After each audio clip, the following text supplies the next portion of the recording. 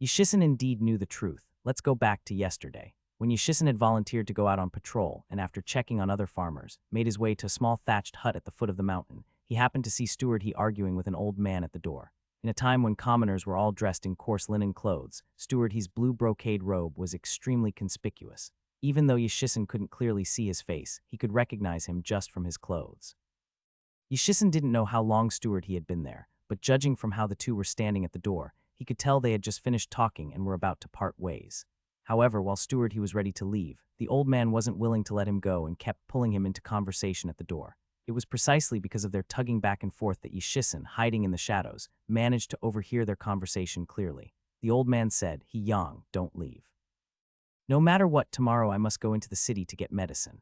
I don't care about your so-called prince or whatever." He Yang replied, "Ayo, why are you so stubborn? Do you realize what the situation is now? If the wise king finds out about you and those children, not only will you all be doomed, but I, the one who sheltered you, will be dragged down too. You're really going to get me killed over some child who has nothing to do with you." The old man insisted, but that child is gravely ill. If we don't get medicine, he'll surely die. There's clearly hope to save him, and you're telling me to just watch him die. You've sheltered them for so long, can you really stand to watch a life slip away like that? Steward he fell silent for a long moment before finally saying, "Fine, you write down the prescription and I'll have someone else go get the medicine. You and those kids just stay up in the mountains and don't come out for the next few days." The old man replied, "All right, all right. He Yang, this time I truly owe you, in the future." Enough, no need to talk about owing or not owing. Haven't you already owed me enough? Yishisen heard Steward he sigh and say, "Back then, I only took you in because of our cousin's sake. Later, you were able to stand on your own because you still knew a bit of medicine. Otherwise, I couldn't have helped you for a lifetime in the end. It's all the fault of that damnable governor of Jai Prefecture." At first he sighed, but suddenly he raised his voice and cursed, startling Yishisen. Yishisen was a refugee orphan taken in by the Grey Guards. He hadn't been educated and didn't know where Jai Prefecture was, but having once been a member of the Grey Guards, he was keenly aware that there must be something significant behind this. He perked up, wanting to listen further, but the old man immediately cut Steward he off, as if the mention of Jai Prefecture had touched a nerve. "Forget it. I don't want to talk about it anymore, and you shouldn't either." "Yishisen, why not talk about it? Keep talking." Yishisen followed the old man up the mountain and discovered that he had a close relationship with that young girl, only then realizing that it was the old man's granddaughter. "Your Highness, that's everything. This subordinate has finished reporting." Yishisen finished speaking, sneaking a glance at his Highness's reaction. Wei Yu was frowning, deep in thought. Jai Prefecture. That place seems to be in Jiaoju, right? He had discussed the lacquer and sugar production of Yizhu and Jiaoju with his father before, so he was quite familiar with Jiaoju. That old man should be a relative of Steward he's cousin. A grandfather with a granddaughter, what could have forced him to flee from Jai Prefecture in Jiaoju all the way to Zijing and Danju? And with Steward he cursing that governor so viciously, it was obvious that governor must have harmed the old man. Otherwise, why would he run all the way here? Wei Yu's curiosity was immediately piqued. Without wasting any time, he directly ordered Yishisen, "Go, take some men, and bring that old man down from the mountain. I want to know exactly what he and Steward here are hiding." He hated hearing stories without an ending. Now that he had power and influence, there was no reason for him to be left hanging by an unfinished story. Thus, while the gentleman on the roof was finishing his morning wash and preparing to report back, Fang Sheng realized that his Highness didn't need him anymore. After toiling away all night for nothing, Fang Sheng silently touched the knife at his waist and lowered his gaze in thought. Were subordinates being this efficient a good thing or a bad thing? Should he beat up Yishisen, or should he follow his Highness's advice and go study further? Forget it. Better to just beat up Yishisen. Wei Yu sat down in the main hall. While waiting for Yishisen to bring the old man, he ordered Fang Sheng to bring Steward he over. Steward he had just sent someone to the city to get medicine and hadn't gone far when he ran into Guard Fang. Hearing that the wise king was summoning him, Steward he immediately became nervous and uneasy. On the way there, he tried to pry information out of Fang Sheng, but unfortunately, Guard Fang was tight-lipped and didn't let slip a single word. Because of Fang Sheng's stern attitude, the already guilty Steward he became even more terrified. He thought his deeds had been discovered by his Highness, and just imagining the consequences scared him half to death. Thus, when he arrived at the main hall before Wei Yu could even say much, Steward he had already dropped to his knees. Wei Yu said, "Speak. Tell me about the people you've taken in." Hearing that, Steward he turned deathly pale and with a thud knelt to the ground, loudly pleading for mercy. "Your Highness, please spare me. It was this lowly one who, on his own authority, sheltered those children at the village. I shouldn't have used your Highness's grain to help them just because they looked pitiful. Everything is my fault. I beg your Highness for forgiveness, please spare the children." Wei Yu tusk. He clicked his tongue softly, adjusted his sitting position, and looked at the kneeling, trembling steward, finding the fat man rather clever. Every word out of his mouth was about his own guilt, asking for forgiveness, yet he was clearly using the children as a shield. If it were a ruler who cared deeply about his reputation, hearing this would probably soften his heart and forgive him. Wei Yu said, "Enough. Shut up for now. I haven't said I'll punish you yet. Leave the matter of the children aside for know what about the old man and his granddaughter you took him because of your cousin's face. You haven't mentioned a single word about them, have you?" Steward, he stiffened instantly. Wei Yu smiled faintly. "You're pretty smart. Whether you're truly compassionate or not, because you took in those children, I won't punish you. However." Wei Yu dragged out the word, and when he saw Steward, he instinctively raised his head slightly. He immediately lowered his voice coldly. "However, if you can't give a reasonable explanation about that old man and his granddaughter, and if you still try to hide anything, don't blame me for being ruthless. Speak." The sudden switch from leniency to sternness, coupled with Guard Fang standing by with a sword, left Steward no room to play tricks. Just imagining the consequences of deceiving the prince was terrifying. Thus, while Yi Shisun was still on the way back with the old man, Steward confessed everything he knew about them. He Yang had a paternal cousin, a cousin of his father's generation with whom his father had once been very close. In his father's generation, the family lived harmoniously, and it was only after the passing of their grandfather that the elders divided the family and went their separate ways. However, this going their separate ways, to be precise, mainly referred to that paternal cousin. The paternal cousin was a clever person when he was young. He had followed merchants, frequently traveling back and forth between Jiazhu and Danju, working as a peddler selling goods, and thus made a small fortune.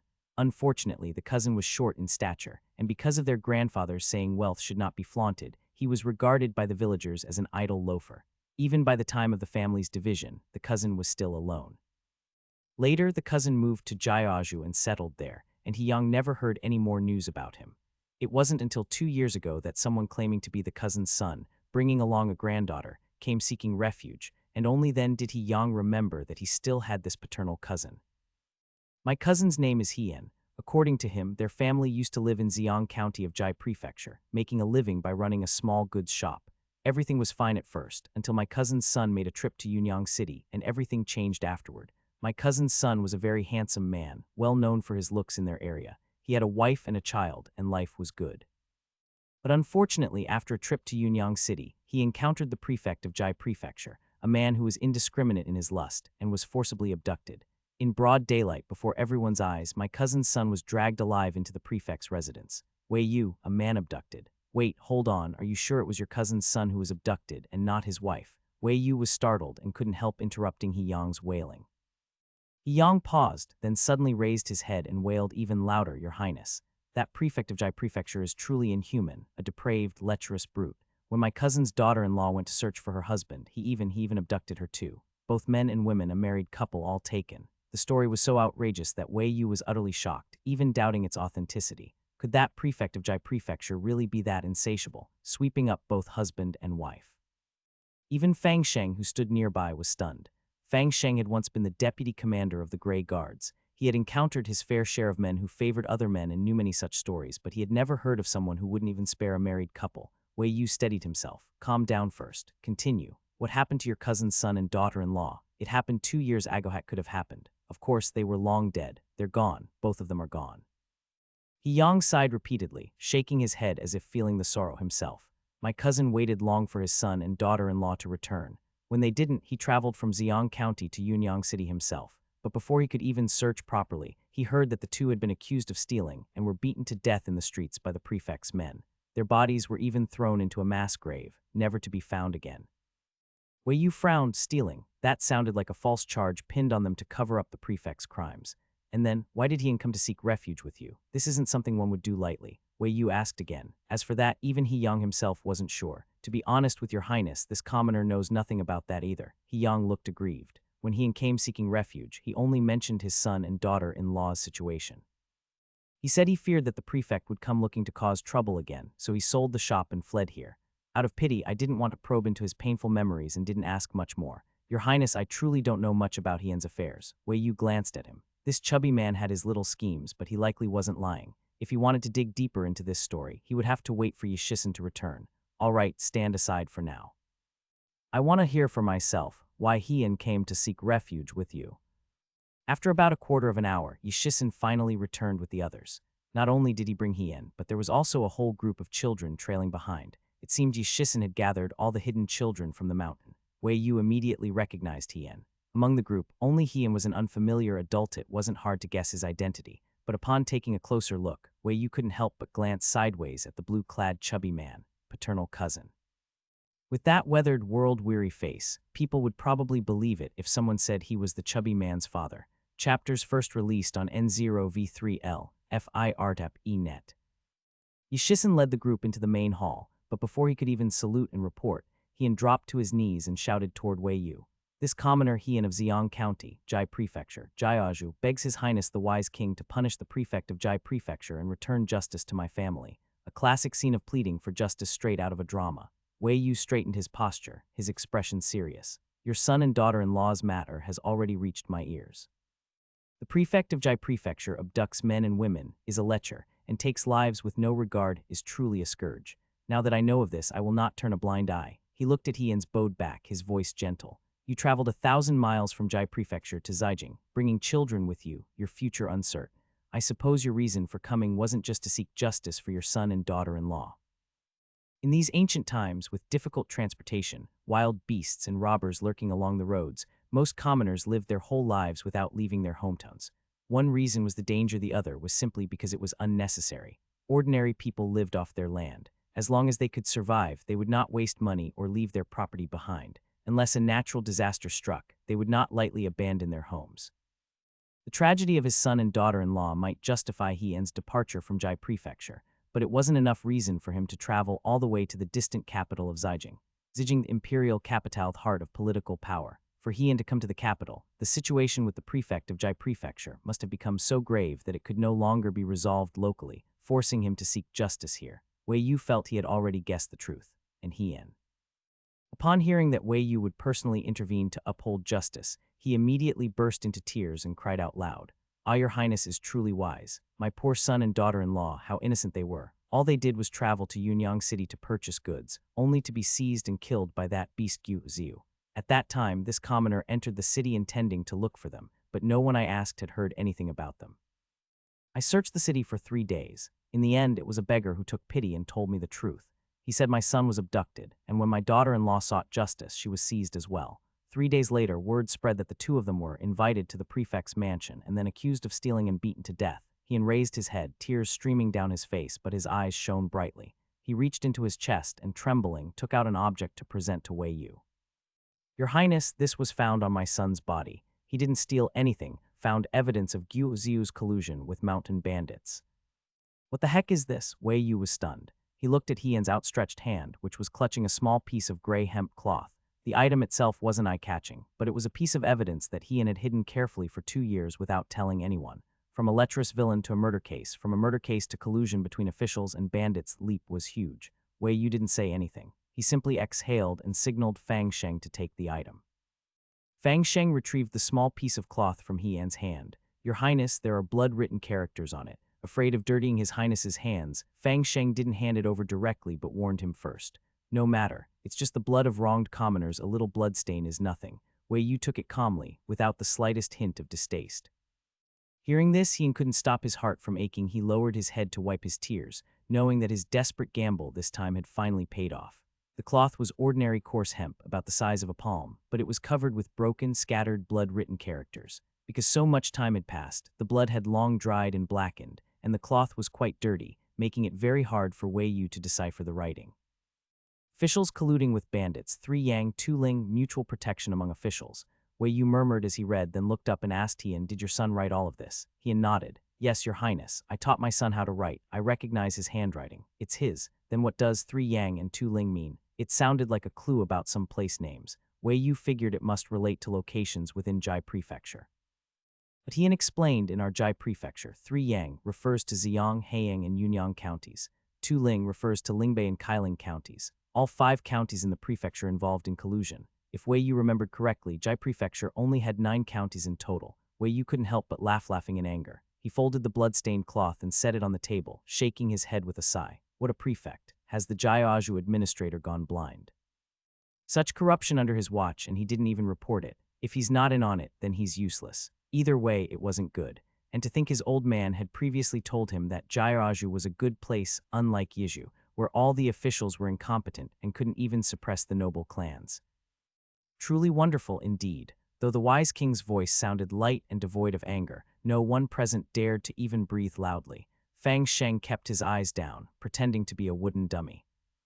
Letter 1D1C, Letter 1D18, Letter 1D05, Letter 1D00, Letter 1D1B, Letter 1D07, Small Kappa, Letter 1D0F, Letter 1D0Da, N0V3LF, IRTEP ENET. It was actually easier when the master exploded with ragebitter and immediate outburst than this kind of quiet seething, which usually meant trouble would brew in the dark and terrify people for a long time. His previous superior, Lord Huo Tingyu, had been exactly this type. Staring at the people in front of him, Wei Yu tapped the table in thought for a moment, then said, "I promise you this, I will see justice done. But this case involves many people. To convict Gu Ziu, we must thoroughly investigate and gather solid evidence. It won't be done in just a day or two. You will need to be patient. Do you understand?" He understood. Just having the chance to seek justice was already a blessing, especially when it was a prince who promised it personally. Waiting a few more years after already waiting too was nothing. He wept with relief and couldn't help knocking his head on the ground in gratitude several times. The thuds were so loud that even Wei Yu felt a headache listening to them. He quickly motioned for Yishisen to pull the man up. "No need for that. It's the court that owes you all. It's our fault for appointing someone like Gu Ziu to harm the people." Wei Yu stepped forward and reached out to lift Hien.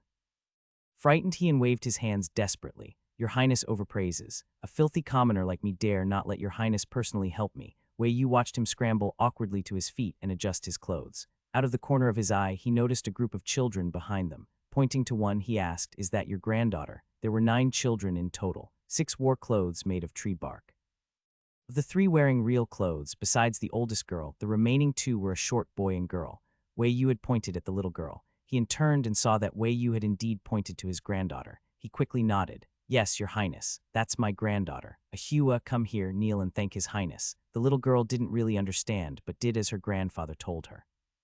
He grew even more emotional, hugging the child while wiping his tears, and instinctively wanted to kneel again. Luckily, Yishisen caught him quickly. Wei Yu sighed silently. He was getting a headache. He glanced again at the children and met several pairs of timid eyes. He paused. Come to think of it, elite education was important, but ordinary basic education was even more necessary. Right. Liu Jiayuan and Liu Chanyi were special cases. Most of the future would be about helping ordinary kids like these who had never received an education. Even if Liu Jiayuan and Liu Chanyi mastered math and science, if there was no one else around to help, wouldn't they just die from exhaustion? The sudden idea of starting an elementary school to teach the children new knowledge popped into his head. Wei Yu blinked and shifted his gaze back to Hien. He asked, "You can read and you know medicine too?" Hien froze, nearly unable to react. "Ahais, your Highness. My father once saved an old doctor. I studied with that doctor for 7 years since childhood. I can read and know some basic medicine. How convenient." Wei Yu smiled warmly and asked kindly, "Since you can read, would you be willing to teach these children to read and write? I'll pay you 2 taels a month, plus food and lodging. Would you like to do it?" Hien and even the fat blue-robed man standing at the side were both dumbfounded. They had thought that being discovered hiding things would either land them in court or get them beaten to death. But the reality was not only were they forgiven, they had a chance to seek justice. Even more, His Highness was offering him a teaching job. Hien had never dared to dream of such fortune. After a brief daze, he was overwhelmed with gratitude and nodded vigorously, tears brimming in his eyes. "No need to thank me, just teach the children well." Wei Yu also smiled and even patted Ahua's head. Good, willing was enough. He didn't have a single extra coin to offer. He still had to save up to renovate the estate and build a proper school after all. Hien's matter was settled, and Wei Yu turned to look at Yang. "Giving you one last chance, have you been embezzling?" he asked very directly. The chubby man was stunned for a moment by this question, then reacted and began to wail his grievances with a miserable face. "Your Highness, please see clearly. How would a lowly one dare to embezzle the prince's property? I have neither deceived the master above nor bullied the tenants below. Managing the estate for so many years, I have risen early and retired late, thinking of the master's interests every single day." His Highness remained unmoved and even changed the question. "Then why are you so plump and able to afford brocade? Is the steward's monthly pay that high?" Yang's eyes widened sharply. "Your Highness, this lowly one is naturally fat." Realizing that this was the reason His Highness suspected him, the chubby man was aggrieved beyond words. "This lowly one has always been prone to gaining weight even if I don't eat for a whole day. Drinking water alone won't make me lose weight, so how could this be from overeating?" Speaking of the clothes, the chubby man tugged at his own hem and looked at Wei Yu with a pitiful expression. This lowly one serves as a steward on this estate, and though the monthly pay is only 4 taels, I also have a few acres of land, raise a few pigs, and run a small shop at home. So it wasn't too much for a steward on a prince's estate to dress decently, right? Understanding He Yang's implied meaning, Wei Yu fell silent. So it turned out he just had an easy-to-gain weight physique. Fine then. It was his mistake and he reflected on it. After 2 seconds of reflection, Wei Yu gave steward he a gentle smile, instantly becoming polite and courteous. In that case, it was I who overthought, wronged steward he. It was my fault, and I hope steward he won't take such a small matter to heart. Steward he panicked. I wouldn't dare, your highness is too kind. It's all this lowly one's fault. Hey now, don't say that. If there's a mistake, it's a mistake. I admit mine. You shouldn't belittle yourself either. I still count on you to continue shining and contributing on the estate. That's right. A steward should be just like you. I have high hopes for you, steward he. Tusk, you're truly thoughtful as a steward. The two, who inexplicably hit it off, chatted while walking farther away. The pleasantries between adults were this fake. Watching His Highness walk away, Yi Shisen, who still thought of himself as a child, turned silently to seek instructions from Fang Sheng. My lord in them. Yi Shisen was referring to the group of little kids they had brought back. His Highness was already gone, and Fang Sheng also needed to follow. Fang Sheng glanced at Yi Shisen. You brought them back. You take responsibility. Fang Sheng left, leaving Yi Shisen standing there with a constipated expression, staring at a bunch of kids. At least His Highness should have given instructions before leaving. He had no idea how to take care of children. Since it was decided to stay at the estate for 2 days, then 2 days it must be. Wei Yu couldn't waste the rest of his holiday. Moreover, since he wanted to build a school on the estate, many areas had to be planned out, and he had to properly arrange things before leaving. As for the children who had been taken in, Wei Yu didn't let them return to the mountains, but had them stay directly on the estate. He also sent people to the city to buy a lot of cloth and clothes. These cloth and clothes would either be loaned to the children now, or used later as rewards. No matter how compassionate one was, it wasn't good business to take a loss. Wei Yu was kindly teaching the children the value of worth, to prevent raising them into freeloaders. In the afternoon after nap time, on the field ridges, Wei Yu took steward he along, pointed to a certain piece of land, and said to him, after the autumn harvest, don't plant anything there.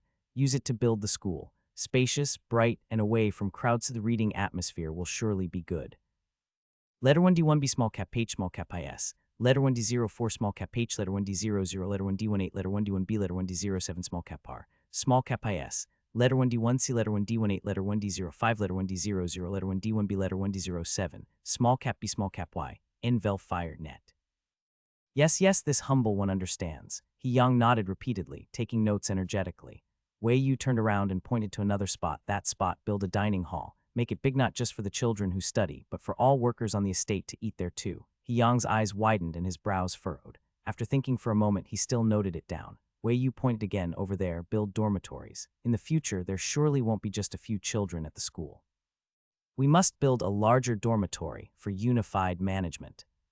This time, He Yang fell silent. He glanced at His Highness the Wise King and held back again and again before finally speaking bitterly, Your Highness, if you build everything, the estate will soon have no farmland left. 200-acre show could it be used up so easily? Wei Yu said, don't panic, don't rush. If it's really not enough, we'll just buy a few more plots of land next door. As for who would pay for the land, well, it certainly wouldn't be Wei Yu himself. Of course it would be paid by his father. Was the school being built for himself? Were the talents cultivated for him? He was already being kind, not asking the old man for a labor fee. Expect him to pay for the land too. Dream on. He Yang was reassured. With His Highness saying so, he no longer worried about the estate running out of land, the tenants fleeing, and himself becoming a steward without a job. But He Yang's peace of mind didn't last long. In the next moment, a bolt from the blue piece of news came from Wei Yu's mouth. By the way, from now on, the estate's rent collection will be reduced to 50%. Yes, this humble what? The words came so lightly that He Yang almost instinctively agreed, but when he realized what it meant, he was shocked. He immediately tried to stop him. Your Highness, this must not be. If the tenant rent is reduced to 50%, it'll cause chaos. What chaos? Wei Yu asked back. This. He Yang stammered and hesitated, finally saying, Your Highness reduces the rent to 50% out of compassion for the people, unwilling to let them suffer. But traditionally, the rent has always been 70%. All the nobles in the capital collect at that rate. If you collect only 50%, I fear that the surrounding tenants will rush over after hearing the news, or clamor for their landlords to lower the rent too, thus alarming the nobles behind them. Their interests would be harmed, and they might even impeach me, right? What He Yang dared not say, Wei Yu finished for him. Wei Yu smiled, his face showing little concern, and asked, Steward he, what is my status? He Yang's eyes shifted slightly. Naturally, you are His Highness the Wise King. That's right. I am a prince.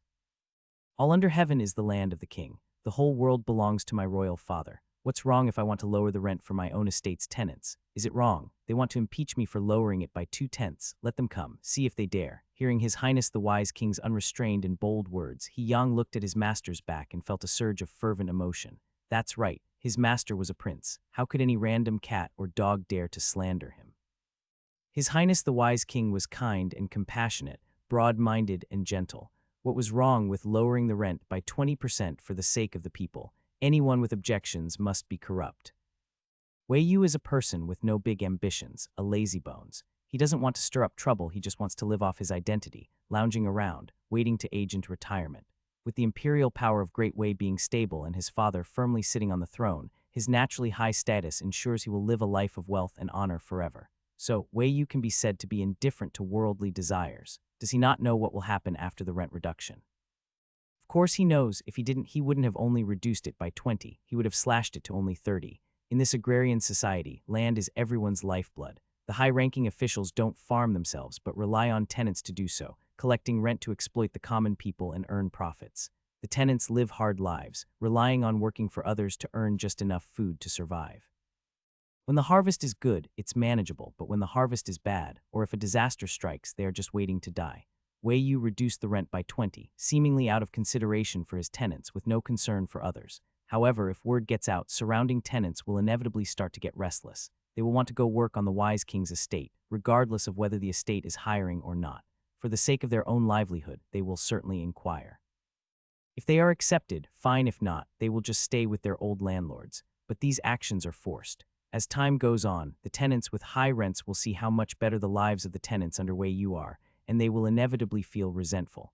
They will complain that their own landlords didn't reduce rent and will eventually take a series of rebellious actions. It's actually a case of fearing inequality, not poverty.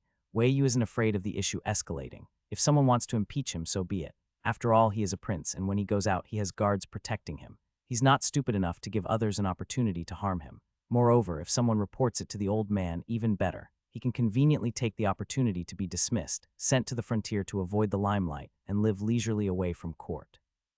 Wei Yu was secretly pleased, standing with his hands behind his back on the embankment, his face full of confidence.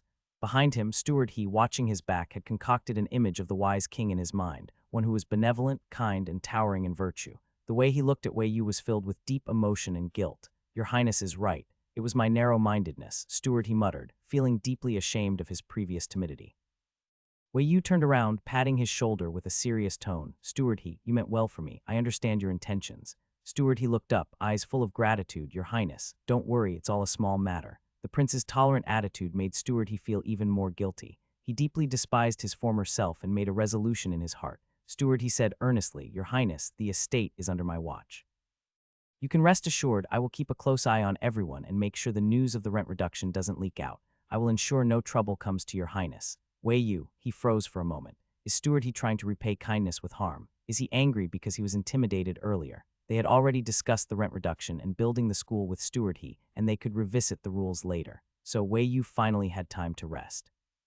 His rest consisted of lying in bed watching anime. In fact, Wei Yu didn't intend to be this lazy, really. He had planned to do some farming, hiking, or fishing before coming here, but who could have expected that the two He's would interfere with his plans? Can he be blamed for that? Clearly, it's not his fault. They ruined his mood for leisure and forced him to lie in bed watching anime. Wei Yu lazed around until evening. The oil lamp was lit, and he lay in bed with his legs crossed, watching an important scene when a voice suddenly sounded from outside the door. Your Highness, the account books have been organized. Do you wish to review them now? The words account books made Wei Yu bolt upright in bed. The mention of account books was as terrifying as a deadline, and it made him jump up in shock. Damn, I almost forgot about the account books. Realizing that he had to go back tomorrow and check the books, Wei Yu cursed and hammered the bed in frustration. He got out of bed, put on his shoes, and shouted outside, bring the books over, and by the way, call the people who wrote the accounts too. Yes, Your Highness. Fang Sheng left, and Wei Yu put on his shoes, tidied his clothes, and sat at the desk by the window to wait. When Fang Sheng and the guards entered, Wei Yu saw their dark circles under the candlelight. Wei Yu, you haven't slept at all, have you? That question shouldn't have been asked. The guards, with their dark circles and expressionless faces, all stared straight ahead, not answering. But Fang Sheng replied, Yes, Your Highness. Wei Yu glanced at him sideways, You're quite aggressive. Fang Sheng, he didn't understand. The guards hadn't slept since they began organizing the account books, but the final result was actually quite impressive. Wei Yu flipped through the 8 volumes of account books, nodding as he went through them. Not bad, this is well written, very clear, but the handwriting could use some improvement. He flipped through the first 4 volumes, then when he reached the 5th one, he realized it was identical to the previous volume, except the Arabic numbers were replaced with words. Wei Yu raised an eyebrow, slightly surprised, and looked up at the guards, asking, whose idea was it to replace the numbers with words and rewrite it?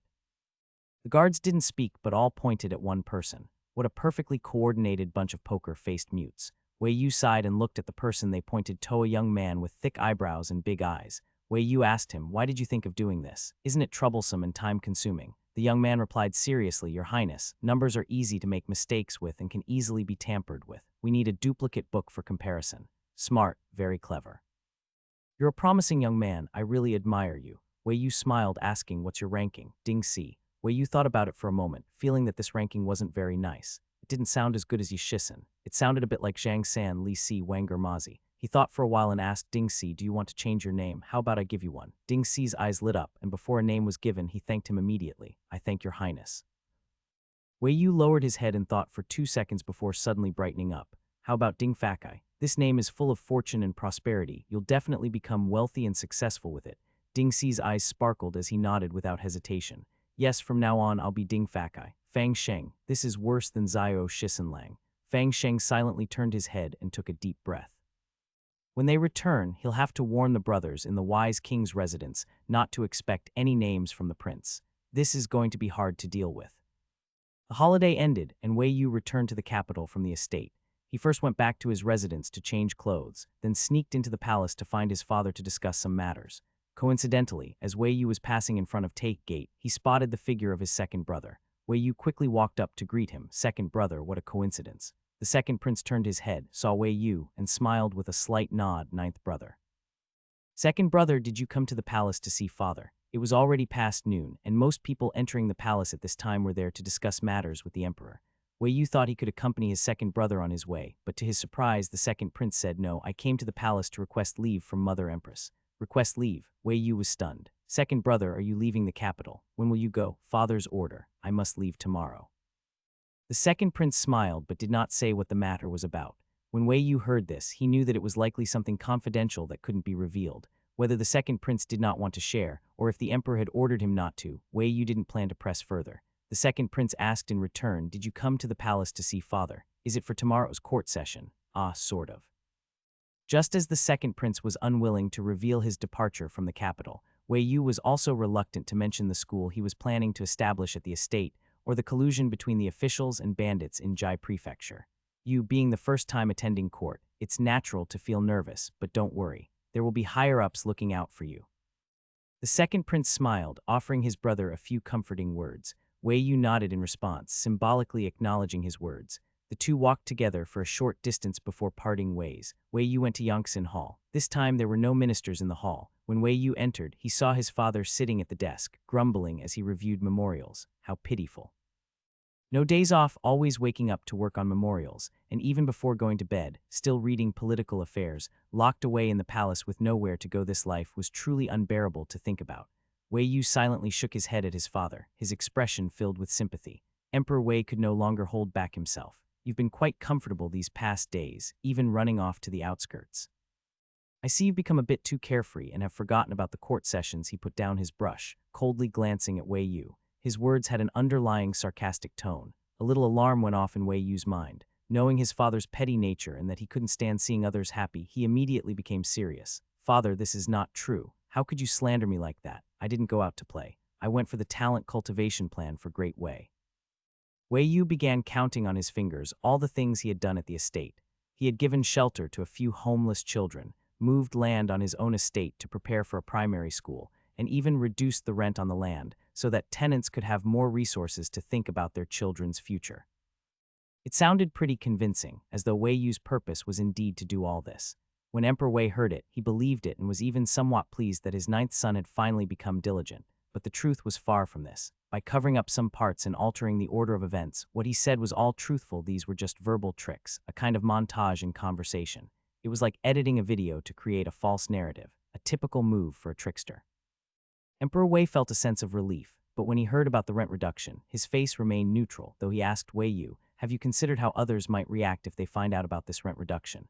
Wei Yu remained calm and shared his suspicions with Emperor Wei. "You're indeed clever." Emperor Wei gave Wei Yu a deep look, both surprised and unsurprised by his response. He had long known that this son had a sharp mind, but he preferred to hide his talents and pretend to be useless.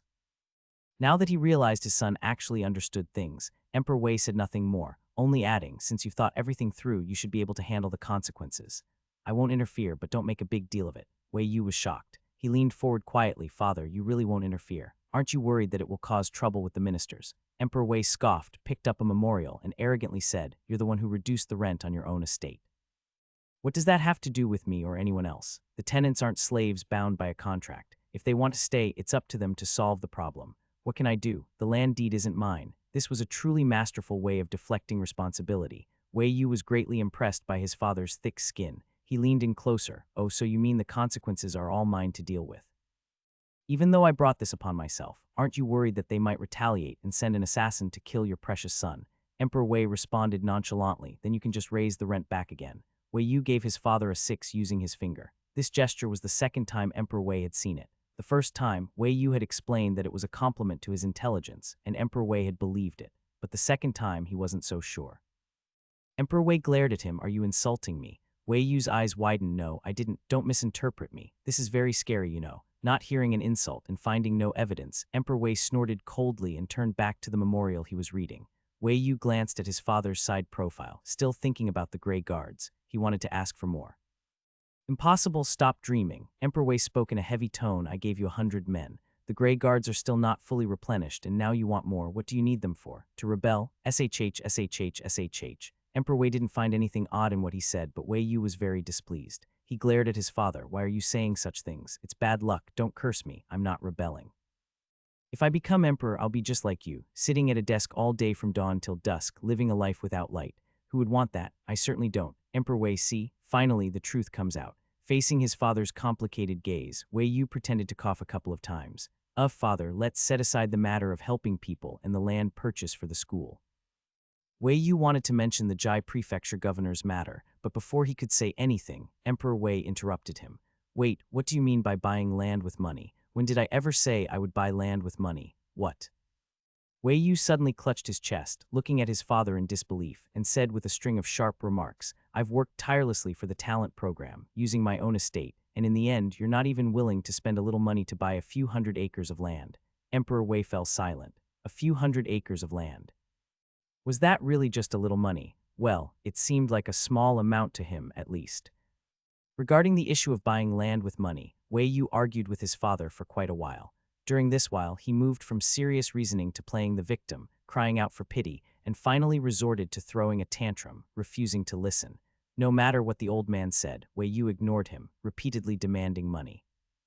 After all, if he actually listened to his father and followed his reasoning, he might find that when it came time to ask for the money, a few traitorous agreements might have been made along the way. Who knew how many rights would have been signed away in the process? Being an emperor, one had to be crafty. Wei Yu wasn't about to let his father enslave him. In the end, due to Wei Yu's shameless stubbornness, Emperor Wei had no choice but to compromise. He agreed to give Wei Yu 5,000 taels to buy land.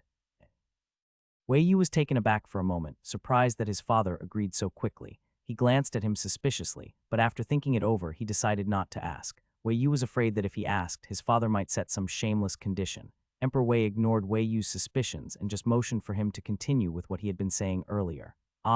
When it came to business, Wei Yu became serious. He told his father the entire story about Heian. "This is the situation, father. I've already promised Heian that I would give him justice, so what do you think?" Seeing his father's serious expression, Wei Yu's voice unconsciously softened. Such officials who were corrupt and colluded with bandits, trampling on people's lives for their own gain, his father, an emperor, should be furious to know that he had appointed such a person. Sure enough, after a few seconds of silence, Emperor Wei slammed the memorial in his hand. "I thought the administration in Jiaozhou was better than in Yizhou. It seems they're all the same, useless trash everywhere." Wei Yu said nothing, just stood silently, watching his father vent. But the old man had excellent control over his emotions. After muttering a few harsh words, he fell silent, tapping his right hand rhythmically on the armrest of the chair. After waiting for a while, Wei Yu suddenly heard his father speak. "A few days ago, I ordered your second brother to go to Jiaozhou. To Jaiaju, Wei Yu froze for a moment, recalling the conversation with his second brother earlier. So he was going on a business trip to Jaiaju. What a coincidence. Emperor Wei paused, turned to look at him, and said, "Your second brother will be going to Jaiaju tomorrow. I'll have someone call him over, and you can tell him about the situation in Jai Prefecture, so he knows what's going on." Wei Yu was a bit curious. "Father, why are you sending second brother to Jaiaju?" Emperor Wei didn't hide anything from Wei Yu. After all, he had devised the sugar plan himself and wasn't worried about Wei Yu spilling the beans. Jaiaju and Yiju are the only places with she. I'm sending your second brother to Jaiaju to lower the price of sugar. Sending second brother to lower sugar prices. Wei Yu blinked, slowly questioning this in his mind. From Wei Yu's understanding of his second brother, he was a scheming fox with a sweet smile, capable of sweet-talking anyone.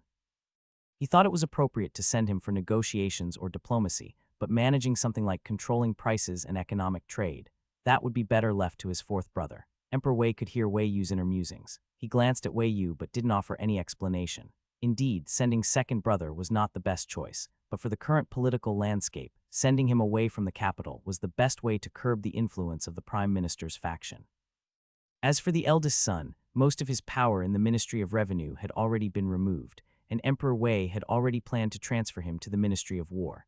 The money bag was important. Great Wei was about to see a flow of wealth, and it couldn't be controlled by others, especially not by his own sons. The second prince was summoned to the Yongxin Palace by Li Cheng. As soon as he entered, Emperor Wei asked Wei Yu to explain the situation in Jai Prefecture. After listening, the second prince fell silent. He furrowed his brow, thought for a moment, and then asked Emperor Wei, "Father, the collusion between the officials and bandits in Jai Prefecture is so severe. It's likely the same in other counties of Jaiaju. I may not be able to complete your order immediately. I must first deal with these chaotic situations. To handle this, simply going with a group wouldn't be enough. Military force would be necessary." Emperor Wei understood his second son's meaning and said, "I will issue an imperial decree and give the tiger tally to Du Rulin. You two can command the military in Jaiaju if necessary to suppress any rebels." The second prince immediately accepted the order. "Yes, father, I understand." Emperor Wei continued, "This mission is difficult.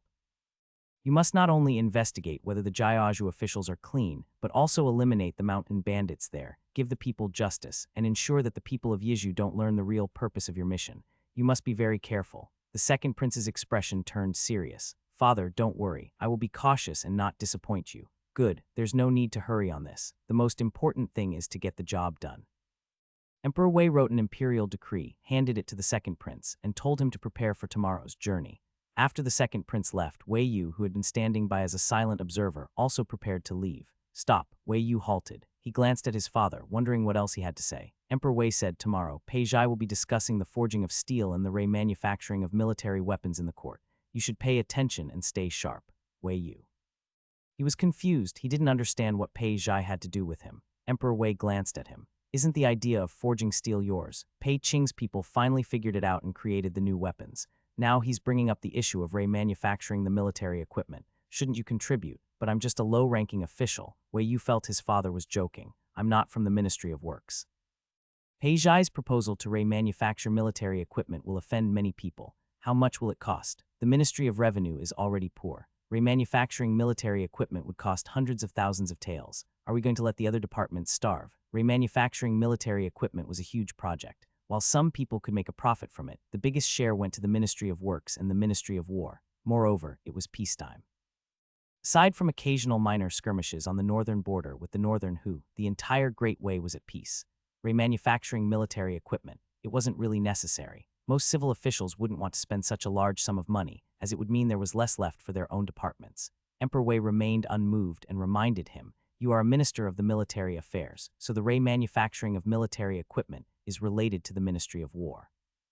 As a minister, it's your duty to participate in this matter." Nonsense. He was a minister of the military affairs for reviewing and approving military documents, not for jumping into things between the Ministry of Works and the Ministry of War. Wei Yu thought to himself that his father just wanted him to step up and be a target. The realization that the old man lacked great virtue reached its peak for Wei Yu when Xiao Anzi woke him up at 3 a.m. the next morning. 3 a.m. Being woken up at 3 a.m. at this time, even the chickens hadn't woken up yet. In the past, Wei Yu would only wake up at 5 a.m. to go to the study, and he was already on the brink of death at that time. Now, having to get up at 3 a.m. for work, he really felt like he might as well slit his throat in front of the old man.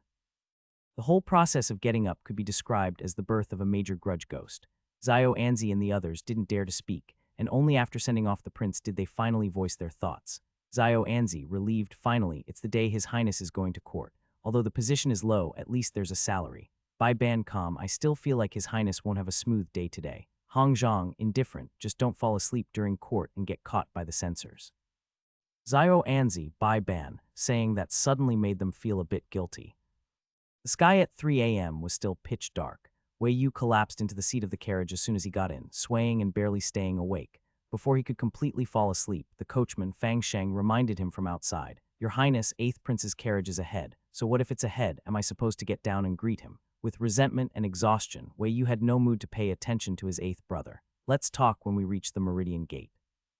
The officials going to court had to first gather at the Meridian Gate and wait for the palace gates to open before they could enter, so Wei Yu wasn't in a hurry to greet his 8th brother. The carriage moved at a steady pace through the night, passing many other official carriages also headed to the Meridian Gate. The only sound in the street was the squeak of the wheels on the ground. Wei Yu took a short nap, and when he was awakened by Fang Sheng, the carriage had already reached the Meridian Gate. The curtain was lifted by Yi Shisen, who was also serving as the coachman. Wei Yu, still half asleep, awkwardly adjusted his official hat and got out. He stumbled when getting off, and Fang Sheng quietly helped him up, quietly reminding him, "Your Highness, the censors are watching." At the mention of the censors, Wei Yu became alert. He straightened his back and mechanically widened his eyes. The censors, much like the disciplinary officers back in school, would record any misbehavior, such as coughing, spitting, walking unsteadily, or improper posture. After the morning court session, the censors and officials from the Court of Imperial Sacrifices would report any improper conduct during the session, and the officials would be punished. Social death was secondary, but the real fear was being fined. Wei Yu woke up fully in the cold morning wind. The court session was usually from 5 to 7 a.m. In the past, the emperor had been considerate of the officials and built several restrooms inside the palace for them to wait for court. These restrooms were generally assigned based on the official's rank and status. Since it was Wei Yu's first time attending court, he wasn't sure and was led to one of the restrooms by the palace servants. Once inside, he saw all 7 of his older brothers already seated. Wei Yu quickly scanned his brothers' conditions. His eldest and 3rd brothers were resting with their eyes closed. His 4th brother was quietly drinking tea and nodded when he saw Wei Yu. His 5th brother was playing with a fan, and his 6th brother was secretly eating pastries. Wei Yu's eyes widened. Wow, his 6th brother actually snuck in food. It was well known that officials wouldn't eat before the morning court session to avoid showing any improper behavior in front of the emperor. They would wait until after the session to have their breakfast. Wei Yu hadn't eaten either. First, it was too early and he was too tired to have an appetite. Second, he genuinely wasn't hungry when he left. Wei Yu saluted his brothers and then sat next to his 8th brother. The 8th prince had his eyes wide open, looking extremely excited. Wei Yu suspected he hadn't slept at all last night. He whispered to his 8th brother, "8th brother, why are you so energetic?" "I'm excited." "Wei Yu, what are you excited about?" "There's nothing for you to do when you actually attend court. You don't understand, it's a feeling. A feeling, my ass." Wei Yu turned to grab a teacup, but suddenly heard his 3rd brother call him. "9th brother, I heard that you and 4th brother are working together on the glass factory. May I come and see it?"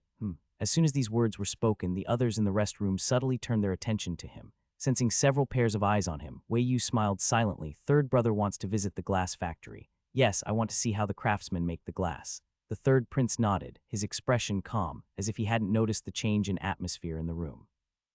"Last time I asked Lord Pei for the glass formula, but there were some parts I didn't quite understand, so I wanted to see how the craftsmen do it." His calm attitude made even the 4th prince, who had initially thought the 3rd brother wanted to get involved in the glass business, begin to doubt himself. The 4th prince couldn't help but put down his cup and laughed. "Then 3rd brother, you went to the wrong person. 9th brother isn't involved in the glass factory at all. It's all managed by me. If you want to visit, it's better to ask me." "No need." The 3rd prince glanced at him indifferently. The formula was given by 9th brother, so he probably understands this better than 4th brother. Wei Yu 6. Seeing the smile fade from his 4th brother's face, Wei Yu quickly said, "It's just about making glass, 3rd brother. If you want to know something about it, just ask me. There's no need to personally visit the factory to see how the craftsmen are doing it." He reassured his 3rd brother and then turned to comfort his 4th brother. Although Wei Yu's words seemed directed at both the 3rd and 4th princes, everyone in the room understood the subtle hint. Don't get any ideas about the glass business. The money earned from it is for the people of Great Wei, and it's all being deposited into the national treasury. Our father also approved of this, understand." The princes understood, especially the eldest prince who, while lowering his head to drink tea, concealed the knowing look in his eyes. Unaware that he was the subject of a mistaken assumption from his older brother, Wei Yu was currently discussing the glass-making process with his third brother. And it was during this conversation that Wei Yu suddenly realized something. His third brother seemed to be a research type, science-minded person. Listening to his third brother talk about things like how the candle wick doesn't burn his hand, how the flame changes color when burning different materials, and how different stones burn at different rates. Wei Yu was curious. What exactly does his third brother, a prince, usually do? How does he find the time to burn this and that? How idle is he? Regarding the sudden discovery of such a research-oriented talent in third brother, Wei Yu did not attempt to deceive him like he did with Liu Chenyi. After all, this is his third brother, a prince. Whether or not third prince should pursue the path of a craftsman specializing in research, Wei Yu had to consider not only third prince's own wishes, but also consult his father. In ancient times, the status of craftsmen was indeed very low, just slightly above that of merchants. Wei Yu ultimately didn't have the chance to talk to his third brother about his intentions because the palace doors had opened. His first time attending court was about to officially begin. In the evening, the civil and military officials entered through the Yamen Gate. Wei Yu followed his older brothers and joined the flow of people to the Jinshui Bridge, then lined up according to rank as directed. The officials of the 7th rank, such as the left attendant official, were not senior officials. They rarely attended court unless on duty. Wei Yu was an exception, as not only was he an attendant official, but he was also a prince. And as a prince, he was placed at the very end of the line. Wei Yu, truly, what a sarcastic position for a prince to hold as an attendant official. It's all because of that old man who doesn't handle things properly. The morning court ceremony was both tedious and exhausting. The tedious part was secondary after all. When it comes to the palace, no ceremony is without complexity. What was truly exhausting was the long wait. No talking, no moving around, and feeling cold, hungry, and sleepy. Since there was an official from the Honglu temple standing behind him, Wei Yu didn't even dare to nap too deeply, because if he slept too soundly, he'd risk falling over. After enduring through the wait, he finally heard the sound of the whip cracking, signaling that he could follow the others into the hall. It was his first time entering Gate as official. After completing the formal bow to the emperor, Wei Yu saw his superior Zhou Shikai, another official from the Ministry of War, waving at him from beside the left pillar. Oh, he's calling me over. The position of attendant officials wasn't in the center of the court, but to the far left, just below the emperor's seat. Those on duty had a small desk with brushes, ink, paper, and ink stones. After all, attendant officials were close to the emperor. There were 2 desks, and Zhou Shikai sat at the upper position. When Wei Yu approached, he was quietly reminded, "Ninth Prince, this will be your seat from now on." Wei Yu looked down. Good grief, these brushes, ink, paper, and ink stones are so familiar. It's exactly the set I used in the study. Wei Yu wanted to clutch his chest. He felt he was about to develop high blood pressure.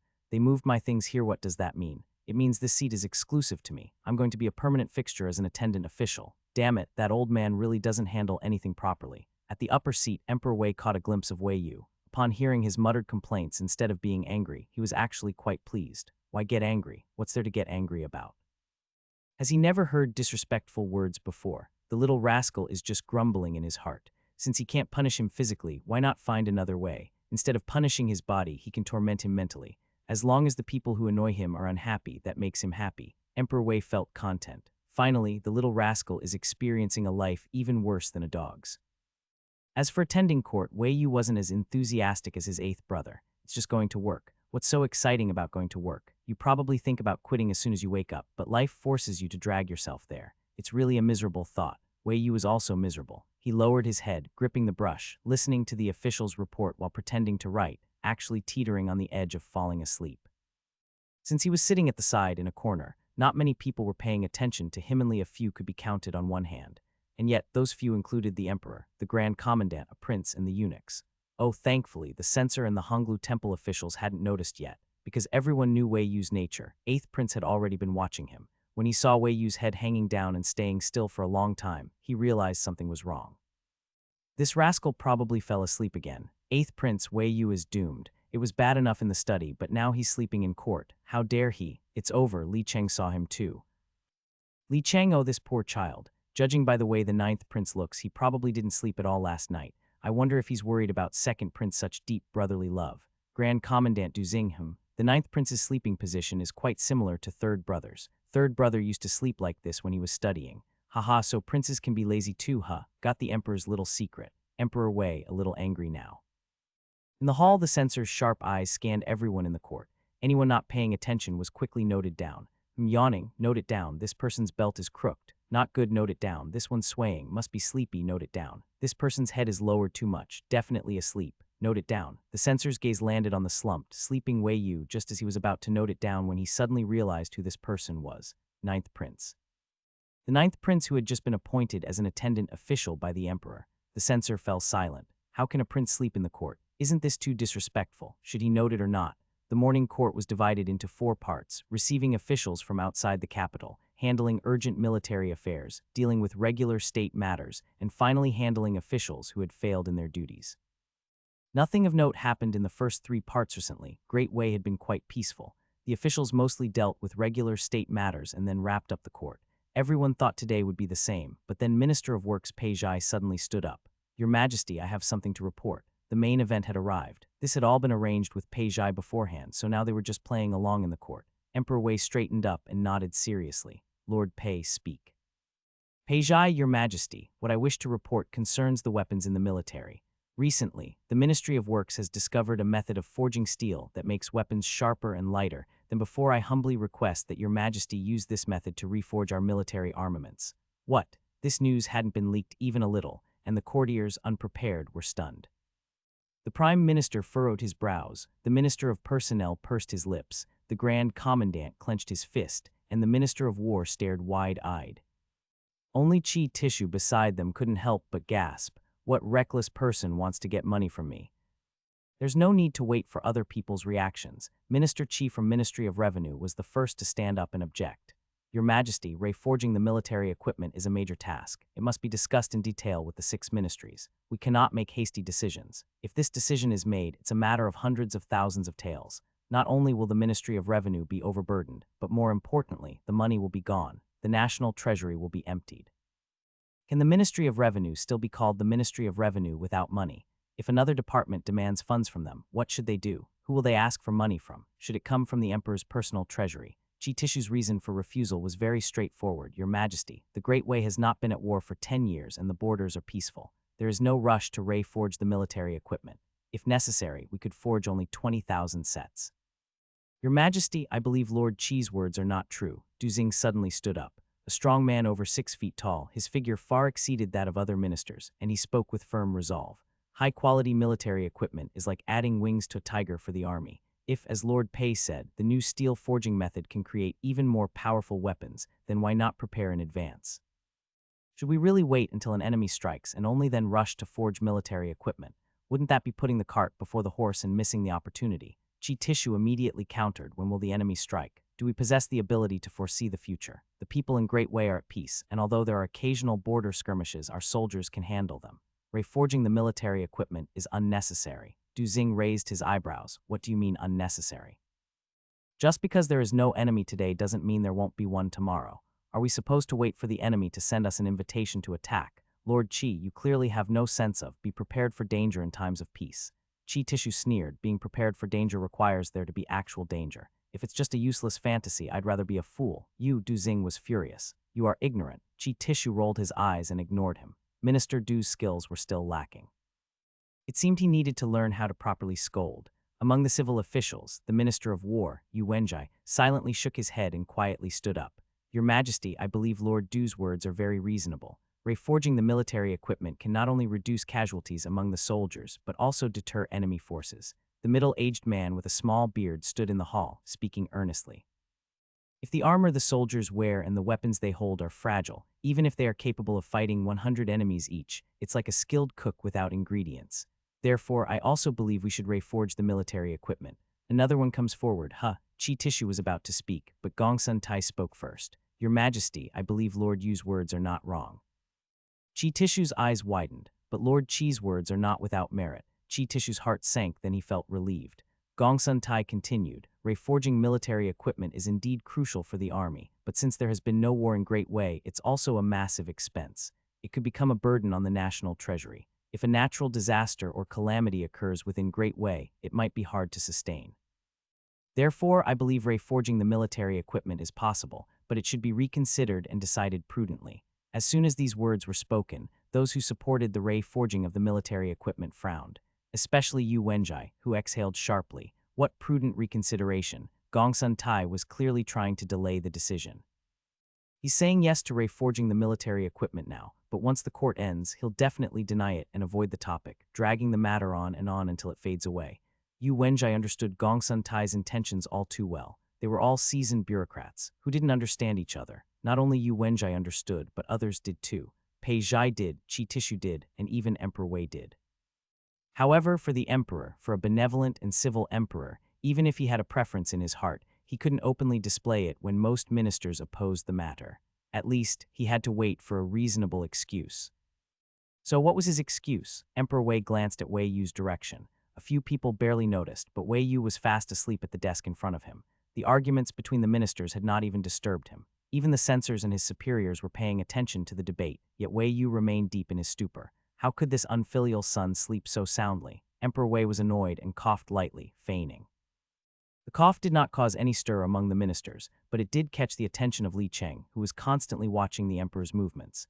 Emperor Wei gave a subtle glance towards the bottom right, signaling to Wei Yu. Li Cheng's heart skipped a beat. Ah, the emperor really noticed Ninth Prince. Tusk. Having served the emperor for decades, Li Cheng understood exactly what the emperor meant. He retreated and descended from the imperial platform. Wanting to save face for the Ninth Prince, Li Cheng intentionally walked on the edge to avoid being seen by the ministers below. However, the ministers, who were always watching the platform, certainly noticed his actions, especially those in the front rows, who could see clearly with just a slight raise of their eyes. During this brief pause, as the ministers awaited the emperor's decision, the eldest prince and others also watched as Li Cheng walked down and moved towards the inner circle, where Wei Yu, who had his head down, was still sleeping. The eldest prince and others. The eighth prince wanted to cover his face. It's over. This time it's really over. The emperor's personal eunuch, calling a sleeping person during the morning court, there's no way he could have done it without the emperor's personal orders. Wei Yu, you brat. Wei Yu wasn't woken by Li Cheng, he was roused by his superior, who jabbed him with an elbow.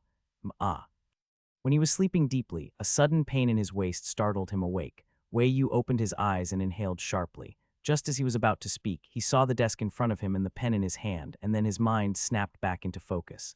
He seemed to be at work. Coincidentally, his superior, who had jabbed him with an elbow, whispered something. Your Majesty is watching you. His superior, Joshi, sat upright with a serious expression, looking at the court without moving his lips while speaking. It was as if he had never been distracted. Wei Yu's heart skipped a beat. What? His father was watching him. Wei Yu instinctively wanted to look up, but then he stopped himself and slowly straightened his back, gripping the pen tightly, his face turning serious. In crucial moments like this, one had to remain calm, no matter what. Damn. Wei Yu looked up at the court and met several pairs of piercing eyes. His grip on the pen tightened. What's going on? Why is everyone looking at me? Did they notice I was sleeping? Wait, did the censor see? I better not get fined. Wei Yu had just woken up and was still a little dazed. But after being startled by all those eyes staring at him, he became completely awake. He didn't know which part of the meeting they were at now, but judging from the looks on his eldest brother and the others' faces, Wei Yu knew his act of sleeping on the job had definitely been discovered. Wei Yu felt guilty for a second, then quickly became indifferent. So what if he got caught? As the saying goes, eating, drinking, and sleeping are just human nature. As long as the censors didn't note it down in their little ledgers, it was fine. While he was busy comforting himself, a voice came from above Emperor Wei's voice. Does anyone else have opinions regarding the reforging of military equipment? Wei Yu blinked rapidly. Oh, so the meeting had progressed to this topic. As the emperor spoke, those who had been staring at Wei Yu quickly withdrew their gazes and refocused on the matter of reforging the military equipment. With the attention off him, Wei Yu turned his head and glanced at his father, sitting at the head of the hall, just in time to see him staring fixedly back. That look was cold and carried a clear warning and urge. Wei Yu got it. Damn it, wasn't it just that his father wanted him to be the plant, to help Lord Pei push the reforging project forward? Fine, he could do that. Was there really a need to glare at him like that? Middle-aged men were so petty.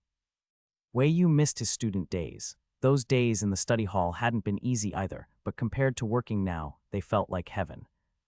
Wei Yu took a deep breath, put down his brush, stood up and said loudly, reporting to Royal Father, your son has an opinion. He didn't manage to control his volume, so his voice came out a little too loud, clearly audible to everyone in the hall. The first prince and the others sitting in the front all turned to look at him, frowning. Wasn't this ninth prince just asleep? He didn't even know what was being discussed. What opinion could he possibly have? Only Pei Zhai, who knew the truth, remained calm and unmoving. After all, the reason the reforging could happen was because of the ninth prince, and the idea itself was initiated by His Majesty. What was his role? He was just there to kick things off and hold a title. Let the father and son duo handle it. Emperor Wei was satisfied with Wei Yu's perceptiveness and said, "Wise king, if you have something to say, feel free to speak your mind." Reporting to royal father, your son believes that the reforging of military equipment is imperative, whether there is war or not. Wei Yu kept a serious face with a proper attitude and earnest expression. It was impossible to tell that before saying these words, he had been fast asleep and heard nothing. A great country that loves war will perish. A peaceful world that forgets war will be endangered. Only when our weapons are strong can our soldiers' strength be enhanced, and thus the army will grow powerful. A nation's military strength is the cornerstone that can deter petty forces around it. Wei Yu said earnestly, "No nation's strength lies in diplomacy alone. Only with a powerful army can a country remain invincible. This is the foundation of a nation." Without waiting for others to speak, Wei Yu continued, "Everyone here knows that Great Wei has a total army of over 600,000 troops, including 130,000 stationed in Yuzhou to guard against the northern nomads, 100,000 in Qingzhou to defend against the Miao people, and another 220,000 stationed along the Great Liang border and near the coastal areas of Su and Hu prefectures. As for the troops garrisoned in cities, fortresses, and grain depots, I will not mention them. But among those guarding the frontiers, which one of them has not faced death and hardship, border skirmishes happen frequently. Just because no major events were reported does not mean hardships were absent. It's just that we, living comfortably in the capital, are unaware. The soldiers risk their lives to protect the nation. Without them, how could there be peace in Great Wei today? Now that we have a chance to reforge better equipment to give the soldiers greater security, your son truly cannot see what there is to question." After finishing, Wei Yu bowed deeply toward Emperor Wei and said, "This is merely your son's shallow opinion. I beg royal father's forgiveness." Wei Yu felt quite satisfied after finishing his speech, but the hall immediately fell silent. Even Qi Tishu, who was known for opposing everything, only frowned deeply without jumping up to object. Although everyone's arguments were more or less similar, there was one point in Wei Yu's speech that no one could refute: the safety of the soldiers who fought for Great Wei. Emperor Wei's eyebrows moved slightly. Seeing the ministers below remaining silent, he signaled for Wei Yu to sit. "Wise king's words are reasonable. Does anyone else have anything to add?" Wei Yu looked toward the ministers below. Previously, they had been standing in neat rows, but now the formation was a little messy. The ministers didn't voice any objections aloud, but they were clearly exchanging glances and subtly shaking their heads. Everyone knew reforging the military equipment was a good thing. The issue was the same old problem. Great Wei was not at war right now. The opposition wasn't because they didn't understand the need, it was simply that they didn't want to spend such a huge amount of money. If they were only reforging a portion of the equipment, it would still be manageable after some calculations. But with an army of over 600,000, how large a portion were they talking about? And who would get the new equipment first? The garrisons in various cities aside, all the border forces could reasonably argue that they needed it. At that point, there would be endless fighting over allocations. Opening up one hole would inevitably lead to more, and soon it would be no different from reforging everything, meaning all their arguing now would end up being meaningless. Having sobered up after his own rambling speech, Wei Yu was now sitting in his seat, quietly observing the expressions of those in front. Because he had been completely out cold earlier, he genuinely didn't know the ministers' positions regarding reforging the military equipment. Some he could guess, others he had to deduce from their reactions on the spot. Wei Yu glanced at Qi Tishu's expression and inwardly clicked his tongue. Lord Qi's expression really looked like a stingy rooster having its feathers plucked. Emperor Wei, who also happened to be looking at Qi Tishu, he had to admit although his unfilial son was often disrespectful, at least he didn't compare him to some stingy rooster in his mind. So in a way his son was still somewhat filial, right? Sometimes one really needed to comfort oneself. Feeling inexplicably pleased, Emperor Wei turned to Qi Tishu and said, "Lord Qi, do you have something to say?" Qi Tishu did indeed have something to say. He hesitated for a moment, then stepped forward and said to Emperor Wei, "Reporting to your majesty, your humble servant does have one question to ask." "May I?" Though he hadn't spoken yet, Emperor Wei could already guess what was coming from the look in his eyes. Emperor Wei's gaze showed a trace of surprise before turning into a smile full of schadenfreude. Then he nodded calmly and said, "Lord Qi, please speak freely." Thus reassured, Qi Tishu turned slightly to the side and stared straight at Wei Yu. "Your servant dares to ask, does your highness know how much silver remains in the national treasury? If we are to reforge the military equipment, can your highness calculate the expenses? How much money is in the national treasury, and how much will it cost to reforge the military supplies?" Apologies, but Wei Yu really didn't know.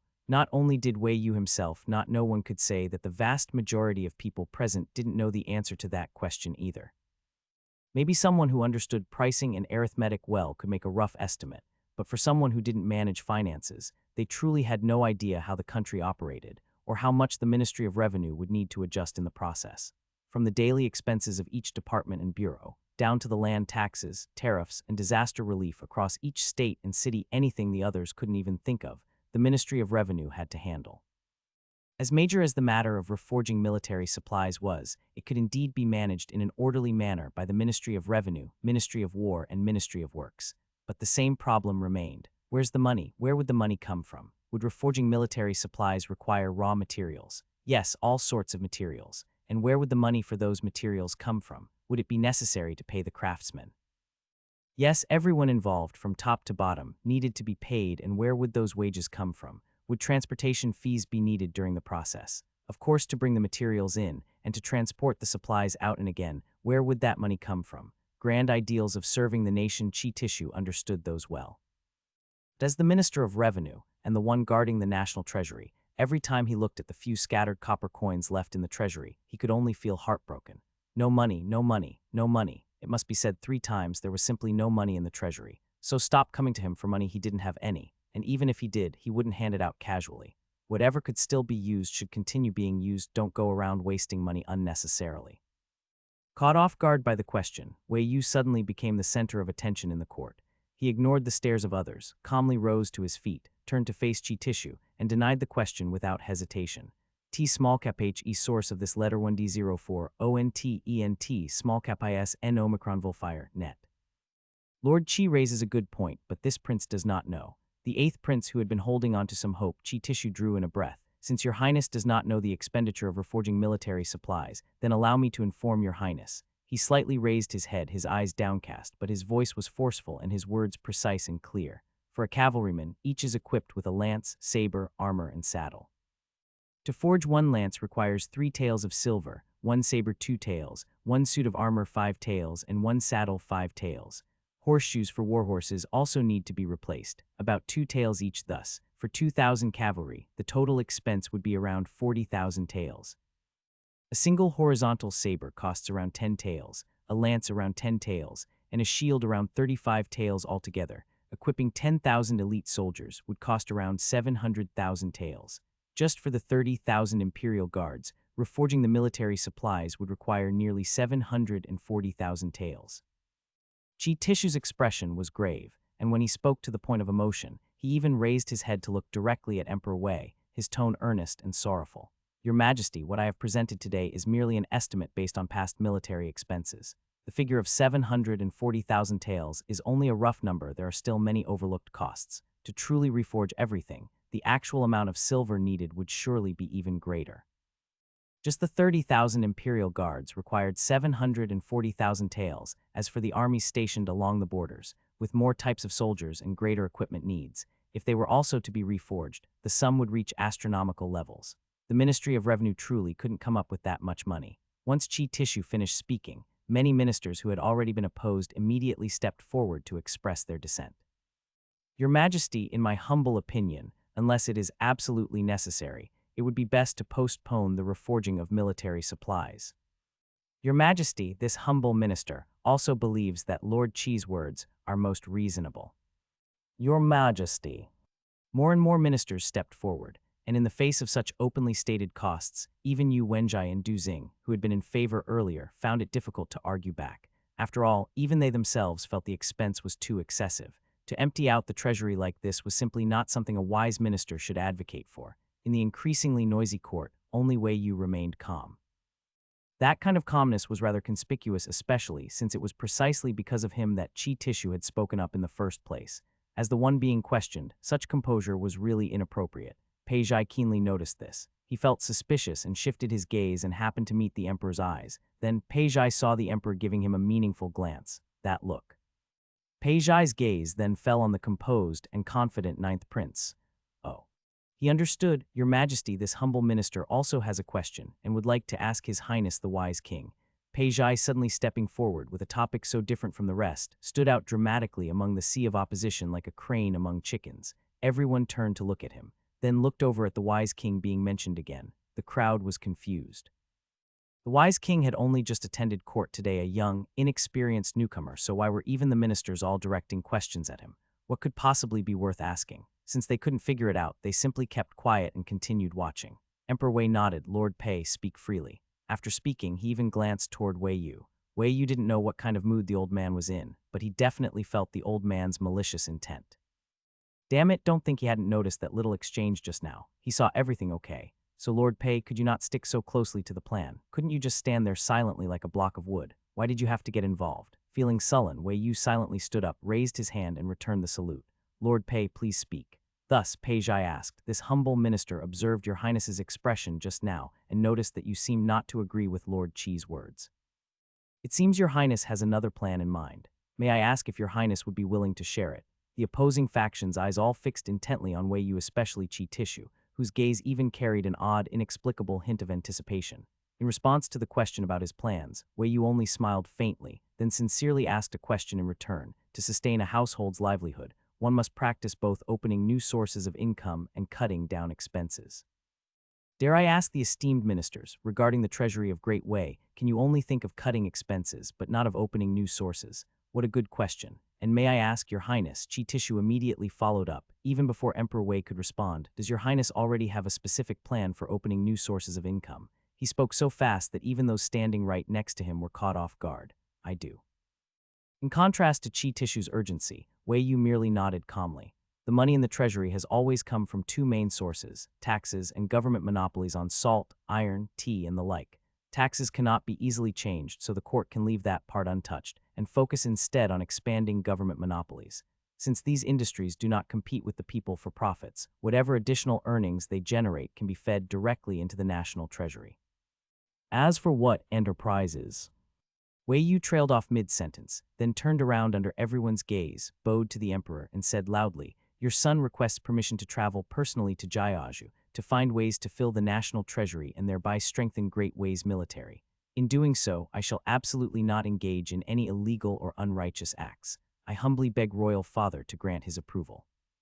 Suddenly, a request for an imperial decree popped up, leaving everyone utterly confused, including Emperor Wei himself. Father, please, don't put on a three-man act with Lord Pei and Lord Qi anymore. Your son's eyes aren't blind, I can clearly see it, and your acting isn't any good either. Emperor Wei's eyes opened slightly. Glaring at his unfilial son's head, he was honestly just a breath away from being laughed into anger by him. Since he already knew, yet still pulled this stunt, clearly aiming to act first and report later, forcing him into a situation where he couldn't easily reject such a beneficial proposal for the country and the people in front of the ministers, right? Really, it was hard for him just now because he hadn't thought of anything at all, deliberately not letting him know beforehand, Of course, please don't scold me yet. Your son understands the national treasury is poor, and you want me to earn more money for it. That's perfectly reasonable, I get it.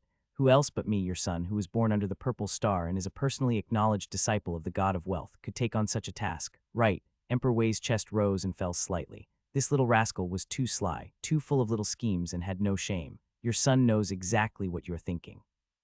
It's not that I'm unwilling to earn money for the treasury, nor that I'm unwilling to work for Great Wei and its people, but at the very least you should be reasonable and give your son a chance to do it willingly. Being forced is never as good as doing it of one's own free will, right? Emperor Wei's gaze stalled slightly, his eyes shifting subtly. Your son is requesting permission to go to Jiaozhou with my own purpose in mind. Please don't ask too much now, I'll explain it to you afterward.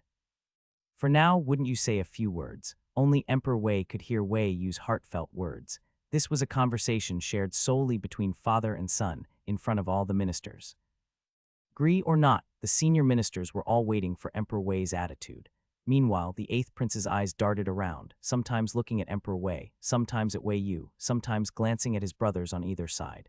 None of them made a move, and the 8th prince was getting anxious. He didn't understand why 9th brother, who had been speaking just fine, suddenly said he wanted to request a decree to go to Jiaozhou and hadn't even stated his reason. The ministers weren't asking, and his royal father wasn't asking either. Did everyone somehow already understand how to create new sources of revenue? Was he the only fool who didn't understand? If so, why hadn't anyone mentioned opening new sources of revenue before? Fine. Actually, no one else understood it either. It was just that 9th prince had suddenly requested to go to Jiaozhou, catching everyone off guard. Since His Majesty hadn't expressed an attitude yet, the ministers didn't dare speak. And now that 9th prince had named Jiaozhou as his destination, the smarter ones had already begun pondering what special features Jiaozhou might have that could enable new sources of income. Waiting, pondering, or feeling it didn't concern them. All these factors somehow created today's awkward silence in the court. After a moment of silence, Emperor Wei summoned Wei Yu to stand. This matter the wise king should not be hasty. It will be discussed again after court. Hearing this, Wei Yu felt a small pang of regret. He had thought his father would agree. At Wei Yu's first court meeting, the matter of reforging the military was ultimately left unsettled. After all, it was national business. It was normal that a few rounds of discussion wouldn't yield an agreement, and ministers often needed multiple debates before reaching a conclusion. After court, Wei Yu was summoned by his father to the Hall of Mental Cultivation. "Come," said Emperor Wei, "explain properly. What method of creating new revenue requires you to personally go to Jiazhu? What good stuff is there that makes it worth the trip? Why won't Danju do?" In the Hall of Mental Cultivation, Wei Yu stood obediently. After listening to his father's interrogation, Wei Yu smiled cleverly and started arguing back. "Ah, father, Danju is too close. All the capital officials and nobility are right here. If your son so much as made a peep, wouldn't everyone know at once?" Emperor Wei stared at him for a while. "What exactly do you want to do?" "Afraid people would find out." "If it were just regular business, would a grand prince need to hide it?"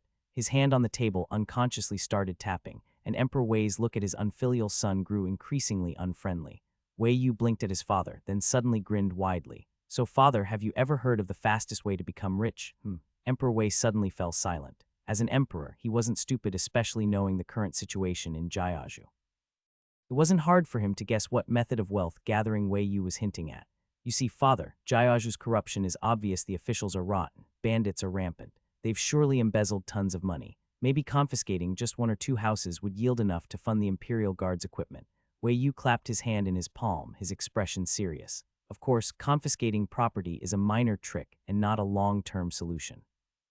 Great Wei doesn't have endless corrupt officials to confiscate from, so this method is just for emergencies, making a quick fortune overnight. Besides, that's the people's hard-earned money, so we must return part of it to them, right?" The rascal was making sense and considering things thoroughly. Emperor Wei nodded in agreement. When corrupt officials greedily amass wealth, behave lawlessly, and act without restraint, a corrupt bureaucracy breeds a chaotic marketplace. A chaotic market causes price fluctuations, which leads to economic depression, and then the people living in those regions suffer. Hearing this, Emperor Wei couldn't help but frown and open his mouth. "That market, what does it mean?" "Market and economy stuff. I know you don't understand, father, but please don't ask yet. It's complicated to explain." Wei Yu raised his hand to stop his father's questioning and continued with what he hadn't yet said. "You did indeed send second brother to Jiazhu, and maybe he could clean up the officialdom, and maybe he could even lower the sugar prices. But can you be sure he could make Jiazhu's economy run?" Wei Yu looked straight at his father. Emperor Wei stared back at his unfilial son expressionlessly. "Wei Yu, oh, let me explain to you what market economy is." After a thorough explanation, Emperor Wei's expression finally softened. He mused, "What you said makes a lot of sense. Your second brother can manage governance, but getting Jiazhu's economy running might indeed be a bit beyond him." "Exactly." Wei Yu clenched his fist, looking at his father expectantly. "Look at me, your son born under the purple star. Isn't it perfect to send me to Jiazhu to help you revive the economy there? And I'll probably even bring you back a big profit. Once there's money, would we still worry about military supplies, huh?" "Emperor Wei, I could also send fourth brother." Wei Yu looked at his father with a "you don't understand" expression. "Listen to yourself. What about the glass factory? What about the 60 profit share?" Then Wei Yu suddenly paused. Oh right, he had forgotten something. Wei Yu grinned brightly. "I almost forgot to tell you, glass has other uses too. Telescopes and spectacles. If you send fourth brother, there'll be no one to help you keep an eye on those anymore." Regarding what a telescope and eyeglasses are, and what they are used for, Wei Yu gave his father a thorough explanation. When Emperor Wei heard that the so-called telescope could see hundreds of zhang away, and that eyeglasses could help people with poor vision see clearly, he immediately became excited. Is it really possible to make such things? The emperor stood up and stared intently at Wei Yu. Is fourth son working on these things now? Is there a finished product? Bring it to me so I can see. Wei Yu had expected his father to get excited. Don't rush, the glass factory isn't even built yet. How could there be finished products for you to see? Wei Yu smiled. Besides, I haven't even talked to fourth brother about this yet. The emperor paused. He glanced at Wei Yu, fully aware that this unfilial son was using the matter to threaten him into agreeing to the trip to Jiazhu. The emperor said nothing and silently sat back down. Wei Yu didn't care what his father was thinking. After all, he had laid all his bargaining chips on the table. With such a mutually beneficial offer, surely his father wouldn't really refuse. Father, just let me go. I can help second brother, help Jiazhu's economy recover, and even contribute to the national treasury. Isn't that great? Besides, as a mere censor, I don't play a big role in the court anyway. At this point, the emperor slapped the table and snorted coldly. I haven't even settled the score with you for falling asleep during court sessions. But this kind of scolding didn't scare Wei Yu. Just as the emperor could quickly understand Wei Yu's character, Wei Yu had long since figured out his father's nature. Setting aside his status as emperor, the old man, although greedy for money, petty, envious of his son's happiness, and fond of making people work hard, was actually quite an open-minded person. Such open-mindedness was rare even among ordinary families, let alone the royal family. As long as his sons didn't break the law or cause political disasters, the old man usually didn't interfere too much with their actions. Hadn't Wei Yu often acted cheeky and improperly before his father, yet never been seriously punished or scolded. This showed that his father actually had a pretty good temper. Angry, pleased, the old man's acting was really terrible. That wasn't my fault. Wei Yu cried out more aggrievedly than the emperor appeared to be angry. Father, you have to understand I had to get up at the beginning of the yin hour just to attend court. At that time it was still pitch dark outside, with the cold wind howling. In such hardship your precious youngest son stumbled out of bed, starving, still just a young lad not even fully grown. The emperor rubbing his brow, the emperor replied flatly, "You're not the only one who has to get up at the beginning of the yin hour. Your elder brothers all do it too, and so does the emperor himself." Wei Yu protested, "But I only get 5 hours of sleep every day." 5 hours, the emperor glared. 5 hours, the day only has 12 hours. What do you expect to accomplish sleeping that much? Wei Yu looked innocent. That's just how I am, father. If I don't get 5 hours, I get drowsy. Since I'll just be sleeping through court anyway, wouldn't it be better to let me go to Jiaozhou to work instead? No matter what was said, it all circled back to going to Jiaozhou. The emperor was both angry and amused by Wei Yu's persistence. So you really have to go to Jiaozhou. Hearing that, Wei Yu knew he had a chance. He immediately perked up and smiled ingratiatingly. Well, it's not like it has to be Jiaozhou. Anywhere else is fine too, I'm not picky. Whatever you decide, father. As long as he didn't have to stay in the capital suffering through those 3 a.m. wake-ups, he didn't care where he was sent. After all, being on a work trip was much more fun than clocking in every day. The emperor snorted coldly and gave Wei Yu a sideways glance. He knew it. What nonsense about requesting to go to Jiaozhou to generate revenue. It was just an excuse for this unfilial son to slack off. Useless brat. Wei Yu, seeing that his father remained silent, slyly edged closer, rubbing his hands like a fly. Father, I think the matter of the telescope and eyeglasses might not be something Fourth Brothers Glass Factory alone can handle. How about I go discuss it with Lord Pei later, see if we can speed things up. The emperor, this brat really knew how to hit where it counted. Wei Yu glanced at his father's expression, then cheerfully went over to massage his shoulders. How about it, father? This is such a great deal. Say something, won't you? The emperor closed his eyes to enjoy the massage and made no sound, only waving his hand in the air, signaling Wei Yu to continue. So Wei Yu obediently kept massaging, not daring to stop. Time ticked by. After about half a quarter of an hour, Wei Yu stood behind the old man, his hands aching terribly, but he still didn't dare stop. Damn it, talk about petty. Even though this was clearly a win-win situation with all the benefits going to the old man, he just wouldn't give in. Why? Pure jealousy over the fact that Wei Yu could go off and live carefree. Finally, after nearly half an hour of shoulder massaging, the emperor spoke. Enough, phew. Wei Yu sighed in relief and instantly let go. Damn, that was exhausting. Behind the emperor, Wei Yu grimaced and shook out his sore hands. Hearing the sound of movement behind him and guessing what the unfilial son was doing, the emperor couldn't help but let the corner of his mouth twitch slightly. All right, said the emperor, since you're willing to go to Jiaozhou to help your second brother and bring some wealth to the treasury, if I stop you, it would seem wrong. Wei Yu's eyes lit up. Father, you're wise. I knew you were the best. Hey, don't get ahead of yourself. The emperor interrupted him. I'm letting you go to Jiaozhou, but there are conditions. Wei Yu immediately straightened his expression. What conditions? Please tell me. Having been massaged for so long, the emperor considered the punishment sufficient and finally got to the main point. There are 2 conditions. First, before you leave the capital, you must properly explain the manufacturing methods for the telescope and eyeglasses to Pei Zhai. We won't tell your fourth brother about it for now. Wei Yu had already anticipated this, so he readily agreed. Second, you said you were going to Jiaozhou to open up new sources of revenue for the treasury. I won't question your methods, but I want to see concrete results. How will you guarantee that? Having long been prepared, Wei Yu immediately replied, Rest assured, father. Since I dare promise it, I can definitely deliver. Give me half a year by then. Jiaozhou will definitely be prosperous. Such arrogant words. The emperor raised an eyebrow and smiled meaningfully. Good, ambitious. Then I'll give you half a year. If you fail, it's your face that'll be lost in front of all the court officials. I absolutely won't fail. Half a year. Wei Yu also smiled. Look at that, the long-awaited 6-month vacation was finally in his hands. After earning a 6-month leave from the old man, the first thing Wei Yu did after leaving the palace was return home to find Liu Hutyuan.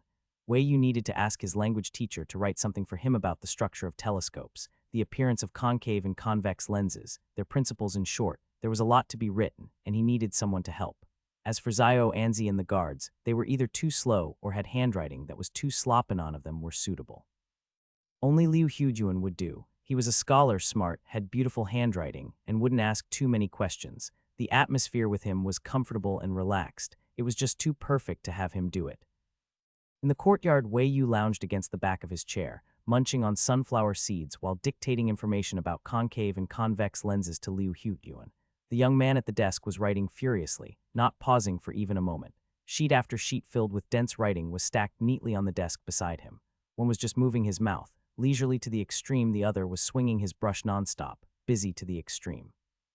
The contrast made the little girl who had been watching at the door for a long time feel very conflicted.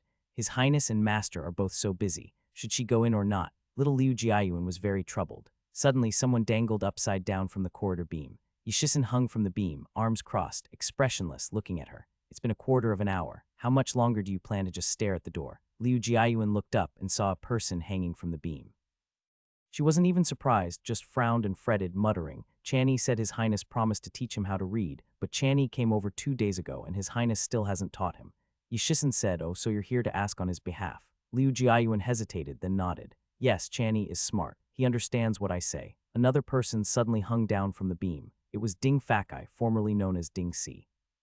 The two people dangled, one to her left and one to her right. Ding Fakai said, "You can go in and find His Highness." Liu Jiayuan looked to the left. Yishisan said, "I agree. His Highness has a bad memory." She looked to the right. Ding Fakai said, "If you don't go, once His Highness leaves the capital in a few days, you'll have no chance." Look left again. Yishisan said, "True, His Highness doesn't bring useless people with him." Look right again. "You all get in here," Wei Yu's voice suddenly called out from inside the room. Uh-oh. Yishisan and Ding Fakai both flipped down from the beam, landing neatly on their feet, standing in front of Liu Jiayuan like two wooden stakes. The three of them walked in boldly. Spitting out the sunflower seed shells from his mouth, Wei Yu gave the two guards a disgusted glance. "You two so idle, huh? No shifts to stand. Got time to chat outside." The two guards stayed expressionless, not even their eyelashes twitched. Wei Yu clicked his tongue and shook his head.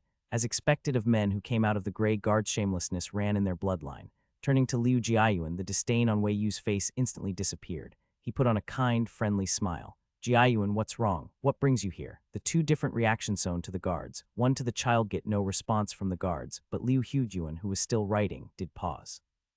The young man raised his head, looking at the scene with a hint of helplessness in his eyes. His Highness certainly was quite protective of young children. Just then, Liu Hujuan had finished writing what Wei Yu had dictated, so he smiled, shook his head, and set his brush down to take a break. Meanwhile, Liu Jiayuan, hearing His Highness ask, quickly explained everything about Liu Channy. Wei Yu popped another sunflower seed into his mouth, looking slightly awkward. Honestly, there had been so much going on lately, he really had forgotten about Liu Channy. But when exactly did that kid arrive? He was the head of this prince's residence, wasn't he? Why didn't anyone tell him? Wei Yu asked, "When did Liu Channy come over?" "The Liu family just let him come. Why didn't anyone tell me?" Yishisan could answer that. "Your Highness, that child was sent over by the 8th Prince the afternoon before yesterday. Zio Anzi mentioned it to you that day, but you didn't seem to hear." Wei Yu, afternoon before yesterday. The sunflower seed fell out of his hand, because now he remembered, during dinner that evening, Zio Anzi had indeed mentioned something to him, but he had been busy eating and watching anime at the same time, so he didn't pay attention. All right, this one was on him. The little girl was still standing in front of him, looking up, so Wei Yu thought for a moment and asked her, "Have you been with Channy these past few days?" Liu Jiayuan nodded, "Yes. Not just me, Master has been with him too. Master even taught him reading and writing." "Huh?" Wei Yu chuckled, turning to look at Liu Hujuan. "So it turns out, sir, that you've already started teaching Channy. After 2 days, how do you find the child?" There was no way Wei Yu was going to personally teach Liu Channy. That would totally ruin his dream of being a lazy salted fish. Just like when he had tried to get Liu Jiayuan to self-study math, his attitude toward Liu Channy was the same.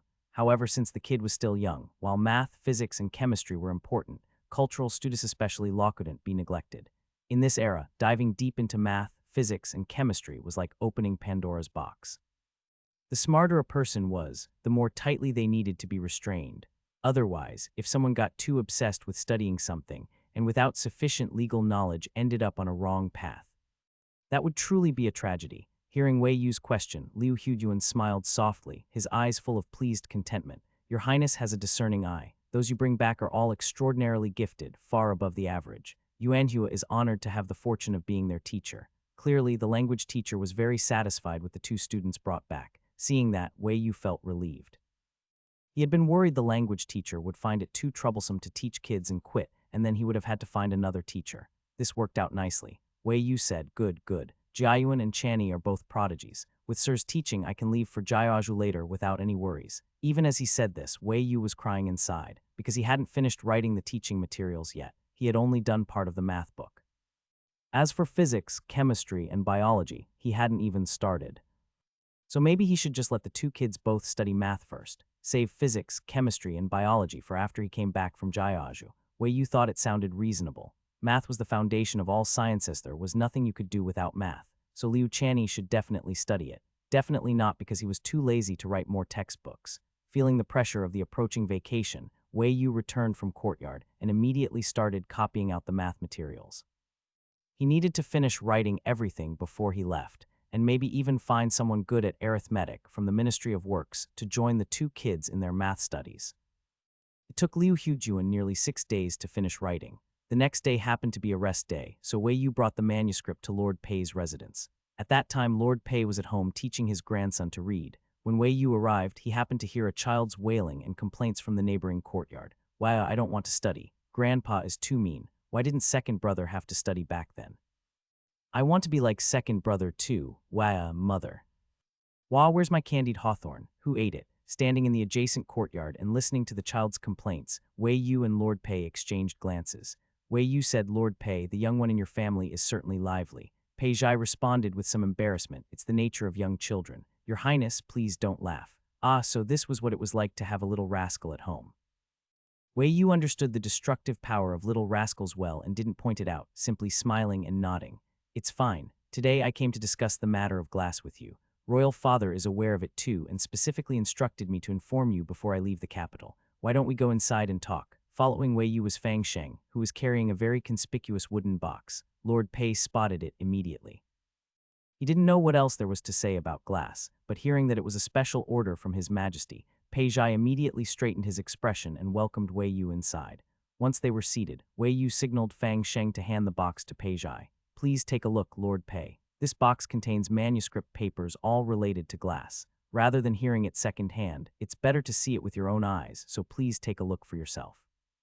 When Pei Zhai received the box and heard it was filled with manuscripts, his first reaction was that the scene felt oddly familiar. Familiar in what way? Wasn't it familiar because every time His Highness made a move, it was with grand gestures and important formulas? So what rare formula was in this box now? The old man blinked slowly, but his hands quickly opened the box and pulled out the manuscripts inside. Being an elderly man, Pei Zhai read word by word and line by line quite slowly and had to spend effort to comprehend them, so the process of him reading the manuscript was rather painstaking. Wei Yu waited for half an hour, watching as Lord Pei's face changed from calm to deeply frowning and finally to abruptly lighting up. "Excellent." The sudden exclamation startled Wei Yu so much that his hand trembled while drinking tea, causing the cup to clatter and earning a glance from Fang Sheng. "Your Highness, this thing called concave and convex lenses is wonderful." Holding the papers tightly, Pei Zhai was visibly excited, his cheeks even flushing. "Although I don't fully understand what focusing, reflection, or refraction means, I do know that if Great Wei can use glass to make these things, the telescope Your Highness wrote about could truly become reality." Pei Zhai looked up at the sky, his gaze distant, as if envisioning the future once the telescope was built. If the soldiers in the army had such telescopes, they could observe enemy movements clearly from hundreds of zhang away without even needing to send scouts. It would be revolutionary. Typically, telescopes could observe up to about 1,000 meters, and 100 zhang was only about 300 meters, so the actual observation range would be even greater. Wei Yu nodded. Exactly, exactly. Therefore, for the sake of the telescope, Lord Pei must carefully supervise the craftsmen. Didn't matter if they didn't understand the principles as long as they followed the examples. Eventually, they would succeed in creating a working model. Your Highness is right. This must be supervised properly. Pei Zhai nodded, treating the manuscripts like treasures, carefully placing them back into the box. May I take Your Highness's manuscript to the Ministry of Works for others to review? Feel free, as long as you handle it properly. Pei Zhai naturally knew how important it was. Just the fact that it was a direct order from His Majesty already told him this wasn't a simple matter, and after reading the contents, Pei Zhai understood even better the military significance of telescopes. Thus, even if His Highness hadn't said anything, Pei Zhai already knew what to do. In short, until the invention was completed, no outsiders must be allowed to know of it, lest the secret leak and other nations covet Great Wei's treasure. As for other people's speculations, Wei Yu never really concerned himself with them. Right now, his whole mind was filled with the thought of getting paid to vacation in Jayaju. Now that he had handed over the manuscripts, his part was pretty much done. He just needed Lord Pei's agreement to slip away with his men. As Wei Yu stood up to leave, he suddenly remembered something. He still needed to find someone proficient in mathematics. Those two little prodigies were about to be introduced to arithmetic, and they would need a knowledgeable role model to learn systematically from. Wei Yu turned around with a cheerful smile and asked Pei Zhai, Lord Pei, the Ministry of Works has many skilled craftsmen. I need someone good at mathematics to come to my residence and teach 2 children. Could you help find such a person? Pei Zhai raised his brows in delight. If your highness needs someone to teach mathematics, there's no need to search the ministry. I have an old friend who excels at arithmetic. He would be the perfect recommendation for your highness. An old friend of Lord Pei's. He must be quite the scholarly old man. Seeing the faintly proud expression on Pei Zhai's face, Wei Yu understood immediately this person must have real learning, otherwise the Minister of Works wouldn't be showing such an expression. Wei Yu asked, may I ask which gentleman Lord Pei is referring to? Pei Zhai smiled slightly. The headmaster of White Horse Academy, Zhang Qingsheng. As for White Horse Academy, Wei Yu didn't have much of an impression. The only memory he had was from when he first met Liu Hutyuan and had run into those 3 troublemaking students claiming to be from White Horse Academy. Every school had a few disgraceful scoundrels, so Wei Yu's impression of White Horse Academy hadn't been tarnished by those 3. But as he climbed the stone steps of the academy, he couldn't help cursing a little under his breath. Why did they build White Horse Academy on top of a mountain? And why make such a long stone staircase? Couldn't they have made a gentle S-shaped slope? It's so unfriendly to people like me who hate exercise. Supporting his waist on a small stone step, Wei Yu turned back to look at the long staircase he had just climbed and couldn't help shaking his head. In these times, even scholars had to be physically strong, or else they wouldn't even make it to their studies. Wei Yu climbed 10 steps and rested every time. By the time he stood in front of White Horse Academy's main gate, he was still panting. The academy's gate was stately and imposing, the plaque's calligraphy bold and free-spirited. One glance told you the writer must have been someone with a grand and unrestrained character. After resting, Wei Yu walked forward. Seeing them approach, the young attendant at the gate asked who they were. Wei Yu immediately produced the letter of introduction written by Pei Zhai. We are here to see the headmaster. This is a letter of introduction from Minister of Works Lord Pei. Please deliver it to the headmaster. The young attendant respectfully accepted it but asked them to wait outside while he went to report to the headmaster. Since it was an unannounced visit, it was natural for them to wait. Wei Yu nodded in understanding. The waiting time outside the door wasn't very long, about half a quarter of an hour, before the young servant returned and invited Wei Yu into the academy. It was Wei Yu's first time entering the academy, and he found everything novel and curious. The young servant led the way in front, while Wei Yu glanced left and right at the corridors and courtyards, listening to the clear voices of students reading aloud. As he walked into a secluded pavilion surrounded by corridors, he didn't see a single person. Wei Yu reasonably suspected that this servant had deliberately chosen a deserted route in case they were here to secretly steal lessons. The young servant stopped in front of a courtyard gate. Gentlemen, the dean is inside. You may go in by yourselves. Wei Yu nodded, much obliged. Only after the servant had walked away did Wei Yu step forward. He had thought it would be a small courtyard and that the dean would be sitting inside a house. But upon entering, Wei Yu realized that it was practically a lakeside pavilion. There was a spring-fed pond, a winding veranda, and a gray figure wearing a bamboo hat sitting by the lake, lazily holding a fishing rod with one hand while the other hand rested loosely on his thigh. The whole posture looked extremely carefree. Wei Yu stopped a short distance away. He squinted at the fisherman and couldn't help but ask Fang Sheng, look at his hair, doesn't it seem a little too black? Lord Pei's hair was already half black and half white. How could his good friend the dean still have such jet black hair? Wasn't he a bit too young? Fang Sheng revealed the truth, Master. Zhang Qingsheng only became dean of White Horse Academy 5 years ago. He's only 35 this year. Wei Yu was shocked. What? He's not an old man. Fang Sheng stayed silent. Realizing he had made a blunder, Wei Yu coughed and said, this Dean Zhang is truly a young and promising talent. At such a young age, he's already become the dean. Clearly a bright and capable young man. Excellent, excellent. Being young is good. Young people can take on more work. As he spoke, his eyes lit up. He clapped his hand and turned to instruct Fang Sheng, you stay here and don't move. Your master is about to go recruit talent. Don't mess things up for me. Fang Sheng staring at the figure fishing by the lake, Wei Yu straightened his robes, eyes burning with determination. He had initially thought he would be facing an elderly scholar and hadn't planned to exploit him, but now that Dean Zhang was so young, how could he not bring him back to be a math teacher? Wei Yu finished tidying himself up and approached. When he was about 4 or 5 meters away, he could see the fish in the lake clearly. They were all fat silver carp with bulging bellies. Just by looking at their plump bodies, Wei Yu could already tell how delicious the meat would be. He couldn't help but remark, "Sir, your fish are very well raised, they look delicious." The fisherman was amused by Wei Yu's comment. With a soft chuckle, he raised a hand and tilted up his bamboo hat slightly, seeing what you see, judging it by its appearance. "Hearing your words, young master, you must be quite a food lover." As he lifted his face, Wei Yu finally got a good look at him. It was a hard to describe face clearly. If you looked closely, he wasn't particularly handsome. His features were very ordinary, yet somehow he still gave off the illusion of being extremely attractive. Wei Yu felt it was a matter of temperament. "Are you the dean?" Wei Yu asked. The man nodded and sighed with a smile. "Yes, I'm the dean of White Horse Academy. Let me think how long I've been dean, seems like it's been a few years." His casual tone didn't sound like something a respected scholar would say. Wei Yu blinked and tentatively asked, "Sir, it sounds like you're not too willing to be dean."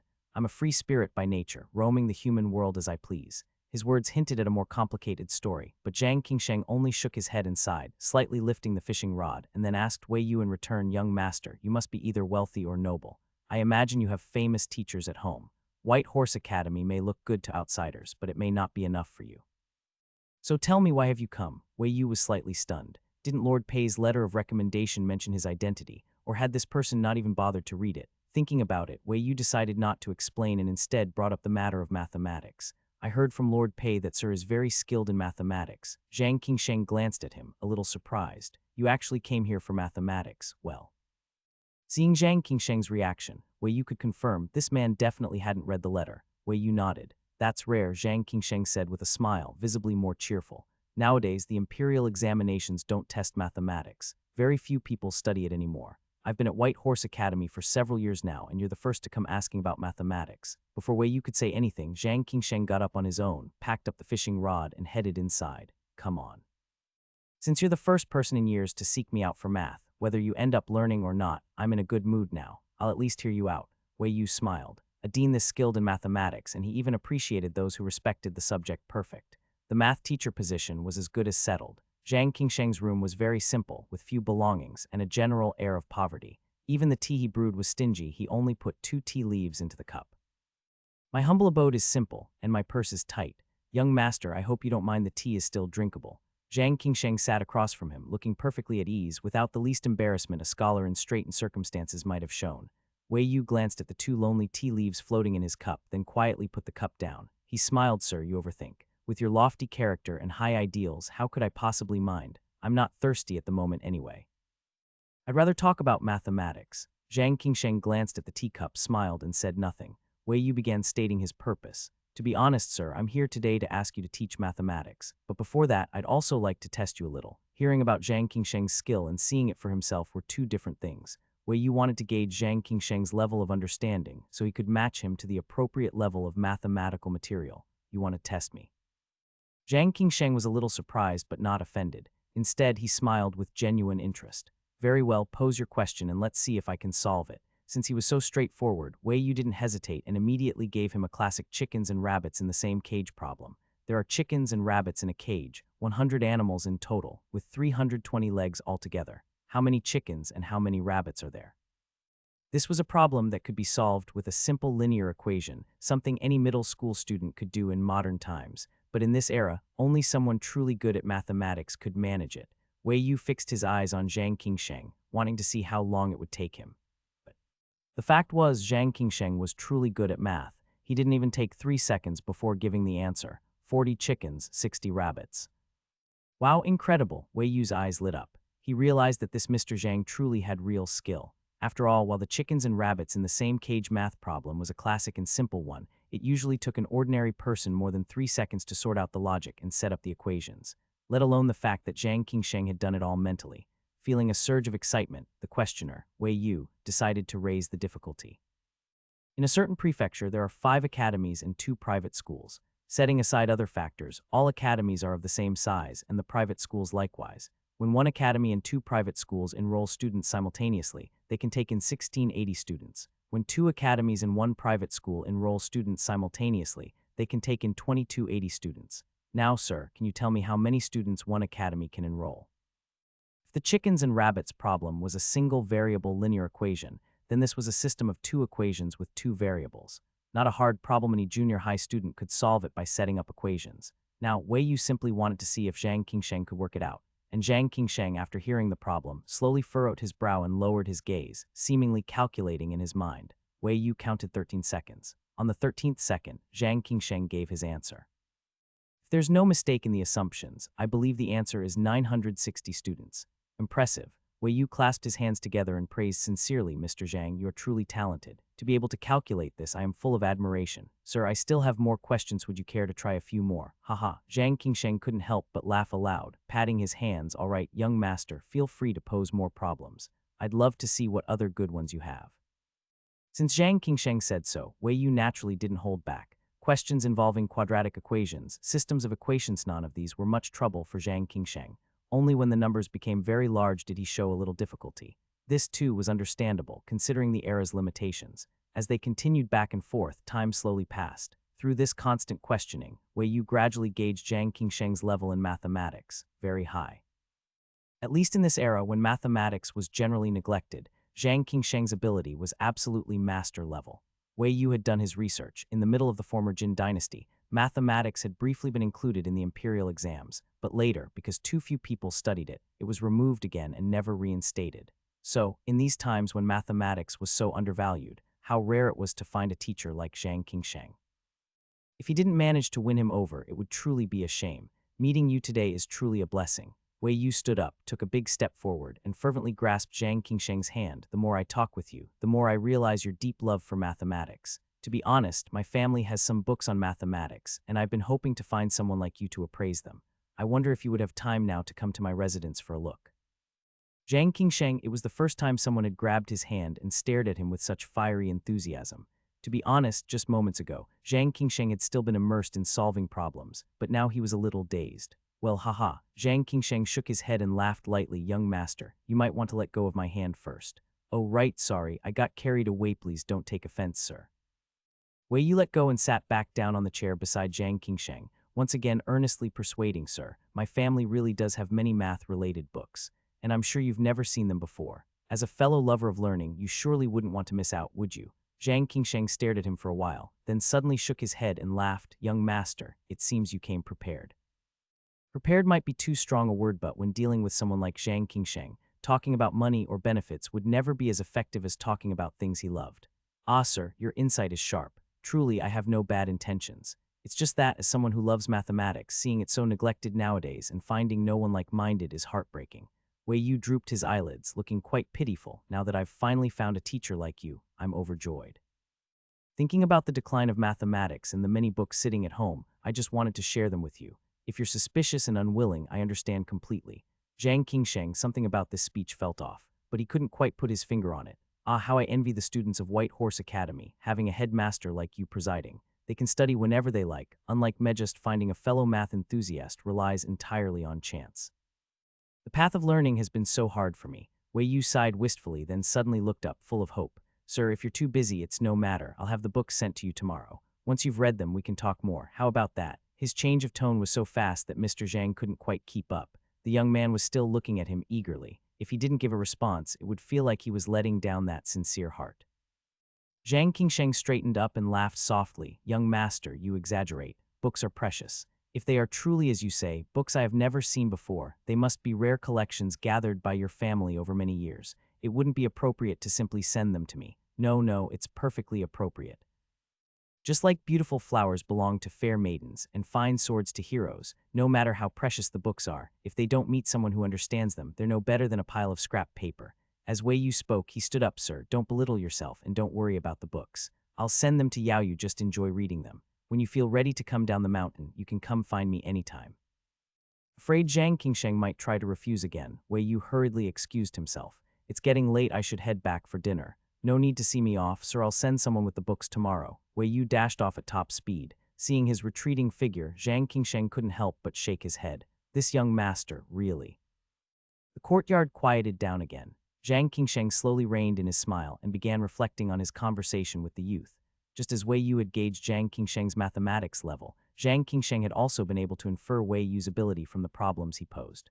The boy had an extraordinary natural gift for mathematics, far above his own. Otherwise, the young man would not have so skillfully noticed his momentary struggles and tactfully stopped before exposing his shortcomings. The younger generation truly is to be feared. Zhang Qingsheng sighed with deep emotion.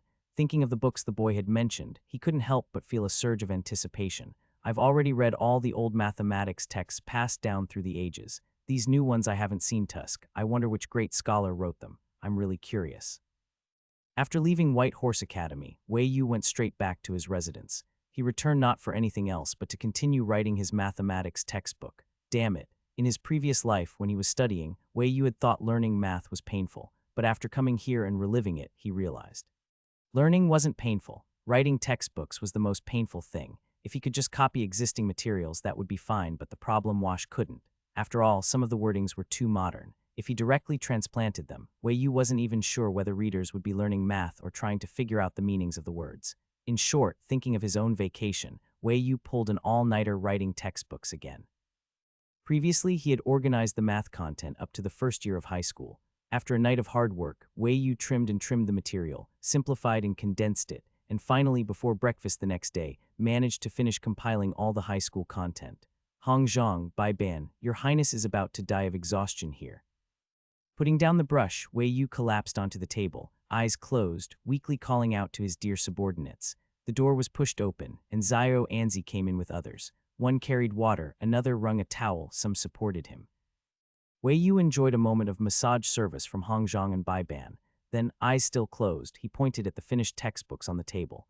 Zhao Anzi, in a bit, take these booklets and give them to Fang Sheng. He knows who they're for. Zhao Anzi glanced in the direction His Highness pointed to and obediently agreed.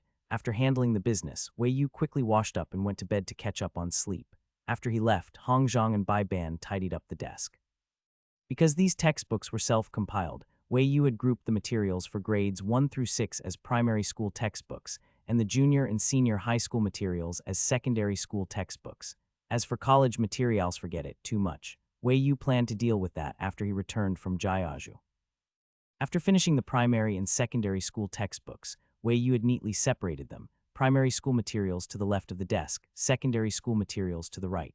What he had pointed out for Zhao Anzi to take earlier were all primary school textbooks. However, when Hong Zhang and Bai Ban were cleaning the desk because of all the clutter without anyone noticing, a secondary school booklet accidentally got mixed in with the primary school materials. Then Zhao Anzi delivered that stack of primary school textbooks to Fang Sheng. Regarding the matter of recruiting Dean Zhang as the mathematics teacher, Wei Yu thought at least he'd have to wait until the man finished reading all the textbooks before anything happened. But unexpectedly, the morning after delivering the textbooks, the man came on his own. What? He's already here. Hearing Bai Ban's report, Wei Yu froze. He was just about to go into the palace to report to his father how had teacher Zhang shown up already. He read that fast. Did he pull an all-nighter too? Anyway, since the math teacher had come to the door, it would be too rude not to meet him. So Wei Yu quickly got ready and went to the front hall. However, when he saw Zhang Qingsheng again, he was startled by the man's appearance. His clothes were disheveled, his hair bun was loose, his expression was wild. When he saw Wei Yu, he rushed over in a flash. He was so close that Wei Yu could see the bloodshot veins in Zhang Qingsheng's eyes. This was all written by you.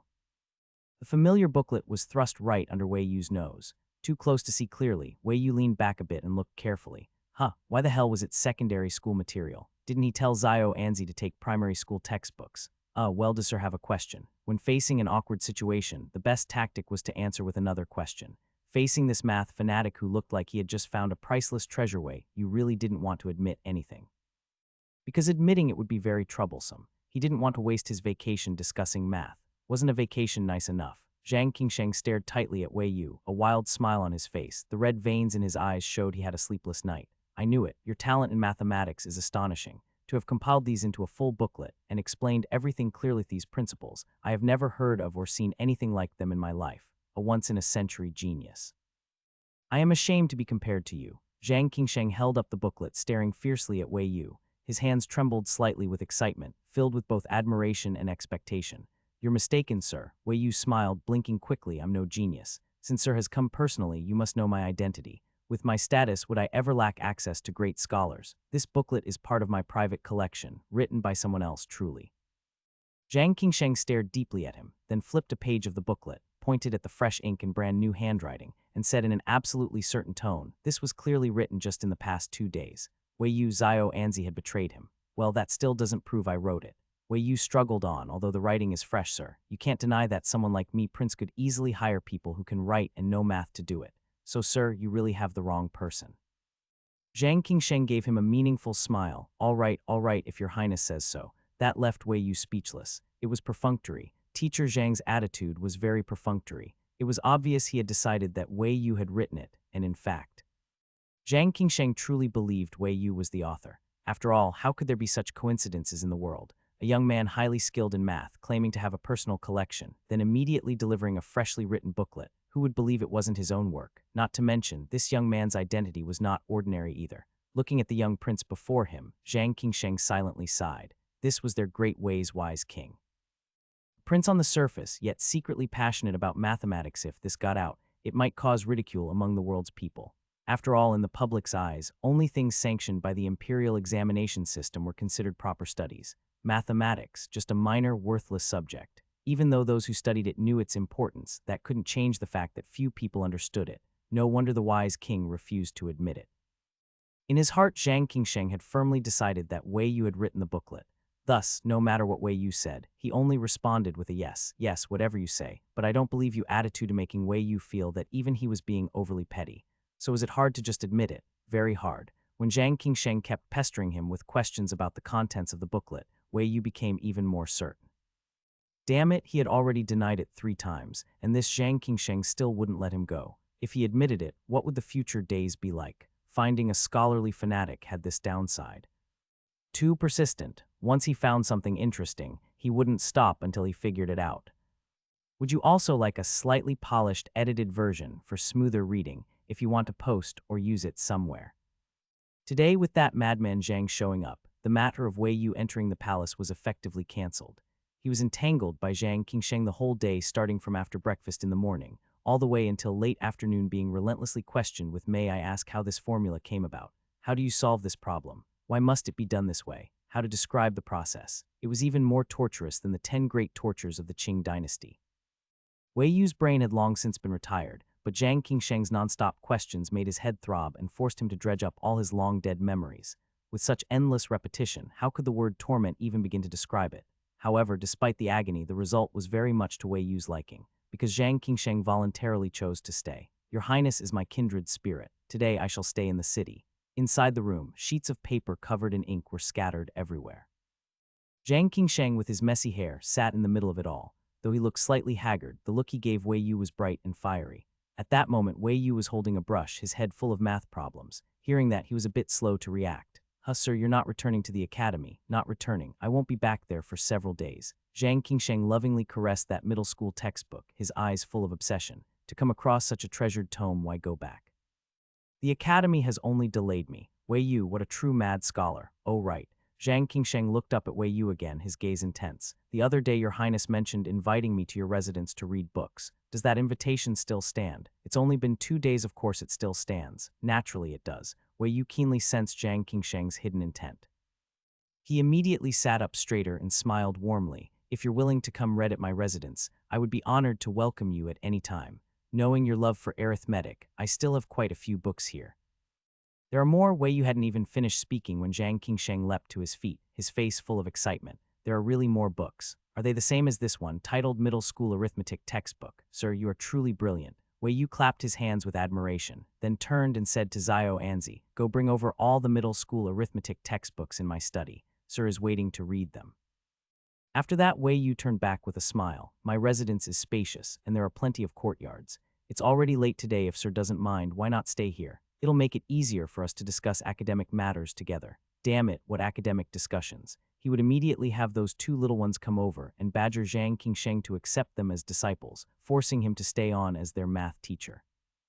Once Zhang Qingsheng became the math tutor for those 2 little brats, he'd be so busy teaching he wouldn't even have time to pester Wei Yu about academic discussions. Right, Tusk, truly brilliant, as expected of himself.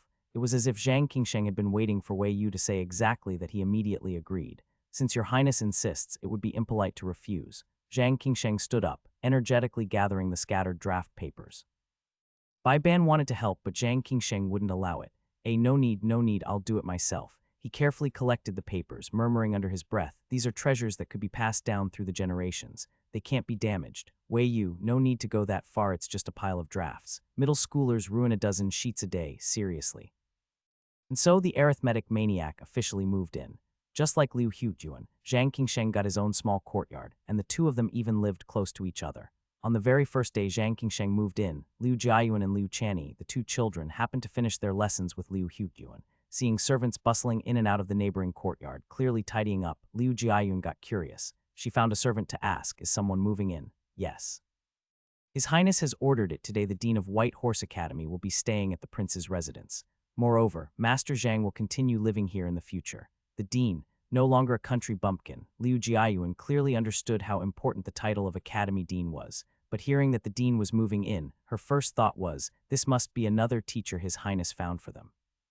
Straightening her face, Liu Jiayuan turned and solemnly said to Liu Chanyi, "Junior brother, His Highness found another teacher. I think Master Zhang is a teacher specially found for you." With her typical straightforward engineering brain, Liu Jiayuan felt that His Highness must be a good person. His Highness had brought her into the prince's residence, found her a teacher, and had her focus on studying. It made no sense that after Liu Chanyi came, His Highness wouldn't find him a teacher too. Therefore, this Dean from White Horse Academy must surely be the teacher His Highness had found for junior brother.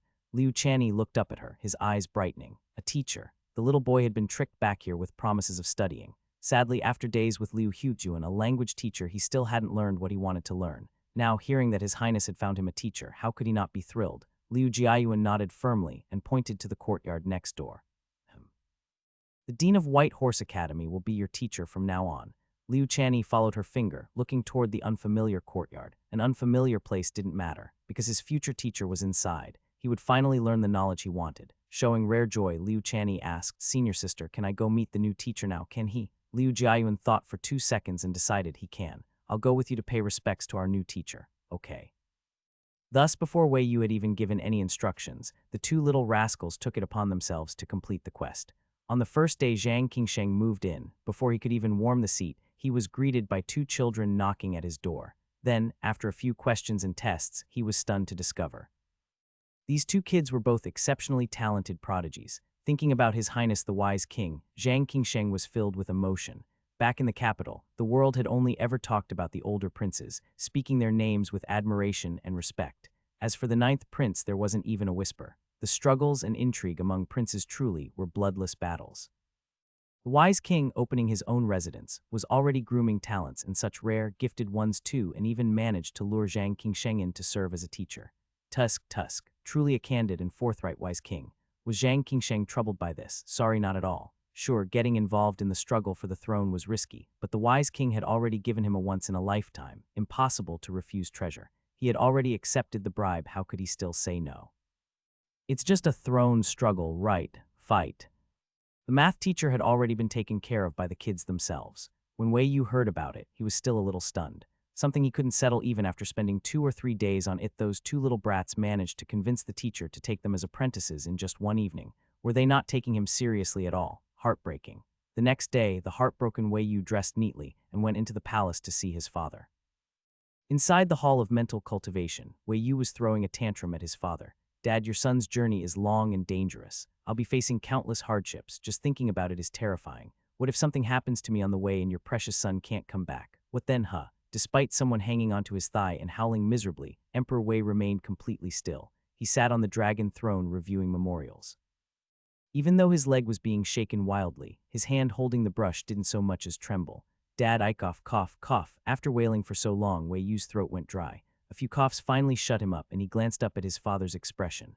"Well, great, no reaction at all. I've been crying my heart out here. Could you at least say something, even if it's just a grunt?" Emperor Wei snorted coldly and gave him a sidelong glance. "What's there to say? You've been yelling for half an hour, and all you're trying to do is get money out of me. Come on, Dad, you make it sound so distant." Wei Yu clearly didn't agree with his tone. "Your son's going to Jiaju to handle official business, for the good of the nation and the people, to ease your burdens. People always say be frugal at home, be generous on the road, but I don't even have travel expenses. How is that right?" Emperor Wei said, "I remember I already gave you 50,000 taels of silver. You're not talking about the 50,000 taels for setting up my residence, are you?" Wei Yu looked shocked. No way, surely no father sends his son away without travel money and still counts on his son's house settlement funds, right? Emperor Wei, wasn't that settlement fund also given by me? Wei Yu looked at his father with bitter disappointment. "I thought royal father loved me the most. I thought for sure you couldn't bear to see your son suffer on this trip to Jiaju. Alas, it seems I overestimated myself. Say I really am just an unloved child." Saying that, Wei Yu stood up looking heartbroken, about to leave. The overwhelming scent of brewing tea filled the air, making Emperor Wei feel physically uncomfortable. He glanced at Wei Yu and felt a strange sense of familiarity with this little brat's performance. But where had he seen it before? Emperor Wei thought hard but couldn't remember, like being stuck right at the threshold of recalling. Stop. Emperor Wei called him back. Just say it straight. How much do you want? So straightforward. Wei Yu was overjoyed, but he turned back with a pitiful expression. Really, father, I don't want to trouble you, maybe just. If you keep rambling. Emperor Wei, glass bottles. What do you need those for? To open up markets, of course. Wei Yu explained, fourth brother has opened a glass factory. The goods will eventually need to be sold. If I take some out ahead of time to show them off, others will come seeking them out by name, and fourth brother won't have to send people later. Emperor Wei eyed him suspiciously. Are you trying to follow fourth brother into business? What kind of nonsense talk was that? Any modern person would know you can live without love, but you can't live without money. Without money, you can't take a single step. Going into business was nothing shameful at all. Wei Yu said, seriously, father, if I could, I'd love to be a useless bum who just eats, drinks, and lazes around, but we're broke. If the national treasury were full, you wouldn't have to keep squeezing me dry. Emperor Wei, stop speaking such painful truths. Ahem, fine. After you leave the palace, go to the official kiln and pick out what you need.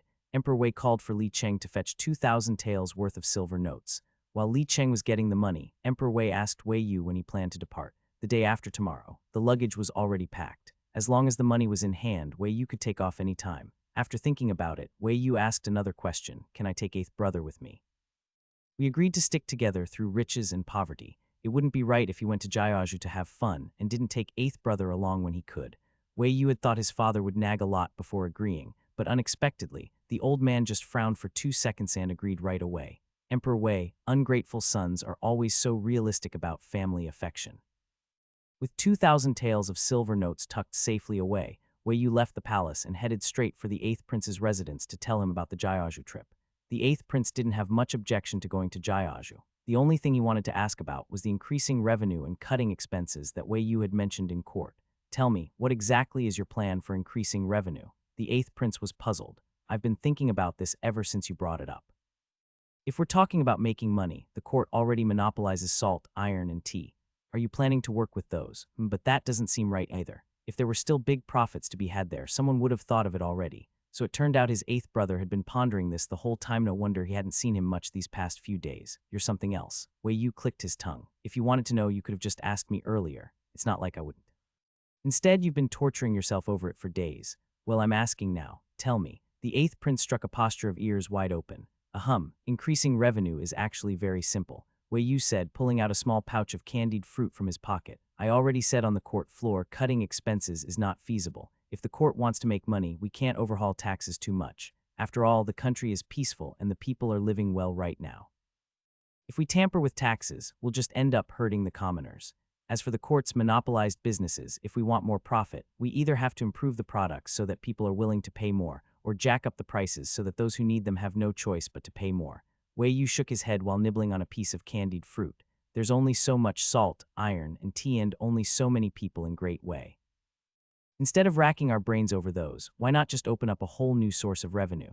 Having grown up together, the 8th prince quickly grasped Wei Yu's point. He frowned, thought for a moment, and then asked, looks like you already have something specific in mind. Of course. Wei Yu grinned. Glass exclusively used by the royal family of Zika, just putting that name out there. Don't you think a bunch of self-important folks would scramble to get their hands on it?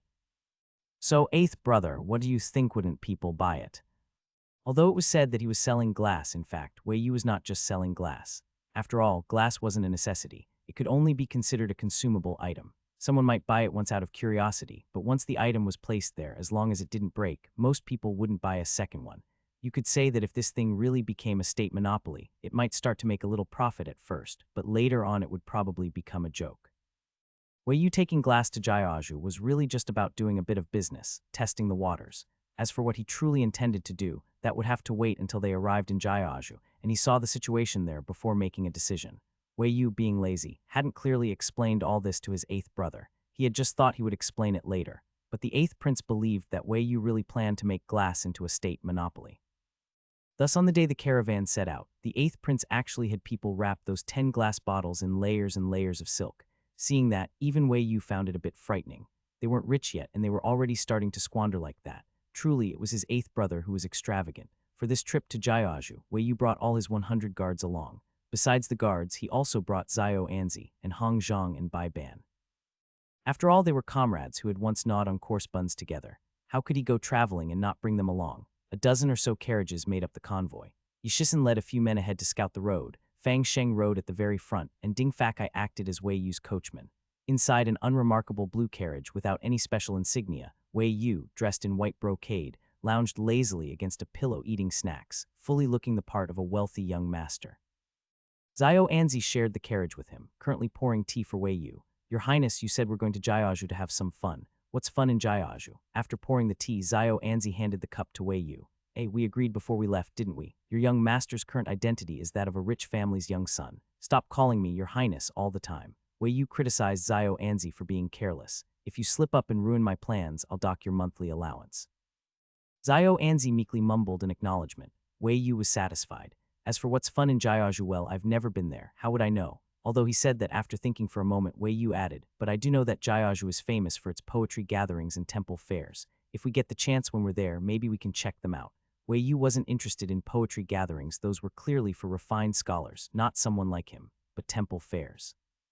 He was definitely interested. Temple fairs in these times were bustling, even livelier than street markets. Perfect for someone like him who wanted to experience local culture as a carefree tourist. After listening to Wei Yu, Xiao Anzi thought seriously for a few seconds, then suddenly asked, Young master, if you've never been to Jiaoju, how do you know all this? Wei Yu paused mid-bite and gave him a sidelong glance. Haven't you heard the saying, within books there are houses of gold? Your young master here knows all this from reading, all right. Xiao Anzi, can your servant read them too? Wei Yu, no. All the books were locked in a chest under his bed. Now that they were out traveling, how could he possibly find books for him to read? Besides, a pure and innocent kid like Xiao Anzi shouldn't be reading those slightly risque books. Thinking of this, Wei Yu tilted his head back in thought. Speaking of which, his eighth brother had also borrowed a few of his books before, looking for information on the southern Miao tribes. It had been quite a while. He wondered if his eighth brother had found anything yet. If not, could he please return the books? They had cost quite a bit of silver. Jiaoju was far from the capital, and just a one-way trip would take over half a month. For safety reasons, the caravan disguised themselves as a merchant convoy and only traveled official roads. For the first 2 days, sitting in the carriage, Wei Yu found everything outside fresh and knew even an ordinary tree by the roadside looked more elegant and charming than those in the capital. But after 2 or 3 days of bumping along, he was miserable. Sitting in a carriage was torture. From morning till night, the constant jolting had made his backside numb. Eating and using the bathroom were inconvenient on the road, and even playing cards for too long made him dizzy and nauseous. Wei Yu now understood why so many people in these times were reluctant to travel far. Damn it, if sitting in a carriage was this exhausting, imagine those who had to walk the whole way. On the 7th day of travel, the group finally reached Pingnan Prefecture from Zhejiang. Pingnan was the neighboring prefecture to Jiaoju. Once they passed through it, they would enter Jiaoju territory. Outside Pingnan City, Fang Sheng glanced at the distant city gates, then turned his horse and rode up to Wei Yu's carriage. Young master, we've reached Pingnan Prefecture. Shall we enter the city? Wei Yu was currently watching Legend of Zhen Huan. With nothing else to do these days, he had suddenly gotten hooked on palace dramas. And honestly, it was pretty good. The imperial concubine's tea-serving techniques were so refined, worth learning from. Hearing Fang Sheng's voice, Wei Yu closed the drama and lifted the curtain. The convoy had stopped outside the city. From Wei Yu's angle, he could just see the busy city gates. Let's go in. I happen to want to look around too. After days on the road, aside from lodging in inns at night, Wei Yu had hardly had any fun.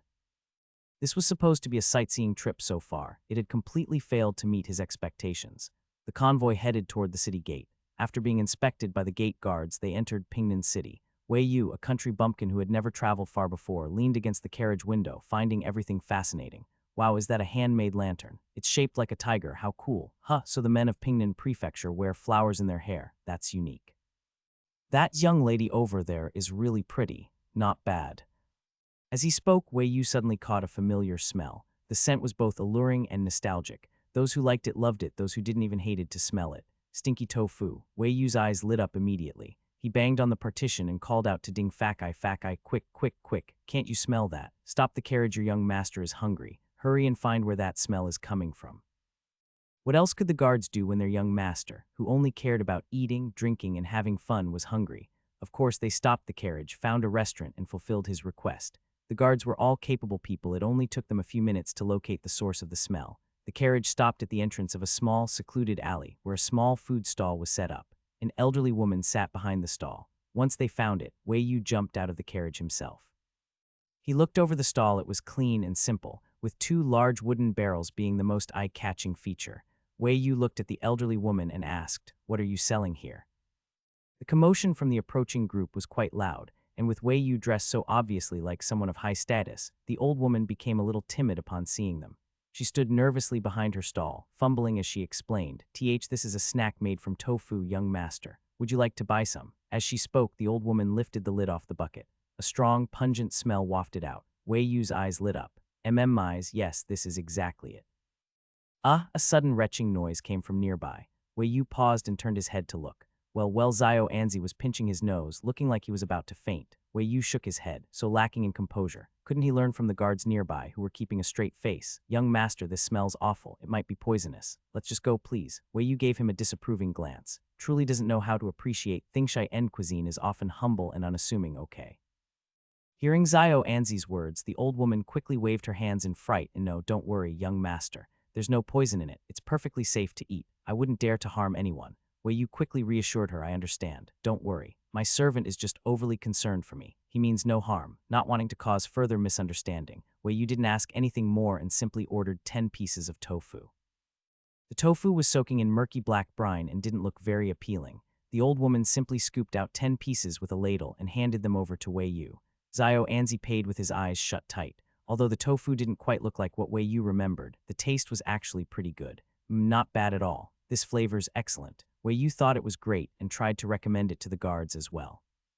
The group of guards all silently shook their heads in unison, so uniformly it looked rehearsed. "You guys just don't know how to appreciate good food." Wei Yu shook his head, picked up a piece of stinky tofu, and popped it into his mouth.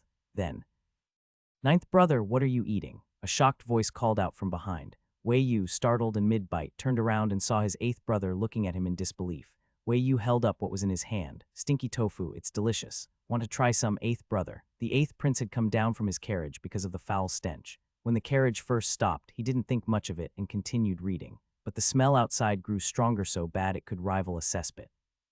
He couldn't bear it, so he got out and followed the stench, only to see his beloved 9th brother eating some pitch-black thing. Pitch black, it didn't look like real food at all, especially with Zio Anzi gagging beside him.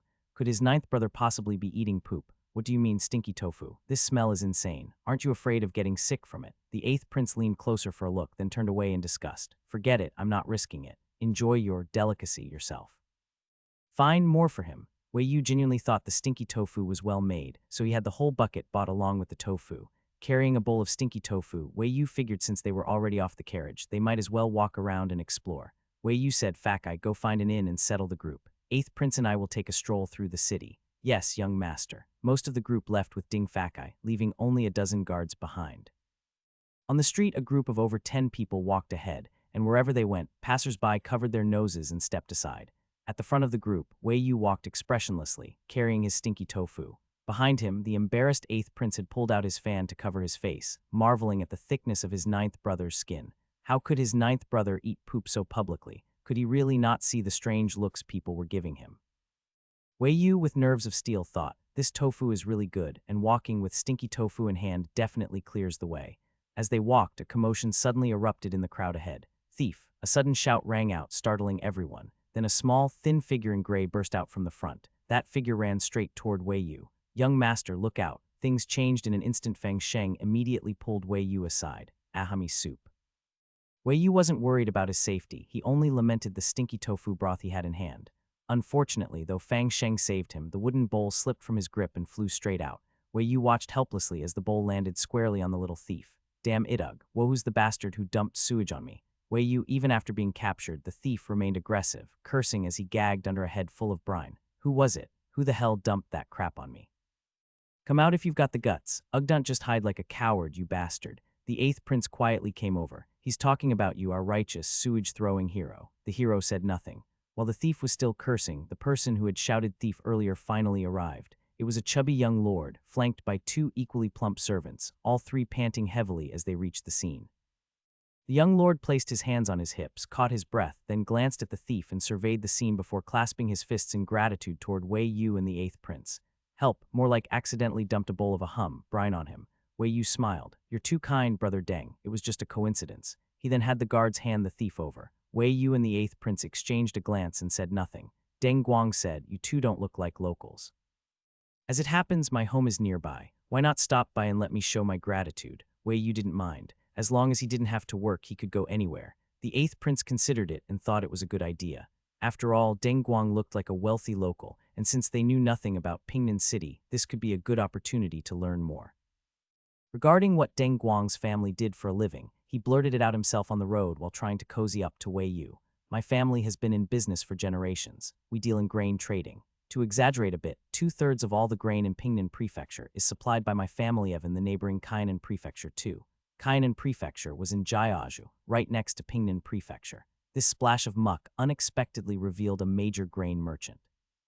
Not only Wei Yu, even the eighth prince was a little surprised. He asked, your family trades grain, have you ever sold in Jai Prefecture? The moment Jai Prefecture was mentioned, Deng Guang shook his head and avoided the topic, saying, forget Jai Prefecture. You all look like merchants too, so let me give you a word of advice, never go there. Since he was hiding his identity, Wei Yu introduced himself to outsiders as someone from the Wang family merchant house in the western capital, traveling with his older brother for business. From Deng Guang's words, he clearly knew Jai Prefecture well. Wei Yu couldn't help but smile and asked on purpose, why not? Sure, merchants worry about bandits, but we have numbers. Why not give it a try? Don't tell me Jai Prefecture is a den of wolves and tigers. Hey, you nailed it. Deng Guang slapped his thigh, the fat on his face trembling. Jai Prefecture is a den of wolves and tigers. Just by the way you said that, I can tell you've never been there. You have no idea how rampant the mountain bandits are. They're so bold that even the government can't control them. Any merchants traveling through that place are guaranteed to get robbed. It's terrifying. When officials collude with bandits, of course no one can control them.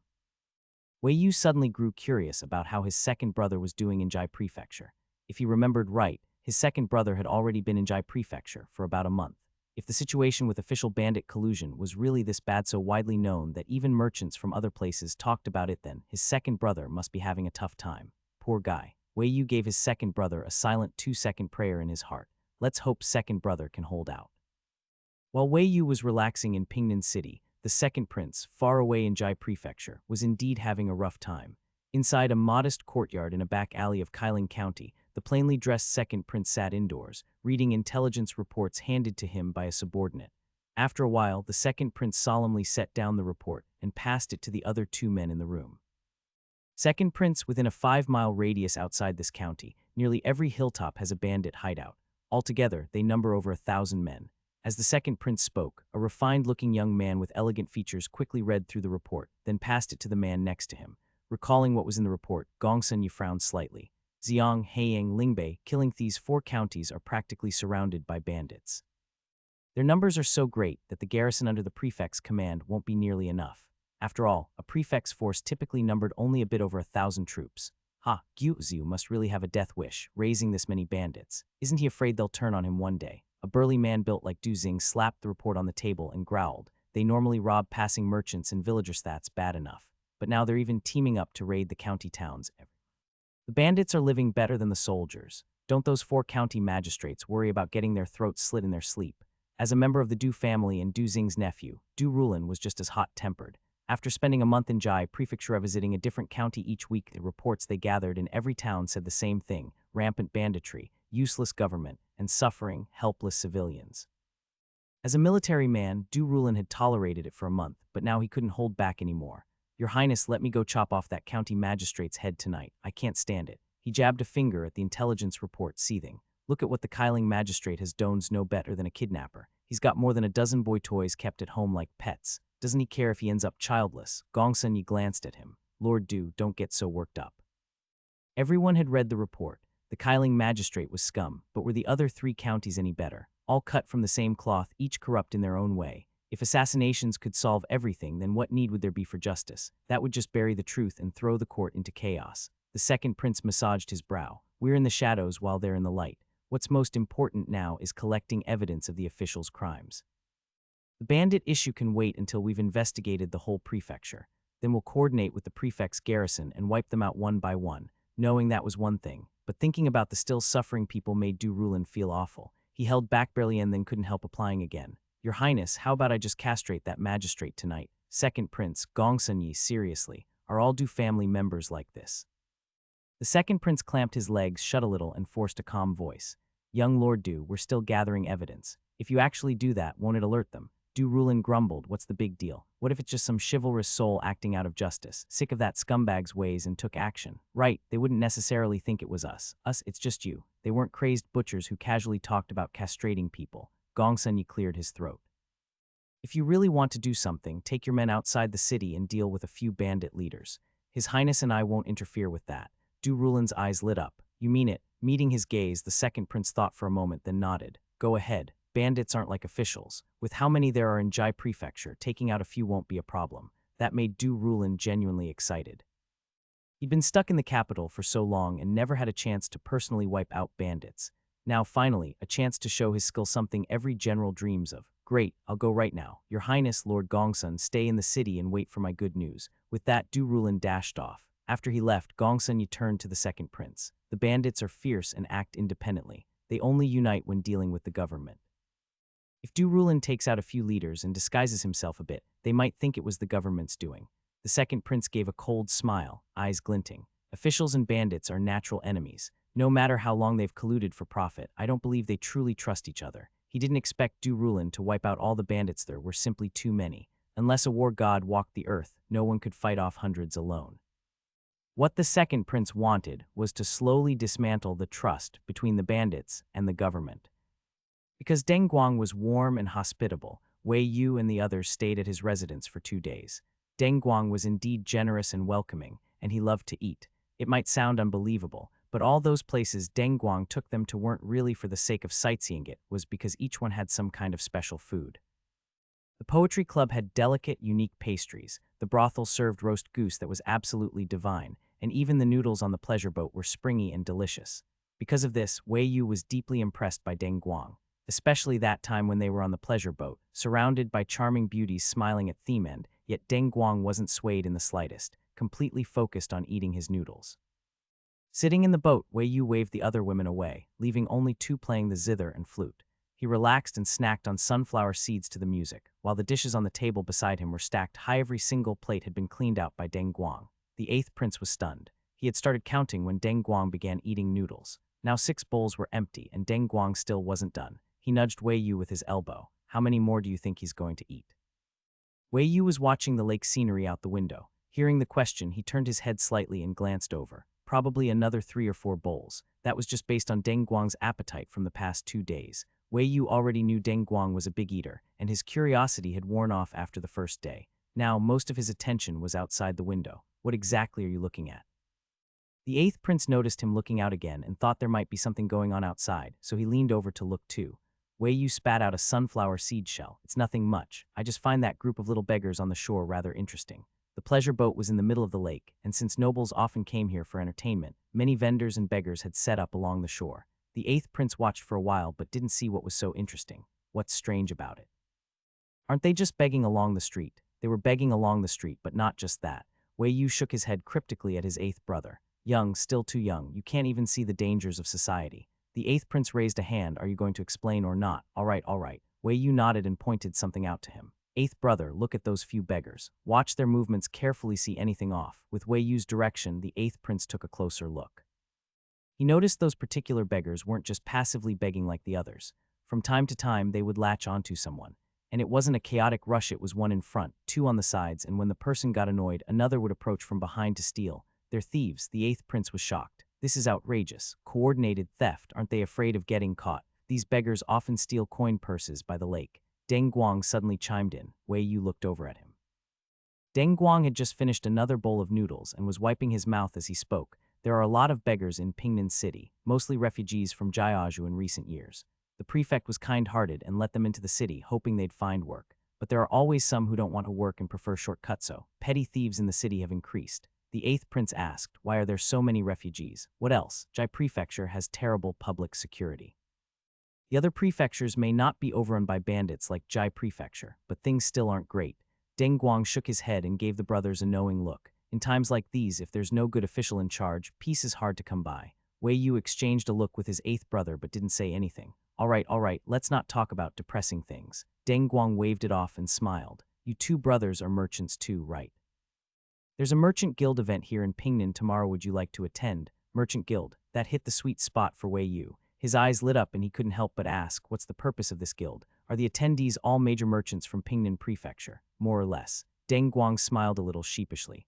Actually, this guild was started over 20 years ago by my family and the Zhang and Zai families. It was meant to help merchants from various places get acquainted and look out for each other. Oh, no wonder this family made it big in the grain trade. Just look at how clever they were, even thought of founding a merchant guild. Wei Yu greatly admired people with a head for business. Brother Deng, your elders are truly talented, Wei Yu said admiringly. Ah, you flatter me. It was just a way to make a living. Deng Guang explained, we've been holding this merchant guild for years now. Most of the time, it's just merchants from Pingnan supporting each other's businesses.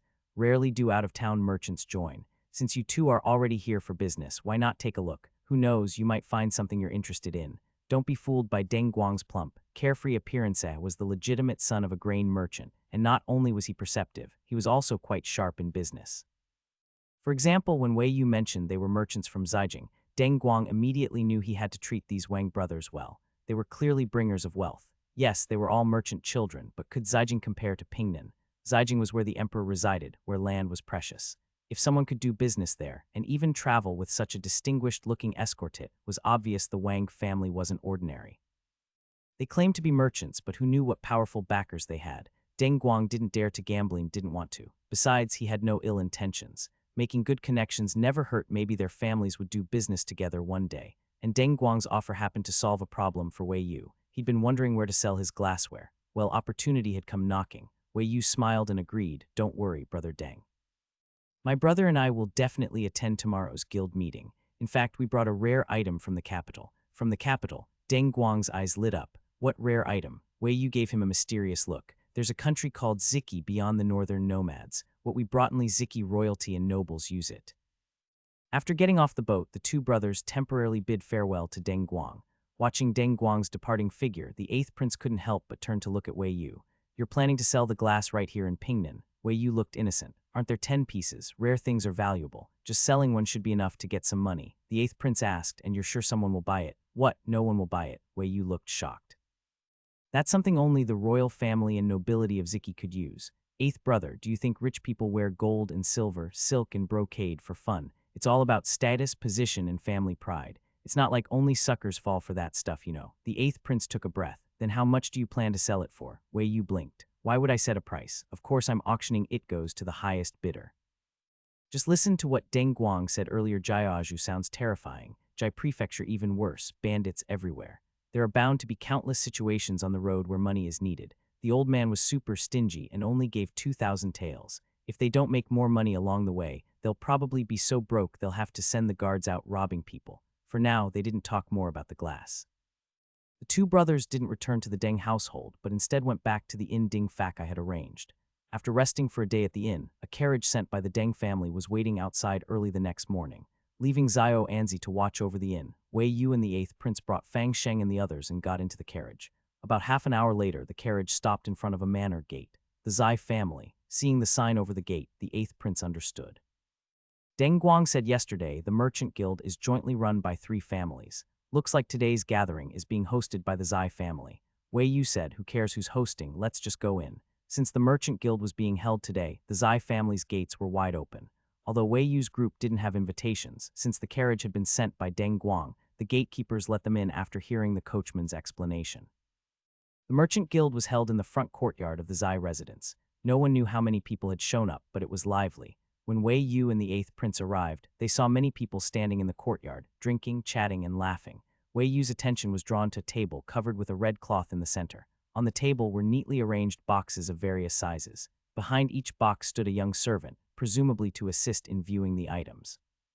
As the brothers were taking in their surroundings, Deng Guang appeared out of nowhere. Oh, Brother Wang, you finally arrived. Deng Guang greeted them with a bow and an apologetic smile. I really deserve to be punished. I forgot to send invitations to you two yesterday. I hope you'll forgive me. Wei Yu and the 8th prince returned his greeting. Not at all. Didn't you send someone to pick us up? Then Wei Yu pointed to the red draped table. But Brother Deng, what's the deal with all those boxes on that table? Oh, those are items that each merchant brought to display to others. Deng Guang smiled. Our merchant guild is held about every 6 months. If anyone has something new or a profitable business plan, they put it in a box and show it off at the guild. If someone's interested, they can talk and potentially collaborate. That's how our merchant guild supports one another. Tusk, tusk, tusk. An economic alliance, huh? This merchant guild setup was pretty good. Whoever came up with it had some real business talent. Wei Yu's eyes lit up as he stroked his chin. A business talent had practically jumped out and stood right in front of him. Should he grab it, or should he definitely grab it? Hell yeah, he had to grab it. A real, live, mature, money-making talent. Just bring him in and put him to work making money wasn't that way more effective than those two back in the capital who were still just learning. Wei Yu rubbed his hands together and smiled. Brother Deng, may I ask whose idea it was to start this merchant guild? Truly impressive. I admire it greatly and would love to meet them. Ah, his talent-collecting obsession was acting up again. This guy's attitude seemed a little off, and the 8th prince gave him a suspicious look. Deng Guang also smiled, clearly proud. Oh, Brother Wang, you flatter us. What talent? It's just basic business stuff not really worthy of admiration. That said, it's maybe slightly impressive. The 8th prince, Wei Yu, so who came up with it, exactly. Oh, my little uncle did. Little uncle. Wei Yu's eyes lit up even more. As long as it wasn't the father or grandfather who came up with it. Otherwise, if the talent dropped dead in a few days, wouldn't that be a massive loss? Fantastic. Wei Yu clapped his hands and then grabbed Deng Guang's chubby hand, saying, seriously, Brother Deng, may I ask where your little uncle is? Did he come today? Huh. Deng Guang was stunned by the sudden hand grab. To be honest, although they had seemed to get along well these past couple of days, Deng Guang knew deep down that it was just surface level. These two brothers from the Wang family were polite and courteous on the outside, but in reality, each was more aloof and untouchable than the other. The younger brother was actually all right, though he had an air of nobility. He was easygoing and unpretentious. But his older brother, not so much. Even his smile was always the same, like a mask. Not to mention how he would instinctively frown or recall obviously someone used to the finest things, totally intolerant of anything subpar. Now being suddenly grabbed by the younger brother, Deng Guang felt flattered and caught off guard. He froze for a second, then quickly shook his head. No, my little uncle is a traveling merchant and often away. My father manages things at home, so my little uncle didn't come today. Ah, so he didn't come. Wei Yu looked disappointed. The light in his eyes dimmed instantly, making Deng Guang feel a bit sorry, so he added, my little uncle went to do business in Kainan Prefecture. If fate allows, maybe you'll run into him there. Kainan Prefecture, huh? Wei Yu smacked his lips, thinking about the road to Jai Prefecture. Maybe there really was a chance they'd cross paths, but it was probably a slim chance. No worries, if we don't meet this time, I'll visit on the return trip. He would leave this talent card here for now. Since the card pool was right here, it's not like it could grow legs and run away. Back to the matter at hand. By the way, Brother Deng, I've also brought something to display. Mentioned it to you yesterday. Is it all right if I put it on that table? Wei Yu turned and called Fang Sheng over. Seeing the box in Fang Sheng's arms, Deng Guang's smile widened considerably. Of course, let me take you over to place it.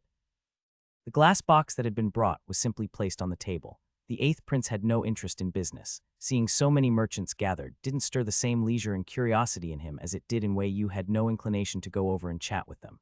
So he just watched as his 9th younger brother mingled with everyone, making connections with ease. In no time, he had bonded with the crowd and had a group of people gathered around him. Oh, your family runs a cloth shop. What kind of fabric do you sell? Your family once sent people to use you. Well, that's quite something. What does my family do? Ah, shameful, truly just a small business, selling a few ceramic vases and such. Wei Yu was like a colorful butterfly, quickly charming a group of people to follow him around, especially when he mentioned he was from Zijing and that his family owned a kiln. He then casually brought up the story of how the 9th prince had publicly embarrassed the envoys from Ziki. You wouldn't know if you're not from the capital, but when the Ziki envoys came to court, they brought many rare goods. One of them was a certain item that the nobility called colorless glass, used exclusively by their royal family. They originally meant to present it only to His Majesty, but guess what happened? Everyone loves gossip, and Wei Yu looked every bit the stereotypical storyteller. The merchants, having never heard of this, were very curious and pressed him to continue. Ha, our emperor actually said the 9th prince could make it too, and he actually did. A group of people gasped, wow.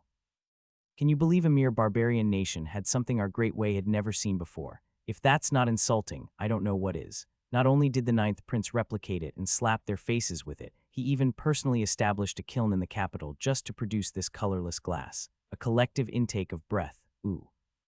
It was pure luck, really. This colorless glass isn't yet available on the market, but my family has some connections and managed to get a few pieces. So well for today, hee hee. Everyone understood and all turned to look at the red cloth-covered table. The 8th prince, who had been observing all this, shamelessness truly ran in his 9th younger brother's blood. Even his own reputation wasn't spared from being used to boast. Wei Yu, of course, had no idea he was being mocked. He was quite at ease with everything. What were fame and face worth anyway? He could use his own name without taking any risks, and he didn't have to worry about anyone coming to demand royalties or compensation for using it. What could be better? They had all seen glass before. As major merchants, they'd encountered all kinds of rare glass, but this colorless glass was something new. Even if the name gave a hint of what it was, it couldn't compare to seeing it with their own eyes. So when the fair began and everyone started showcasing what they had brought, most people aside from Wei Yu, who could still leisurely browse, had their attention fixed on the last unopened box. One by one, the boxes on the table were opened, until only one was left. Then Wei Yu stepped forward. This young man is named Wang Yu. It's my first time here, so let me first greet everyone. Faced with a crowd, Wei Yu had no fear of losing face or stage fright. The handsome young man smiled confidently and spoke clearly. Without wasting time, he signaled his servant to open the box and reveal its contents, at last letting the long curious merchants lay eyes on the so-called colorless glass. The merchants were stunned when they saw it clearly. They reacted just like the ministers at court who had seen glass for the first time. So this is the colorless glass used by Ziki's royal family. It's truly beautiful. Who knew such crystal clear material could exist in the world? This is even more transparent than regular glass.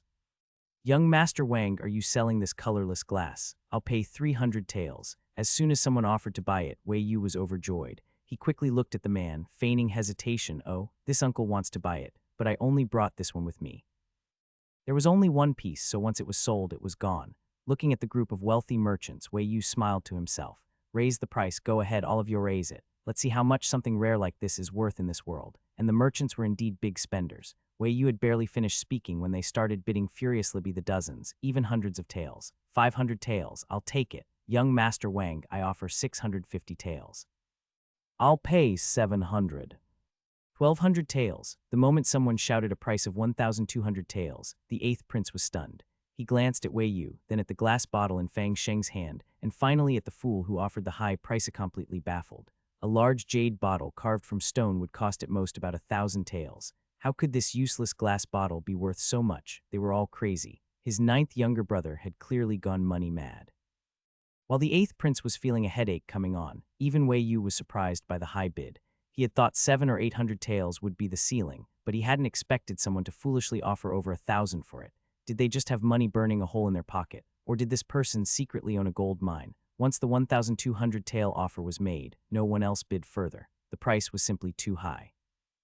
No matter how exclusive the item might have been for Ziki's royalty, it wasn't something used by Great Wei's imperial family. So while displaying colorless glass at home might offer some prestige, it wasn't all that impressive. A scholar's calligraphy hanging in one's study would carry more cultural weight. The bidder was an unremarkable-looking middle-aged man. Even after offering such a high price, he didn't seem distressed. He just smiled at Wei Yu with a pleasant demeanor. Young Master Wang, I've offered 1,200 taels. Would you be willing to sell? Wei Yu quickly sized him up and smiled. You've offered such a generous price, you must be determined to have it. If I say no, wouldn't I ruin everyone's good mood? Back when he was hyping up the product among the merchants, Wei Yu hadn't noticed this man in the crowd. The truly interested parties hadn't made it to the final bidding round. Who would have thought the highest bid came from someone he didn't recognize?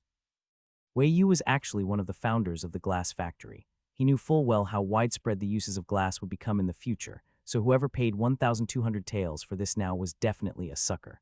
So after the fair ended, he had Fang Sheng pass on a message to that man. My young master says, if you ever run into trouble in the future, take this glass item and head to Kaiping Town in the capital. Look for an estate steward named He Yang. The one who bought the glass was named Chi Wu. Although most members of the merchant guild were local merchants from Pingnan Commandery, Chi Wu wasn't. He was from Nangxi Commandery in Yizhu.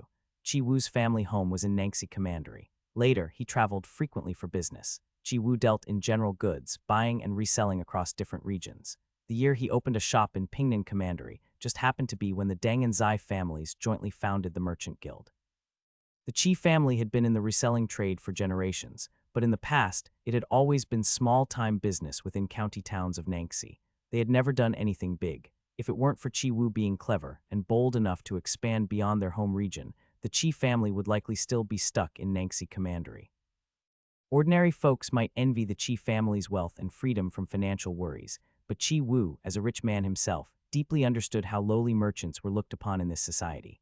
Though merchants were technically respectable citizens, in the hierarchy of scholar, farmer, artisan, merchant, merchants ranked last, just a notch above the truly low-born, slaves, entertainers, and menial soldiers. In a rigidly hierarchical feudal era, The only way for a merchant to rise was either currying favor with local officials or switching social status through the imperial exams. Unfortunately, there was still the problem of educational monopoly. For a merchant's son to pursue the exam path, he had to apprentice under a genuine scholar Somyeon well-versed in the 4 books and 5 classics, and knowledgeable about the exam system. But such teachers were almost always found within noble families, either from the main lineage or collateral branches. Otherwise, if you randomly picked a literate tutor, they'd barely teach basic literacy useless for the exams. Of course, even if a merchant's status was low, spending lots of money to hire a good tutor wasn't impossible. The key issue was the child had to be capable of studying. If they couldn't focus, no amount of money would help. Unfortunately for Chi-woo, none of the children or nephews in his family were studious. With no hope of rising through the exams, Chi-woo chose instead to latch onto a powerful patron. After many years in Pingnan, Chi-woo had only dealt with minor local officials. But now, with the Merchant Guild event, a young master from the capital suddenly showed up on who could even get his hands on items from the Ziki royal family. If that wasn't a big shot, what was? Chi-woo was willing to spend a fortune on the glass, not because he cared about Ziki's royal reputation, but because of the powerful Wang family backing that young master from the capital. After the guild event ended, Chi-woo was initially nervous. But when he received a message from the other side, he was overjoyed. He hadn't expected that he'd really gained favor with this young master from the capital. He'd actually managed to connect himself to the Wang family of the capital. 1 glass bottle had been exchanged for 1,200 taels. The 8th prince was silent after his initial shock. Wei Yu, meanwhile, was shaking the silver notes as he pondered how to spend the 1,000 taels he had received. He thought for a moment, then asked Fang Sheng, "How many beggars do you think there are in Pingnan City?" Fang Sheng didn't know, but he knew Yishisen would. "You can ask Yishisen, young master." Oh, right, there was that man specialized in gathering intelligence. Only then did Wei Yu realize he hadn't seen Yishisen in 2 days. He's probably outside. Call him in. No need. Yishisen, who loved perching on rooftops like a house spirit, came in upside down through the window. "Wei Yu, can you walk like a normal person?" Yishisen said with a straight face. "As your guard, I can." "So that's a no." Wei Yu didn't argue and asked about the number of beggars in the city. Yishisen replied, "Aside from the wealthy eastern district, most beggars gather around the southern market and the western residential areas. There are a few in the south, but not many. Rough estimate, about 500 people. Wow, that many." Wei Yu mused. They were all refugees from Jiaju, right? Since the Pingnan prefect let them in, they must have household registration now. So why would they rather beg than find work? Are they hoping to return home? 8th prince had been quietly drinking tea, but when he heard that, he looked over. "Wait, don't tell Mei we're thinking of relocating the beggars." "Actually, yes." Wei Yu was troubled. 8 brother, 500 people. They're all laborers." The 8th prince thought Wei Yu was being compassionate and was about to offer comfort. Then came Wei Yu's next sentence. "So much labor power just lying around, pretending to be beggars. That's a total waste of human resources." 8th prince, he quietly resumed drinking tea. Wei Yu suspected he'd spent too much time around his dad. He was starting to act like the old man, completely intolerant of others living easier lives. Seeing those beggars just lying in the streets every day doing nothing, his first reaction wasn't pity but how dare they not work. Wei Yu felt deeply ashamed. He knew that beggars in ancient times weren't scammers like modern fakersthi, had truly hard lives, but his brain just wouldn't listen. It always went off track. The 8th prince had finished his tea and asked again, "So where do you plan to put them?" "Work for relief." That was Wei Yu's first idea, but unfortunately Jiaju still wasn't settled. Before he could implement anything there, he'd have to wait and see how his second brother's progress was going. Wei Yu sighed. "What else can I do? I don't even know how things are going over with second brother. I guess my business plan has to wait until Jiaju's officials are cleaned up."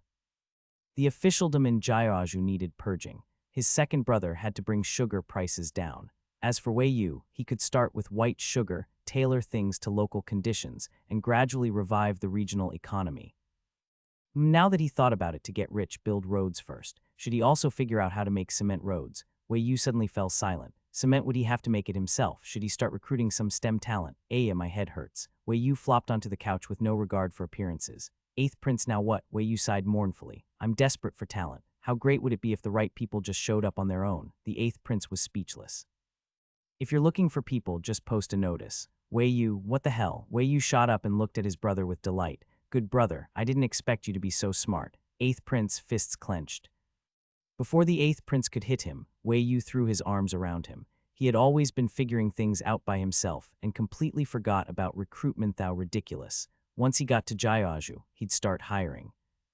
Because he couldn't stand seeing the beggars in Pingnan City wasting their own labor power, Wei Yu decided to set out early for Jiaju. Before leaving, Wei Yu asked Deng Guang for some general information about his younger uncle and left word that, if his uncle returned, he hoped they could meet at least once. Deng Guang agreed and even generously gave them a cartload of dry rations when they left for free.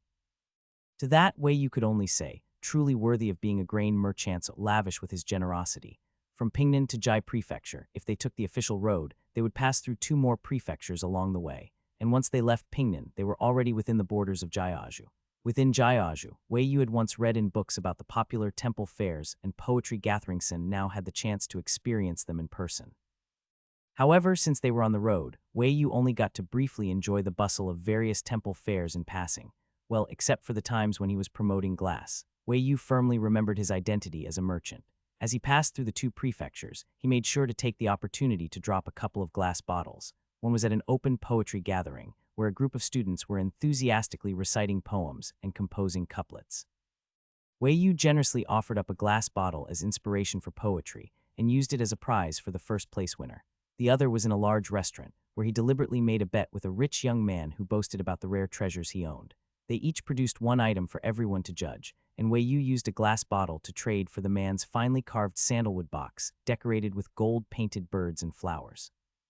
Ever since Wei Yu used a glass bottle to exchange for 1,200 taels from Chi Wu, he had taken the idea of using glass to pay off debt out of his plans. Damn, it felt too immoral. That old man only gave him 2,000 taels to go out with, unwilling to give him even a bit more, and yet a single glass bottle fetched half that amount. If glass became popular across Great Wei in the future and ended up being worth just a few copper coins or a few taels, wouldn't the people who paid such a high price for one now end up cursing him every day? Wei Yu felt he was just too kind-hearted. Conscience really had a conscience. Clearly, he wasn't some shady merchant who made money off junk. While Wei Yu was building up a name for glass in Jiaozhou, over in Jai Prefecture, the second prince and his group were trying to further drive a wedge between the mountain bandits and the local government. Du Rulin was a straightforward man who dared to speak and act. Once the second prince gave him permission to attack the bandits, he really led his men to a bandit hideout near Kailing County and, under the cover of night, wiped out over 40 of them. Du Rulin himself had only planned to take out the bandits, but one of his quick-witted subordinates had a different idea. After looting the bandit hideout, the subordinate deliberately left an officer's saber under the bed to frame the government for the raid. Sneaky tricks. Who doesn't know a few? The destruction of the bandit hideout would take time to be discovered. Du Rulin brought back the confiscated loot, thinking it would be a few days before any word spread only for news to break that very afternoon that the government had crushed a group of bandits. When he asked around, people said it was discovered by a woodcutter. Everyone knows there are bandits in those mountains. What woodcutter would dare wander into their den? How could it be such a coincidence? Du Rulin didn't buy it and said so openly in front of the second prince and Gong Sunye. The second prince only smiled without saying a word. Gong Sunye poured a cup of tea and gestured for Du Rulin to sit. Once he did, Gong Sunye said, "Brother Du, your insight is impressive. Of course it wasn't a coincidence. It was just a little rumor I had my people spread." Du Rulin had just raised his teacup but paused when he heard that. He glanced at the smiling second prince, then at Gong Sunye and suddenly realized what was going on. "Oh, I was wondering why His Highness suddenly agreed to let me wipe out the bandits. So that's what this was about." He wasn't a fool. When he recalled the subordinate who had planted the officer's saber, it all clicked. Realizing this, Du Rulin fell silent. Gong Sunye gave him a sidelong glance and smiled. "Brother Du, are you upset we didn't tell you?" Du Rulin smacked his lips. "Nah, I'm not that petty. For brainy stuff like this, it's fine if I don't know." After all, he wasn't eager to use his brain. At that, the second prince spoke. "Lord Du, I had people spread the rumor simply to sow mistrust between the government and the bandits. You did take out a small bandit group, true, but it's not enough. The bandits might grow suspicious, but they won't openly turn against the government. Meanwhile, the government, upon hearing the rumors, will likely send someone to explain, so I need you to take further action." That clearly meant more work. Du Rulin's eyes lit up. "Your Highness, please give the order." The second prince gave a slight smile. "Have the ones watching the government kill those they send out to explain. And while you're at it, pose as bandits and kidnap the county magistrate's wife's relatives." Whoa, truly poison runs deepest in a prince. Though cursing in his heart, Du Rulin responded quickly, "Rest assured, Your Highness. I'll take care of it perfectly." They were all scum anyway. Du Rulin didn't feel the least bit guilty about killing or kidnapping them. That night, the spies keeping watch on the county office saw someone slipping out the back, attempting to ride out of the city. Du Rulin, already lying in wait outside the city with his men, took them down with a single arrow as soon as they emerged. As for the body, Du Rulin thought it over and decided to go with a more vicious setup. He dumped the corpse right behind the city gate and even hung a sign on it that read untrustworthy scum. The common folk might not understand, but the magistrate certainly would. After leaving the corpse there, Du Rulin led his men straight to the magistrate's wife's family home and kidnapped all the elders and nephews in one sweep. The next morning, when the corpse was discovered and brought into the government office, the county magistrate was furious. When he had heard the rumors that the government was behind the attack on the bandits, he had dismissed them as slander. After all, if government soldiers really had attacked the bandits, wouldn't he, the county magistrate, know about it? He had even planned to go explain things to the bandits and clarify the misunderstanding to convince them not to fall for some villain's scheme. And now what did those bandits do? They killed the people he sent to explain and insulted him like this. Now the magistrate deeply suspected that the villains were the bandits themselves. Driven by greed, dissatisfied with the current arrangement, they were now crying thief to catch thief, trying to break off the cooperation. And this suspicion reached its peak when the magistrate learned that his wife's entire family had been kidnapped overnight. The second prince's method for sowing distrust between the mountain bandits and the government was very simple. He just kept increasing misunderstandings and didn't give them a chance to explain themselves. For two parties who originally shared common interests, creating rifts between them by constantly manipulating their benefits was certainly effective. And where did the benefits of the collusion between officials and bandits come from? From the common people. The mountain bandits robbed travelers, and the government did nothing. The mountain bandits harassed citizens in the city, and the government still did nothing. The government, which was supposed to be the protector of the people, became a shield and enabler of the bandits because of shared interests. The loot taken from the people by the bandits would be shared with the officials, who, having received their cut, were satisfied and would continue to cover for the bandits. The cycle repeated. The second prince used a small scheme to create a crack between two parties that should never have stood on the same side to begin with. This crack wasn't big at first, but due to the already fragile trust between them and Du Rulin's sabotage, it grew larger and larger. Within less than half a month, the confrontation between the bandits and officials spread from Kailing County to the neighboring counties of Haiyang and Lingbei. The collapse of trust was so swift that even Gu Ziu, the prefect of Jai Prefecture, hadn't anticipated it. In Yuanyang City, inside the prefect's residence, a bunch of useless trash. How long has it even been? Not even half a month, and you let a group of worthless, unskilled bandits gain the upper hand, and you call yourselves imperial officials. What an utter disgrace. Shards of shattered cups and goblets covered the floor of the study. A tall man with hair bristling in anger paced back and forth, chest heaving, clearly furious. A few people stood in the room, but none dared make a sound. What's the name of the Kailing County magistrate again? Thinking of how the bandit trouble started in Kailing, Gu Ziu turned to those standing there. Chai Jin, my lord, his name is Chai Jin. Ha, Gu Ziu let out a cold laugh. Chai Jin, what a fine county magistrate of Kailing indeed. He had reminded these people long ago if there was any sign of bandit activity, send a report, send a report. But Chai Jin, absolutely reckless. Despite all the warnings, not a single message was sent. If he had been able to resolve the problem on his own, maybe it wouldn't have been so bad. But not only could he not, he dragged two neighboring counties into the mess as well. Now the bandit problem had erupted out in the open. The thought of this getting out, reaching his superiors or even the emperor, enraged Gu Ziu. After all, he had supported those bandits for years, collaborated with them for years. So many bandits were in Jai Prefecture. How capable they were, Gu Ziu knew all of it. Years ago, when merchants from other regions stopped coming to Jai Prefecture, he already felt the bandit issue was getting too out of hand. He had to start reining them in. Otherwise, one day, those wild bandits he had allowed to run free might just turn against him. Gu Ziu had good intentions. He thought that since he had raised the bandits for so many years, they'd be like his own soldiers, follow orders and do as told. So when he told them to keep a lower profile and stop recruiting more men, he never expected them to agree on the surface but go back and ignore everything. They promised compliance, but once back in their own territory, it was business as usual. When he realized the bandits were still acting on their own, Gu Ziu understood one thing clearly: the wolves he had raised were no longer under his control. As long as there was meat, the wolves were obedient, but when the meat ran out, they would start biting back. While Gu Ziu was weighing whether to send troops to wipe out the bandits, Wei Yu and his group also arrived in Jai Prefecture. Coming from the previous prefecture, the first county they entered was Ziyang. Wei Yu was familiar with Ziyang. When he had sought justice from him before, he had mentioned that his hometown was in Ziyang. Wei Yu had been thinking of checking out Ziyang, but before they even entered the city, while still in the suburbs, they were ambushed by a group of bandits. Get off the carriage, now. If you know what's good for you, hand over everything valuable. Wei Yu, who had been lying idly in the carriage reading a novel, sat upright at the sound of the robbery. My God, someone actually dared to rob them. Jai Prefecture really lived up to its name. With a group of over 100 people and guards who didn't look easy to mess with, they hadn't run into any robbers or even anyone trying to block their way.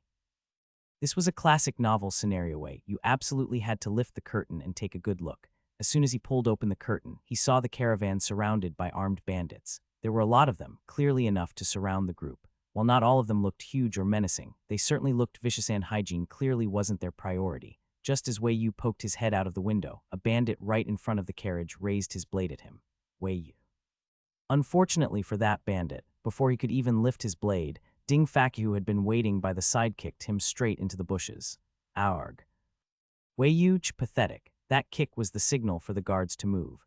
Blades unsheathed, arrows loosed, crossbows fired. The prince's safety could not be compromised, and these guards, trained by the Grey Guards, were all elite fighters. Against a bunch of untrained bandits, the guards didn't even move more than 3 meters from their original spots before they had subdued every single one of them.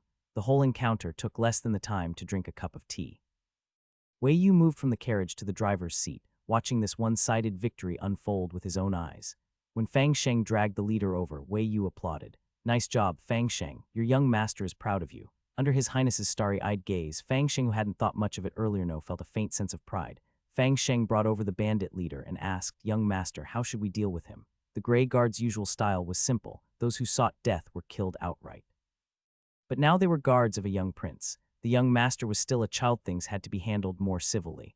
"Young master, please have mercy on us. This is our first time robbing. We're good people, truly. Please forgive us just this once. We promise we'll never do it again." The bandit leader was a big, burly man, but now he was like a jellyfish. Even while being dragged by the collar, he tried to kneel in front of Wei Yu. Bandits might be uneducated and fearless, but to become a leader you had to at least have some sense. This group had looked like regular merchants at first, but these guards far too powerful for that. What merchant hires guards this skilled? Damn, these guys were killers. Bandits. Well, this group wasn't new to Wei Yu, nor to the 8th Prince. But unlike Wei Yu's excitement, the 8th Prince had quite a disapproving attitude toward them. Is Jai Prefecture's public security this bad? You people all had the chance to be good, law-abiding citizens, yet you insisted on turning to banditry. As soon as he heard his 8th brother's voice from behind, Wei Yu knew the lecturing was coming again. He turned his head for a look, and sure enough, he saw his 8th brother approaching with a stern face, escorted by guards. The bandit leader was also quick to assess people. At a glance at the 8th Prince's posture, he realized this young master was someone with authority and immediately began crying out his grievances. "You've misunderstood, young master. We were forced into this life, never really wanted to rob anyone. We've got elders and children to feed too. We never do anything that costs lives. You two must believe us. Anyone who believed that would be a fool." Wei Yu smiled. "Forced into banditry. That's rare. Why don't you tell me exactly how you were forced? Tell it well, and I'll let you go." Facing the young master's smiling face, the bandit leader stammered, well, in Jai Prefecture, everyone knows how hard life is outside the city. We were just going with the flow." Hard life outside the city. Wei Yu raised his eyebrows. Because of too many bandits, no protection from soldiers, so if you can't beat them, join them. Understandable, but not acceptable. After all, that's not a valid reason for someone to turn from victim to perpetrator. You may have become bandits and joined this group, but what about the civilians you robbed and hurt? Were they supposed to suffer for it? The 8th Prince frowned and rebuked. "Go with the flow. Let's be honest, you are just bullies who pick on the weak and fear the strong. You didn't dare report to the authorities or make a scene, but you were willing to turn to banditry, robbing, and looting. If you had that kind of courage, why didn't you unite with other victims and strike back at the old bandits? Cowards." The bandit leader was dumbfounded. Strike back at the old bandits. That's even a thing. It just goes to show how many uneducated people there are these days. Ordinary folks spend their whole lives tending to their tiny plots of land, always thinking about whether the harvest will be good, if they'll get to eat today, how much money they can save tomorrow. Having never been educated, the commoners' minds are closed off. They think in straight lines, and very few can think around corners. That's why so many upper-class people mock them as ignorant masses. Wei Yu gave his 8th brother a thumbs up. Well said, 8th brother. He'd always thought his 8th brother was an upright and kind-hearted youth, never expected the kid to have such a rebellious streak.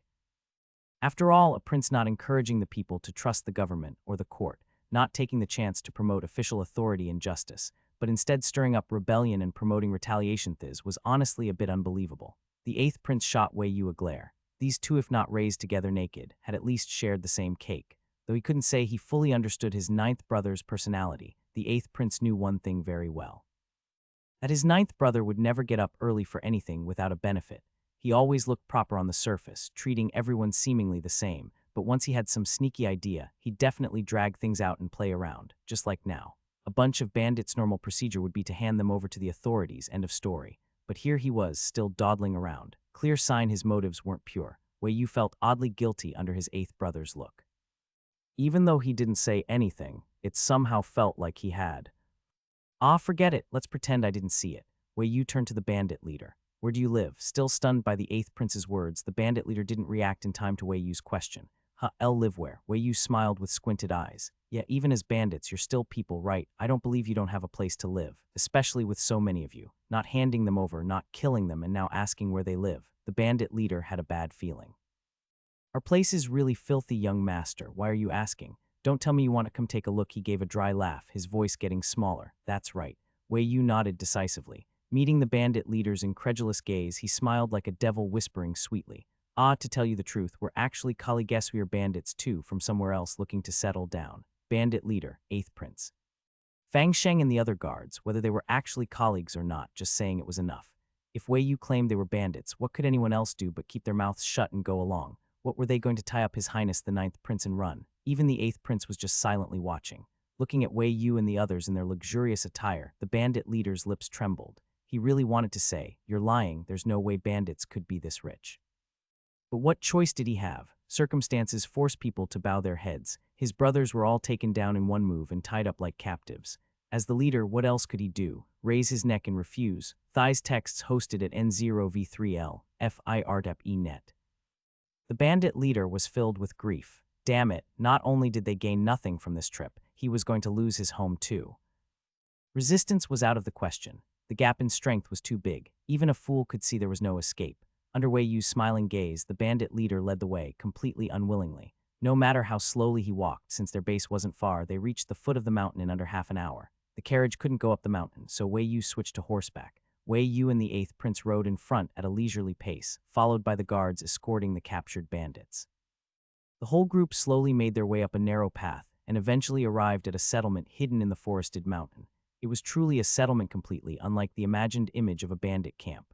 Run down with thatched and wooden huts, old folks and children scattered around. No matter how you looked at it, it didn't seem like a place where savage bandits lived. Tusk. Wei Yu clicked his tongue and shook his head, casting a sympathetic glance at the bandit leader.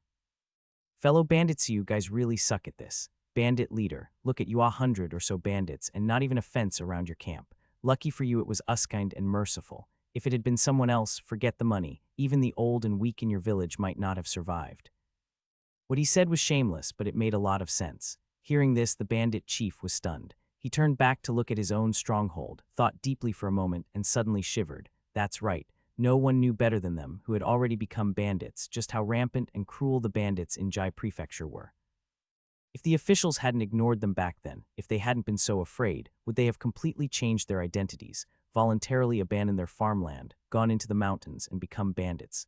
At the time, they figured that since they were surviving outside the city anyway, they might as well become bandits themselves.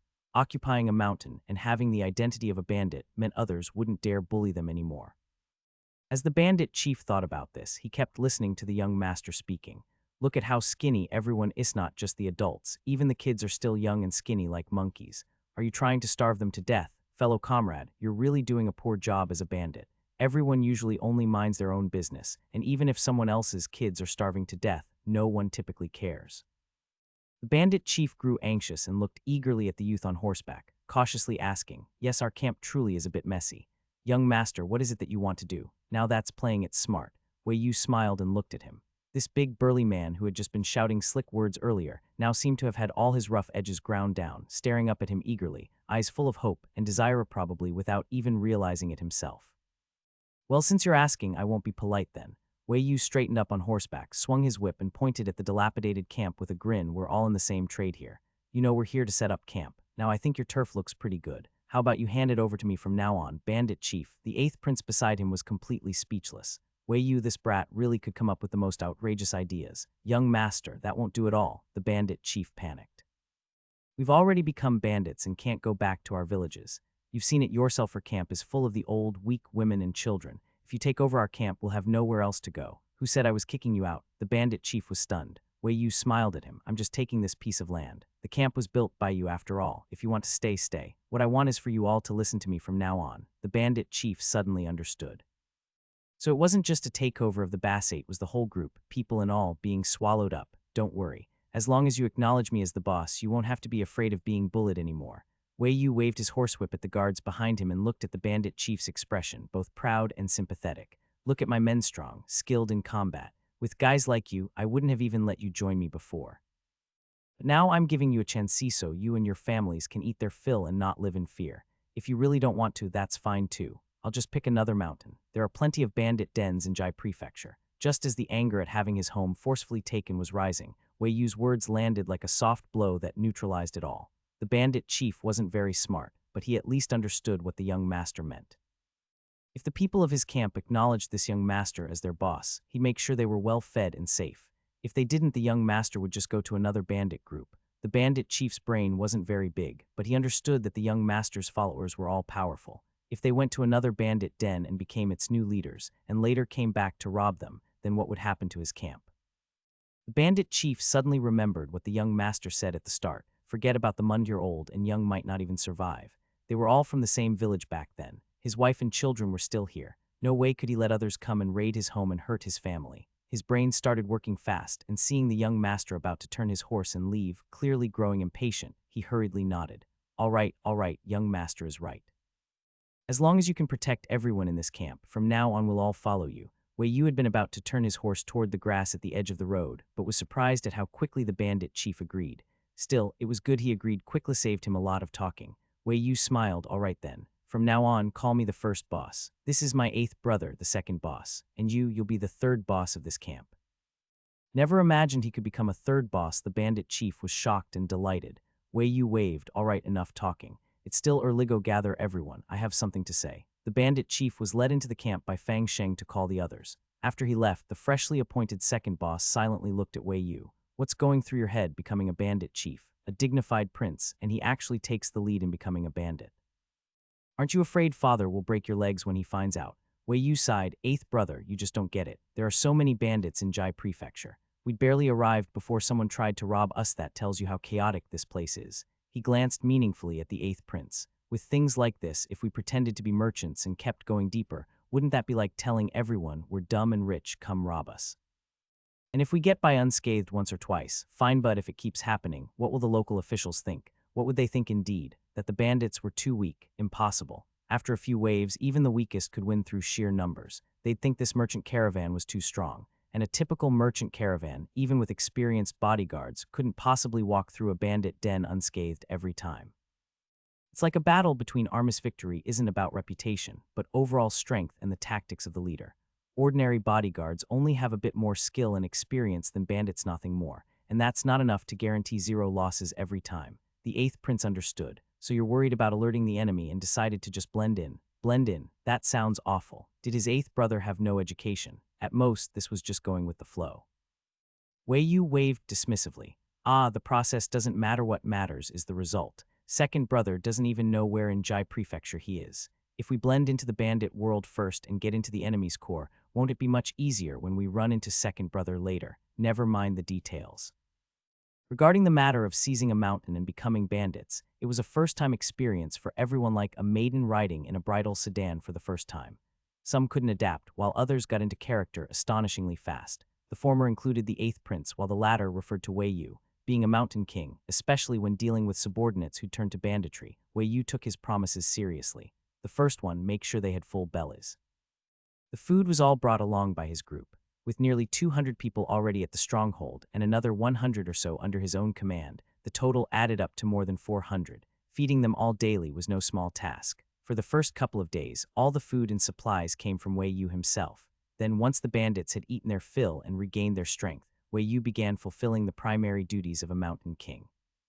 He had his 3rd in command lead the way as they raided nearby rival bandit dens. What a brilliant idea. After 2 days of being spoiled with good food and drink, the 3rd in command caved fast. Knowing the current chief was a capable man who kept his word, any thoughts of rebellion disappeared. He became even more loyal and fawning than Zhao Anzi at Wei Yu's side. So when he heard that Wei Yu wanted to lead a raid on surrounding bandit dens, worry wasn't even an option, almost jumped for joy. Just look at Wei Yu's men, every one of them highly skilled and well-equipped. Charging in with such a group who could stand against them, weren't they themselves defeated in the exact same way? Besides, the bandits in the surrounding dens weren't good people either. Out of fear of them, the villagers had fled into the mountains in the first place and ended up becoming bandits themselves. Wei Yu didn't participate in the raids. He was a combat power rating, 5 weakling. Why would he take part in something so violent? That's what underlings were for. He was more suited to be the mastermind behind the curtain, rarely appearing, but when he did, dazzling like a human disco ball. That's the vibe of a true overpowered protagonist, isn't it? So while Fang Sheng led the team on raids, Wei Yu and the 8th Prince spent their days leisurely playing poker in the camp. The raids lasted 4 or 5 days. Their targets were disorganized bandits who relied on guts rather than skill. Fang Sheng, a former deputy commander of the Grey Guards, had no trouble sweeping through them. The post-raid cleanup, however, took time. There was looting to organize and prisoners to settle. Loot was Isagrains, gold, silver, jewels, all hauled back and stockpiled. These were consumables and would be gone quickly. The problem lay with the prisoners. They were all captured mid-raid. To them, Wei Yu and his group were nothing more than armed robbers breaking into their home. Even as bandits, they felt Wei Yu's crew was worse, so of course the prisoners didn't show any goodwill. If it weren't for Fang Sheng's brutal reputation, they would have hurled insults the moment they were dragged back and saw Wei Yu. Despite their poor attitudes, Wei Yu was a kind-hearted man. The first order he gave regarding the prisoners was, have them build fences and repair houses. The third in command was so moved by this order he nearly cried. Among the prisoners, the order stirred a wave of reactions, some good, some bad. Among the honest were troublemakers who refused to comply and wanted to mouth off. Wei Yu believed such people were just spoiled. Anyone with a good attitude and willingness to work, great, carry on. Those with a bad attitude and constant swearing, forget it. Tie them up and toss them in the back, no food or drink. Let them stew until they're ready to submit. Only then can they come out and build. There were over 600 prisoners, all healthy adult men, more than the people already in Wei Yu's camp. Killing the troublemakers? Absolutely not. They were people. Living, breathing people. Labor force. Very cheap, in fact, totally free labor. Wouldn't using them be better than wasting them? Sometimes, when people don't listen, you just need to train them a bit. Not all criminals are doomed to die. Didn't people in ancient times realize how valuable manpower was? Great Wei lacked people. He himself lacked people to do work, especially now. As the head of bandits, he couldn't be living in a luxury carriage while his men slept in broken straw huts. Wei Yu looked over his kingdom and sighed. People need to love the work they do. Since he'd become a bandit, he had to go big or go home. So what if he was a salted fish? Even salted fish needed to put in effort to be properly seasoned. Otherwise, what was the point of living in a shack chewing on dry grain and salty vegetables? Worse off than a dog. Might as well hustle a bit for some bun money. Because of 9th Prince Wei Yu's ambition to turn his bandit business into something grand, Fang Sheng and the guards were working their butts off. They didn't have many people, but per His Highness's orders, they were split into 4 teams, one to protect Wei Yu and the 8th Prince, one to guard the camp, one to supervise the prisoners, and one to scout remaining bandit dens. Even the most capable guards weren't made of steel. Out of necessity, they started recruiting from the original bandits in the camp and trained select groups. Every morning before the prisoners even started work, the once carefree bandits were woken with whips by the guards and sent out for training. Grey Guards' training regimes were no joke. Every day the former bandits were so dazed and disoriented, they barely knew what year it was. They weren't even the ones forced to labor, so why were they being tortured? If any bandit dared to cry and complain, before the Grey Guards even reacted, the now loyal third in command would start yelling. You little bastards have no idea how good you have it. The chief treats you well, feeds you, shelters you, even has his guards teach you martial arts. Anyone with a brain can see it's a great deal. Just a little hard work and you're whining. You think learning skills doesn't come with hardship. What, you think this is worse than digging in the mud all day? You clearly need a beating. With the third in command keeping them in check, the bandits, no matter how bitter, didn't dare complain again. So from then on, every day in the camp was full of fiery construction and clouds of dust from training. Anyone in the stronghold, be they bandit or prisoner, had the words utterly miserable written all over their sweaty faces. And somehow this indescribable shared misery from the depths of their souls actually fostered a sense of mutual understanding. Out of pity for one another, both sides started treating each other better, which left Wei Yu watching it all unfold, clicking his tongue in amazement. Xiang County, it was high noon. A few men who had just finished hard labor were walking down the road toward a simple noodle stall. After sitting down, they skillfully called for bowls of plain noodles, then began chatting amongst themselves. A skinny, dark-skinned man wiped the sweat from his face and suddenly said, "Hey, have you guys noticed? Seems like the mountain bandits outside the city have been fewer lately." This comment was clearly very relatable. Somyeon immediately responded, "Of course they've thinned out." A thick-browed man said excitedly, "You might not believe it, but a few days ago, one of my cousins came from Wuguang Village to visit me. Wuguang Village, it's not close to our town. It takes more than half a day's walk to get here. But my cousin made it the whole way without running into a single problem. Isn't that strange? In the past, people from outside Xi'an, countless alone those from distant Wuguang, would get robbed by mountain bandits as long as they passed any hill known to harbor them. Even villagers from nearby settlements weren't safe. Half a day's journey without a single robbery was clearly out of the ordinary. Seriously, one man exclaimed. No trouble at all. Maybe he took a hidden trail my ass. The thick-browed man waved his hand. He came the usual way, didn't run into a single bandit. The eggs and ducks he brought to town weren't touched at all. If he'd run into bandits, you think he'd still have those. Whoa, that's something. Your cousin's got good luck. Someone sounded envious, thinking it was just luck. But the skinny man who spoke first said, I don't think it's luck. I reckon something happened to those bandits. He said it with such certainty that no one around believed him. Tianhu, I know we all wish something happened to those bandits out there, but you're way too sure. If bandits were that easy to get rid of, we wouldn't still be dealing with them now. Exactly, Tianhu, don't overthink it. Even the thick-browed man advised him, Brother Tian, I have my doubts too, but there are so many bandits out there, get rid of one nest and another pops up. Even if something did happen, it's not like they're all gone. Haven't we heard news about government troops going out to suppress them? With everyone advising him, Tianhu fell silent. Just then, the stall owner brought over the noodles, and the hungry men began eating. After finishing their meal and paying the bill, the men got up to leave. Tianhu and the thick-browed man lagged behind. The thick-browed man looked at Tianhu and spoke in a low voice, We're fellow villagers, and I know you hate those bandits to the bone, but we're just common folk. We can't fight them. You should just focus on living. Tianhu lowered his gaze and said nothing. Seeing this, the thick-browed man sighed, shook his head, and said no more as he caught up with the others. After he left, Tianhu looked up in the direction of the city gate, his eyes slowly firming with resolve.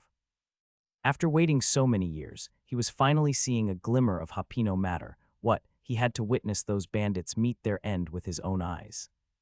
Outside Xi'an County, a tightly guarded carriage was slowly making its way toward the city. Wei Yu sat by the window, frowning more and more as he looked over the monthly camp expense ledger. This is really like pouring money into a black hole. Just a month for 1,000 men, and they'd already run through all the grain.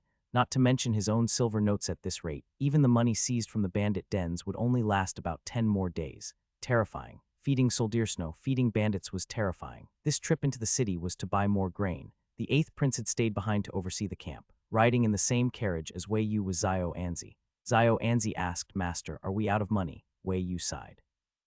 Even if we had money, it wouldn't last long at this rate. It was mostly because he was too kind. No matter who it was, as long as they obeyed orders and worked, he made sure they got 3 meals a day. The food might not be fancy, but at least it was enough to fill their stomachs.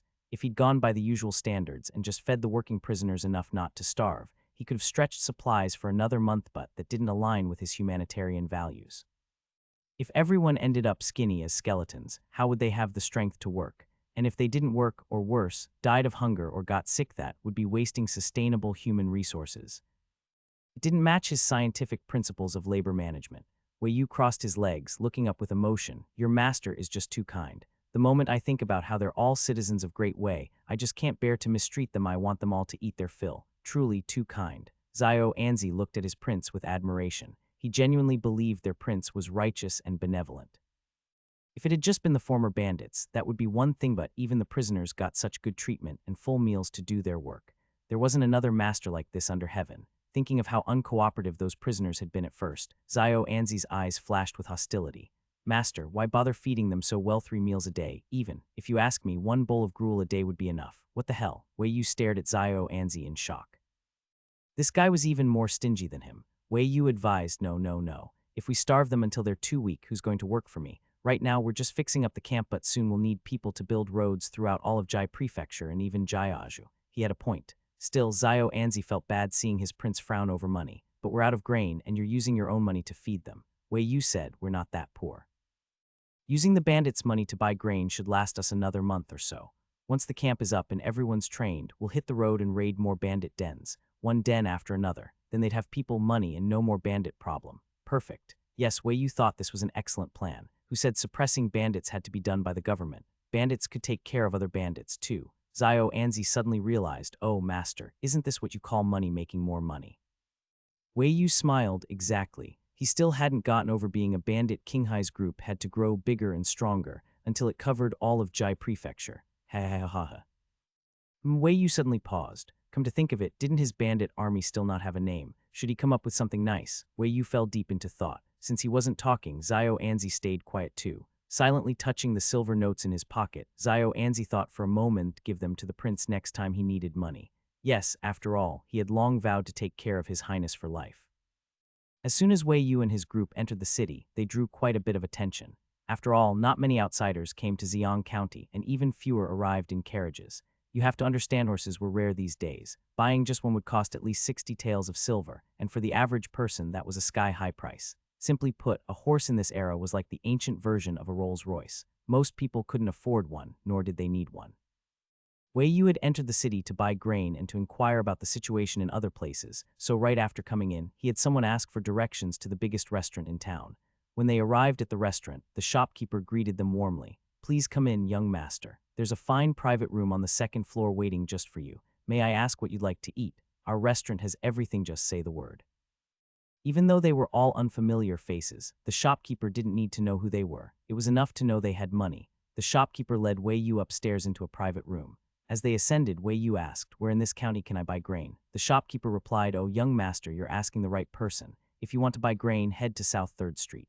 Exit our shop, turn right, and walk straight eventually. When you reach South 3rd Street, it's the 4th shop on the right." The directions were detailed. Once they reached the private room, Wei Yu went in with Fang Sheng and Zhao Anzi. The other guards remained stationed in the corridor outside. This was quite a display. In a small place like Ziyang County, such formality was rare after all. Even the county lord's son wouldn't dine with such heavy security. The shopkeeper got the hint. His smile became even more obsequious as he faced Wei Yu. "You must be from out of town, young master. Just looking at your guards, I can tell your journey here must have been full of hardships." Wei Yu glanced at him. "Why do you say that?" "Oh, how else could it be? Surely, young master, you ran into some mountain bandits on your way here." The shopkeeper looked surprised. "Nope. I just came all the way from Danju and didn't run into any bandits at all," Wei Yu said calmly, lying as easily as breathing. "I've heard Jai Prefecture has lots of bandits, but I came from the neighboring prefecture and didn't see a single one. Are there really bandits right outside the city?" The shopkeeper was shocked. "No bandits outside the city. How could that be possible? There were always bandits in the hills nearby. Anyone who used those roads, beggars included, would get stripped bare. How could there be none? You really didn't run into any bandits, not even one." The shopkeeper was so stunned he forgot to keep flattering.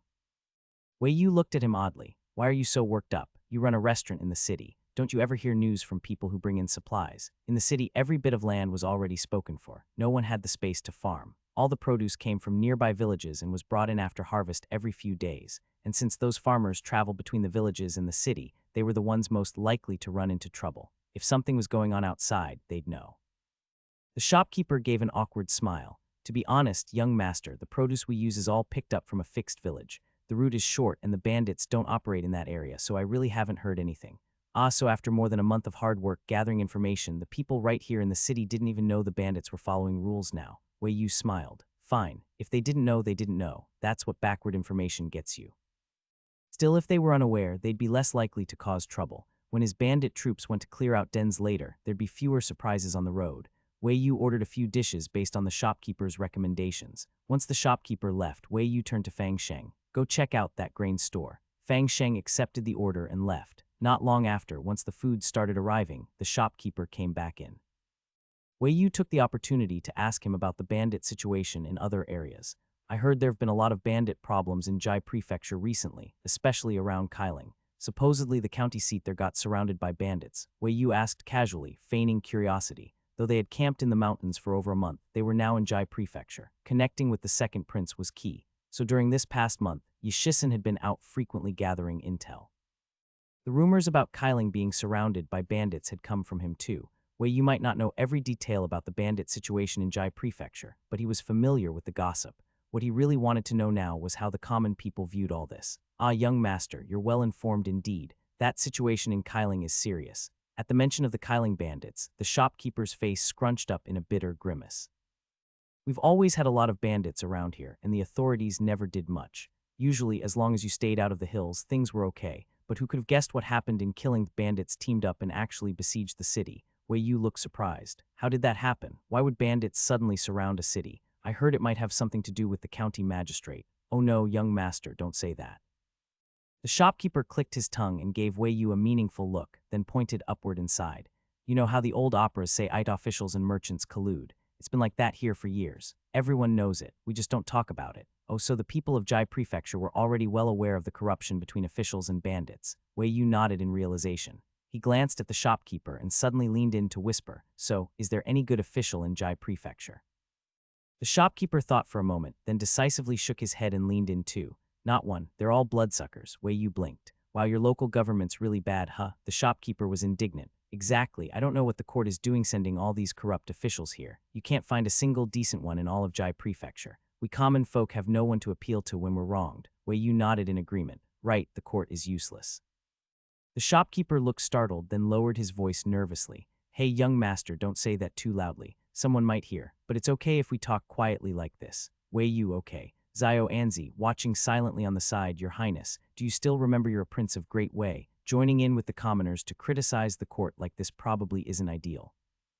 Wei Yu had a special talent. That was, whenever he wanted to get close to someone, he could do it in minutes with ease. Take now, for example, his conversation with the shopkeeper. In just a short while in the shopkeeper's heart, he had already transformed from an important young nobleman into a close confidant. The shopkeeper was telling Wei Yu everything. In the private room with only 3 people left, Wei Yu sat beside the shopkeeper, while Zio Anzi stood behind him, attending closely. Oh, little brother, you don't know how much of a bastard our county magistrate is. The shopkeeper slapped his thigh, clearly agitated. Back in the day, right here on this street, there was a good-looking widow selling tofu. That dog of a magistrate wanted to take her as a concubine, but she refused, saying she wanted to raise her young son. So the bastard actually had someone push the child into the river and then blamed it on someone else in the end. 3 people lost their lives. Wei Yu was outraged.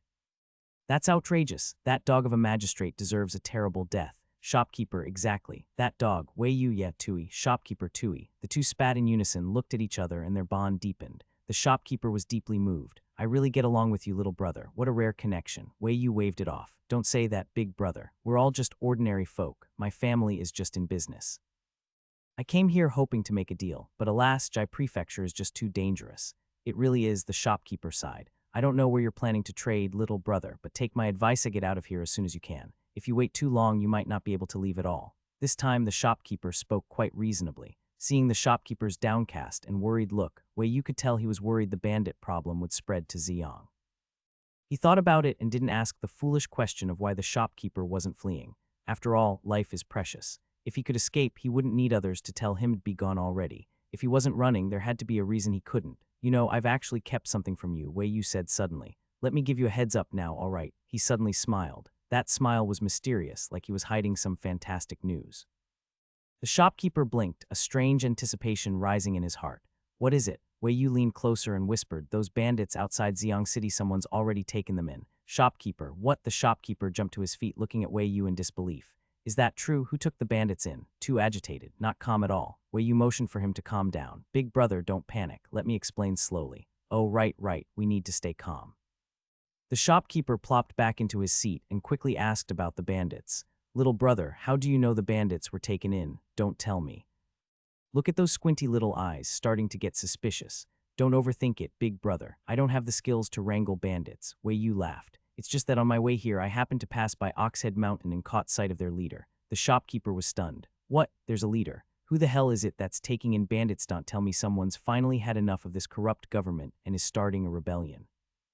Wei Yu, honestly, this big brother wasn't that law-abiding either. Not wanting the shopkeeper's imagination to run wild, Wei Yu quickly brought the topic back, spinning a tale about passing through Oxhead Mountain, where he encountered a chivalrous figure who subdued the bandits and reformed them. The hero even invited them to come up the mountain for a visit. Wei Yu made the story sound thrilling, and the hero seemed like the most benevolent man under heaven, leaving the shopkeeper full of admiration. Shopkeeper, it had to be someone like that. If not for him, us folks in Ziyang County wouldn't know how badly we'd still be getting bullied by those mountain bandits. Wei Yu nodded repeatedly. Right, and not only is that hero kind-hearted, he's also extraordinarily handsome and talented in both civil and military arts. Truly a top-notch man of his generation. Zio Anzi, your highness, do you not feel even a little embarrassed praising yourself like this? Embarrassed? Not at all. Wei Yu only hated that his vocabulary was too shallow, couldn't come up with even fancier compliments. After the shopkeeper laid on some more flattery, Wei Yu was quite satisfied. He told the shopkeeper, now that the bandits outside are under control, times have changed. They won't be bullying people anymore. If trouble really does come, you might even go ask that hero for help, might send someone to assist. So don't be afraid, big brother. If something really happens, just go straight to Oxhead Mountain. Wei Yu left it at that. If the shopkeeper had more doubts, he'd just say, if you don't believe me, go see for yourself, leaving the man utterly puzzled. Because if Wei Yu had insisted too hard, urging the shopkeeper to go to Oxhead Mountain, he might have suspected Wei Yu was a liar or a bandit himself, trying to lure people into a trap. But by saying just enough and then preparing to leave, the 3/10 belief in the shopkeeper's heart became 5/10. After leaving the tavern, Wei Yu followed Fang Sheng to the grain shop. There was plenty in stock. When Wei Yu entered, the shopkeeper welcomed him with as much enthusiasm as the tavern. "Shopkeeper, young master, what do you need? Flour, beans. I've got the most complete selection in the city." Wei Yu couldn't tell the difference between old and new rice, good grain or bad. After a quick look around the shop, he handed the task off to Fang Sheng. Fang Sheng quickly picked out what they needed.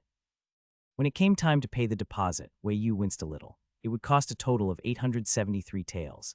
Basically every last bit of silver they'd hauled out of the bandit den. Heck, he just spent himself back to square one. Wei Yu was bitter. Once the folks on Oxhead Mountain no longer had work to do, they could all go drink porridge water. Since they were buying a lot, the shopkeeper was thrilled and even offered up his grain cart and had his own staff handle the delivery. "Don't worry, young master. Whatever grain you need, we'll deliver it right to Yao. Just tell us where." Fang Sheng, Oxhead Mountain. The shopkeeper immediately froze. "Oxhead Mountain, isn't that the bandit den? What decent person delivers grain there? These people, they must be bandits." Whether the shopkeeper was conflicted or not, Fang Sheng didn't care. His Highness had already left, and he was leaving too. "If you want full payment, send the grain to Oxhead Mountain. I guarantee you'll be safe."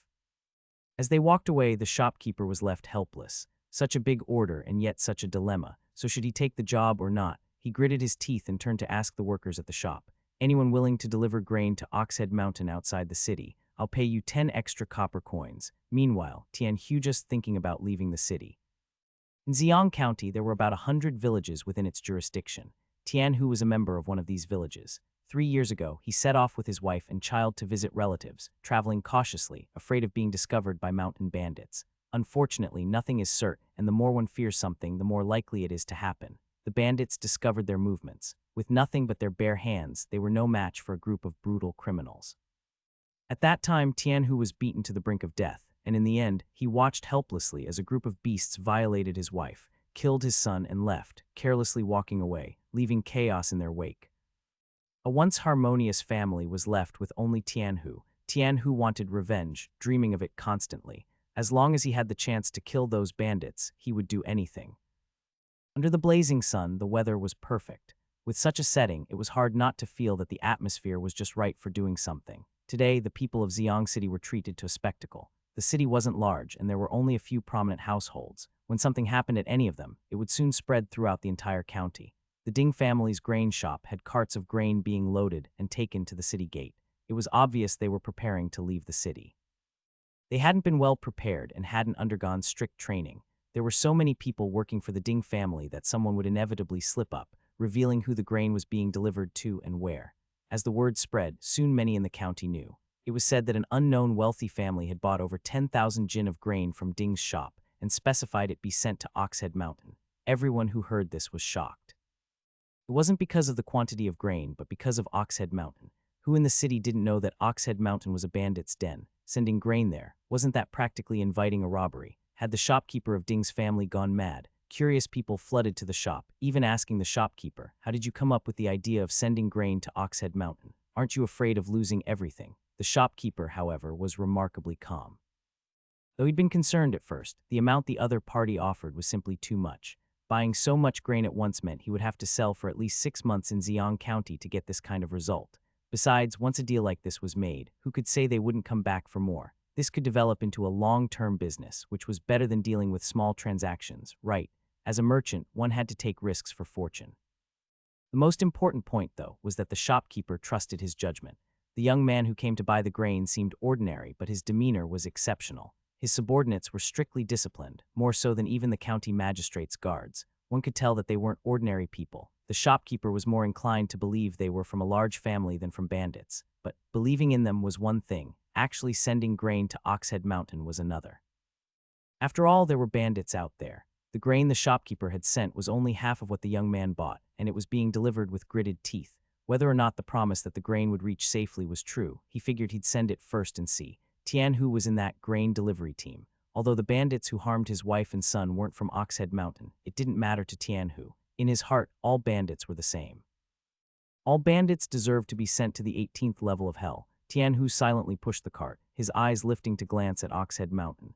He placed a hand on his slightly heaving chest, his eyes burning with hatred and the satisfaction of imminent revenge. Tian Hu took a deep breath and clenched his fist over his chest. For 3 years, he had been preparing a huge packet of arsenic, just waiting for this day. As long as there were bandits on Oxhead Mountain, he would make sure they all died from poison. At Oxhead Mountain, several bandits, having just finished training, squatted under a tree, chatting idly. Bandit A: brothers, I've noticed that I've been having no trouble with my bowel movements lately. Have any of you felt the same? Bandit B: ha, I noticed it too. Ever since we started training with the big boss's men, it's been tough, but at least the food's been good. Every time I go back, I fall straight asleep. Don't even have time to deal with my wife. Eating well and sleeping well definitely keeps things moving. Bandit A: yeah, it's really good. It's a shame those guys next door are eating just as well as us. Tusk, the big boss, really is a good guy. Bandit D: you're such a fool. Just the other day, I saw you sitting with those guys. Now you're talking bad about them. Bandit A: proudly, they're not in our leg. Even though the big boss treats everyone the same, we're the first to be trained by the captain. It was hard to accept, but this sense of pride had been drilled into them. Bandit C: I heard the big boss went to the city to buy grain yesterday. Do you think they'll send us to move it? Bandit D: don't talk nonsense. I heard from the guy guarding the big boss's door that the grain's being delivered by people from the grain shop. Bandit A, B, and C gasped in surprise. Bandit A: well, that takes some guts. They're actually leaving the city. If it were back in the day, Tusk, Tusk. Bandit B, C, and D sighed in unison.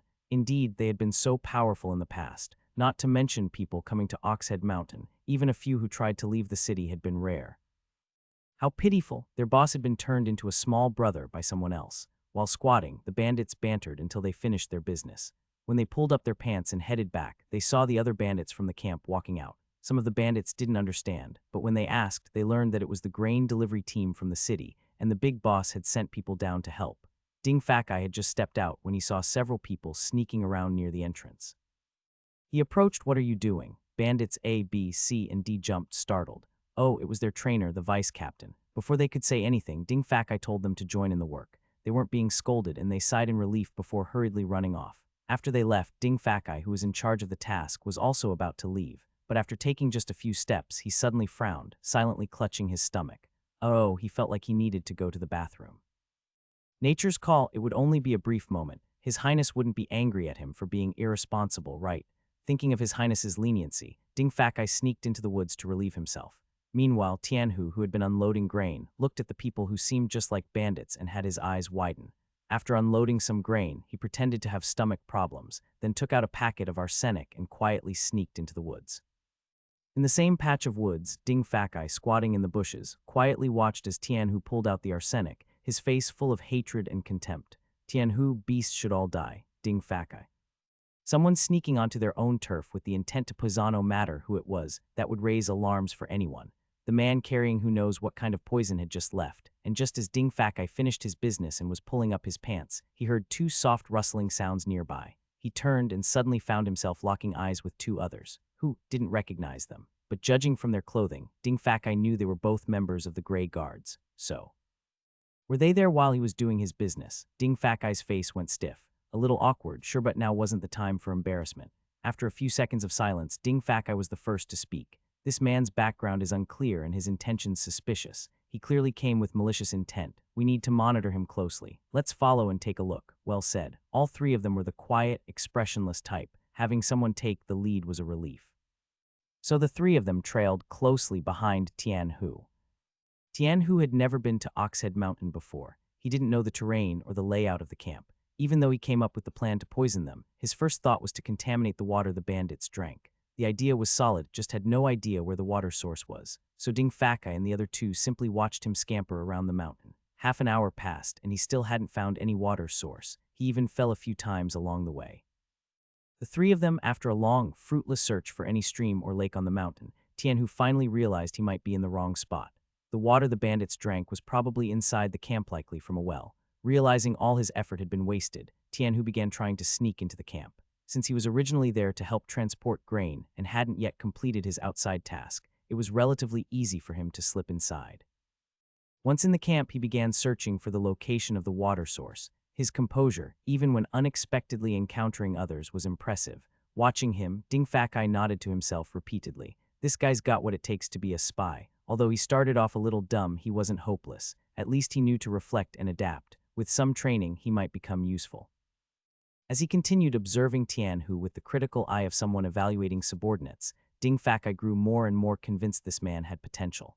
And so, just when Tianhu finally managed to find the water source in the camp and was about to cheer, two figures suddenly dropped from above and pinned him down. Startled, Tianhu shouted, "Who are you? Why are you tying me up? I'm just here to deliver grain. You've got the wrong guy." Ding Fakai couldn't be bothered to explain.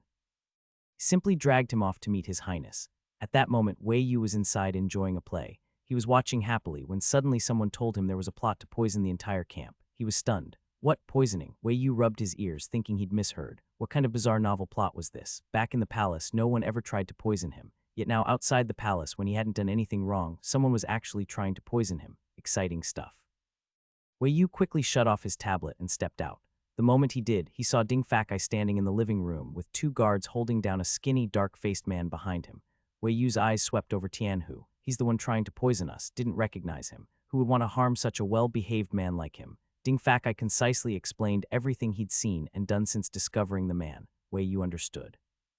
Oh, so this guy's one of the workers delivering grain then. Who in the world made him so mad that he'd try to poison them? Meeting Tianhu's hate-filled gaze, Wei Yu began to feel unsure. Did he do something? Tusk. No way. There had to be some kind of misunderstanding. Wei Yu smiled warmly. Big brother, why would you come up the mountain to poison us? We've got no grudge between us. Poisoning people is really immoral. You know it could cost many innocent lives. Pa. You beasts, I'm ridding the world of you for the greater good. Tianhu yelled hoarsely, neck straining. You damn bandits deserve to die. No grudges. Pa, you murdered my wife and child. I'm here to avenge them. You all deserve to die. I want to eat your flesh and drink your blood.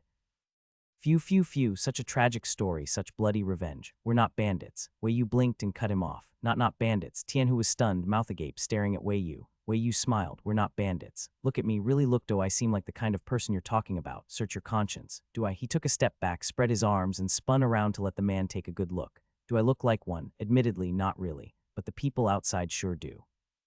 Tianhu insisted. He winked. Don't be fooled by my youth. Thy's world has no shortage of young geniuses. You're lucky to witness one in person today. Just don't go around telling everyone about it, okay? Tianhu didn't know what to say, so he said nothing. But even if Tianhu was silent, Wei Yu still had more to say. Was all about fairness. He asked, who are you trying to take revenge on? Everyone within a 30-li radius is under my jurisdiction now.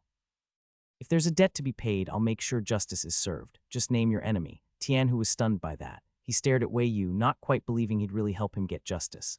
Wei Yu couldn't be bothered to explain. Further talk is cheap. He preferred action. If you don't know their names, that's fine too. Just tell me where it happened. I'll round up all the former bandits from that area and have you identify them one by one. How about that? After a moment of silence, Tianhu suddenly lifted his head. All right, I'll tell you. He named a location. When Wei Yu heard it, he looked utterly confused. Good grief, that place was practically on the other side of the country from Oxhead Mountain. Instead of seeking revenge there, this guy came all the way here to poison people. That's just random, indiscriminate vengeance. What a lack of legal awareness. Still, even if it was random, Wei Yu had to admit, that place had indeed been one of the targets during Fang Sheng's previous raid. The surviving bandits had all been brought back as prisoners, so technically, Tianhu didn't misdirect his revenge. Wei Yu assigned the matter to Ding Fakai to handle. Back when personnel were being managed, the captives had already been registered by the guards using tabulation methods. Their names, ages, physical features, which bandit gang they had been in, their ancestral origins, everything was recorded even more clearly than the official government records. If Ding Fakai wanted to find someone, all he needed was to take a glance at the registry. Thus, 1 hour later, the group of bandits that Tianhu wanted to find had all been brought out.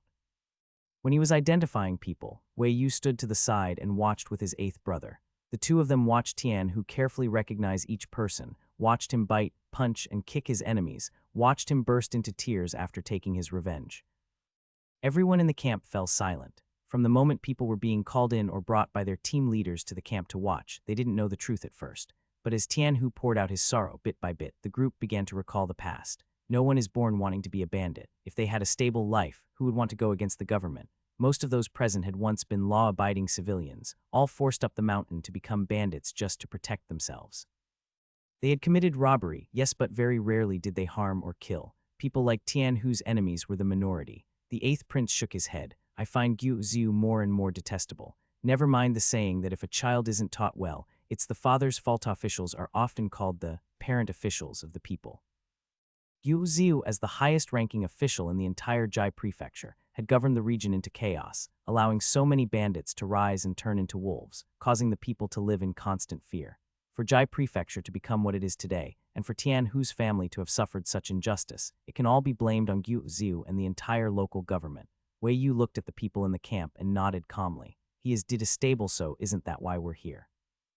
It's just like in television dramas. In every case, the police always arrive after everything's already over, making the official institutions seem useless. They often get criticized by viewers as late to the scene or ineffective.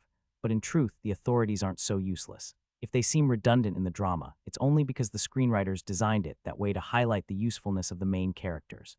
No matter how useless the authorities seem, they are still the authorities. They are the true institutions of power and credibility. They are the sacred place where the people of the world can state their grievances. Justice lives in people's hearts. Though justice may be late, it will arrive. To be born human, even if one is the emperor and cannot take care of everything. We can't control the outcome of every matter, but when we have the ability, we can at least return justice to those who need it. The eighth prince was momentarily stunned. Wei Yu smiled and turned to look at him. If we hadn't come, Tian Hu wouldn't have been able to take his revenge so smoothly. What's past can't be changed. Rather than dwelling on past rights and wrongs, it's better to focus on the present and help the people redress their grievances. So, eighth brother, you really don't need to take it to heart. The eighth prince was silent for a moment before suddenly saying, "Those bandits you've taken in I didn't care before, but going forward, we must investigate them thoroughly. Those who committed arson, murder, or bullied others absolutely cannot be let off." Wei Yu blinked. "Oh sure, but how about you take charge of that, eighth brother?" Small cap N letter 1D07 letter 1D21. Small cap N letter 1D0F letter 1D20 letter 1D07 small cap L. Letter 1D0 for small cap H letter 1D00 letter 1D18 letter 1D1B letter 1D07 small cap RS. Letter 1D00 small cap R letter 1D07. Letter 1D18 letter 1D1C small cap B small cap L small cap IS small cap H letter 1D07 letter 1D05. Letter 1D0F small cap N Omicronville fire net. The eighth prince froze. Hehem, I've never led soldiers. The eighth prince instinctively refused. Wei Yu looked at him teasingly. Eighth brother, you're thinking too highly of them. Just a bunch of bandit show. Do they count as soldiers? Just treat them as the guards of your own household. Besides, our little bandit army hasn't set any rules yet. We not have you set them. The eighth prince, who had spent more than a month in the mountain camp living leisurely, hesitated. Though his ninth brother said it as if these bandits were useless, there were over 1,000 of Themen, maybe more later. With so many people, how could they not be considered an army? What man could resist the temptation of commanding an army? At least the eighth prince couldn't. His heart itched to say yes, but he worried he'd never led troops before and might do a poor job, which could hinder his ninth brother's plan, so he hesitated for a long while without deciding. Wei Yu knew his eighth brother's temperament. He didn't outright reject it immediately, then subconsciously he already wanted to accept, so Wei Yu didn't bother dragging it out. He directly called Fang Sheng over to hand over his duties to the eighth prince. "Eighth brother, you know Fang Sheng is my personal bodyguard. If he's not by my side to protect me, I can't sleep at night. Always feel like a ghost is scratching my soles." Eighth prince, Wei Yu sighed. "So do me a favor, pity your little brother here, and take over Fang Sheng's duties, all right?" For the past month or more, Fang Sheng had been serving as the bandit army's head instructor, managing everything big and small so much that his face had visibly thinned. Knowing Wei Yu said all this on purpose, the eighth prince gave him a look, suppressed the eagerness in his heart, and finally nodded with a bit of dignity. "All right then, since you've said this much, I'll take it on." So arrogant. Wei Yu let the eighth prince take Fang Sheng to handle the transition elsewhere, while he himself returned to his room and had Ding Fakai bring Tian Hu over. When Tian Hu came in, Wei Yu glanced at him. The thin, dark-skinned man looked disheveled, eyes red. Previously full of cynical resentment, now he seemed as if a great burden had been lifted, still ragged but at ease and relieved. Wei Yu asked him, "Now that you've taken your revenge, do you trust me?" Tian Hu gave a small laugh but shook his head. "No, with so many of you, losing one or two doesn't matter. Bandits are all cunning. Oh, still a stubborn one." Wei Yu nodded. "All right then, if you don't trust me, I won't say more. No point talking if you're still going to say nah. Might as well show you through actions, right?" Tian Hu looked at him in confusion. Wei Yu pointed to Ding Fakai beside him. "He told me you're a spy candidate. If I send you somewhere else to gather intel on other bandits, would you be willing?" Tian Hu stared at him for a moment, then sneered incredulously. "Why should I go? Because you hate bandits." Wei Yu looked at him. "Your loved ones were destroyed by them. You hated your enemies so much you'd take revenge on all bandits indiscriminately. Now there's a chance to eliminate more. Would you refuse?" "Tian Hu, I've already taken my revenge." "Wei Yu, but there are still people like you who haven't." Tian Hu fell silent. Wei Yu smiled. "You're very lucky you met someone as kind as me. Not only did I not blame you for your recklessness, I even gave you the chance to kill your enemies with your own hands. But the others in Jai Prefecture who suffered the same fate won't get that. So, can you really bear to walk away?" Tian Hu fell even more silent. Wei Yu watched his hands clenched tightly by his sides, clearly sensing his internal struggle and reluctance. At last he accepted his fate. Tianhu took a deep breath, raised his head, and looked steadily at Wei Yu. "You're right. If there's a chance to kill even one more bandit, I shouldn't refuse." Wei Yu was very satisfied with Tianhu's response. "It's really a good thing that you've come around. This guy was a stubborn sort with some signs of PTSD, and no amount of words would do as much good as just getting things done." So Wei Yu pointed at Ding Fakai and said to Tianhu, "From now on, follow him. He'll teach you how to be an excellent spy. You don't need to worry that we'll just toss you out there to die. After all, I'm a law-abiding citizen. We don't do things that harm people, okay?" Whether or not he was truly law-abiding, that was another matter.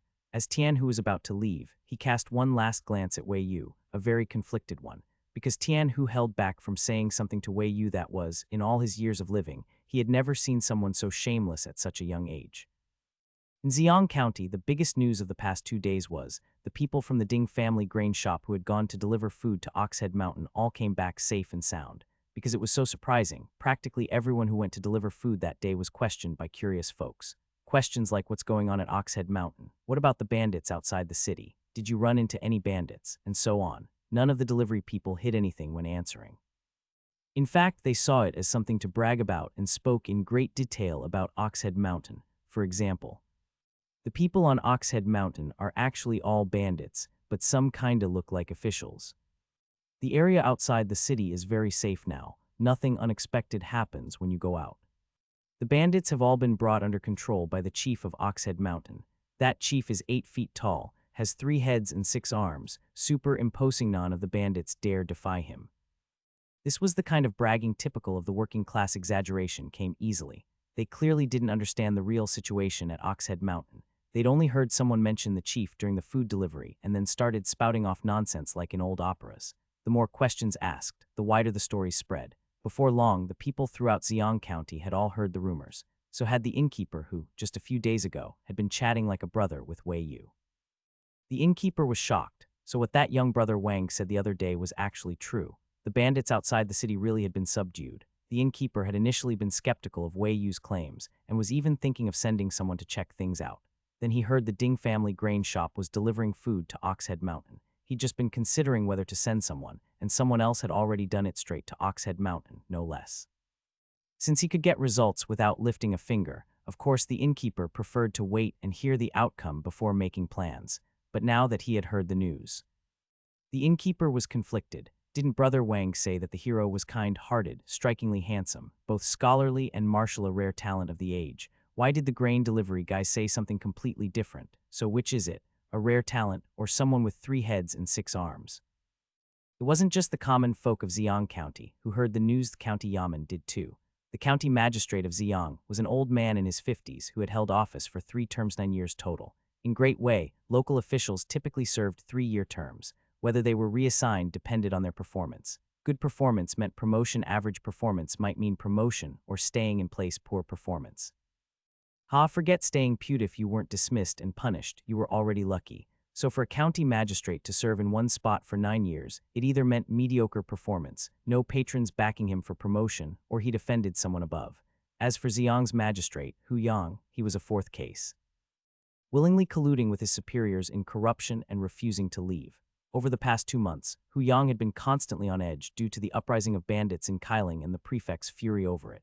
On one hand, he feared the bandits in Ziyang might copy Kailing's example and attack the city, putting his own life as county magistrate at risk. On the other, he worried the prefect might vent his anger on him and assign him a bandit suppression task. For over 2 months, Hu Yang had lived in fear and anxiety. He had never been a brave man. Years of being a local official had only corrupted his heart, with wealth not made him any bolder. When dealing with his superiors, he could fake politeness and play the sycophant. But when it came to vicious bandits, all he could do was send his subordinates. And the county office only had so many people. Excluding clerks, there were just over 30 yamen officers capable of fighting. After hearing what happened in Kailing, Hu Yang just in case had long since stationed people at the city gates to keep an eye on bandit movements. With no disturbances for so long, Hu Yang had begun to relax. Unfortunately, trouble couldn't be avoided. The bandits didn't attack the city, but they had united as one. After hearing the rumors spreading in town, Hu Yang immediately rushed to find his wife. "Madam, something terrible has happened." The Grand Magistrate's residence had green brick floors and expensive flowers, plants and trees lining the path, nothing but rare and costly varieties. Hu Yang made a beeline for the study where his wife often stayed. He pushed open the door, went straight to the second floor, and found her reading by the window. In a panic, Hu Yang ran over to the elegant woman in green and said, "Madam, something terrible has happened. The bandits outside the city have all set up camp at Oxhead Mountain." The woman held a book in her hands and didn't even look up at the commotion. Hu Yang didn't mind her coldness. His face pale, he bowed his head and poured out his fears. They used to be just scattered, disorganized ruffians, but now somehow they've all banded together and are camping at Oxhead Mountain. A few days ago, they even bought over 10,000 jin of grain from the Ding family grain shop. Doesn't this mean they're preparing to attack the city? Hu Yang anxiously looked at his wife. "What should we do, madam? Do you have any ideas? Speak quickly. If we can't handle this, we'll have to pack up and flee." At the mention of fleeing, his wife finally reacted. She looked up and cast a cold glance at Hu Yang. "An imperial official fleeing without a fight. Do you want to be exiled?" The woman looked about 30 years old, with refined features and a scholar's air of cultured elegance. Hu Yang, frantic, said, "Come on, madam. Don't joke around. This is life and death. If we're a step too late and they break in, we won't be able to escape." His wife looked at him, a faint trace of mockery in her eyes. She stood and walked toward the bookshelves. "It's just a group of bandits. Even if they've gathered together, just shut the city gates. You think they have siege weapons, but that's no real solution." Hu Yang thought of Kailing. "Look at Killingthea have kept their gates closed for 2 months already. The bandits keep them surrounded. If this keeps up, the people in the city will starve to death." Unlike Hu Yang's panic and confusion, Madame Hu remained calm from beginning to end. She stood before the bookshelf, tidying the books as she listened to Hu Yang's incessant chatter beside her, her expression composed. Such an attitude easily influenced others. As Hu Yang spoke, he gradually calmed down as well. Though his brows were still furrowed, his words were no longer as frantic as before. Hu Yang said, "Madam, stop fussing with those books already. Given the current situation, you should hurry up and come up with a solution. You're so sure the people outside will attack the city?" Madame Hu asked in return. The question made Hu Yang hesitate a bit. "Well, I haven't heard anything, but isn't it obvious?" "Madam, you're more capable than I am. Just tell me what we should do, and I'll follow." Madame Hu tilted her head while holding a book. With her back to Hu Yang, the disdain in her expression was obvious and unmasked. She walked deeper into the bookshelf area and said as she went, "Know the enemy and know yourself, and you'll never be in danger. You don't even know what's happening outside the city, yet you talk about fleeing. If things turn out peaceful in the end, have you thought about how you'll explain yourself to Lord Guo? For an official to abandon his post without permission if the court found out, it would be a capital crime, punishable by family extermination and exile. But as the saying goes, a distant magistrate is less useful than a nearby one. In Jai Prefecture, Gu Ziu was essentially the local tyrant. All the officials below him were firmly under his control. If Hu Yang fled, the court might not find out, but Gu Ziu would know immediately. If Hu Yang managed to win Gu Ziu's favor, perhaps Gu would even help cover up the offense. As for how to explain himself to Lord Gu after fleeing, Hu Yang hadn't really thought about that. He was about to lose his life. Who had the time to worry about explanations? As long as he survived, the rest could be figured out later. Still, what Madame Hu said made sense. If he could avoid catching Gu Ziu's attention, that would be safest. Hu Yang thought for a moment. "Then I'll send a letter to Lord Gu now. Report the situation here and ask him to send troops." In great way, military power was actually separate. Gu Ziu was the prefect and the highest civil official of the prefecture, but the troops were under the command of the commandant. The relationship between the two could be described as the commandant supporting the prefect, and the relationship between Gu Ziu and Jai Prefecture's commandant, well, they were birds of a feather. After all, if the commandant were truly competent, the bandits in Jai Prefecture wouldn't be as rampant as they were now. Xiang County lacked military strength. If it really came to fighting, they wouldn't stand a chance against the bandits. Hu Yang wanted to send a letter to Gu Ziu, hoping that Gu would have the commandant dispatch troops so he could pass the responsibility along. Seeking help from a superior when uncertain was indeed a smart move. However, Madame Hu wasn't pleased. She turned to look at Hu Yang. "Send a letter. You want Lord Gu to see you as a useless coward who can't handle anything." Hu Yang frowned. "What do you mean, madam? Are you saying we shouldn't send a letter? Has my lord ever enjoyed Lord Gu's trust?" Hu Yang's brow furrowed more deeply. A faint smile appeared on Madame Hu's face. Lord Gu is highly suspicious. Besides those closest to him, only the magistrate of Haiyang is in his good graces. The magistrate of Kailing was incompetent, provoked the bandits, and dragged Haiyang and Lingbei counties into trouble. Now is the perfect time. Lord Gu's trusted men have failed him. If you, my lord, can handle the situation outside the city, wouldn't this be your chance to show your worth before Lord Guo? Knowing how to curry favor with a superior was an art. Please your superior, and the resources will follow. Hu Yang's eyes lit up, though he still looked troubled. But with so many bandits outside the city, what am I supposed to do? Madame Hu's gaze lingered on his contemplative face for 2 seconds. The most important thing you should do now is send someone to Oxhead Mountain to scout the situation.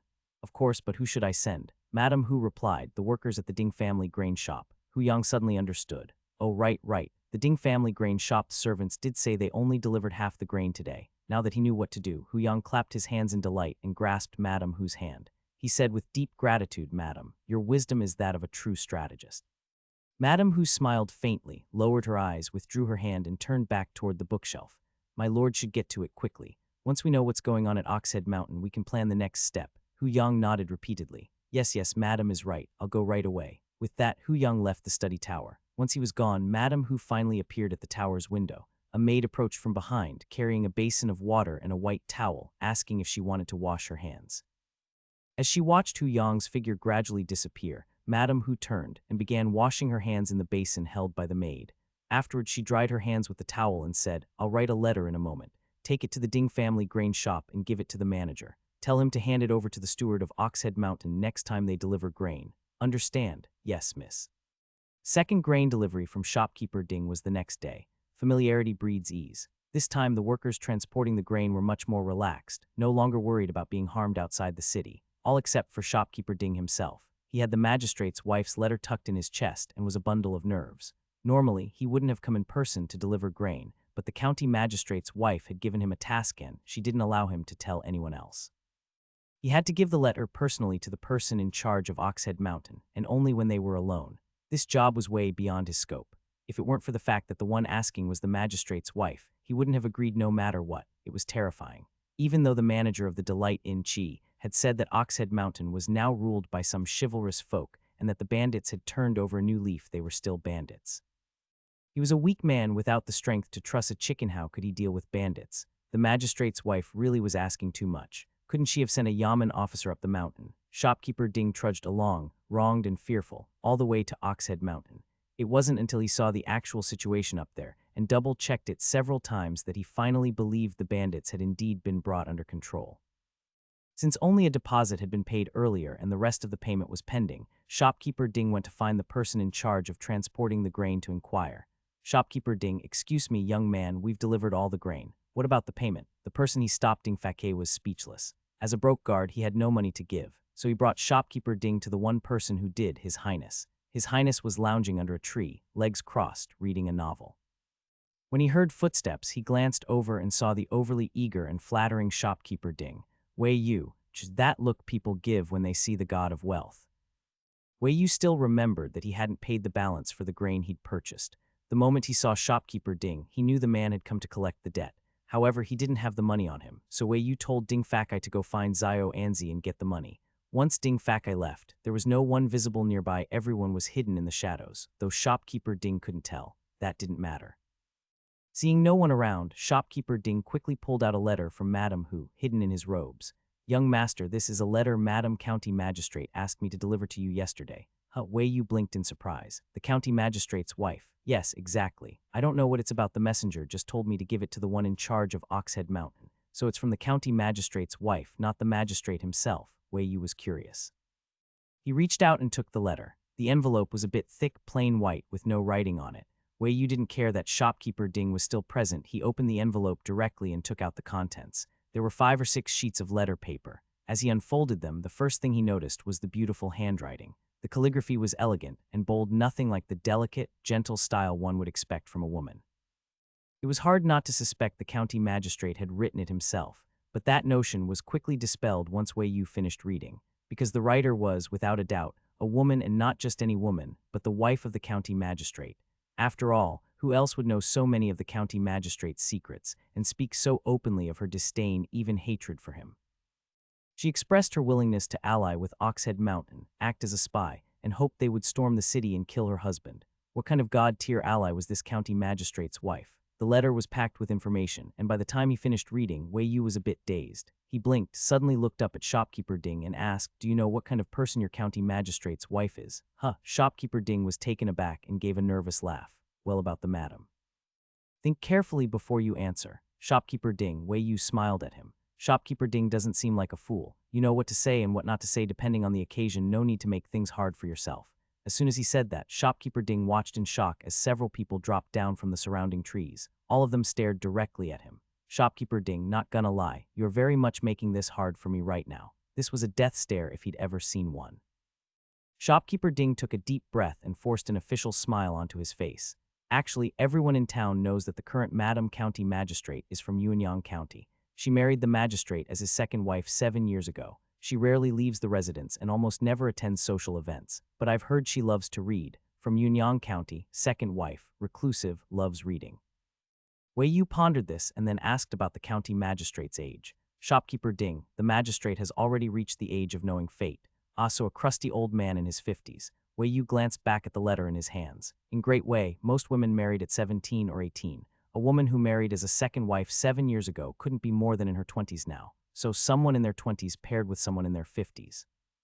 In ancient times, marriage for women was like reincarnation and less desperate, who would willingly marry a man old enough to be her father as a second wife. No wonder the magistrate's wife was so eager to write a backstabbing letter. Though he thought this, Wei Yu couldn't help but sigh as he flicked the letter in his hand. Anyone who could write such beautiful calligraphy was clearly a talented woman. What a pity she was trapped in a back courtyard. Wei Yu asked Shopkeeper Ding a few more questions about the county magistrate and his wife. Unfortunately, Shopkeeper Ding didn't know much. The information he could provide was limited. After all, officials and commoners were of different worlds. Ordinary folk wouldn't dare gossip about even low-level clerks, let alone the county magistrate. What little they did know was either hearsay or widely known rumor. When Ding Fakai returned with the money and the debt was paid, Wei Yu gave Shopkeeper Ding a reminder. When you get back, if anyone asks about Oxhead Mountain, you'd better think carefully before answering. Shopkeeper Ding was already numb. Answer what? He didn't want to talk to anyone about what had happened today. After the grain deliverers left, Wei Yu took the letter to find the 8th prince. The 8th prince was indoors, working on rules for their bandit army. After reading the letter Wei Yu handed him, he was stunned. This was sent by the county magistrate's wife of Xiang County. Wei Yu, yep, shocking, right? Who would have thought we'd get such a righteous family traitor? The 8th prince repeatedly examined the letter. What's her motive? Just because she hates the county magistrate. What's the reason for her hatred? She's just a woman, doesn't she worry we might kill her too when we attack the city? He was completely baffled. Wei Yu glanced at him. In these times, people believed husband and wife were when a woman had to obey her husband without question. Age difference didn't matter once married. The woman was expected to submit, to turn traitor against her husband, to righteously destroy one's kin even if people understood it, even if they benefited from it, they wouldn't show sympathy. After the dust settled, she would only be scorned and condemned. But Wei Yu. Sorry, he was a normal man, raised with modern, compulsory education deeply ingrained in him. My dear 8th brother, is that all you noticed? Didn't you see how beautiful her handwriting is? Wei Yu leaned over, pulled the letter from the prince's hands, held it up high, and nodded in appreciation. She's a talented woman, I'm sure of it, and anyone with talent would be treated equally and properly employed by him. Handwriting reveals character, the 8th prince didn't deny that. That may be, but she is the county magistrate's wife. Aren't you worried it's a trap? The 8th prince knew full well how important the letter was. If it was real, they could use the wife to obtain the county magistrate's orders and gain control over all of Xiang County. They could even forge documents in the magistrate's name to contact Gu Xiu and get more intelligence. Wei Yu smiled. What's to be afraid of? If we want to know whether it's a trap, just send someone to meet her and find out. Wei Yu was a man of action. That very night, he sent Yishisan to the magistrate's residence to scope things out. Then the following night, after confirming the situation, Yishisan brought Wei Yu's reply letter and stealthily snuck into the study, placing it quietly on the madam's desk. So the morning after that, Madam Hu found a letter tucked beneath the inkstone on her desk. She was astonished. Even before opening it, she could already guess who it was from. After opening the envelope and finding blank sheets inside, Madam Hu suddenly laughed. This unknown time of delivery letter was both a display of skill and a silent affirmation. The alliance was sealed. Wei Yu and Madam Hu hadn't met in person since they formed their alliance. Though they didn't know what the other looked like, they each got what they wanted through correspondence. For example, Wei Yu obtained evidence of the county magistrate's crimes over the years, some copies of letters exchanged with Gu Xiu, and a map of Xiang County's layout. Madam Hu, on the other hand, asked for nothing, simply said that helping them kill the magistrate was the best reward for her. To this, Wei Yu could only say that his gynophobia had flared up again. Ever since Madam Hu became an inside informant, it had become almost effortless for Wei Yu to gather information on the different regions of Jai Prefecture. Though Hu Yang wasn't exactly a competent county magistrate, he was still an official. His intel came from legitimate sources and was far more reliable than that of someone like Yishisan, who just went around snooping and peddling rumors. It was in this context that Wei Yu came to understand the current situation in Kailing. On Oxhead Mountain, the 8th prince and Wei Yu were sitting in the same room. The eighth prince was reading the latest intel sent by Madame Hu. After finishing it, he found the circumstances in Kailing County hard to believe. Kailing is just a small county. How have they still not run out of food after nearly 3 months of lockdown? A city's grain storage was usually divided into two parts, one inside the city granary, the other outside the city. In ancient times, large cities had granaries often set up at the prefecture level to regulate grain prices and serve as reserves for emergencies and government distribution. But that applied to big cities. In small towns, there often wasn't even enough space for housing, let alone for large granaries. If there was any grain storage inside, it was minimal. Most grain was stored outside the city. In all of Jai Prefecture, only Yunyang could be considered a major city, so the fact that Kailing had been sealed off for nearly 3 months was truly hard to fathom. The eighth prince asked Wei Yu, "What do you make of what's happening in Kailing?" At that moment, Wei Yu was casually eating sunflower seeds. As for his opinion on Kailing sealing itself off while Haiyang and Lingbei were overrun by bandits, didn't have one. "Eighth brother, don't you think this is a little suspicious?" Wei Yu reminded him. "Second brother's been in Jai Prefecture for a little over 3 months now, right? Don't you have any thoughts about that?" The eighth prince gave him a sideways glance. "You're suggesting second brother is behind what's happening in Kailing?" Wei Yu didn't reply, he just shrugged. It all felt too coincidental for him not to be suspicious. Besides, second brother had come here with a reform mission, hadn't he? Wei Yu had already filled in his eighth brother on the real reason. The second prince came to Jai Prefecture when he himself arrived. After all, now that he was here, he had to stir up some trouble. And if he was going to do that, he had to at least let his partner in crime in on the plan, right? Otherwise, if things went wrong, it'd be harder to shift the blame onto eighth brother. The eighth prince thought it over and concluded that it was fairly likely second brother was involved in Kailing. A wise man doesn't stand under a crumbling wall. If you're saying that the siege by the bandits was orchestrated by second brother, I'd believe it. But if you're saying he's inside Kailing right now, I don't buy it. A well-reasoned guess. Wei Yu had actually been thinking the same thing. Second brother was a clever man who aimed to be crown prince, wouldn't risk his life like that. Especially not when he had both a civil and a military advisor at his side. There was no way he'd be hiding inside Kailing. If the city actually fell and the bandits broke in, even with strong guards, something could easily go wrong. Second brother, that guy. Wei Yu clicked his tongue and said with certainty, "I think second brother is definitely hiding somewhere outside Kailing City." And was he hiding? Turns out Wei Yu guessed right. Outside Kailing, in a mountain encampment, several prominent bandit leaders were gathered inside the main tent, eagerly watching the smiling young man seated at the top left. The man seated at the center tall and broad-shouldered was the bandit chief, Niu San. Niu San was also looking at the young man on his right. Despite his rough appearance, he spoke softly and deferentially. "Strategist, we've been doing just as you said, surrounding the city without attacking, slowly grinding them down. It's been almost 3 months now. These past few nights, we've caught a bunch of people trying to sneak out, and they all said there's barely any food left in the city. So do you think it's time we made our move?" The strategist replied, "Is the chief getting anxious?" Niu San smiled ingratiatingly. "It's not just me. The other brothers are all getting antsy too. We've been laying siege for 3 months now, and we've already taken over the nearby grain depots. If this drags on and the government sends troops, we'll be in deep trouble." Strategist looked at him with a smile. "Don't worry, chief, the court won't send troops. After all, the one more afraid of things blowing up than you is our dear Lord Guo." Niu San rubbed his hands together and nodded repeatedly. Yes, the strategist is right, but when are we actually going to attack? We only have about 3,000 men. If the prefect sends troops, we're doomed." Niu San's words seemed to open the floodgates. Authors began chiming in. "Yeah, strategist, when are we going to attack?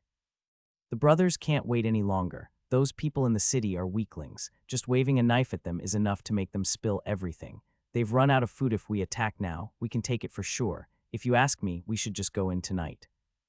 Voices rose in a chaotic chorus, but they were all saying the same thing. Clearly, this had been planned in advance. The strategist kept his calm smile and slowly sipped his tea. Seeing this, Niu San gave a discreet signal with his eyes. The voices gradually quieted down. Niu San leaned forward slightly and continued in a friendly tone, "Strategist, as you can see, the brothers really can't wait. Even though I'm the boss, I can't make every decision on my own, right?" "Has the chief made contact with the bandits in Haiyang and Lingbei?" the strategist suddenly asked. Niu San was momentarily stunned. "We did contact Haiyang, but as for Lingbei, I heard their leader was killed. The brothers who came back said it's total chaos over there, no one's in charge and everyone wants to be the boss." He wasn't sure why the strategist was asking this, but he knew there must be a reason. Sure enough, after he finished speaking, the strategist asked another question. "Has the chief thought about what the brothers will do after we take the city?" Niu San answered immediately. "Of course, We'll bring all the gold, silver, and jewels back to the mountains, find some pretty wives for the brothers, and hold the surrounding hills, control the grain stores and main roads. As long as the prefect doesn't send troops, we'll be kings of this region. That old county magistrate won't be able to do a thing to us." His words stirred up cheers of agreement from the other bandits. The strategist smiled faintly. Does the chief know why, despite us besieging the city for 3 months, the prefect still hasn't sent troops? As for the matter of heading toward Lingbei County, honestly, Wei Yu really couldn't be blamed. After all, he hadn't expected that simply sending those idle mountain bandits who had nothing to do after finishing the fortress construction off to do good deeds would be so effective that even the people of Xiong County, who had been skeptical about the bandits turning over a new leaf, started to look at them differently. It would have been one thing if that was all. But somehow this news even spread to neighboring Lingbei County, where the villagers, long plagued by banditry, actually took the initiative to send people to pay tribute to the mountain. When the first villager from Lingbei County arrived at Oxhead Mountain, carrying a bundle and a basket of eggs, trembling and respectfully pleading for them to come deal with the local bandits, Wei Yu was completely stunned, asking bandits to fight other bandits. Even in the entire world of banditry, this kind of operation was absolutely insane. When Wei Yu first heard it, he didn't know whether he should praise the Oxhead army for their peaceful and kind-hearted image that had deeply moved the people, or lament how little credibility the court had left. You have to understand, his order to go do good deeds had only been issued for half a month. And yet in just half a month, the people would rather risk traveling on foot to beg another group of bandits for help than seek aid from the local government. Thus, Gu Xiu really deserved to die. In fact, even if the villagers of Lingbei County hadn't come to ask, Wei Yu had already planned to expand his territory. After all, the pressing issues of no food and no money were still looming over him. In such times when business is hard to grow, one must learn to sustain war through war. Wei Yu sent Fang Sheng and his men to suppress the bandits in Lingbei County, originally to make money and expand his army while at it. He hadn't planned on spreading the word, but someone with a loose mouth leaked their mission to the people of Xiong County. The people's reaction shock, disbelief, followed by tears of joy was overwhelming. They had once feared the former identity of the Oxhead bandits, but now that they'd been subdued by a hero, those once hated mountain bandits had suddenly become revered bandit hunters. Not just the bandits of Oxhead Mountain, even County Magistrate Hu Yang felt like he was dreaming. Back then, when Hu Yang had sent people to infiltrate the Ding family grain shop disguised as workers, it was just to gather intel on Oxhead Mountain and figure out what steps to take next. The result of that intel, naturally, was Hu Yang learning that the bandits wouldn't attack the city so he didn't flee. And because of the cooperation between Madame Hu and Wei Yu, Hu Yang had even been persuaded by her, firmly believing the Oxhead army would be his stepping stone to gaining favor from his superiors. So when Wei Yu began sending bandits into the city to do good deeds, Hu Yang not only didn't oppose it, but was deeply pleased and promoted it enthusiastically, publicly declaring that the Oxhead army had truly reformed and would be Xiong County's defense force. That was just talk, a bit of flattery. Hu Yang's real plan was to win the Oxhead army over. As for whether they were an official defense force or not, they weren't even registered in the military. It was all just words. Hu Yang wanted to tie the Oxhead army to Xiong County and ultimately make them his own power base. As long as he could bring the Oxhead army under his command, the entire region of Xiong County under his jurisdiction would be free of bandit trouble. Such a feat, who else in Jai Prefecture could claim to have done it? It would be him, Hu Yang. With such talent and results, surely Lord Guo, who was in dire need of capable men, would look at him differently. Of course he would. So, the Oxhead army was not Hu Yang's enemy but his ally. He had to win over the Oxhead army. This was how Madame Hu had praised Hu Yang and coaxed him into acting like a fool. Hu Yang was utterly convinced he would succeed. For the sake of his grand plan, he gave the Oxhead army plenty of convenience. As for example, when they came into the city to buy horses and mules, he even paid for half of the cost out of his own pocket. Because they didn't buy enough, he even sent a letter to the neighboring county magistrate to have their horse traders bring horses over. He was passionate, absolutely devoted to the Oxhead army. So when Hu Yang heard that the Oxhead army was leaving Xiong to suppress bandits in Lingbei, he was devastated. "Madam, didn't you say this Oxhead army would be mine? Why are they going to some damn Lingbei now to suppress bandits?" As soon as Hu Yang heard the news at the yamen, he rushed back home to question his wife. At the time, Madame Hu was calmly drinking tea in the courtyard. Seeing the over 50-year-old man burst in, Madame Hu's gaze was cold and indifferent. But Hu Yang, whose head was spinning from the news about the Oxhead army going to Lingbei, didn't notice anything wrong. He just ranted on, gnashing his teeth. "They really are low-born scum from the mud, with no honor or trust at all. I gave them my all, even paid for their horses, and now they just leave like this, without even a word to me. truly blind like geese pecked out my eyes. Madam, do you think they'll come back after leaving? Right now there might be no bandits in Ziyang, but who's to say others won't come later? No matter how much Hu Yang ranted, Madam Hu just silently drank her tea. Eventually, Hu Yang noticed something was wrong. Suspicious, he looked at Madam Hu, meeting her cold face. Madam, why aren't you saying anything? Hu Yang felt uneasy. His wife had always been quiet that he was used to. As long as she was gentle and virtuous, he didn't mind. What felt strange was that no matter what he used to say, this woman would at least respond a little or smile at him. But now, with that cold face and complete silence, Ethis was a first. Madam Hu set down her cup and slowly lifted her eyelids, her gaze landing on Hu Yang's bulging belly and leathery face. She stared at him for a few moments, then suddenly let out a cold laugh. That laugh was full of mockery, and the icy, deeply disdainful look in Madam Hu's eyes made Hu Yang, after a moment of dumbfoundedness, erupt in rage. Gu Yajin, how dare you? A married woman must take her husband's surname and no longer deserves to use her own. Funny you still remember my name, but you're not worthy of saying it. After so many years, I'm sick of being called Madam Hu. Gu Yajin lowered her head and calmly smoothed her dress. Hu Yang's eyes widened. Yao, you wretched woman. How dare you talk to me like this? I am an official of the Imperial Court. How insolent of you. Insolent. Madam Hu gave a soft laugh. She stood up and looked coldly at Hu Yang. You think this is insolence? I've done far worse. I was going to let you see it in a few days, but since you've come now, I'll let you take a look early what true insolence really looks like. Madam Hu's words gave Hu Yang a bad feeling. What are you trying to do? He couldn't help but take a step back, then raised his head and shouted loudly, someone, come quickly. The madam has gone insane. Someone come tie this vile woman up for me. The magistrate's voice was so loud that it echoed through the entire courtyard, even into the adjacent one. However, no one came, not a single servant showed up. Hu Yang began to panic. What did you do? Where is everyone? Where are the people in this residence? Gu Yajin didn't reply, only looked at him quietly. The longer she looked, the more mocking her gaze became. Her attitude pushed Hu Yang over the edge. Since no one was coming anyway, he hardened his heart and pointed a finger at her in accusation. You really have gone mad. Gu Yajin, let me tell you, I am an imperial official.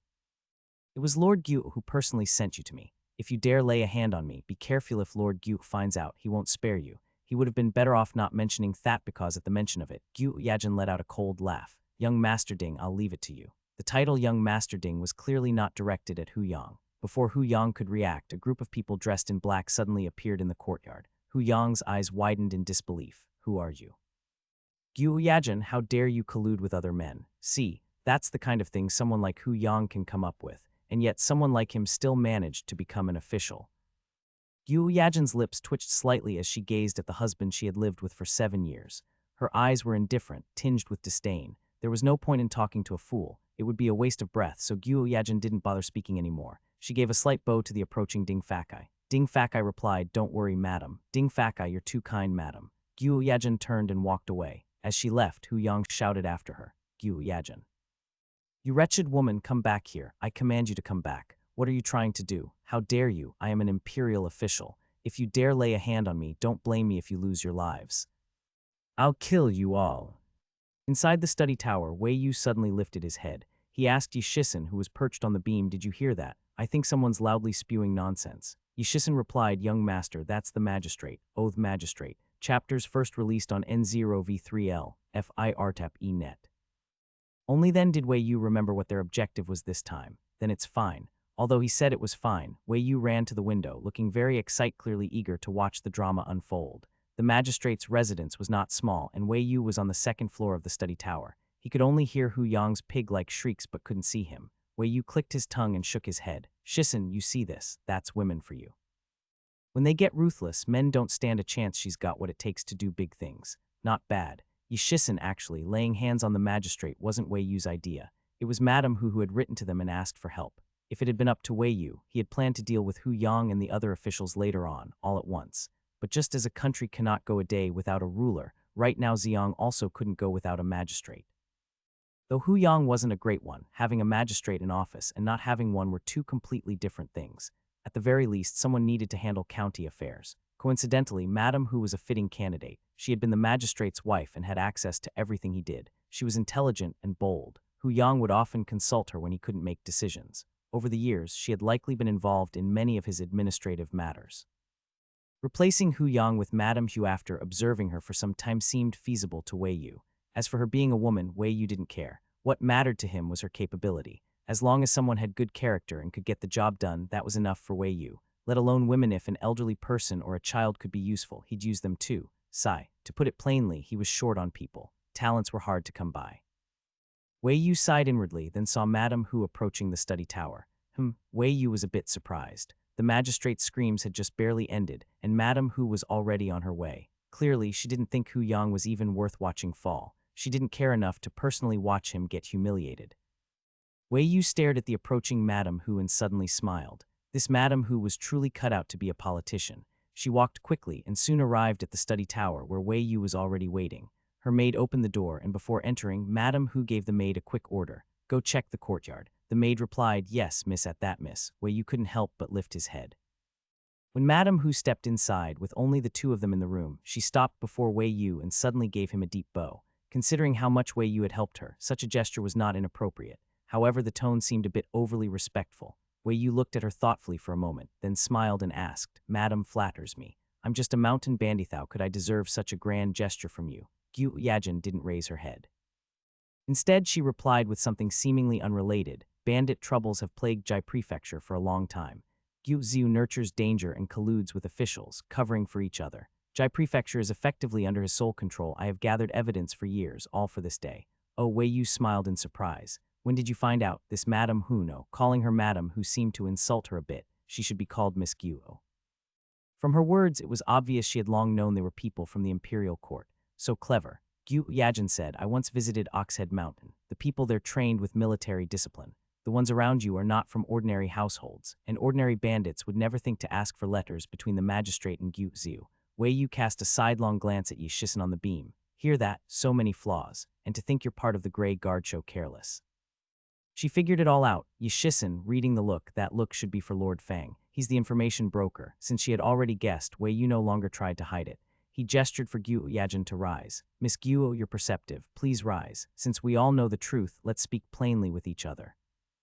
A single Miss Gu stirred something in Gu Yajin's heart. She sighed inwardly. It had been 7 years in which no one had called her anything other than Madame Hu, except for her maid, who had come with her as part of her dowry. The title county magistrate's wife might be a source of honor or pride for other women, but for her, it was a constant reminder that she was nothing more than a cheap commodity, openly priced and traded at will. Every time someone called her Madame Hu, it was a humiliation. Gu Yajin couldn't help but want to lift her head and take a closer look at the young lord seated above. But in the end, she restrained herself. Not because she didn't want Torather, her reason kept reminding her, decorum must not be abandoned. Before someone powerful, caution and humility were always correct. Her deliberate composure and restraint in Wei Yu's eyes made her appear even more calm and poised. Somyeon, who remained steady in both favor and disgrace. Wei Yu nodded slightly and gestured for Gu Yajin to sit in a chair off to the side. Once she was seated, he asked, since you already knew we were sent by the court, why did you still borrow our people to tie up the county magistrate? Do you know that by doing so, you're provoking the imperial court? For such an act, I could easily have you imprisoned and even implicate your entire maternal family. You wouldn't, young lord. Her eyes were lowered, voice soft, but her words were firm. If you would have, then I wouldn't be sitting here right now. From the moment I sent that letter, you would have sent someone to kill me. Wei Yu looked at her silently. Nothing is absolute. Maybe I'm just using you. After all, Hu Yang was doomed anyway. Hu Yang should die, but not yet. Gu Yajin suddenly lifted her head, shedding her previous docility. Her gaze toward Wei Yu was firm. I don't believe for a second that you're unaware if we simply tie up the magistrate, what becomes of Xiang. You're busy and can't possibly spare the time for a tiny county. Since you agreed to my bold request, please allow me one more offense. She stood. Wei Yu watched her bow again with utmost respect. But this time, it was not a woman's ceremonial gesture, it was the formal bow of a man. She was addressing him as a man would. Your humble servant, Gu Yajin, requests to share your burdens and humbly asks for your permission. Wei Yu stared at her, a delighted smile spreading across his lips. Heavens, just listen to that. What had he been thinking a moment ago? Wasn't he just hoping Gu Yajin would take over the affairs of Xiang County? And now look, he hadn't even said a word yet and she'd already volunteered herself. Tusk, fat eight must be fate. The two of them were on the same wavelength. Wei Yu hurriedly told her to rise. Please, Miss Guo, rise. With your talent and wisdom, I trust you. Her quick agreement left Gu Yajin genuinely stunned. She couldn't help it anymore. She looked up at the person sitting above her. This young lord, whose noble family background she didn't even know, was smiling at her now. His eyes were clear, his smile warm, and his attitude unexpectedly kind, nothing like what she had imagined. She thought he'd scold her for her delusions. With your abilities, keeping you in the inner chambers to handle trivial domestic matters would be an insult. His youthful face was pure and bright. Hu Yang was not a good magistrate. You tied him up, I see no problem with that. At the very least, for the people of Xiong County, replacing him with someone more enlightened, smarter, and more virtuous is a change worth making. I believe you'll do well managing Xiong County. Gu Yajin stared blankly at him. Young lord, you trust me. Of course I do. Wei Yu nodded with a smile and teased, don't you trust yourself? Yes, how could she not? Gu Yajin pressed her lips together, her eyes shifting from stunned to resolute. A desire called ambition rose in her gaze, and she didn't even try to hide it from the young lord across from her. She had waited so long for this day.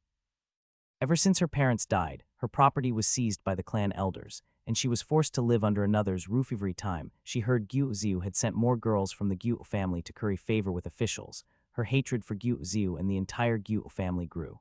As the Analects say, the gentleman is slow to speak but quick to act. Yajin, her name, had been carefully chosen by her parents after poring over books. They had wanted her to stand among gentlemen, not be reduced to the status of mere daughter. Her name carried their hopes. Her parents had longed for her to thrive. She had once been a cheerful, free-spirited girl who loved nature and beauty, but fate was cruel. It was Gu Ziu and the Gu family who ruined her. Power, what a fine thing. She had watched Gu Ziu chase it for years. She had also coldly observed Hu Yang's stupidity all this time.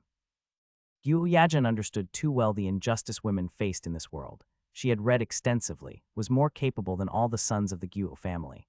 And yet, simply because she was a woman, the Gu family had thrown her away without hesitation, using her as a tool to win over Gu Ziu's subordinates. Hu Yang was as stupid as a pig, yet he could still enter officialdom. She, who surpassed him in every aspect, had to live in his shadow simply because she was unfair. This world was truly unfair. Looking up at the young lord, Gu Yajin suddenly smiled faintly and bowed to him. You're right, young lord, I believe. The world may be unfair, but at least there were still people willing to offer her fairness. Leaving the county magistrate's residence, Wei Yu turned for one last glance before boarding his carriage. The first politician he had ever discovered, a stamp in his collection. Out of caution, Gu Yajin didn't see him off in person. The county office was now fully staffed either with Wei Yu's people or the ones Gu Yajin had cultivated over the years. Gazing up at the plaque above the office, Wei Yu pouted and asked Yishisen, how many people do we have left now? Yishisen replied, 132, young lord. Ah, from 1,000 men down to 132. Wei Yu sighed deeply. Most of his bandit troops had gone off to Lingbei County. That group was under his eighth brother's command, with Feng Sheng managing the overall operations. Now, the few people under Wei Yu, after excluding the old, sick, and weak left behind at the base only, included a few dozen strong men guarding the place. The rest were either helping Gu Yajin with administrative matters or still following him. Wei Yu climbed into the carriage. As the cart rattled along, he counted on his fingers. He had about half his 6-month break left. He felt like he hadn't had enough fun yet. Should he write to his father and ask to extend his leave? In the end, Wei Yu regretfully dismissed the idea. A break is fun in the moment, but returning is like walking into a crematorium. The old man was the vengeful type who had to think of his future. Since he couldn't extend his leave, Wei Yu grew annoyed. He decided that once he wrapped up matters at the base, he would head straight to Kailing to find second brother. Fifth Master Deng entered at just that moment. He was of average height and appearance, around 30 years old, but his skin was unusually fair, completely unlike someone who often traveled for business. Though Fifth Master Deng looked plain, his eyes shone with intelligence, and his entire bearing was calm and composed, making it easy for people to take a liking to him. One could say that to a stranger, at first glance, he might seem like a well-read scholar rather than a shrewd merchant. As soon as he entered, Fifth Master Deng bowed to Master Deng. Father, I'm back. Deng Guang had previously told Wei Yu that his uncle was doing business in Kainan Prefecture, though the latter had already returned a month ago. However, since he couldn't stay idle, Fifth Master Deng had been wandering around the nearby villages and towns lately. The Deng family had sent someone on a fast horse just yesterday to summon him back. It was rare to see the whole family gathered together like this. Although Fifth Master Deng didn't know the specifics, just as he was about to ask, Master Deng handed him a letter. Read this first, we'll talk after. Fifth Master Deng had to suppress his curiosity and lowered his head to read the letter carefully. Moments later, after finishing the letter, he too was shocked. He looked up and asked Master Deng, Father, is this letter real? Now that his most capable son had returned, Master Deng couldn't hide his joy and nodded repeatedly with a broad smile. Yes. It's real, he pointed at Deng Guang. A few months ago, this nobleman met Guanger in town. At the time, the honored one hadn't revealed his identity and treated Guanger as an equal. Guanger even invited him to our home as a guest. It's such a pity that none of us were home then no one was around to properly host him. Speaking of it still pained Master Deng deeply, regretted it as if his heart were bleeding. He could slap himself for choosing that day to go fishing outside the city with a friend. Regret aside, what's done is done. Master Deng could only sigh that fate didn't align between himself and the noble, but fortunately his grandson had a strong connection with the honored person. While Master Deng was talking, fifth Master Deng looked over at Deng Guang. Deng Guang felt nervous under the gaze. His little uncle had always been the wisest in the family, and Deng Guang deeply respected him. He had always modeled himself after his uncle. Unfortunately, his own aptitude was limited, could never be like his uncle, who could come up with ideas for making money just by slapping his forehead. Fifth Master Deng glanced at the letter again and then asked Deng Guang, "What is the noble's temperament like?" Deng Guang quickly replied, "Very good. Truly, uncle, I've spent many days with the two nobles, showing them around the city. No matter where we went, they never once complained and always treated others with a smile when someone stole my purse at first. It was the noble who helped catch the thief." After listening to Deng Guang, fifth Master Deng lowered his gaze and sank into thought. While he was thinking, the others didn't stay idle. Master Deng said, "This is also a great opportunity if we can establish a connection with the noble. No one in Pingnan will dare to bully our Deng family in the future." Second Master Deng added, "Although the higher-ups will change next year, I think the current prefectural deputy will stay in position. If not, why would his wife start interfering in the affairs of the merchant guild?" Third Master Deng's wife, a fierce and outspoken woman, furrowed her brows and said, "Exactly. I really can't stand those women in the inner quarters anymore. A few days ago, when I went with sixth girl to buy jewelry, we ran into that third miss from his family. She bought a whole pile of things and then demanded I pay for them several hundred taels of silver." "What?" Third Master Deng was shocked. "Why didn't you tell me about this?" Third Master Deng's wife rolled her eyes. What would have been the point? Third Master Deng gave an awkward laugh and didn't dare say more, because what she said was true, there was no point. These grown men of theirs could do nothing but suffer in silence in front of the men from the prefect's family, let alone the womenfolk. When the men lacked strength, the women had to suffer as well, and when the big backer was too greedy, even the wealthiest family couldn't sustain it forever, so they needed a new backer. Master Deng turned to fifth Master Deng. "Old fifth, what do you think?" Fifth Master Deng looked down at the letter in his hand for a while. Then suddenly, he smiled and looked up at his father. "I'll deliver the grain personally." Regardless of whether they intended to climb the wise king's social ladder, since the other party had sent a letter and revealed his identity asking for grain, whether or not he paid, the Deng family had to deliver.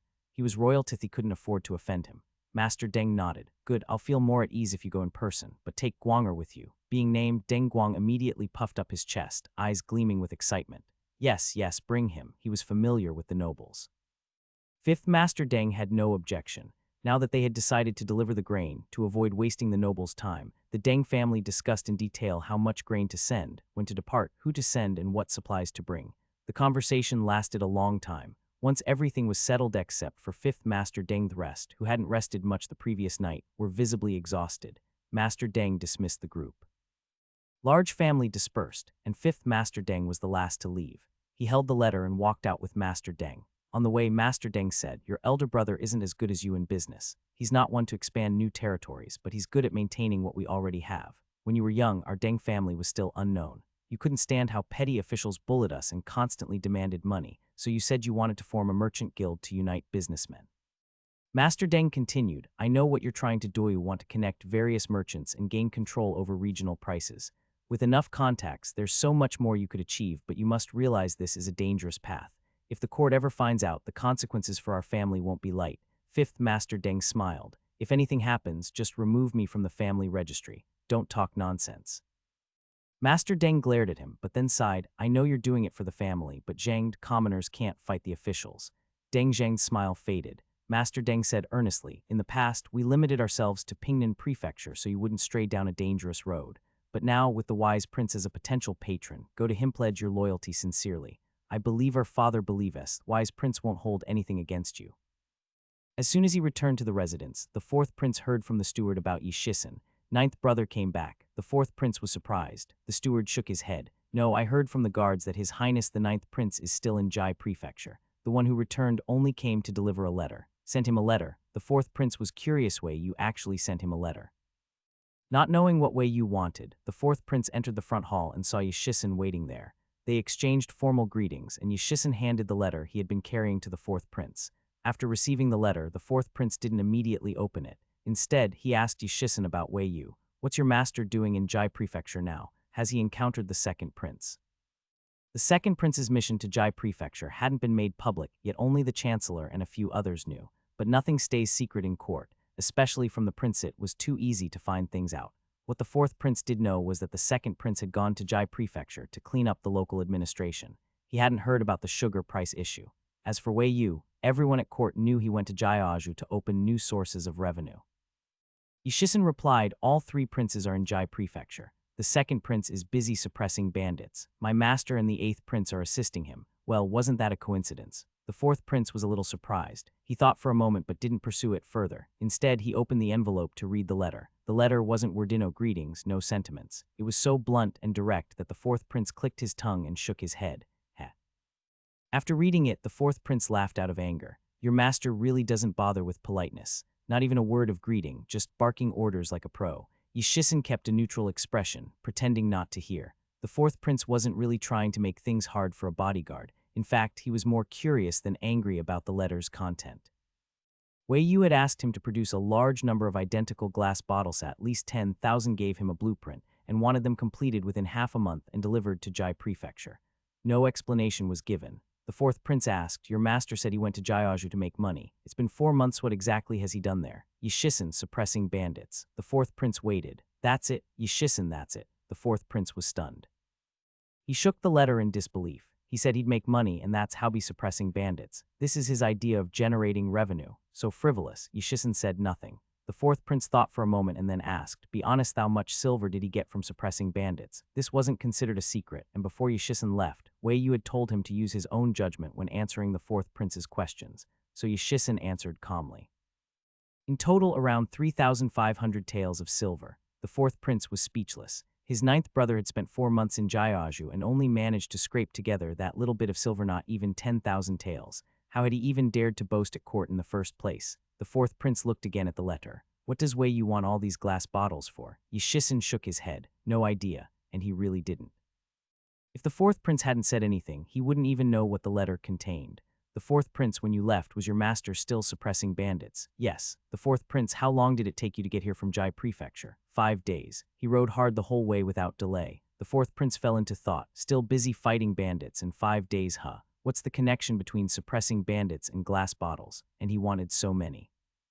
The fourth prince couldn't figure it out no matter how hard he thought. He asked Yishisan a few more questions but got no solid answers, so he gave up. All right, I get it. You can go now. He was dismissing Yishisan, but the latter didn't leave. He just stood there expectantly. The fourth prince, anything else? Yishisan, master told me to remind Yao wants to see the glass bottles in Jai Prefecture by mid-next month. The fourth prince burst out laughing in exasperation. Get lost. Yishisan promptly left without a word. At afternoon, the fourth prince brought the letter into the palace. He had no choice. Wei Yu needed far too many bottles and the deadline was tight. His own kiln simply couldn't handle the volume. That brat was clearly trying to force him to bring the letter to Father Emperor. The fourth prince knew exactly what was going on. He couldn't figure out Wei Yu's goal, but maybe Father would know something. However, after reading the letter, Emperor Wei was also confused. He wants that many glass bottles. At least 10,000. What could he possibly be doing with them? Selling them in Jaiaju. The fourth prince glanced at Emperor Wei's expression. So even Father doesn't know what ninth brother is up to. All Emperor Wei could remember was that Wei Yu left carrying 10 glass bottles, saying he wanted to open up a market in Jaiaju and build a reputation or something. Although he still didn't know what that unfilial son was doing, he wasn't about to say so out loud and lose face. Emperor Wei set down the letter and looked at the fourth prince, his expression solemn. Since your ninth brother wants them, then go ahead and make them. It's not too much trouble. I'll inform Minister Pei. Just make as many as your kiln can manage. The fourth prince, yes, understood. Father really dotes on ninth brother. Doesn't even know what he's doing with the bottles, but just agrees to it outright, and says it's not much trouble. 10,000 is not much. After the fourth prince left, Emperor Wei reflected a bit. The fourth prince said he favored that unfilial son how so. He treated them all the same. The emperor thought for a while and decided he'd done the right thing. If the fourth prince could also make money, invent ways to enrich the people, and help make Great Wei stronger, he'd dote on him just as much.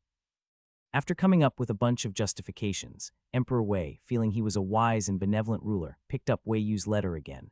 Tusk, look at how the brat's been goofing off in Jaiaju these past months. Just look at that handwriting like chicken scratch. The emperor's desk was piled high with unreviewed memorials, but he didn't even glance at them. Clicking his tongue, he picked up his red brush and started marking up the letter. This character is slop-a-circle it. This sentence lacks style, underline it. The format of this letter, unacceptable, needs revision. The emperor's brows suddenly furrowed. He leaned in and scratched at a dirty spot near the end of the letter. What's this? Why is his letter paper so unclean? The emperor caught a faint whiff of grease. That brat must have been eating while writing the letter. No manners. When he gets back, he's going to be punished by copying books. Far away in Jai Prefecture, as Wei Yu munched on sunflower seeds, he suddenly sneezed. After the matter Emperor Wei had been concerned about, Wei Yu had just completed a round of correspondence with Gu Yajin. The bandit problem in Jai Prefecture was basically resolved. With the Oxhead army there, suppressing the bandits was just a matter of time. The second prince and the eighth prince could completely take over. There was nothing Wei Yu needed to do. As for Gu Ziu, both Wei Yu and the second prince had separately collected a substantial amount of evidence against him. Once the bandit issue was dealt with, Gu Ziu alone, or even together with the prefect who colluded with him, would not be enough to resist. Wei Yu believed his second brother could handle it. As for himself, he really didn't have much time left. He had to start making money. When it came to making money, the first place Wei Yu chose was naturally his own territory, which was Xiang County, secretly controlled by Gu Yajin. Back when he left, he had given Gu Yajin a proposal. That proposal wasn't written in vain. Road construction was one part of it, and he had also left her a method for purifying rock salt. Of the 3 grades of salt in the world, rock salt was the lowest poisonous salt, not only the most common but also coarse and bitter. The refined white salt method Wei Yu gave could produce white salt entirely different from the local white salt of Great Wei. The local white salt was not the modern snow-white kind, but rather somewhat dull, though still whiter than rock salt. Most importantly, the refined white salt caused less harm to the human body. And since Wei Yu dared to give Gu Yajin the rock salt purification method, he wasn't at all worried that she would leak it. After all, salt in Great Wei was exclusively supplied by the court. Ordinary people dealing in private salt was a capital offense. Gu Yajin was a clever woman who had barely struggled out of the cage of imprisonment, and even abandoned her family. How could she possibly choose to betray Wei Yu? To put it realistically, a woman like Gu Yajin, in this world, wouldn't even have had a chance to struggle out of the inner chambers if Wei Yu hadn't given her an opportunity, let alone become the secret magistrate of Xiang County.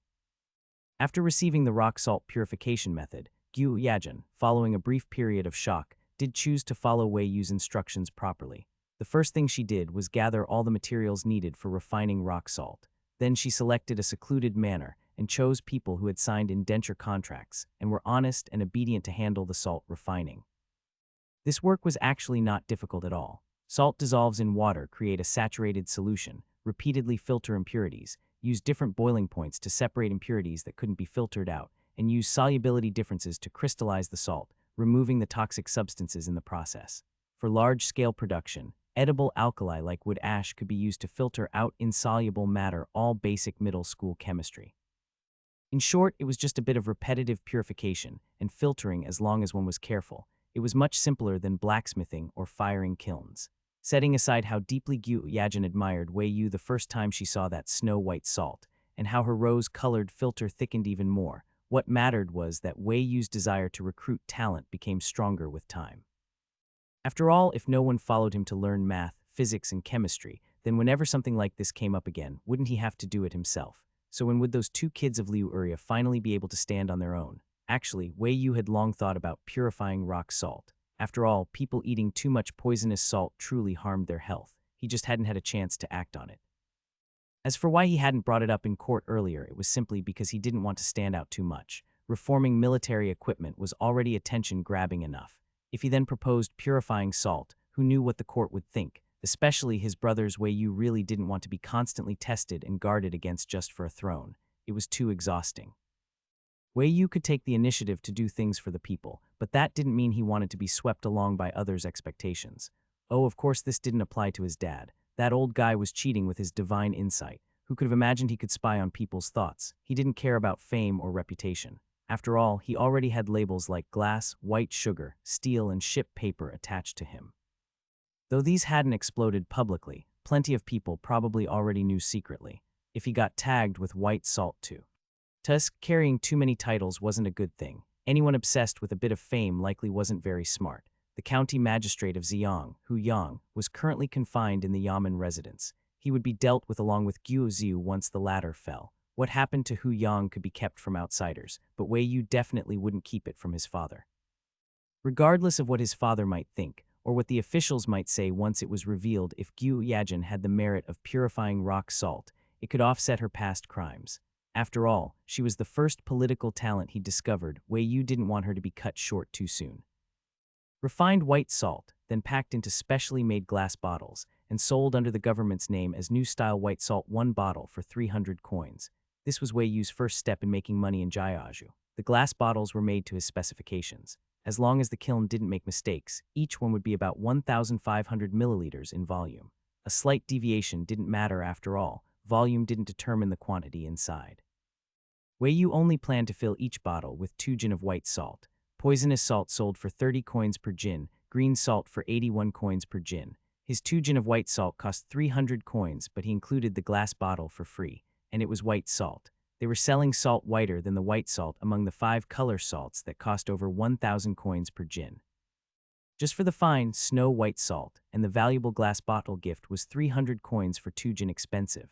Not at all, it was practically a huge promotional giveaway. Salt was a necessity. Wei Yu's refined white salt, even if sold at a high price like the 1,000-coin 5-color salts, would still have noble families scrambling to buy it. But Wei Yu didn't want that. This method had been developed because he didn't want common people eating poisonous salt anymore. If he priced it like the 5-color salts, what was the point? It was only because salt was too expensive that the people kept eating poisonous salt. It's called poisonous salt. Did people not know it was unpalatable and harmful? They were just poor.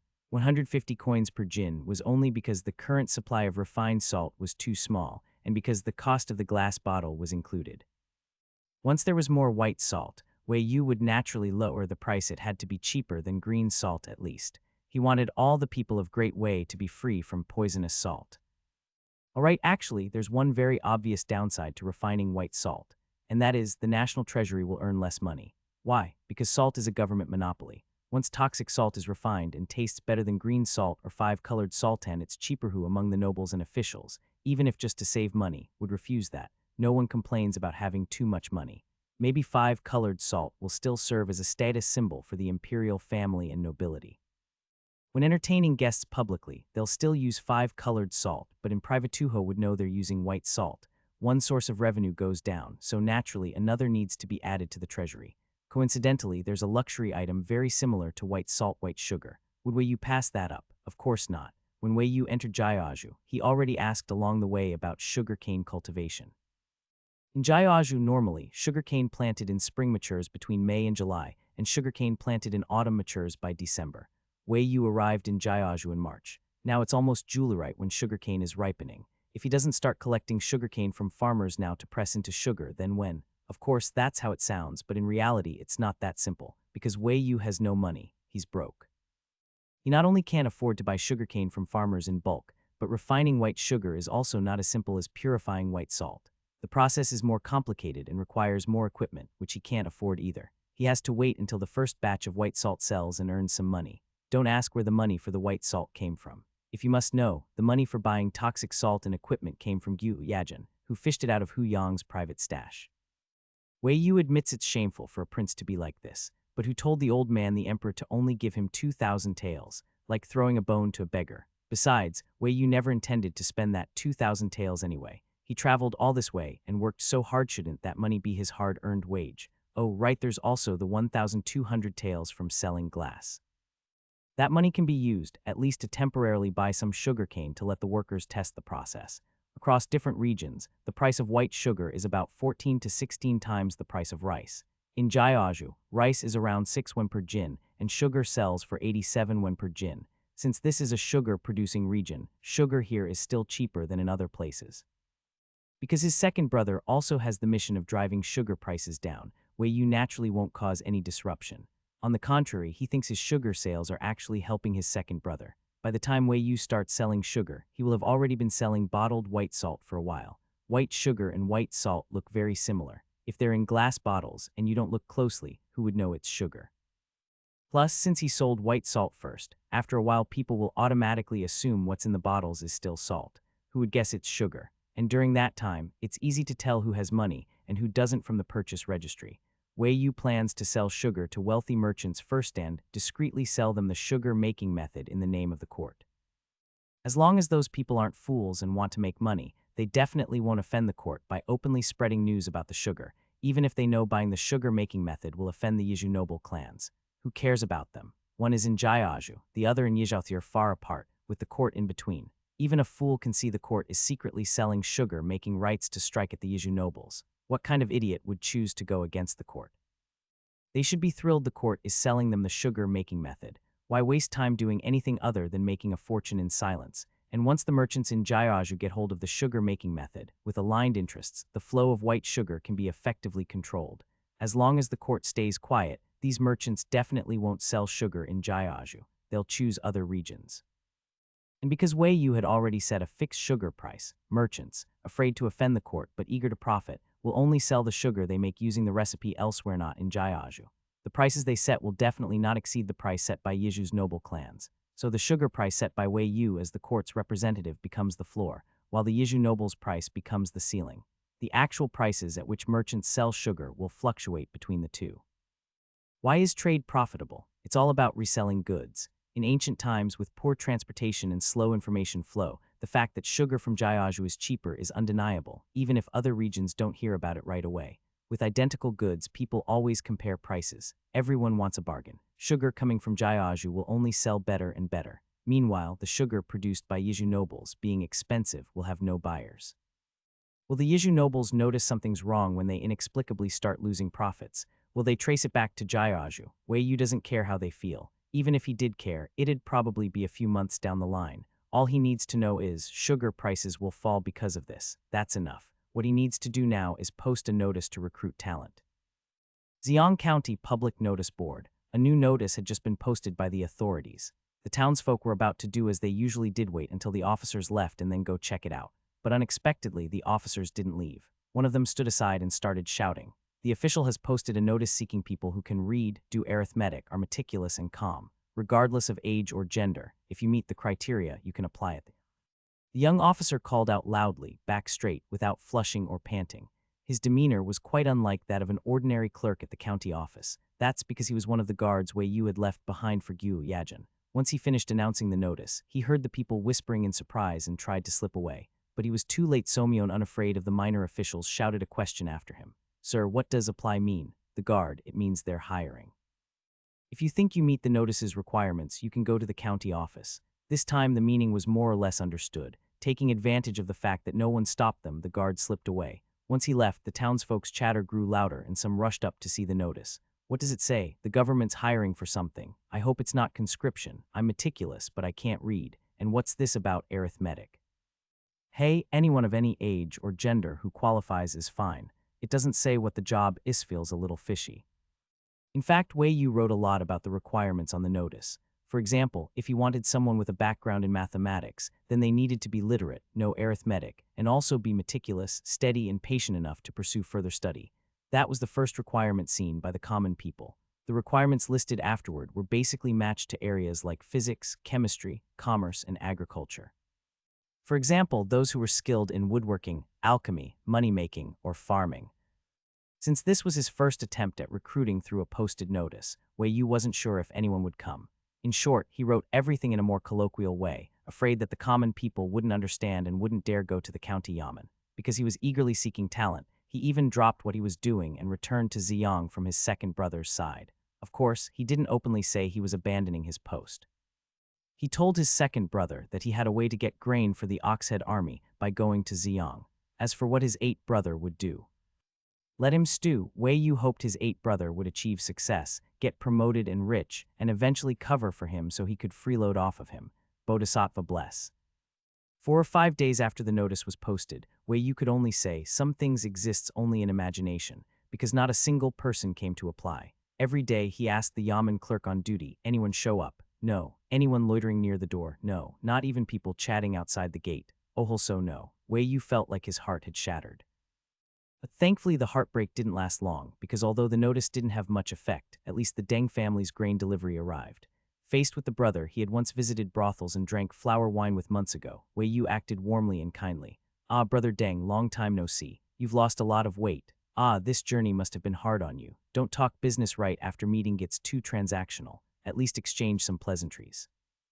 After a long journey and worrying about how to face a noble upon arrival, Deng Guang had indeed lost quite a bit of fat.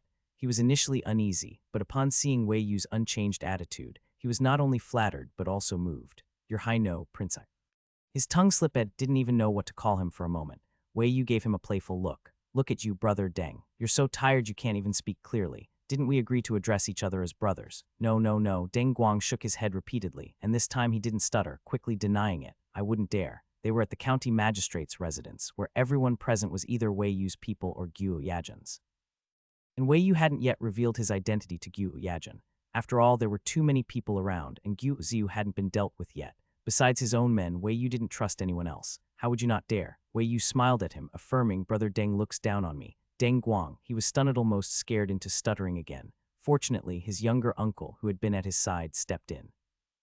Deng Zhang gave a faint smile and replied with a calm and composed manner, the prince misunderstands. My nephew is not very capable and unfit for great matters. To be friends with the prince is his honor. Finally remembering his uncle and seeing Wei Yu's eyes shift toward him, Deng Guang quickly introduced them. Prince brother, this is my younger uncle. You said before you wanted to meet him. Wei Yu stared at the man without blinking. In fact, the moment he first saw Deng Zhang, he already had a hunch this man was Deng Guang's younger uncle. Sure enough, he was. Wei Yu sighed inwardly. This must be that unique mental connection between clever and capable people. Ah, such wisdom. After Deng Guang finished introducing them, Deng Zhang gave Wei Yu a greeting gesture. It wasn't anything grand, just a common courtesy between people. This made Wei Yu think he was cleverer than Deng Guang, because at least he understood Wei Yu's desire not to reveal his identity. Since they were still standing in the front yard, where servants were constantly moving about, it was inconvenient, so Wei Yu invited them inside to sit. In the front hall, once the tea was served, the servants withdrew. With 3 people present, Wei Yu naturally sat at the head seat without hesitation, Deng Guang on the right and Deng Zhang on the left. Wei Yu glanced at both of their sitting postures. One sat upright and rigid, spine straight. Wei Yu suspected Deng Guang's but wasn't even fully on the chair. The other sat more at ease, like a regular person discussing business. Well, Deng Guang was useless. Wei Yu turned directly to Deng Zhang with a smile. Nice to meet you, Uncle Deng. It's fate indeed. A few months ago, I visited Pingnan Prefecture and at Brother Deng's invitation, attended a Chamber of Commerce meeting. It was quite well organized, many hidden intricacies. Deng Zhang had just reached for his teacup when he heard this and paused slightly. He looked up at Wei Yu, met his smiling eyes, and his own gaze flickered. Wei Yu smiled. I heard from Brother Deng that the idea for the chamber came from you. The Deng family's Chamber of Commerce has been running for over 20 years. I imagine you understand its operations deeply. I'm very curious. Would Uncle Deng be willing to explain it to me? Instead of jumping straight to the grain issue, he brought up the Chamber of Commerce. Deng Zhang sighed inwardly. He realized this wise prince truly understood the deeper workings of the chamber. Out of the corner of his eye, he glimpsed Deng Guang. Deng Zhang paused, his heart sinking slightly. Maybe the prince had already seen through it back in Pingnan. Otherwise, why would he have asked to meet Deng Guang's uncle? As these thoughts raced through his mind, Deng Zhang stood up and respectfully bowed to Wei Yu. The prince is perceptive. My shallow opinions are hardly worth mentioning. Since the prince already understands, he's likely more capable than I should be the one learning from the prince. Deng Guang. He didn't even know whether he should stand or stay seated anymore. Wei Yu was very pleased and quickly stood up to personally help Deng Zhang rise. Uncle Deng, you're too kind. We're all businessmen, aren't we? Aren't we all just thinking about making money? Deng Zhang, do you wish to join the Chamber of Commerce, Prince? Let's not even discuss the whole we're all businessmen part didn't quite agree. As for joining the chamber, one couldn't blame Deng Zhang for jumping to that conclusion. After all, Wei Yu had brought up nothing but the chamber in their conversation. Plus, there was the recent issue with the prefectural deputy. Yes and no. Wei Yu smiled, finally revealing the air of a benevolent nobleman and a capitalist. To be frank, I actually have a better approach for developing the Chamber of Commerce. Would Uncle Deng be willing to take a look? The Deng uncle and nephew duo were both stunned. What did he mean? Was he dissatisfied with their chamber model, wanting to start something new, and even trying to rope their family in? Deng Zhang was the first to react. He only thought for a moment, then smiled and nodded. Since the prince has said so, wouldn't it be my loss not to take a look? For a businessman like Deng Zhang, Wei Yu had long since prepared a countermeasure. He planned to start with the Merchants Guild. The current model of the guild in Pingnan Prefecture was still little more than a rudimentary trading post. They exchanged information on goods, shared local price data, but Wei Yu didn't see much mutual assistance between the merchants. He doubted there was much harmony to begin with. After all, everyone has selfish desires. Even ordinary people struggle with mutual help, let alone businessmen who are born to chase profit. It's often said that business is like war. There's no mercy or sympathy in the marketplace, only the exchange of interests. Only when the other party deems you qualified to sit at the table will negotiations begin. If you're not, even if you die by the roadside, it's none of their concern. Of all the merchants Wei Yu had seen and heard at the Pingnan Guild, Only two caught his eye, the Deng family and Chi Wu, who had bought his glass. Admittedly, Wei Yu was initially impressed because Chi Wu spent 1,200 taels on his glass. It made him seem like a rich fool with a soft spot. But spending 1,200 taels on a piece of glass that also proved the man had guts and the ambition to take risks in pursuit of fortune. Wei Yu had said as much at the guild. The glass was supposedly transported from the capital, exclusively supplied to the Ziki royal family regardless of the backstory. The result was that Chi Wu won. Winners have privileges, just like how people only remember first place. So Wei Yu gave Chi Wu a chance. That opportunity would come laterite now. Wei Yu needed to win Deng Zhengde over. This was a rare business talent he had his eye on, and for his upcoming profit plans in Jiaozhou, he absolutely couldn't let Deng slip away. If Deng Zhengde left, who else could take over? What Wei Yu showed Deng was a corporate-style commercial alliance, something he had taken time to write while in Jiaozhou. In a private study, with only the two of them present, Deng Zhengde carefully read through a stack of thread-bound pages. From the first page, his expression shifted from puzzled to shocked, and the deeper he read, the more restless he became until he couldn't help but stand up. "May I ask, young master, who wrote this?" Deng Zhengde stared at Wei Yu with eyes like a wolf, fiercer even than when Zhang Qingsheng had seen the math book. Wei Yu blinked and responded with a question. "Uncle Deng, what do you think of it? It's excellent." Deng Zhengde nodded seriously. "The gentleman who wrote this is truly gifted.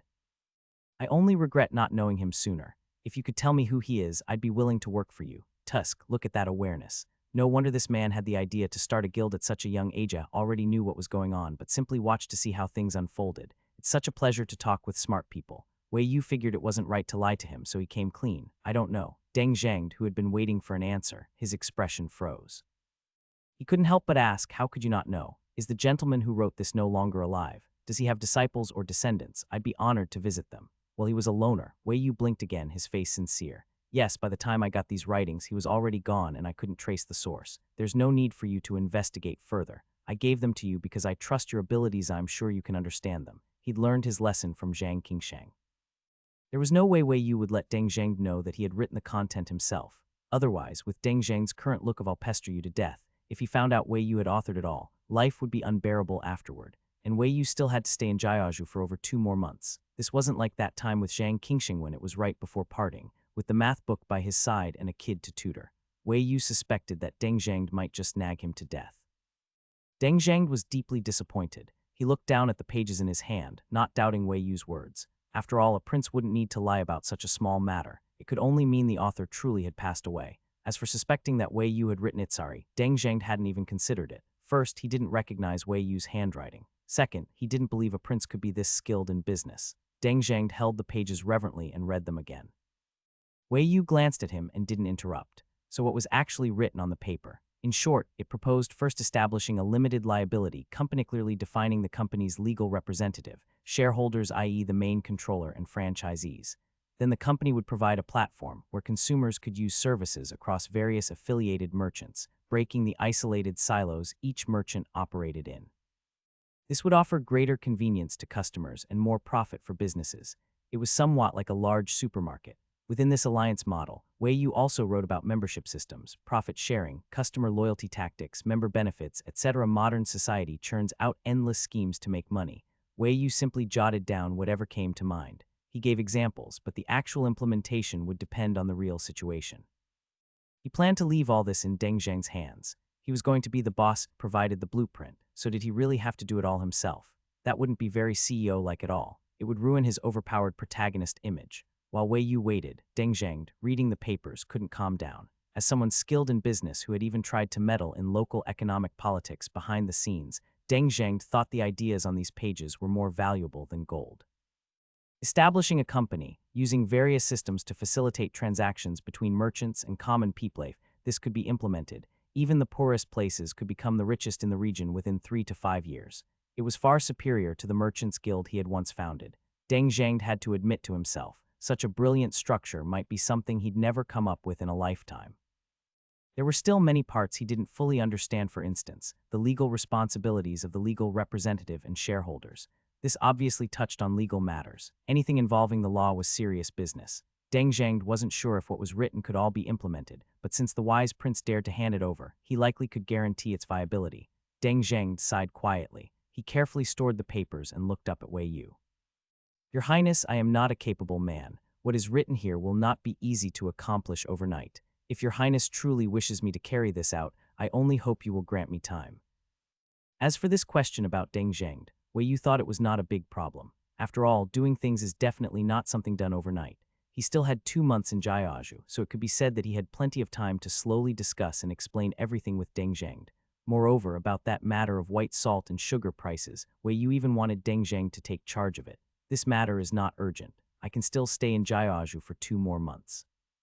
Since the other party had openly revealed his position to His Highness, Wei Yu was not polite and directly asked if he was willing to stay temporarily in Jiaozhou. Deng Zhengde agreed without much thought. This commoner is willing. Wei Yu immediately smiled. If so, right now I happen to have something I need you to do. If you can handle this well, I will then explain in detail about cooperating with the Merchants Association. How about that? Deng Zhengde was left behind exactly for the Merchants Association matter written on paper. He thought about it. Although he wasn't sure what the wise king would have him do, he guessed it must be related to business or the grain sent by the Deng family. In any case, it shouldn't be too difficult. With this in mind, Deng Zhengde agreed. What your highness says, this commoner dares not disobey. A boss still has to learn how to use people. With Deng Zhengde's arrival, Wei Yu planned to throw the white salt sales issues on him, so Wei Yu took him to see the prepared white salt. When Deng Zhengde first saw the pure white salt, he was extremely shocked, especially after learning that the white salt was purified from rock salt. After all, if it was like gold before, with salt controlled privately, then when such white salt appeared from the government, the first to panic and be affected would be the major salt merchants and prominent families. Fortunately, these were all assumptions. After being shocked, Deng Zhengde was pleased that fewer people would consume toxic salt in the future, and also learned from Wei Yu that this salt was appearing for the first time in Great Wei, and Ziyang County would be the first place to sell it. What did this first-hand news mean? It meant opportunity, not about money, then about connections. It was impossible to make a profit by selling salt at high prices elsewhere right under a prince's eyes, who would dare to resell salt elsewhere for a higher price. That would be slapping the court in the face. Deng Zhengde thought about expanding his connections. Expanding connections for the Deng family and for the wise king. No merchant was without cunning. Once Deng Zhengde saw that rock salt was purified into white salt, he knew this was definitely the wise king's handiwork. And this good deed benefiting the country and people, rather than reporting to the court immediately and promoting it nationwide, was instead quietly experimenting in a small place like Ziyang. Why? Given his position, Deng Zhengde could only think it was to compete for the throne. A prince coming to poor remote places like Jiaozhou and Jai Prefecture was probably also trying to achieve merit. Words like these couldn't be openly said, but everyone understood clearly. This mutual understanding was completely confirmed in Deng Zhengde's heart when he heard the wise king mention the plan to sell white salt in glass bottles. Listen to this, selling white salt in glass bottles and only for 300 yuan. Before Deng Guang told him about the Merchants Association, one glass bottle was sold for 1,200 taels, right? How much time had passed, and now the value had dropped so much. Wasn't this clearly using glass bottles to win people over? With his imagination, Deng Zhengde mentally tagged Wei Yu as power-hungry, scheming, and deeply calculating, and he was much more respectful in behavior when facing Wei Yu. And because Wei Yu was used to people being respectful around him, he didn't mind. Seeing Deng Zhengde was genuinely working hard, he didn't interfere much and kept hoping for more talented people to come every day. So, in the end, was this wait for fortune tactic useful or not? The grain sent by the Deng family, Wei Yu sent a letter instructing his second prince to send people to transport it. After all, there really were few people left idle in Ziyang County. Wei Yu had sent them all to work. Even the elderly, weak, sick, and disabled left at Oxhead Mountain. He had them reclaim wasteland and repair roads. Yes, reclaim wasteland. There were simply too many wastelands nowadays. Modern old houses grow wild weeds after half a year of no one living in them. Even more so for large tracts of land if something happened. No one would farm it. In letter 1D07W small cap N, OVELCH, a PT, letter 1D07RS are published on Novelrecap.net. In the past, the people living outside the city in Jai Prefecture often suffered from mountain bandits harassing and robbing grain. When the grain harvest was good, it was stolen, so people simply stopped farming. Gradually, even fertile fields turned into wasteland. Previously, when Wei Yu saw the land registers at the county office and heard from Gu Yajin that many lands were abandoned, he decided to bring all the elderly, weak, sick, and innocent mountain bandits to reclaim land and farm. Starting from the wasteland closest to the county town, expanding outward, working 4 hours a day, 2 meals provided by the government daily, returning to Oxhead Mountain to rest at night. If they behaved well during this, caused no trouble, they would regain their good status. If they caused trouble or were not obedient, forget it, they would remain to be used for road construction later. Anyway, locking them in jail doing nothing was something Wei Yu would never do. It was too much waste of labor. When Wei Yu sent a letter to the second prince, the latter was already leading the Oxhead army near Yunyang County. Because their attack was too fierce and advancing too fast, Gu Ziu, who had completely ignored the bandits before, hadn't reacted at all. Before this, it was Qi Ling besieging the city, and the bandits were disorganized and dared not move. How did suddenly a group of Oxhead army bandits appear outside the city, claiming to be ridding the people of harm? Gu Ziu immediately knew this was not a trick that the previous bandits could have thought of. That moral banner was raised very well. But was that something the previous fools were capable of? Completely a different level. There must be some problem in between. Gu Ziu firmly believed there was a problem, and there was definitely someone like a strategist in the Oxhead army. He wanted to send people to spy, but unfortunately the Oxhead army was now stationed outside the city, and the city gates were closed. No one could get out. Even the prefectural captains combined troops inside, both openly and secretly, only amounted to 2,000. How could that compare to the Oxhead army outside? The scout reports said the Oxhead army had nearly 5,000 men. That was almost like the colonel's army, except the other side's equipment was worse. The Oxhead army had been camped outside for 3 days, and Gu Ziu was annoyed for 3 days. He was cowardly and feared death, not wanting to take any risk. So Gu Ziu privately asked the prefectural captain, "If we quietly leave the city at night, how confident are you?" The prefectural captain was silent. This meant abandoning the city and leaving, regardless of the fate of the people inside. Although the captain and Gu Ziu were alike in character, the captain still had some pride as a military man and could not bring himself to abandon the city outright like Gu Ziu. It was not for the people's sake. He simply couldn't let go of his military pride. The captain did not believe his 2,000 troops couldn't defeat that group of bandits. Whether we can win or not, we have to fight first and talk later. If Gu Ziu really believed they could win, he wouldn't have pulled the prefect's captain to ask about leaving the city. Hess, you're a prefect after all, yet you're afraid of a mere handful of mountain bandits. The prefect's captain looked down on Gu Ziu's behavior with contempt. He had originally raised those mountain bandits himself, and now that the bandits had grown strong and turned against them, they came to attack, and yet he was scared. Didn't he expect this day to come? Serves him right. Although mocking a former ally at such a critical moment was a bit inappropriate, since the other side was already planning to run, the prefect's captain didn't care about saving face for him. They're just some petty bandits.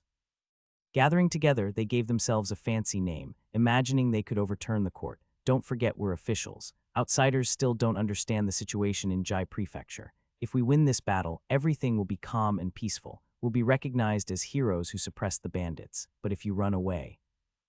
The prefect's captain sneered and glanced at Gu Ziu. Getting caught would mean the crime of exterminating 9 clans. Gu Ziu froze, furrowing his brows without saying a word. Outside, the sky was pitch black. In the dim study, only the two of them were plotting quietly. The courtyard was silent, with only the faint sound of insects outside. The prefect's captain said all this naturally, because he didn't want Gu Ziu to run away. After all, it wasn't the captain who had raised the bandits. Gu Ziu was the real culprit. The prefect's captain picked up the iced tea on the table and drank it all at once. The crisp sound of the cup set down on the table startled the thinking Gu Ziu. Gu Ziu looked at the prefect's captain and asked in a low voice, "How confident are you that we can win? How confident?" The captain wasn't sure, but he believed he could win. Though he was a military officer, he hadn't really fought in many battles. After all, Great Wei had been peaceful these years with few wars, and those battles that did occur had nothing to do with the soldiers stationed inland like them. As a small prefect's captain, he hardly ever had a chance to go to the battlefield. The pride of a military officer was only relevant when facing bandits. From the bottom of his heart, the captain didn't really take the Oxhead army seriously. He thought they were just a disorganized mob and that his elite troops would surely defeat them. "They're just a bunch of bandits. Don't you trust the men under my command?" He was a little annoyed by Gu Ziu's doubt but didn't say more. Gu Ziu naturally didn't trust him. If he did, he wouldn't ask. But this couldn't be said plainly. Gu Ziu still hoped the captain could lead and protect him. His tone softened. "Of course, I trust you. But you know, the Oxhead army came all the way from Kailing, so they must have some skills. Judging by their tactics and behavior, I think someone must be guiding them." The captain's eyebrows twitched. Someone guiding them? Who in Jai Prefecture would have that ability? If he knew, would he still be asking him? Gu Ziu didn't answer and instead asked about the scouts. "Yesterday you sent scouts out. Did you get any news about the Oxhead army?" Mentioning this made the captain annoyed. "There's no damn news. None of them came back. None came back." Gu Ziu was stunned. "How is that possible?" The captain chuckled. "Why not possible? 8 men were sent out, none returned. They were either killed or captured by the Oxhead army." "Gu Ziu, what if they escaped?" "Captain, do you think they're like you?" Both fell silent suddenly. The scouts' families were all inside the city. It was impossible for them to run away. After all, very few people would be cruel enough to abandon their families. So the only possibility for the missing scouts was that they fell into the hands of the Oxhead army. Outside the city, at the Oxhead army camp discussed by the two, the second prince was reviewing intelligence received from the scouts. In the modest tent with the second prince sat also the eighth prince, Gongsun Yi, and Du Rulin. If Liu Wu hadn't sent people over, we really wouldn't have known he secretly had this many soldiers. The second prince shook his head, showing nothing but mockery and no fear at all about Liu Wu's 2,000 troops under the prefect's captain. After the second prince finished reading the intelligence, the other three took over. After reading, they all had something to say. Gongsun Yi, Yunyang isn't Kailing. If we attack directly, casualties on both sides could be heavy. We need to come up with a perfect plan. Du Rulin, what perfect plan? If we don't attack directly, do you want them to just surrender? I'd like that too, but we're bandits now. If anyone really dares to surrender, I'd tear down their ancestors' ancestral tablets. The three present, although they understood, it was indeed best if the other side surrendered willingly. The second prince thought for a moment. I wonder if we bribe the scouts to come back and act as insiders to open the city. How likely is that? Gongsun Yi smiled. I think the chance is slim, Your Highness. The second prince was deeply regretful. Well, he was just thinking. Of course, fewer deaths would be best, but with people like Gu Ziu and Liu Wu, it was probably more likely that they'd send their men to die while sneaking away quietly themselves. There wasn't a quick solution. Since it was late, the second prince prepared to dismiss and rest. But the eighth prince spoke up. Second brother, if you want to open the city secretly, maybe ninth brother has a method. The three of them were surprised. Almost forgot about ninth brother. The startled second prince quickly responded, what method does ninth brother have? That. The eighth prince smiled. That smile was very similar to the official smile Wei Yu often wore. Oh, that matter actually goes back to when we were in Ziyang County. What the eighth prince was talking about was when at Oxhead Mountain in Ziyang County, a man named Tian Hu failed to poison them and was later captured by Wei Yu to be used as a spy. Ding Fakai's sharp eyes found that Tian Hu was indeed fit for spying. Wei Yu had Ding Fakai teach Tian Hu how to be an excellent spy, and in less than a month, Tian Hu mastered the essentials. Tian Hu was originally a farmer but had some bitterness due to the bandit affair. After learning from Ding Fakai to hide himself, when he was brought before Wei Yu, besides his face, his entire demeanor had changed. He looked very plain, very ordinary, just a random passerby. He was perfect for being a low-profile, sneaky intelligence agent. Wei Yu realized this, and to not waste the talent, had Gu Yajin changed Tian Hu's registration and gave him papers, then sent him to Yuanyang to gather intelligence. So with the current situation of the second prince and the others, asking Wei Yu for Tian Hu's contact info was totally feasible. The messenger Ding Fakai came over under such circumstances. As soon as he arrived, before he could even take out the letter, he was caught by the eighth prince. The eighth prince asked him, do you still remember Tian Hu from Oxhead Mountain? I remember he was taught by you, right? He should be in Yuanyang now. How can we contact him? He asked a bunch of questions, but Ding Fakai didn't say a word. The eighth prince said, are you going to stubbornly refuse to talk to me here? That wasn't really the case. Ding Fakai looked straight ahead. My master didn't say. Even if his master had a good relationship with the eighth prince wasn't his master. What if his master later asked and blamed him? Ding Fakai thought to himself that since he was now the personal guard beside his master, he had to save face.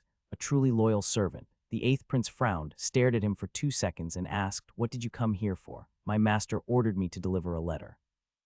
Ding Fakai finally managed to pull out the letter. The eighth prince knew very well that Wei Yu would never come without a reason. After going to Ziyang County, there had been no news at all. Now sending a letter definitely meant something was up. His first thought was about the grain. Sure enough, once the letter was opened, it was about transporting grain. The eighth prince was very happy. So ninth brother really got the grain, not a penny taken. The Deng family is so generous. How did your master manage that? Ding Fakai, I don't know. No need to worry about the grain issue now. The eighth prince was so pleased that he didn't even pay attention to what Ding Fakai said. Holding the letter, he went to find second brother to discuss the matter and called Ding Fakai to follow. The second prince was planning with Gongsun Yi whether to use the troops from the 2 neighboring prefectures. When he heard the news the eighth prince brought, both of them were very pleased. The second prince smiled. Ninth brother really has extensive connections, quite unexpected.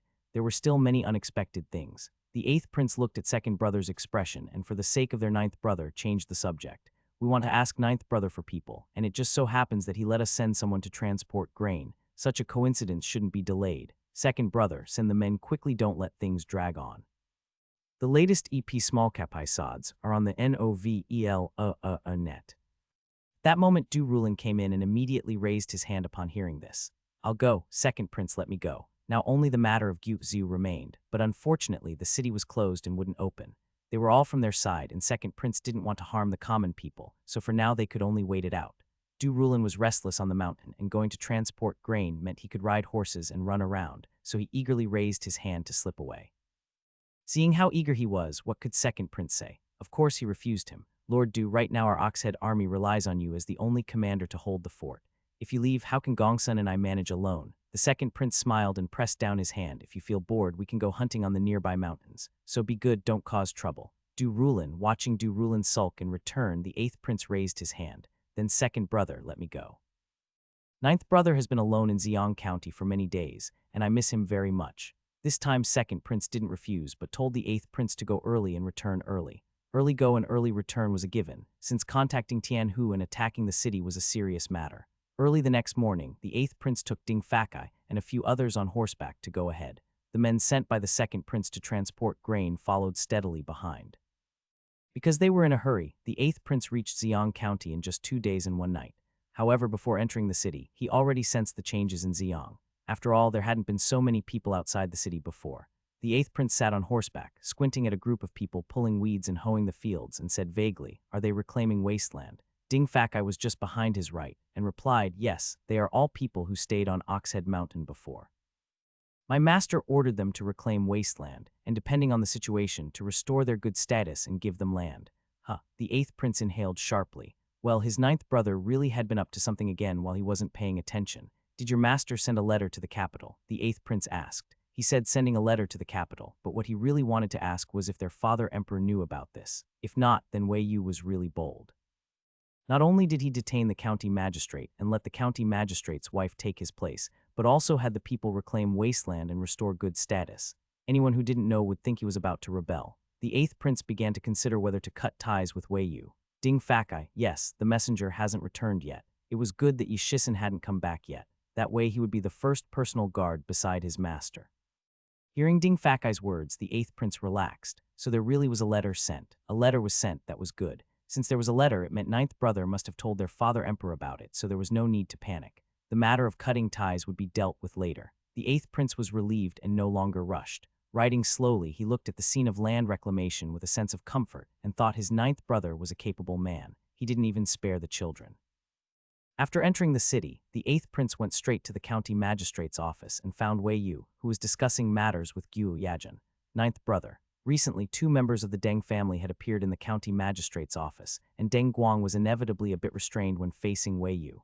In front of Guo Yajin, he made a lot of mistakes, and over time, Guo Yajin also learned about Wei Yu's identity, but she was much calmer than Deng Guang. After knowing this, she became a bit flustered, but later when facing Wei Yu, she was no different than before.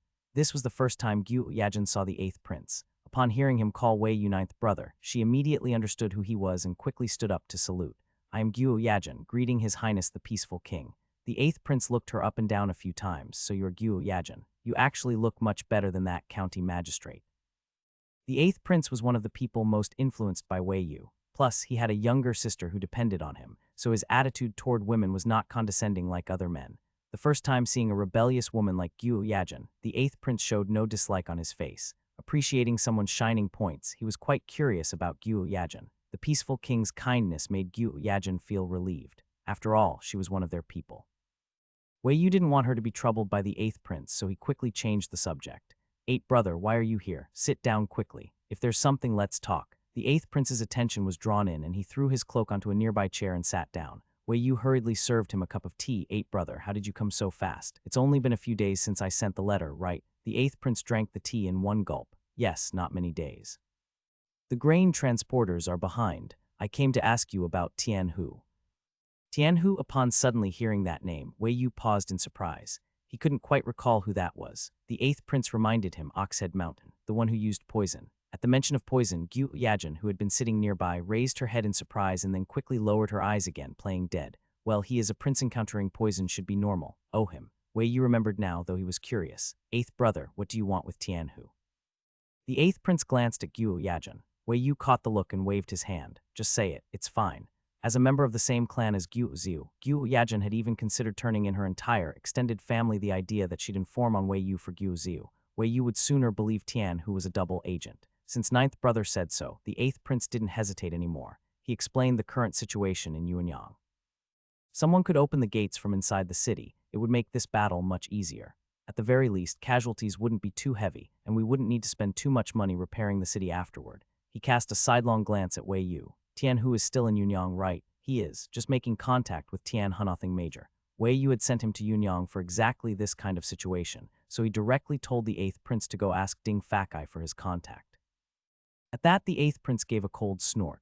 He shot Wei Yu a side eye and said sarcastically, "You've got yourself a loyal servant. I asked him before, and he'd rather die than comply. HMPH. Wei Yu, he blinked and watched as his eighth brother left to find the man, clicking his tongue and shaking his head. As expected of the man he personally promoted had definitely give him a raise later.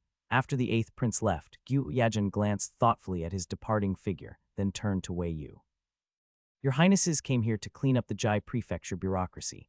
Now that Yuanyang's fall is just a matter of time, does your Highness intend to remain in Ziyang County? The question was oddly phrased. If he didn't stay in Ziyang, where else would he go? Run off to his second brother and ask for a job? Wei Yu wasn't about to do that. So he asked in return, "Miss Guo, are you saying I'm no longer welcome?" Wei Yu looked at her in surprise. She seemed genuinely concerned, no trace of falsehood in her expression. That look truly saw herself as one of his people now. Wei Yu sighed inwardly. Well, it made sense that Gu Yajin would react this way. If she weren't loyal to him, if she weren't thinking in his interest, then he'd consider her untrustworthy. But still, there was a condition for that, the condition being the master would need to have ambition. Wei Yu looked at her and said sincerely, "Miss Guo, must one live so focused on gain? I came here with my brothers not for personal merit, but for the prosperity of Great Wei and the peace of its people.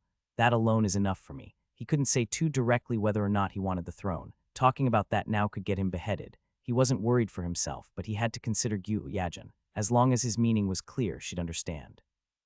Gu Yajin was a smart woman, well-read and graceful. She should be the type to admire the moon in the mountains, savor tea in the breeze, calm and radiant, not someone shaped into a cold shell by the darkness of the inner household. So surely she understood what he meant. Gu Yajin indicated that she did not understand. She looked at Wei Yu in a daze. What she heard wasn't a prince saying he didn't want the throne but a young lord, not yet 20, revealing a magnanimity worthy of being written into the classics, whether it was genuine or not. She could tell her throat suddenly felt dry. She pressed her lips together and asked softly again, "Your Highness's grand vision, it puts me to shame. But do you know reaching that state is like waking from a dream of golden millet?" How could he not know? Even in modern society, no country had truly achieved total prosperity and peace for all. Wei Yu smiled. Though the road is long, walking it will get us there. Though the task is hard, doing it will make it happen. Gu Yajin was silent. That's not something ordinary people can achieve. No, not that's where you're wrong. What Wei Yu hated most was people declaring things impossible before even trying. Facing her questioning eyes, Wei Yu raised his chin and pointed out the window. "Look at the sky out there. Was it ever this bright before? And now, when I show you Agin, what do you think of the sky?" Gu Yajin looked toward the sky outside. Though blocked by high walls, she could still glimpse a patch of it. And seeing that pale, cloud-dappled sky, what she thought of was blue heavens stretching for miles and the boundless spring light outside. In the beginning, it's hard. If you don't try, all you'll ever see is this kind of sky. The people of Jai Prefecture used to suffer, but now my brothers and I are here, and what we're changing is their lives. Would anyone have believed it before? He glanced at the thoughtful Gu Yajin and smiled. If everyone in this world thought like you do know, if they saw something hard and immediately feared it, assumed it couldn't be done, would this sky have changed? I rather miss that Madame who once boldly asked me for help. At the mention of Madame Hu, Gu Yajin snapped out of her thoughts. Your Highness is right, I was being cowardly. She smiled bitterly, shook her head, and the smile at her lips turned a bit self-mocking. Your Highness is too kind to me. So kind, I fear this world won't tolerate it. I think too much. I want to stay here in Ziyang in place of Chai Jin. I want to help women like me. I even want to reach higher. Gu Yajin suddenly stopped. She looked up at Wei Yu, her eyes filled with hope and ambition she couldn't hide. Your Highness, do you still need me? As the reckoning with Gu Ziu approached, her time as acting magistrate was running out. All Gu Yajin wanted was a guarantee from him. Wei Yu looked at her steadily, then suddenly smiled. Have you ever heard this saying, Miss Guo? What saying? I came, I saw, I changed. Everyone feels uneasy, it's perfectly normal. Gu Yajin's unease stemmed from how harsh the world was toward women. Wei Yu wasn't going to tell Gu Yajin about gender equality or say anything like women are inferior to men. If inspirational words worked, there wouldn't be so many people deceiving themselves in this world. All he would do was lay the options in front of her: go or stay, seek poison, or hunnel it her decide for herself. That day, Wei Yu wasn't sure if Gyu Yajin understood what he meant, but judging from her later actions and demeanor, he believed she probably did, because she became more meticulous in her work. She was likely inspired by him and wanted to be a good child who followed her heart and served the court. Wonderful. After getting in contact with Tianhu, the eighth prince didn't send the message himself, but had someone else deliver it that same day. He intended to remain in Xiong County for now, worried about what trouble Wei Yu might stir up just in case. And sure enough, once the eighth prince learned everything Wei Yu had done in Xiong County, he not only felt he had made the right choice, but also felt that old urge to sever ties rising again. You really take the cake. This whole white salt affair, and you didn't discuss it with me or second brother at all. Watching Wei Yu pace casually in front of him, the eighth prince was fuming. Wei Yu, lying on a couch with his arms crossed over his stomach, looked extremely relaxed and calmly persuaded, "Eighth brother, it's nothing big. Don't be mad, don't rush, we can sit down and talk this through." "Talk my ass." The eighth prince stopped, turned to glare at him, and demanded, "Tell me the truth. All these things you've been doing, have you told father about everything? Not just one or two matters, I mean all of it." "Huh, what do you mean, everything?" Wei Yu looked totally lost. He'd done a lot. What did everything mean exactly? Did that include sneaking around at night watching Crayon Shin-chan, the Oxhead Army, Gyu Yajin, the people clearing land outside the city, the public notices looking for people, the white salt? The eighth prince counted on his fingers. With each one, Wei Yu's brow furrowed a little deeper. Whoa, done that much already. No wonder he always felt like he didn't have enough time to rest. "I asked Ding Fakai earlier, said you already sent a letter to the capital." "Well, that's one thing you did right, at least you reported to father. But doing all this without approval, even if father doesn't scold you, he's probably fuming inside." Thinking Wei Yu had confessed everything, the eighth prince nodded and calmly analyzed the emperor's likely reaction. The more he talked, the more Wei Yu started to feel guilty, because honestly he had been too focused on making money and had really forgot to mention anything else. Wei Yu blinked and quietly rolled over. What could he say? It wasn't totally his fault. After all, if his relationship with Emperor Wei was the same as any regular prince and father, he wouldn't even be here in Jiaozhou, let alone running things. Heck, he probably wouldn't have been granted a princely residence yet. It was precisely because he and his father shared a rare level of communication and trust that Wei Yu had developed this shameless attitude, not because he was lazy, but because he knew the emperor had his back. He wasn't rebelling. His father already knew all his cards.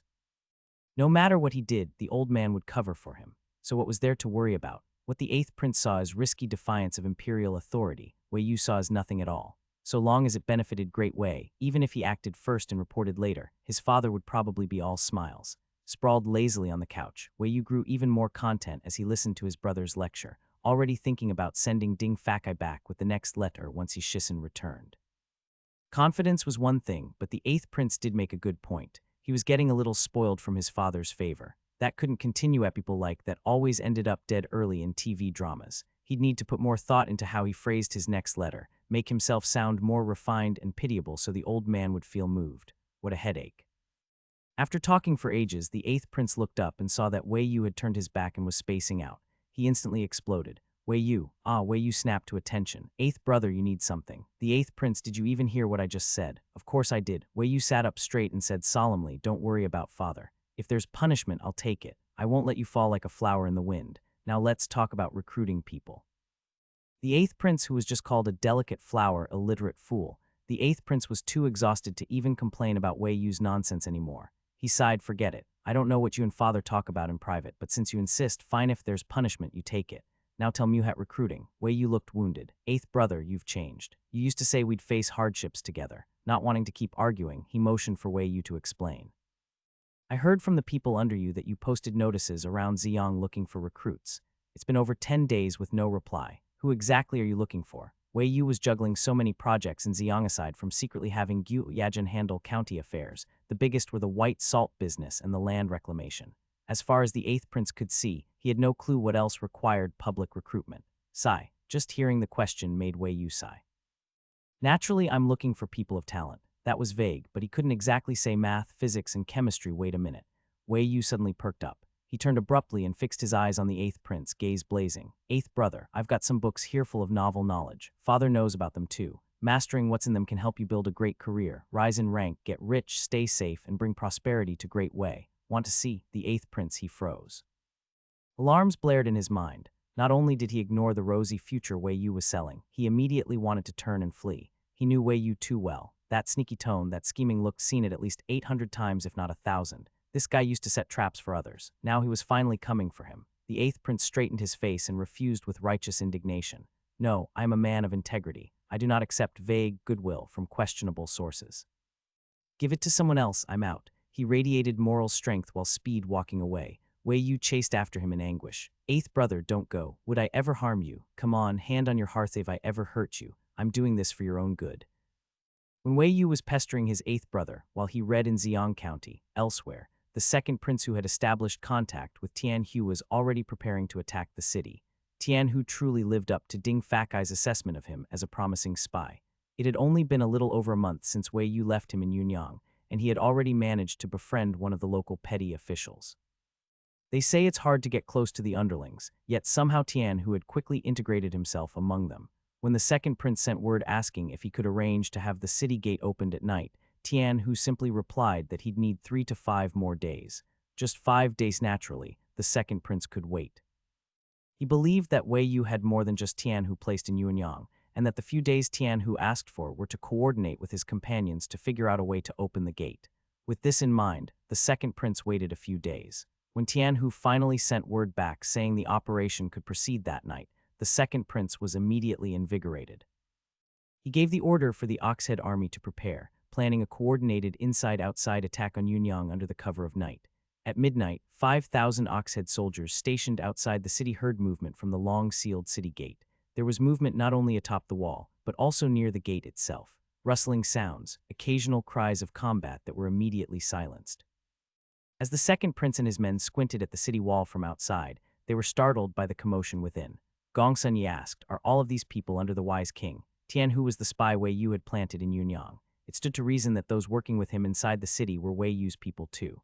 Gongsun Yi was astonished by Wei Yu's influence, and even more surprised that he would so openly reveal his men to the second prince.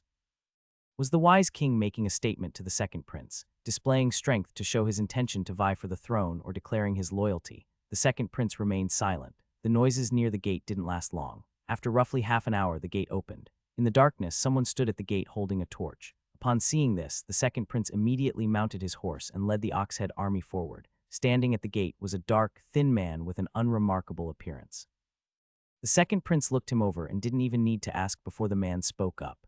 "Greetings, second young master. I'm Tian Hu. Most of the soldiers guarding the gate have been taken down. However, we're short on manpower. Some of them escaped. They've likely already gone to report to the prefectural office and the commandant's office." Having been trained by Ding Fakai, Tian Hu naturally knew of Wei Yu's identity. He was no longer the defiant and unruly Tian Hu of the past. He was now an outstanding spy determined to help the oppressed people of Jai Prefecture get justice. So what if a prince had come in person? As long as they could capture that scoundrel Guo Ziu and return justice to the people, he was all in. Since there were 2 places where key figures needed to be captured, Du Rulin took men to the commandant's office, while the second prince and Gongsun Yu went to the prefect's office themselves. 5,000 Oxhead soldiers marched into the city in grand formation. The torchlight, the sound of hooves and footsteps though not Rauda made no attempt to conceal the fact that the city gate had been breached and rebel forces had entered.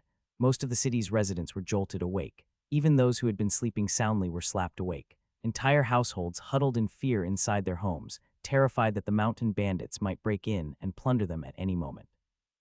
Guo Ziu was awakened by his servants. The panicked voices of the servants reached all the way to the rear courtyard. The words "mountain bandits have stormed the city" exploded like thunder on a clear day, jolting the entire prefect's office awake. "What, heavens, my lord, the mountain bandits have entered the city." The concubine beside him screamed so shrilly that Guo Ziu's already dazed mind began to throb. Pale-faced and panicked, he fumbled to throw on his clothes and dashed out barefoot, shouting for help as he went. The news of the mountain bandits entering the city spread like wildfire throughout the prefect's office, plunging the entire household into chaos. Disheveled, Guo Ziu ran toward the front study but encountered his equally frantic mother at the door. Before she could speak, Guo Ziu barked at her to go back and start gathering valuables. "Hurry, mother, pack up everything. We need to get out while there's still time. Otherwise, it would be too late." Having raised a son who lorded over Jai Prefecture, the old madam was used to luxury and didn't immediately grasp the situation. But after hearing Guo Ziu's words, she rushed off to the storeroom to inventory their possessions. Guo Ziu, meanwhile, ran to the study to retrieve his legist records of years of embezzlement and bribery. It was just bandits entering the city, not an official investigation. He was a court-appointed official so long as he hadn't been caught red-handed. Escaping now would be understandable. Once the court sent troops to suppress the rebels, he could return to being prefect.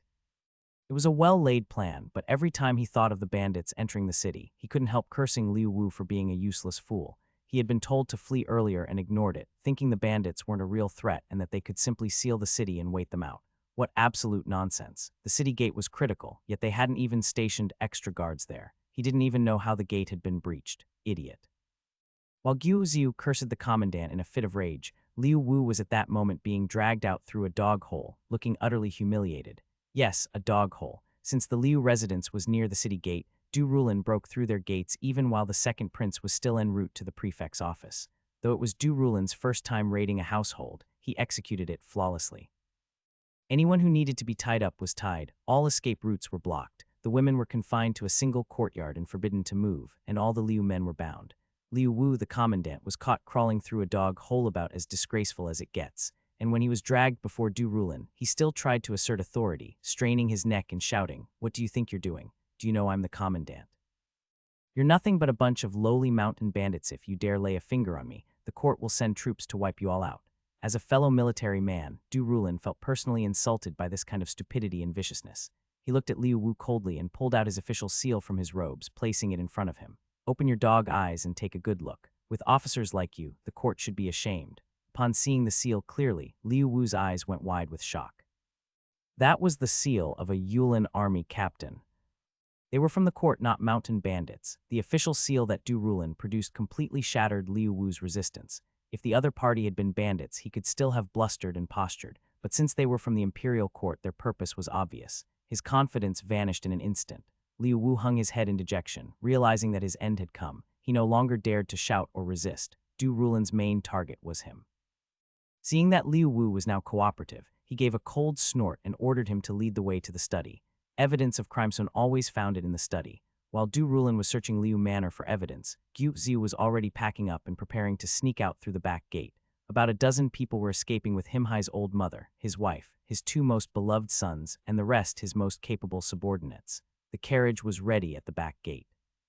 As his wife and children were getting on, Guo Ziu quickly asked his men which gate did they come in through. Typically, a prefectural city had 8 gates, while a county seat had 4 east, west, south, and north.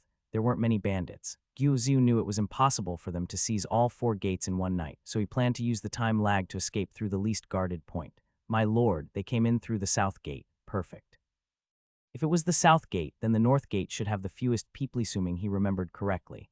Guo Ziu jumped into the carriage. Quick, to the north gate. Guo Ziu made a quick escape. When the second prince arrived with his men, the gates of the prefect's manor were wide open. Several servants clutching bundles were just fleeing and screamed in shock upon seeing them. The scream was sharp. The so-called bandits lacked awareness, so the second prince's own guards stepped in to silence them. Once the servants were subdued, Gong Sunyi, seated in the carriage, questioned them. "Where is Guo Ziu?" Of the 3 servants, 2's legs buckled from fear. Only one maid replied nervously, replying to my lord, Lord Guo has already fled. As expected, Gong Sunyi didn't appear flustered. Instead, he smiled faintly and turned to the second prince. "Second young master, Guo Ziu has already run. Maybe he's hiding somewhere in the city, or maybe he's trying to escape through one of the other 3 gates. Want to guess? Guess where Guo Ziu will be caught." The second prince smiled coolly. "Our people are stationed at all 3 gates. Unless he can fly, I doubt he'll get away." Words like that could only be said by someone not lifting a finger. Tianhu, watching them from behind, moved his lips slightly, but chose not to share what he was doing on his end. After all, they weren't close. Though his superior might be shameless and was the second prince's brother, his master wasn't the second prince. They said catching corrupt officials earned merit. If he caught Guo Ziu, it would be the same as his master gaining merit. Brothers may be like hands and feet, but accounts must still be settled clearly. Commoners didn't understand the intricacies of power struggles, but they had their own kind of wisdom. Contrary to the second prince's assumption that all those acting with Tianhu tonight were Wei Yu's men in truth, apart from Tianhu himself, the rest had nothing to do with Wei Yu. Who were they? They were ordinary citizens from the city who had once been bullied or oppressed by the Guo and Liu families, now rallied together by Tianhu. Some were from poor families and had their lives ruined in an instant by the Guo family's whims. Some were modestly wealthy, running stalls or shops, only to have them smashed by the Liu family. Some had beautiful daughters who were kidnapped by the lustful Guo family. As long as Guo Ziu had ruled Jai Prefecture, the Guo and Liu families had run wild in Yuanyang. Each tier of the people had long dried into salt and then been covered over again. Too many people hated these two families, but most of them had neither the means nor opportunity to seek revenge. In those years of helplessness, they could only curse the two families to die miserable deaths each night. That was life until Tian Hu found them. Until Yuanyang was besieged by bandits, those who had once been wronged by the Guo family finally had their chance for revenge. They ambushed officials at night, opened city gates, secretly watched over the two manors. Just as the second prince had sent people to guard the other three gates, these citizens with clubs had long been watching the two family compounds, ready to strike. The Liu family had Du Rulin and others get to them first, so the citizens outside could not vent their anger directly and had to stand guard with regret. But the Guo family. Sorry, rather than say Guo Ziu escaped on his own, it's more accurate to say he played right into the people's hands. There were too many guards in the Guo manor, and the citizens couldn't just barge in and kill them. But if the Guo family ran out themselves, could they be let go? Of course they'd be stopped somewhere open and beaten to death with clubs. The rage of the people is terrifying, especially when they lack legal awareness and are full of hatred. When a person's emotions are suppressed for too long and finally find a crack to burst through, it's not catharsis. It's the final breaking point. Just one street from the north gate, Guo Ziu's carriage was suddenly blocked by two pushcarts. Whoa. The servants pulled the reins hard. Those inside were thrown around by the jolt. The sudden development gave Guo Ziu a bad feeling. Before he could speak, a servant's terrified voice rang out from outside the carriage. My lord, people, so many people. At a time like this, what so many people meant could only be one thing. Guo Ziu immediately thought of the mountain bandits. Had they already stationed people at the north gate? Panicked, he dared not lift the curtain. But the 4-year-old son beside him wasn't as cautious and lifted the curtain without worry. Outside, torches blazed bright, lighting up the interior of the dark carriage. Guo Ziu raised his eyes and was shocked to see the area packed with townspeople holding clubs. Men and women, old and young, poured in from all directions, layer upon layer, all glaring at him with hatred. Guo Ziu, you damn dog of an official, get out here. Someone recognized that long-hated face and immediately raised a torch, roaring in fury. One voice rang out and 100 echoed in response. The fury spilled out. You bastard. Give me back my daughter's life. Scum, bring my grandfather back from the dead. Kill this animal. No one knows who ran toward the carriage first, but like a swarm, the crowd charged. Their rage was united and driven by vengeance. They didn't care that armed servants stood guard outside. That kind of fury could even terrify servants used to committing evil. There were just too many people, and too little space to fight back. In a few moments, Guo Ziu's entire party of over 10 people were like lambs to the slaughter. They were dragged off the carriage and tossed about. Clubs rained down each strike like a flash flood. Guo Ziu was beaten to death.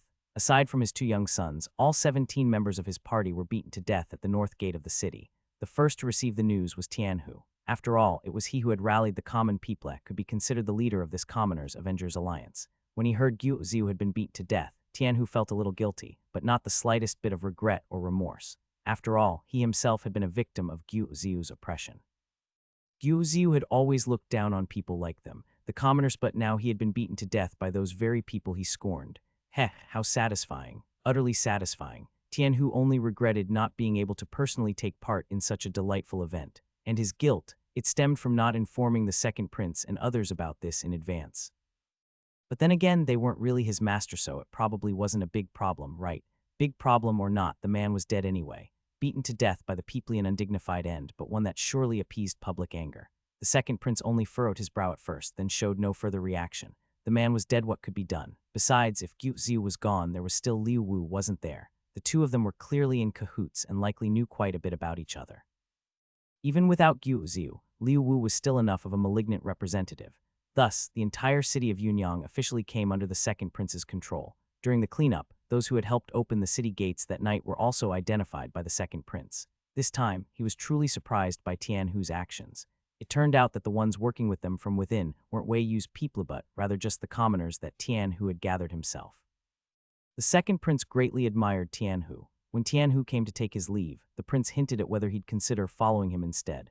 At first, Tian Hu was quite surprised, but he didn't hesitate for long, shook his head and refused outright. Second prince, your offer is generous, but I cannot accept it. I'm no different from anyone else. It was my master who gave me a second chance at life. For that, I, Tian Hu, will never leave his side for the rest of my days.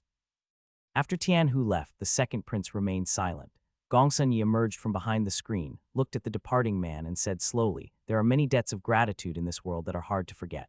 For someone like Tian Hu, the ninth prince gave him a chance for revenge, gave him hope. Such grace is like being reborn, like the love of parents. He would never betray the ninth prince. Gongsun looked at the second prince. Cousin, Tian Hu is indeed a capable man. With him as the ninth prince's loyal subordinate, he might be even more troublesome than the eighth prince. The second prince still said nothing, his eyes downcast as if deep in thought. After a moment, Gongsun couldn't help but ask, Cousin, what are you thinking? The second prince finally looked up from his thoughts, but his expression wasn't as heavy as Gongsun had expected. Instead, it held a kind of confused uncertainty. The second prince asked in a drifting tone, Do you think my ninth brother has ambitions for the throne? Isn't it obvious? Gongsun blinked slowly. Cousin, are you saying? The second prince meant he wasn't sure, but someone like Wei Yusing he'd quit was enough for him to actually quit. Saying he was going to Ziyang meant he really didn't care about the aftermath here. Ask him to hand over a man, and he just hands him over without the slightest worry about arousing suspicion or fear. The second prince had never seen anyone like that before. It was like he had ambition, but also like he desired nothing.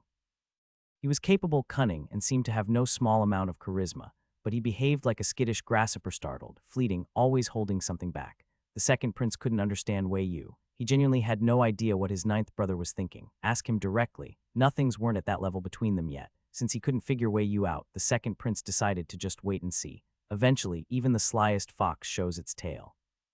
Half a month later, Yunyang. By now, Yunyang was completely under the second prince's control. On the third day after the city fell, once his men had stabilized things, the second prince made his identity public to avoid panic among the people. Everyone was shocked, especially the Oxhead army bandits. After the shock came a whirlwind of emotions, delight, fear, anxiety. They all experienced it in waves. Holy crap, the second prince of the current emperor. This was the strategist their boss had invited. Did the boss even know? Anyone who'd ever been a bandit instinctively feared anything related to the imperial court or government.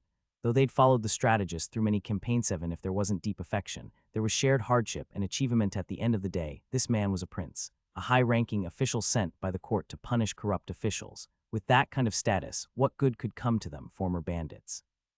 The Oxhead army was nervous, afraid they'd end up like those corrupt officials. Fortunately, the second prince understood their fears and had already made arrangements. He had Rulin inform the Oxhead army. The court understood they had been forced into it and had their reasons. Since they had turned over a new leaf and helped purge Jai Prefecture, not only would the court not punish them, they'd be rewarded according to merit. Well, that promise was aimed specifically at the 5,000 Oxhead army soldiers in the city. After all, 5,000 people had taken part in rebellion. If they were pushed too hard and started another uprising, what then? More importantly, when the 8th prince first organized the Oxhead army, he had screened all the recruits. Anyone with a criminal record wasn't allowed to join. If any slipped through, the 8th prince had them publicly executed before the entire army. So even if they were rewarded for their service, these 5,000 men, though lacking official household registration, could all be considered clean. With the Oxhead army handled, the city's populace was even easier to manage. They had long hoped the court would punish corrupt officials, and now someone had finally come. The people were overjoyed. The fear they'd felt when they heard bandits had surrounded the city vanished. They all assumed the Oxhead army was a regular military force and greeted them with great enthusiasm. This embarrassed the Oxhead army, who were real bandits pretending to be soldiers. Over the next half-month, the second prince handled wrongful cases and city affairs smoothly and methodically, without any obstacles. Since everything went so well and he had troops at his command, the second prince, after organizing the crimes of Gu Ziu and Liu Wu, sent men to the counties of Jai Prefecture to arrest other offenders and personally wrote a letter to be delivered to Emperor Wei in the capital. Yunyang thus entered a phase of restructuring. During this period, the second prince received a letter from his ninth brother. The contents of the letter: the Salt Bureau is selling refined white salt. The second prince was shocked by what Wei Yu had written. White saltone of the 5 colored salts priced at 1,000 coins per jin could actually be extracted from poisonous salt. He hadn't been informed in advance. It was only at the last moment that he was told. The second prince was full of questions, but before he could even reply to Wei Yu, the salt transport team had already arrived. Bottled white salt priced at only 300 coins per bottle, packed into box after box. Over 100 oilcloth-covered carts entered the city, instantly revitalizing this newly liberated place. Which merchant caravan is this? Goodness, it's been a long time since a major caravan came to Yunyang. Merchant caravan, are your eyes failing you? Don't you see the escorts carrying sabers? Clearly government officials. They must be from the court. With Lord Prince here, it's probably some kind of imperial reward. Ordinary people loved speculating. Seeing that the leader of the convoy wasn't driving them away, they got bolder and eagerly followed, curious about where the team was headed. They followed the group all the way to the Salt Bureau. The crowd looked at each other. Was this government salt delivery? Someone immediately denied it. Didn't officials deliver salt just 3 months ago? There's no way they'd be delivering again so soon. Besides, this is over 100 carts. I'd say at least 20 more than last time. Salt delivery times varied by region. In Yuanyang, it usually happened once every 6 months. Local people were frugalently using salt for cooking, and even then in minimal amounts. So every shipment to Yuanyang rarely exceeded 70 or 80 carts. By the time the second prince arrived, the front of the salt bureau was bustling. People were constantly hauling boxes in and out, while a crowd of chattering townsfolk gathered around the entrance, including a few bored oxhead bandits mixing in during patrol. Once inside, the second prince had a box opened immediately. Inside was a bright white mass. Glass bottles of nearly identical size and shape were neatly arranged, all filled with snow-white refined salt. The second prince stared silently at the contents. Behind him, Gongsun Yi shook his head in astonishment. This is the white salt the ninth young master extracted from poisonous salt. It was too white, completely beyond his expectations. The second prince quietly inhaled, turned around, and looked blankly at the workers still moving crates in and out. What exactly did he used to do in the palace? He suddenly murmured to himself, voice so low that even Gongsun Yi didn't catch it. As for the nature of his ninth brother, the second prince was completely baffled.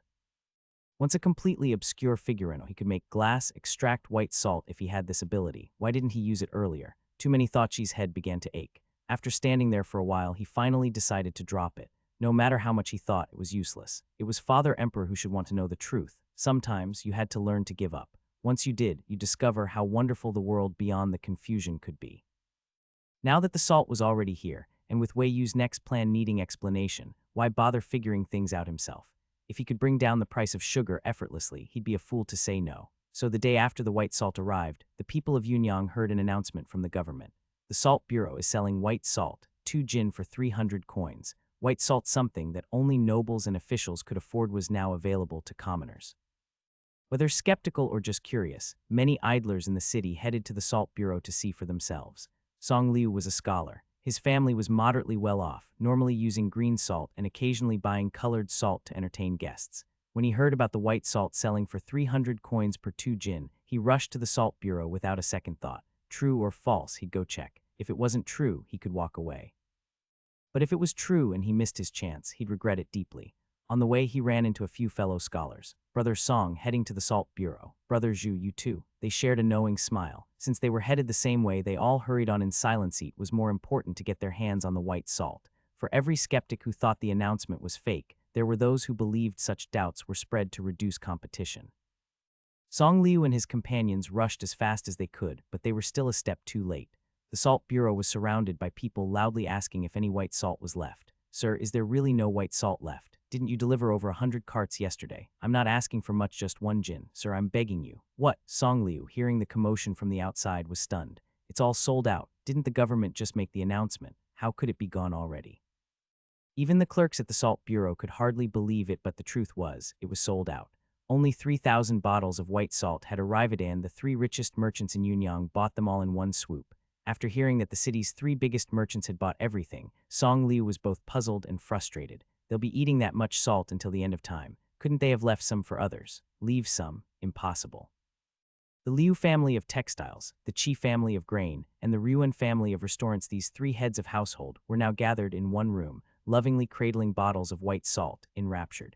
Liu, this is exquisitely than the colored glass vases in my home. No wonder the official said it was something used only by nobles of Western Qi. We've really lucked out. Qi luck, perhaps. But who knows what the officials are planning selling white salt so cheaply, and even including such luxurious bottles for just 300 coins. Strange indeed. Ryuan, who cares what they're planning? I adore these bottles. They're perfect for flower arrangements, fish tanks, or just decoration in the restaurant. You too want to sell? I'll give you 200 coins apiece. Bottled white salt priced at 300 yen was selling like crazy in Jai Prefecture. In just half a month, everywhere it hit the shelves, the bottled white salt was almost always snatched up by the local people within 5 days. The salt was good, its taste much better than poisonous salt. And compared to the high-end white salt people usually thought of, this white salt was shockingly cheap, like the price of cabbage. But most importantly, the government was giving away bottles with the salt. These transparent bottles, never seen before, were beautiful and novel. Some even said they were originally exclusive to Western Qi nobility. Great Wei had never had them before, but the 9th prince managed to produce them. With such a fresh and fashionable item, Not getting one to show off at home was basically falling behind the times. It takes comparison to make something valuable. The expensive 5-colored salt made the bottled white salt seem even more affordable. Add in the novelty of the glass bottles and the fun stories behind them. Even though 300 yen was still costly for ordinary folks, many still gritted their teeth and bought one, driven by a mix of thriftiness and vanity. The trend of bottled salt spread through Jai Prefecture like a virus. Because it was in such high demand, practically everyone would greet each other by asking, "Have you bought the white salt?" Inviting someone to your house to eat and taste the white salt was still a luxury. Most people who managed to get some just liked to show off the glass bottle, displaying it at home for this or that purpose. Nowadays in Jai Prefecture, if your household didn't have a glass bottle, you could hardly make small talk with others. The 10,000 glass bottles Wei Yu had prepared at the start were gone in an instant. Fortunately, the kiln factories were still operating, and glass bottles could keep being made. While his father hadn't yet started producing white salt for nationwide sale, Wei Yu could continue selling his bottled salt to make a bit of a profit. The first batch of salt only brought in around 3,000 taels total. As planned, Wei Yu took out 2,000 taels from the earnings to purchase raw materials and tools for making white sugar. Once all preparations were complete, he began arranging for sugar refining. Meanwhile, the bottled salt was still selling. After all, he was still gathering big clients. Wei Yu was hoping to reel one in to help him with business. While Wei Yu was busy and thriving in Jai Prefecture, over in the capital, the matter of white salt had the court officials moved to tears. New small cap N letter 1D0F letter 1D20 letter 1D07 small cap L letter 1D04 hapters are published on N0VI, FI Artap E-net. Not from being scolded by Emperor Wybut out of heartfelt emotion. The idea of extracting white salt from rock salt had come from a letter Wei Yu wrote to his father, who later mentioned it during court.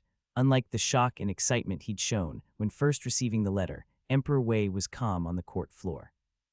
He calmly announced the news that rock salt could be refined into white salt, calmly mentioned that Jai Prefecture was already selling it, and calmly observed the various expressions among his officials in a way befitting his supreme imperial image. Only eunuch Li Cheng, who always served him, knew it was just a front. The Prime Minister, a wily veteran of court politics, had long been calculating ways to achieve merit for backing the right prince once the second prince came of age. Though this may seem disloyal and crafty, it didn't stop him from also caring about the common people when it didn't conflict with his own interests. Gongsun Tai, for once, couldn't hide his excitement. He stepped forward and asked Emperor Wei, "Your Majesty, to turn rock salt into white salt is a great service to the realm. The person who came up with this must be a great talent. May your Majesty reward him generously." The new white salt was first sold in Jai Prefecture. Whoever came up with this method must be there. What a coincidence. If the second prince doesn't take this opportunity to recruit this person, what a waste of heaven's blessing. Emperor Wei looked at him meaningfully. "Prime Minister, you actually know who this person is." Gongsun Tai's heart stirred with a secret joy. He also knew, could it be Somyeon from the second prince's faction? Pei Zhai, silent till now, suddenly glanced at him. Just as Gongsun Tai believed the person was linked to the second prince, Pei Zhai was equally convinced it had something to do with Wei Yu. Pei Zhai knew far more than Gongsun Tai. He knew the ninth prince had hidden talents, rarely showing them. Who knows where he learned all this, but the emperor seemed aware of it and even allowed it.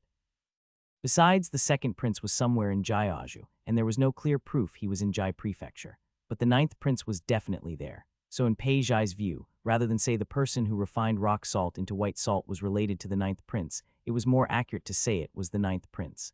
Gongsun Tai assumed this rising star in Jai Prefecture was linked to the second prince. Of course he wanted to boast about it before the whole court. "If you don't say it, how will others know?" So Gongsun Tai said righteously, "Your Majesty jests. I have never been to Jai Prefecture and don't know anyone there. Might your Majesty enlighten me a little? What a pompous old thing." Emperor Wei gave him an affectionate look, then suddenly laughed and said loudly, "Oh, come now, my dear minister, surely you haven't forgotten that a few months ago, the wise king said he would go to Jai Prefecture to earn revenue for the national treasury." Gongsun Tai. A thunderbolt from a clear sky. Emperor Wei's words were completely different from what Gongsun Tai had imagined, and it nearly made his expression crack. He had never expected this to be related to the wise king. He'd nearly forgotten that man even existed at court. Pei Zhai stood quietly, hands in sleeves, looking utterly content. See, he knew it had something to do with the ninth prince, and he was right. The other officials were stunned. Compared to the second prince, who had long operated in court, the ninth prince, who had barely made an appearance and had voluntarily asked to go to the provinces, which basically looked like being exiled, was unfamiliar to most. On one hand, the youngest, obscure prince just starting out; on the other, the refined and well-supported second prince. Which official would think of the former first? It wasn't like gambling; you get it wrong, and your whole clan could be wiped out. Many shared the Prime Minister's assumption. After hearing Emperor Wei's statement, shock slowly gave way to realization. Wei Yu in Jai Prefecture. Du Xing, wow, I really almost forgot the ninth prince existed. Ministry of Rights, Cao Yao Do Ho, interesting. His Majesty just wanted to watch the Prime Minister make a fool of himself, didn't he? Ministry of Revenue, Chi Tissue Tusk. So this is the ninth prince's method of generating income, turning rock salt into white salt. Sounds a bit far-fetched, I better go home and double-check the treasury numbers.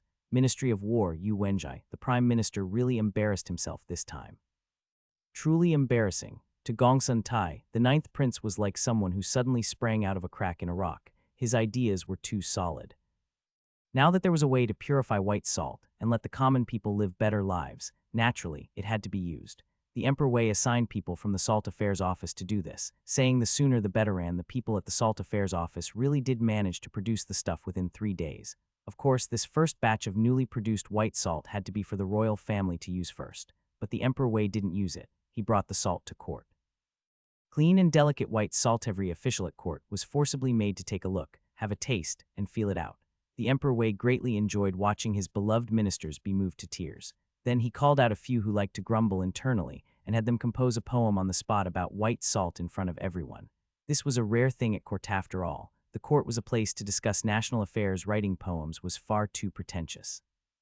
The ministers racked their brains, thinking of every way to praise the white salt again and again.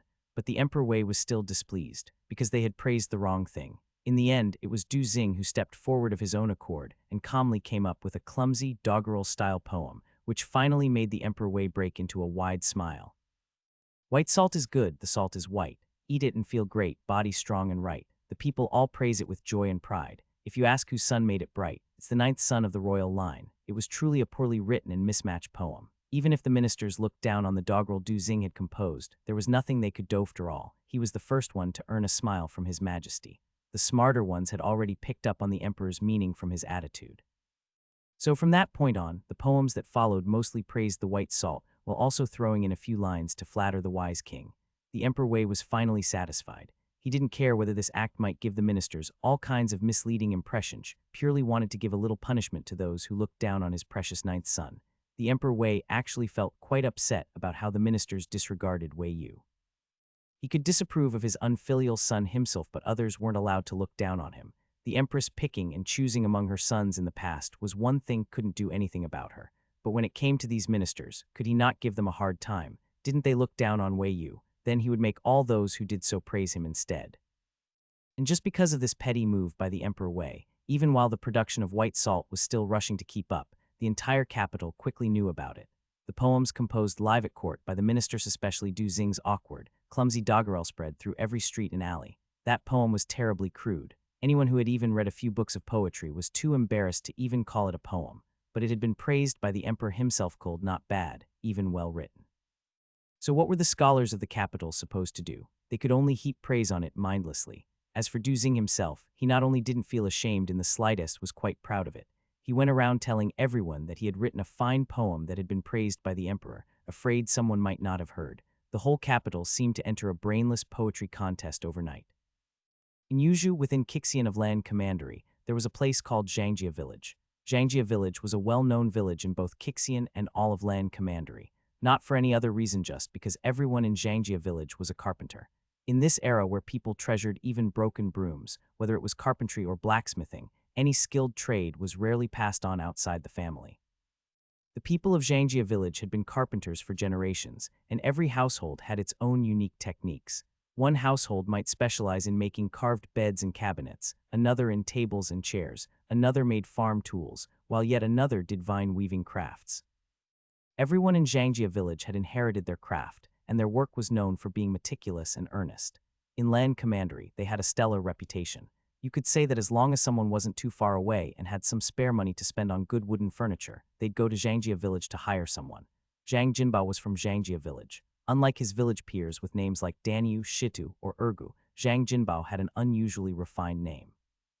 That name had been specially given by his father after consulting a local scholar, hoping that Zhang Jinbao would inherit the family trade and become a man of success. Unfortunately, things didn't go as hoped. Zhang Jinbao didn't want to be a carpenter. You ungrateful brat, I dare you to say that again. You believe I won't beat you to death. Usually, all one could hear in Zhangjia village was the sound of wood being shaved, but now it was unusually lively. Outside one farmhouse, a crowd had gathered around the low picket fence, watching the commotion. Someone, seeing the father and son chasing each other around the yard, even called out gleefully, "Yo, brother Zhang, Jinbao's already at the age to get married in a year or two. Why are you still chasing him around with a stick? That's too much. Brother Zhang, is Jinbao being disobedient again? Jinbao, run faster. Your dad's stick is coming down." Zhang Jinbao was a tall, strapping young man, stronger than anyone else present. As his father chased him around the yard with a stick, he didn't look the least bit flustered. In fact, it looked more like he was teasing his father. As he ran, he shouted, "Uncles, help talk my dad down. He's gone crazy again." Father Zhang was fuming behind him. "You little bastard, stop right there. I'm tying you up this time no matter what." Whenever Zhang Jinbao came back from town, he'd basically have a fight with his father. The villagers were used to it, but this time seemed a little different. The onlookers were curious. Didn't Jinbao just come back from Kixian yesterday? What did he see in town this time to make his father this mad? Who knows? Oh, right. A few days ago, someone from Tiancheng village came to me to order a cabinet, told me the county was selling white salt, sold by the government. Something like 300 wen for 2 jin. Yes, I heard about that too. My wife told me last night it's in a bottle, and the bottle of white salt costs 300 wen. What? A bottle for 300 wen. Did you hear that right? The people of Zhangjia village were wealthier than those in town. If it weren't for their constant need for lumber to make furniture, and the wide open space of the village for work, they could have moved into the city to live. So unlike regular farmers who used toxic salt, the people of Zhangjia village mostly used green salt. Since they were always buried in carpentry and rarely went to town, they didn't hear much of city news. But now that they heard about white salt, the crowd's attention immediately shifted. Zhang Jinbao, with sharp ears, caught on to what they were talking about. He darted away from his father and ran to the fence, nodding seriously. "Yes, it's white salt. The government posted announcements about eat a bottle costs 300 wen, and the bottle is called a glass bottle. It was invented by a prince of our dynasty." Zhang Jinbao's sudden appearance left the onlookers stunned. Before they had a chance to say anything, they watched as Zhang Jinbao's father smacked him on the back with a stick. "I told you not to run off." Crack, the small wooden stick snapped in half. Crowd just watching it made them wince. Zhang Jinbao, who had taken the blow, frowned and reached to scratch his back. "Dad, can you stop hitting the same spot? My left shoulder's a bit sore. Try hitting the left side instead." Father Zhang's eyebrows shot up. Holding half the broken stick, he raised it again to hit, but the crowd quickly stopped him. Third brother, hold on. Let Jinbao tell us what's going on in town first. You can beat him later. Yeah, third brother, that stick wasn't sturdy anyway. I'll get you a thicker one later. Come on, you know how thick-skinned Jinbao is. Why bother with such a tiny stick? While the villagers tried to calm Father Zhang down, Zhang Jinbao was dragged off to the side by a few aunties. The aunties asked about the white salt. That white salt, was it any good? Did you buy some? Zhang Jinbao shook his head. The officials at the Salt Bureau said there wasn't much of this batch and tons of people wanted it. By the time I squeezed my way in, it was already sold out. The aunties were disappointed. A lot of people bought it. Then that's it. It must be good stuff. If it's popular, there might not be any next time. Hearing this, Zhang Jinbao suddenly grinned. He sneakily glanced over at his father, and seeing that he wasn't paying attention, leaned in close to the aunties and whispered, "I paid the official to get some inside info. This white salt came from Jiaozhu. It's sold out here, but there's definitely still some over there." That didn't sound quite right. The aunties looked at each other, puzzled. One of them asked, "Don't tell me you're planning to go to Jiaozhu to buy white salt." Zhang Jinbao's eyes lit up. "Exactly, I am planning to go to Jiaozhu, but not just for the white salt. I want to buy that glass." A carpenter who didn't like to travel wasn't a good businessman. Unlike most folks in Zhangjia village who were content with staying put, Zhang Jinbao was restless, loved to travel and learn new things, was fascinated by novelty, and enjoyed watching people haggle in the streets. He had talent in carpentry, but unfortunately couldn't stay still. But since the Salt Bureau's stock was already sold out, and the next batch wasn't available yet, the villagers could only give up on the idea for now. As for Zhang Jinbao, his idea was only just beginning to take root. Wanting to go to Jiaozhu to see glass and other curious things, he pestered his father nonstop for 5 days straight, even followed him into the bath and to the toilet. In the end, Father Zhang couldn't take it anymore. After giving him a thorough beating with a stick, he finally agreed to let him go to Jiaozhu. Zhang Jinbao was overjoyed. The next day, he went to the local yamen to get a travel permit, then headed south toward Jiaozhu. The bottled white salt had been selling for over a month, and the second batch of white sugar was already loaded up and ready. Wei Yu went over the account books, and after looking at over a month's worth of sales, he finally breathed a sigh of relief. He glanced over at the guards who were crunching the numbers nearby and gave them a thumbs up. The guards, now doomed to a lifetime of accounting, said nothing. Including Ding Fakai, there were 8 of Themol veterans from their old estate who had experience with bookkeeping.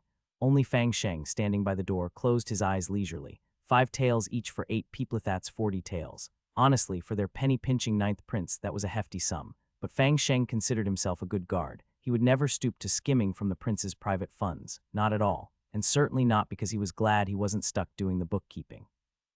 After talking about bonuses, Wei Yu stopped interrupting the guards and turned his attention to planning a kiln factory in Ziyang County. Salt had low production costs and sold for over 100 wen per unit, netting over 12,000 taels in a little over a month. As for the first batch of white sugar, the accounts weren't fully settled yet, but a rough estimate showed at least 8,000 taels. The cost of the glass hadn't even been calculated yet. Of course, that cost barely mattered. In the past month, plenty of wealthy people had come to the Salt Bureau asking where they could buy glass. As long as there were buyers, he could raise the price a little and make a killing. Wei Yu had already given the Salt Bureau instructions. If anyone asked about glass, just tell them that the best glassware was in the capital. That's where the real market was, filled with elegant items for refined gentlemen. He figured quite a few people must have headed there by now. He hadn't written to his 4th brother in a while, so he didn't know what things were like in the capital. But regardless, he had successfully hyped the place up. Whether or not they could seize the opportunity to make a fortune at that was his 4th brother's problem now. Still, all that said, Wei Yu didn't like the hassle of transportation. So a couple of days ago, he had asked his father for permission to build a white sugar processing plant right here. He also wanted to build a kiln for glass bottles, specifically for the Sugar Create, a unique Jiaozhu white sugar brand, and go head-to-head with Yizhu's sugar. He'd already scouted the kiln workers. Just in the neighboring Heian County, there was a modest private kiln that looked like it was about to go out of business. Once his glass kiln was set up, he could easily poach those craftsmen. As for the processing plant worker swell, that was even easier. Jai Prefecture had suffered from years of banditry and had a struggling economy. Many people had fled. Weren't the beggars in the city of Pingnan just ready-made laborers? An official sugar factory, government-run, brand-guaranteed with fair wages, and offering perks like cafeterias and dormitories wasn't that more than enough to attract people. Wei Yu certainly believed so. After mentally reviewing his next steps, Wei Yu left the study. As he walked out into the courtyard, Fang Sheng followed closely behind. The moment he stepped out the gate, Wei Yu asked, "Anyone today?" Though the question was vague, Fang Sheng understood right away. He replied, "No one." Wei Yu let out a long sigh. He clasped his hands behind his back, looked up at the sky, and said mournfully, "My heart longs so deeply for talented people. How is it that no one sees it? Even a dog showing up would ease my heart a little." Fang Sheng, the recruitment notice had been posted for nearly 2 months, and not a single person had come forward. Wei Yu was seriously starting to wonder if there was something wrong with the way he wrote it. He had originally planned to ask Deng Zhang for help, but now, Wei Yu turned on his heel and headed for the front gate. "Today I'm going out to look myself. I refuse to believe no one would show up." Picking people up off the street, there's no particular trick to it. It just takes practice. Wei Yu stepped outside and picked up 2 con artists. Well, no. In times like these, to be precise, those 2 should actually be respectfully called masters who sell miraculous elixirs. A crowd had gathered in a street corner. It was noisy and chaotic, and that spot was the most eye-catching place on the entire street. When Wei Yu approached after hearing the commotion, what he heard was the common people begging the person in the center for a miracle cure. An elderly woman held a sallow-faced child and was pleading with the surrounded master. "Immortal master, I beg you to take a look at my grandson. These past few days, he hasn't been able to eat anything. Whatever he eats, he throws up. Please, great master, give me a pill of your elixir. I'm willing to pay any amount of silver." Wei Yu almost blurted out, "If he's sick, go see a doctor." But when he saw the 2 so-called masters, he swallowed the words back, because the 2 immortals really looked the part. One had white hair and a youthful face, the other had a head of hair mottled black and white. Both had long white beards and kindly, serene expressions. They looked just like immortals from a fairy tale. One of them held a banner that read "Miraculous Elixirs," and the other had a small wooden box in front of him filled with bottles and jars. Wei Yu's gaze moved from their faces to the banner, then to the box. His eyes started to light up. Could these 2 be the legendary alchemists? Wei Yu rubbed his hands together, a little excited. Not because of the elixirs, mainly because in times like these, alchemists were exactly the kind of chemistry talent he needed. Sure, most of the so-called miracle pill sellers were swindlers these days, but for these 2 to have so many people begging them for medicine, they had to have some skill, right? Whether it was a little or a lot, as long as they knew any alchemy techniques, had some chemistry knowledge, Wei Yu had to rope them in no matter what. He pushed a little closer, intending to observe first. At that moment, Fang Sheng, who was with him, suddenly gave a quiet warning, "Young master, these 2, their breathing is calm and steady. They may be trained fighters." Wei Yu paused. He didn't doubt Fang Sheng's words. Instead, he took a closer look at the two. The old men certainly looked energetic, probably very healthy. As for whether they were trained martial artists or not, forget it, Wei Yu couldn't tell. But these men wandered the land as immortals, so it wouldn't be surprising if they knew a bit of martial arts, right? Wei Yu kept the reminder in mind and continued squatting in the back to watch the show. The elderly woman was sincerely begging them for medicine. The man with the mottled hair just glanced at the child, then pulled out a bottle from the box. He handed it to her and said, "This immortal pill was made atop Lu Fushan after I absorbed the essence of sun and moon for a full month. If your grandson takes it, he will surely be revitalized and radiant with health." That sounded just like one of those scams where they get old folks to buy health supplements, Wei Yu grumbled inwardly. Then he watched as the elderly woman joyfully took the bottle, bowed repeatedly, thanked them profusely, and left carrying the child. Wei Yu, she left. Just like that, didn't even pay. She took the elixir and walked off without paying again. That caught Wei Yu completely off guard. He started to doubt whether these two were really con artists. What, are they actually real immortals come down the mountain to save the world? Talked up how hard their pill making was, and yet didn't charge a single coin. What were they getting out of this? Wei Yu kept watching from the back for a while as more people begged for pills. After the crowd thinned out and only a few remained, he finally learned the truth from one of the last few people. Another woman chimed in, "Yes, a few days ago I got my hands on a fine ginseng root. I'll definitely bring it to you as a gift. I hope you won't refuse it." Wei Yu, looking at the two immortals, smiling quietly and acting every bit the dignified masters, and then at the odd, reverent expressions of the common folk, Wei Yu had to admit it. Brilliant, absolutely brilliant. Turns out they didn't ask for money because they knew the people would bring valuable gifts of their own accord. When the last few people finally left, only Wei Yu and Fang Sheng were left in front of the two immortals. Meeting their curious gazes, Wei Yu smiled and clapped for them. "Immortal masters, your labor in alchemy, freely giving medicine to those in need without asking for a single coin. What compassion. I am but a humble traveler from Danju, and seeing your righteous deeds, I'd like to have a proper chat with you both. Might I invite you for a visit?" The two exchanged a look. The white-haired, youthful-faced one smiled and politely declined. "Young master is too kind. Sadly, our sect has ordered us down the mountain to distribute medicine and help the world. We do not seek fame or fortune. It's getting late, we must be on our way." "Oh, is that so?" Wei Yu blinked, then suddenly raised a hand and gestured behind him. A previously ordinary-looking street suddenly swarmed with a dozen or so people. Though dressed differently and staying still, the dangerous aura around them was unmistakable and instantly made the two immortals fall silent. Wei Yu gave them a shy smile. "Please don't be alarmed, immortal masters. I'm currently staying at the county magistrate's residence. The people there worry for my safety, so when they see suspicious folks around me, they can get a little overexcited."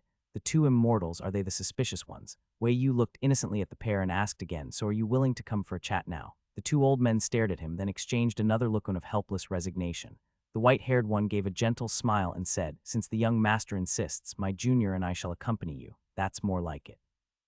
Wei Yu clapped his hands and quickly called out to Fang Sheng, "Hurry. The immortal masters are distinguished guests. Help them carry their things." Everything they had brought was quickly carried off by others, and the two masters had no choice but to follow Wei Yu empty-handed. On the way, the two held their lofty expressions and said little, but they couldn't out-talk Wei Yu's relentless chatter. "I heard the people earlier say your sect is based at Lu Fushan. Where exactly is that?"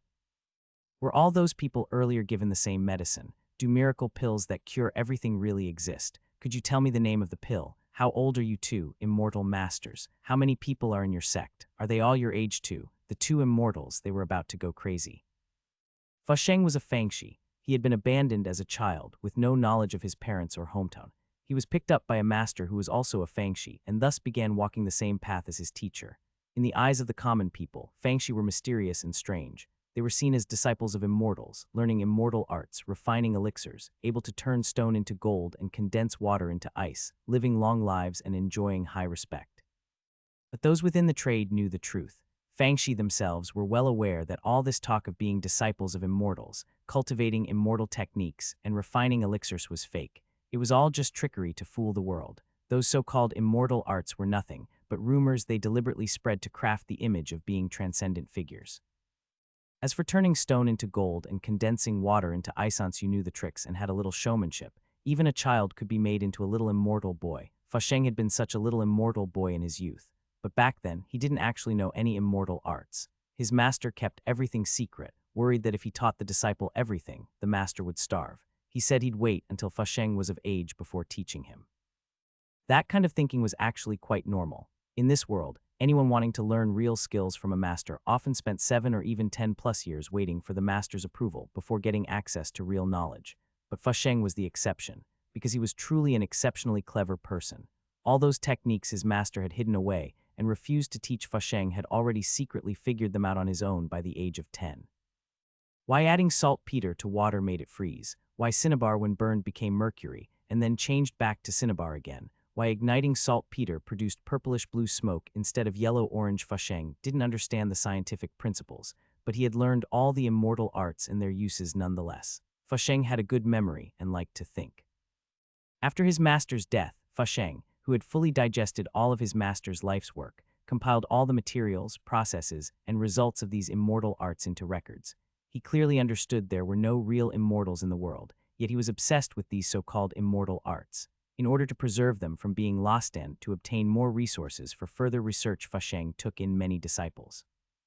The place where he taught these disciples and carried forward the immortal arts was Mount Lu Fushan. In Ziyang County, inside the county magistrate's office, Wei Yu was having a lively chat with two so-called immortal masters. Or rather, it was a one-sided conversation from Wei Yu. The two immortal masters were so annoyed their faces had turned green.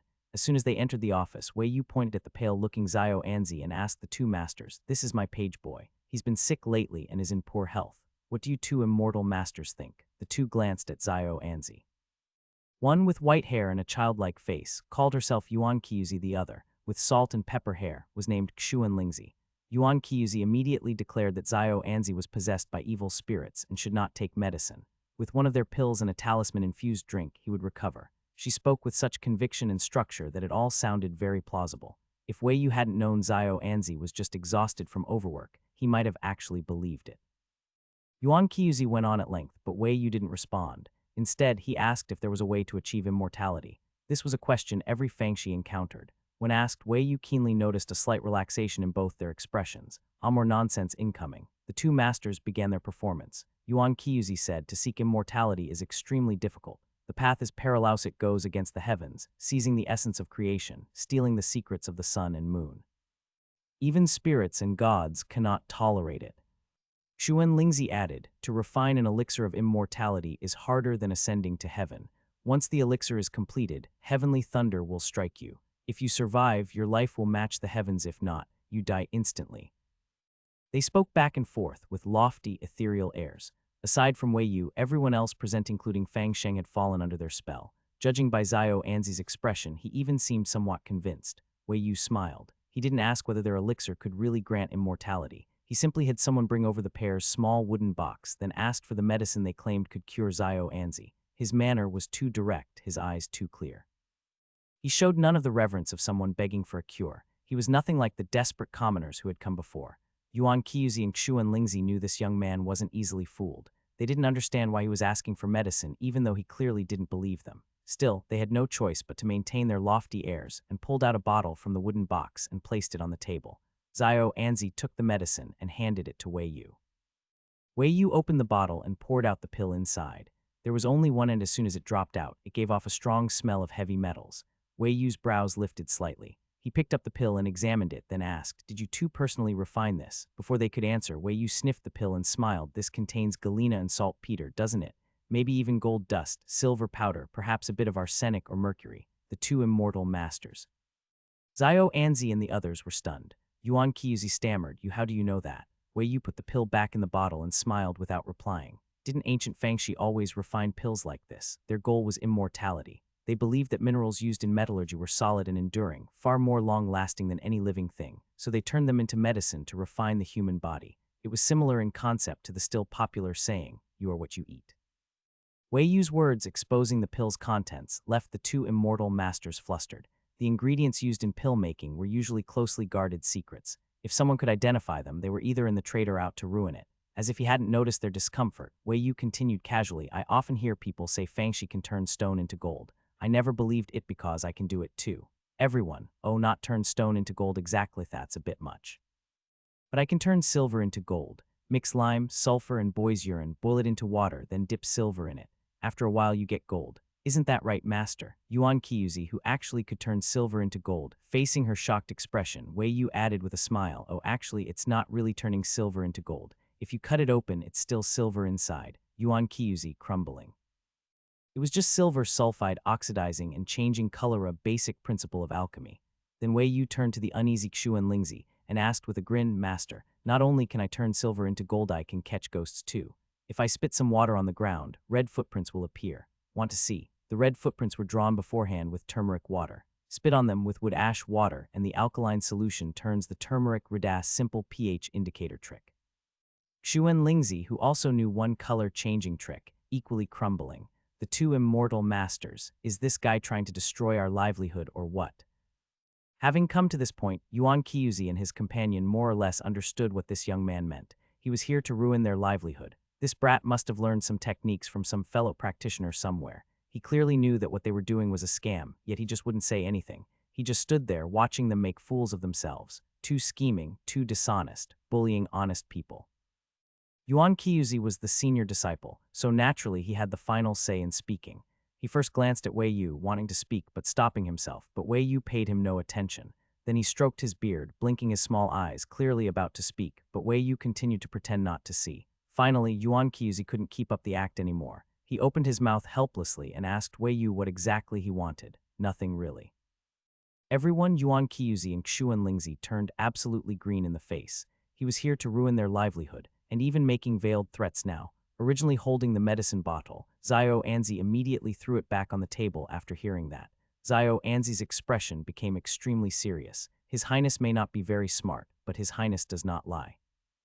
Pill that could kill someone wasn't a good pill, and since he, Zhao Anzi, had to take care of His Highness, he would absolutely not take any harmful medicine.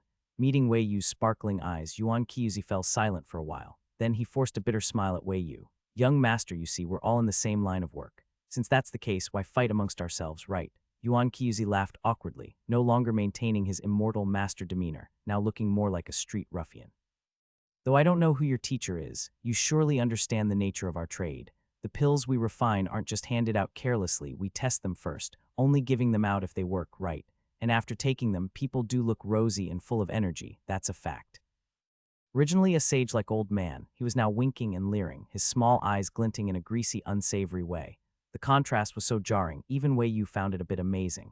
But setting that aside for the moment, Wei Yu asked Yuan Kyuzi a question. Do you dare take the pills you refine yourself? Yuan Kyuzi was immediately stumped. Wei Yu understood. Okay, so you don't. Then has anyone in your sect taken them? Of course, that was Xuan Lingzi who answered.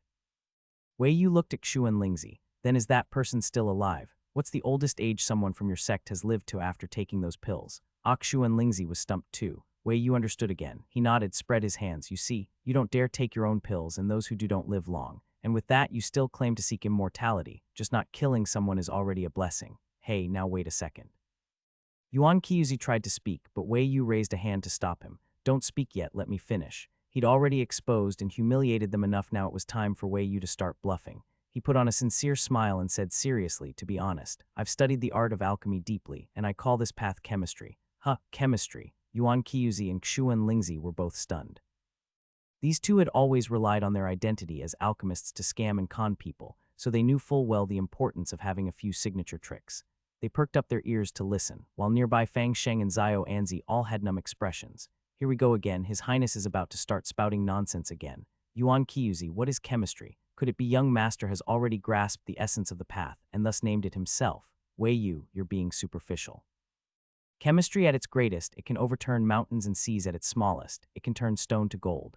It explains the principles of the world and reveals the essence of things. Though it changes unpredictably, it follows certain rules. Anyone can study it, but not everyone can master it. Overturn mountains and seas, turn stone to gold. Yuan Kyuzi unconsciously sat up straighter. Truly, can it really overturn mountains and seas? You're serious, of course, I never lie. Wei Yu, known for spewing nonsense, said this without batting an eye. Anyway, as long as he wasn't exposed, who would know whether what he said was true or not? Wei Yu countered, when you refine pills, have you ever blown up a furnace? How did you know? Has young master refined pills before too? Oh, this is amazing, I tell you. There's no such thing as a pill refiner who hasn't blown up a furnace before. No kidding. You're playing with chemistry, heavy metals and minerals reacting together. If there weren't explosions, that would be strange. Exactly. Wei Yu smiled. Furnace explosions in pill refining, these explosive reactions. If we understand their principles and turn them into weapons, they would be like thunder from the heavens. They could destroy mountains and rocks, even break through city gates. Overturning mountains and seas would be nothing. Yuan Kyuzi's eyes widened. are really that powerful. Has young master already done it? Facing their eager eyes, Wei Yu looked down and sighed regretfully. I wish I had, but alas my talent is limited, I lack the aptitude. Oh, so he hasn't. Yuan Qiyuzi's excitement deflated by half, but the next second, his hope reignited. That's why I'm looking for someone extremely gifted to learn chemistry. Wei Yu suddenly sat up straight and clapped his hands, looking at Yuan Qiyuzi and Xuan Lingzi with shining eyes. To be honest, I've searched for years, day and night, for someone worthy to inherit the path of chemistry. And finally I found them. It's you two, immortal masters. Yuan Qiyuzi and Xuan Lingzi both held their breath. I know the immortal masters have great compassion. Just by seeing how you give pills to the people for free, one can tell you are living bodhisattvas with the people in your hearts. The immortal masters, can we please move past this free of charge part? The pill path is not the right path. The immortal masters with clear minds like mirrors must be willing to study chemistry for the sake of the people, right? No need to refuse, I understand. Don't worry, just stay here at the residence for a few days, and I'll make sure you fully experience what chemistry is. Immortal masters. Fasheng hadn't seen his two disciples, Yuan Qiyuzi and Xuan Lingzi, for several days. Since he only had 13 disciples in total, missing two was quite noticeable. After asking his eldest disciple, he learned the two had gone down the mountain half a month ago to clear out their stock of pills. That puzzled Fasheng, because in the past, such trips to clear inventory usually only took 4 or 5 days. If they hadn't returned after half a month, it probably meant something had happened. Though it was also possible they were just delayed, Fasheng wasn't sure. He decided to wait a little longer, but after waiting another 4 or 5 days, there was still no sign of them.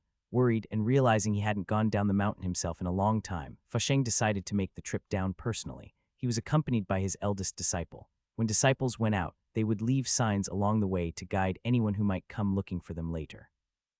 Fasheng followed these signs and eventually arrived at Xiang County. But the moment he entered the city, he was shocked by the vibrant scene before him. It was early morning, the city gates had just opened, and Fasheng saw the streets packed with people absolutely bustling. There were many street vendors, most selling food, and the pedestrians appeared to be mostly laborers. The strong men stood around in groups of 3 or 5, occasionally shouting in the streets, "Anyone want to work at the glass factory?" 5-man team needs one more, hurry. Roadwork outside the city, anyone interested? 2 spots left, come quickly. Digging ditches here, 10-man team needs 3 more, come. Among the laborers shouting for workers, there were even elderly people, women and children. It was so lively it felt like a festival. But even during a festival, it shouldn't be this lively in a place like Jai Prefecture, right? Wasn't this region plagued by bandits? Fasheng was dazzled by the scene, not knowing where to look. He hadn't been down the mountain in ages, spending his days immersed in researching various immortal techniques, and had no idea about the recent changes in Jai Prefecture. The same was true for his eldest disciple, Zai Liuzi. The two of them, both well over 100 combined in age, stood there with wooden boxes strapped to their backs, dumbfounded in a corner by the city gate, glancing here and there, unsure whether they should be looking for someone or asking for help. 2 old men in plain robes, with long eyebrows and white beards, stood out no matter where they went. They hadn't been standing long before a city guard approached. The officer asked, "Are you two having any trouble?"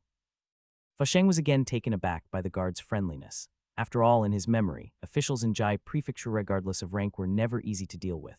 Not understanding the situation and afraid to say much, Fasheng was about to say they weren't in trouble, but the officer seemed to guess his thoughts. Instead of making things difficult, he even smiled. "You're from out of town, aren't you? Everyone new to Xiang is like this, don't worry about not knowing your way around. If you want to know what's going on, you can check the bulletin board over there." And with that, the officer returned to his post before Fasheng even had time to thank him. Viewed a bulletin board, Fasheng turned thoughtfully to his eldest disciple. "Come, let's go take a look." After asking someone where it was, they followed the directions to the spot. There was quite a crowd gathered around the board, and from a distance, the 2 old men couldn't see what was written on it. With no other option, Fasheng led his disciple to squeeze in from a corner. Fortunately, the people were in good spirits and didn't complain about the 2 old men pushing through. Finally managing to get closer, Fasheng looked up and noticed an officer standing nearby. The officer glanced at him, his eyes seemingly asking what they wanted. Guards really were everywhere. Fasheng and his disciple shifted slightly to the side and began reading the various notices. There were quite a few of them spanning roughly 2 zhang, about 6.5 meters in length. Fasheng read them one by one. The first notice was from the government, recruiting workers to dig ditches. Work hours were from early morning to evening, 1 meal a day provided, 50 yuan in wages, ages 18 to 40, open to men and women. Stroking his beard, Fasheng silently nodded. Not bad. The terms were reasonable. Surprisingly, they weren't forcing civilians to provide labor. He looked at the next one. Also government recruitment. There's one for road work outside the city. Conditions were about the same. Then the next one. Oh, still recruitment for building a glass factory. What was a glass factory? What even was glass? Fusheng frowned in confusion, silently pulling on his beard. Why had he never heard the word glass before? Was it something introduced from elsewhere? Unable to figure it out, he put the thought aside and kept reading. And here we go, Aginanother recruitment notice, this time for building a sugar refinery. His hand trembled and he accidentally pulled out a beard hair, gasping from the pain. His eldest disciple was still reading the notice about the glass factory. When he heard the gasp, he thought the master had noticed his ignorance and felt deeply ashamed. The disciple said with guilt, Master, I am shallow in learning. I've never heard of this glass before and don't know what it is. Do you know? Fusheng admitted he didn't know either. This disciple was the most like Fusheng. Both preferred staying on the mountain, both liked diving into research. The only difference was that, being a disciple, Zai occasionally had to deal with affairs involving their junior brothers. But in one thing, the two were alike, as they were both quite cut off from the outside world. There are many things in this world people don't know. You don't need to get hung up on one, and certainly don't feel ashamed for your ignorance. What must be learned? What can be learned? What will be learned? You'll learn it eventually. Fusheng didn't answer the question directly, thinking he had upheld his masterly dignity. Having calmed his disciple, Fusheng turned back to the notices. He glanced at the one about the sugar refinery and sighed softly. A sugar refinery, stamped by the government's tusk. Just the name alone told you everything. It looked like the government was planning to take sugar production into its own hands. After this sigh, he reminded himself it had nothing to do with him and kept reading. The rest of the notices were all about recruitment, nothing new, though one stood out to Fusheng. Sincerely seeking alchemists willing to study the Tao of chemistry. Interested parties, please knock at the county magistrate's office. A very plain and simple notice. But Fusheng and his disciple, upon seeing it, both seemed to understand where their two precious disciples' junior brothers had gone. Could it be they responded to this notice and went to the county magistrate's office? Fusheng wasn't in a hurry to knock on the county magistrate's gate. He first pulled someone aside to ask about the situation. The people gathered at the notice board were all idle onlookers, so Fusheng casually grabbed someone to ask, and quickly learned what had been going on in Xiang County these past few months. Apparently, the imperial court had secretly sent people over. Now Xiang had dealt with the mountain bandits, reformed them, and established the Oxhead army to fight bandits. The bandit problem was resolved. The prefect was beaten to death. The corrupt officials in Jai Prefecture were purged, and a royal prince had personally come to oversee the cleanup. The master and disciple pair were stunned for a long while after hearing this. Fusheng was quite shocked. He had come down the mountain only 8 months ago, right? It had only been half a year. How had things changed so drastically down here, like years had passed? Zai was incredulous about the sudden crackdown in Jai Prefecture. The unrest in Jai Prefecture had lasted for years, and the imperial court had never stepped in. Zai had always thought Jai Prefecture would remain that way until the day he died. Now, the situation was just unbelievable. But no matter how unbelievable, the results were right there in front of Themet would be too stubborn to keep denying it. Thinking of all the notices he had just seen, Fusheng understood. No wonder he thought the local authorities had changed their ways. It was because the people in charge had completely changed. Thinking of his two disciples who might be working at the magistrate's office, Fusheng asked about the current state of the office and learned that a wise prince was currently overseeing Xiang County. Another prince. Fusheng fell silent. At this point, he was no longer concerned about his disciple's safety, was wondering what kind of punishment came with deceiving a prince. Zai whispered to his master, do you think our junior brothers sold pills to the prince under false pretenses? Fusheng, they all studied under the same master. The whole sect shared the same character. In this line of work, who doesn't lie? Fusheng touched the little wooden box on his back with a bit of melancholy. Did he still want these two disciples or not? Maybe he shouldn't. The risk was a bit too high, and the notices he'd seen earlier didn't seem like they were written by kind-hearted people, more like a trap. The master and disciple wandered the streets for quite a while, asking many people about the wise prince and how the local government was functioning. The final answers, well, they were just what they wanted to hear. The government was fair and just, the wise prince was kind and generous, and as long as you hadn't committed any crimes, rewards and punishments were clearly distinguished. Good, sounded pretty reasonable. Fusheng, after all, wasn't a heartless master. After thinking it over for a while, he finally gritted his teeth and went to knock on the magistrate's gate. Wei Yu had been very busy lately. Knowing that many talented people were waiting outside for him, he'd been not only busy hiring workers, but also buried in the study compiling various textbooks. Chemistry and biology. Chemistry was meant for Lu Fushen and the other alchemists. Biology was something he wanted his 8th brother to study. There was no need to explain the alchemists. After forcing Yuan Qiuzi and the other to stay, he spent 2 days compiling an introductory chemistry textbook and gave it to them. At first, the two were quite unhappy. But as soon as they saw the chemistry book, they were like mice falling into a vat of oil, immediately addicted, where you didn't even need to hand out more chemistry books afterward, nor ask whether they wanted to keep learning. Once they experienced the wonders of chemistry, the two could no longer be driven away. They stopped insisting on leaving. Every day they held onto their chemistry books, studying shoulder to shoulder in the little courtyard Wei Yu had prepared for them. They even took notes and experimented on their own. Their diligence and dedication moved and gratified Wei Yu deeply. Yes, that's how it should be. People who are focused and self-driven, these were the talents he had dreamed of. Unlike his blind, ungrateful eighth brother, that one really was beyond saving, no matter what Wei Yu said. He had tried every tactic, but his eighth brother kept playing deaf. All he wanted was for his brother to learn some biology, to develop animal husbandry, so the people of Great Wei could all have meat to eat. Why was that so hard? His eighth brother really was the stubborn type. Getting him to willingly study biology, okay, maybe that was a bit of a challenge. Wei Yu wasn't someone who gave up easily. Until he found a suitable candidate, he would not stop pestering his brother. Having talent by your side and not using it, that's just wasteful. While Wei Yu was diligently compiling a biology textbook at his desk, Hong Zhang suddenly came in to report. Young master, someone has responded to a notice and come to the yamen. Wei Yu was caught off guard for a moment. What? Someone responded to the notice and came to the yamen. Once he realized what that meant, Wei Yu got excited. He immediately put down his pen and stood up to ask which notice. What kind of person? How many? Hong Zhang, two elderly men claiming to be alchemists. Oh, alchemists, you hardly ever see their kind. Now, after Yuan Qiuzi and the other, two more showed up. And since Yuan Qiuzi and his companion had a sect, Wei Yu didn't believe the newcomers weren't related to them. Perfect timing. Wei Yu rubbed his hands together and kneaded his slightly stiff cheeks, instructing Hong Zhang, bring all those chemistry books from my shelf and come with me to meet them. He'd already compiled high school and junior high chemistry textbooks plenty for building a foundation. Later, he'd tailor additional books according to each person's aptitude. Wei Yu shook his sore hand. Truly, paperwork was not a human task. He'd only been working on textbooks for a few days and was already exhausted.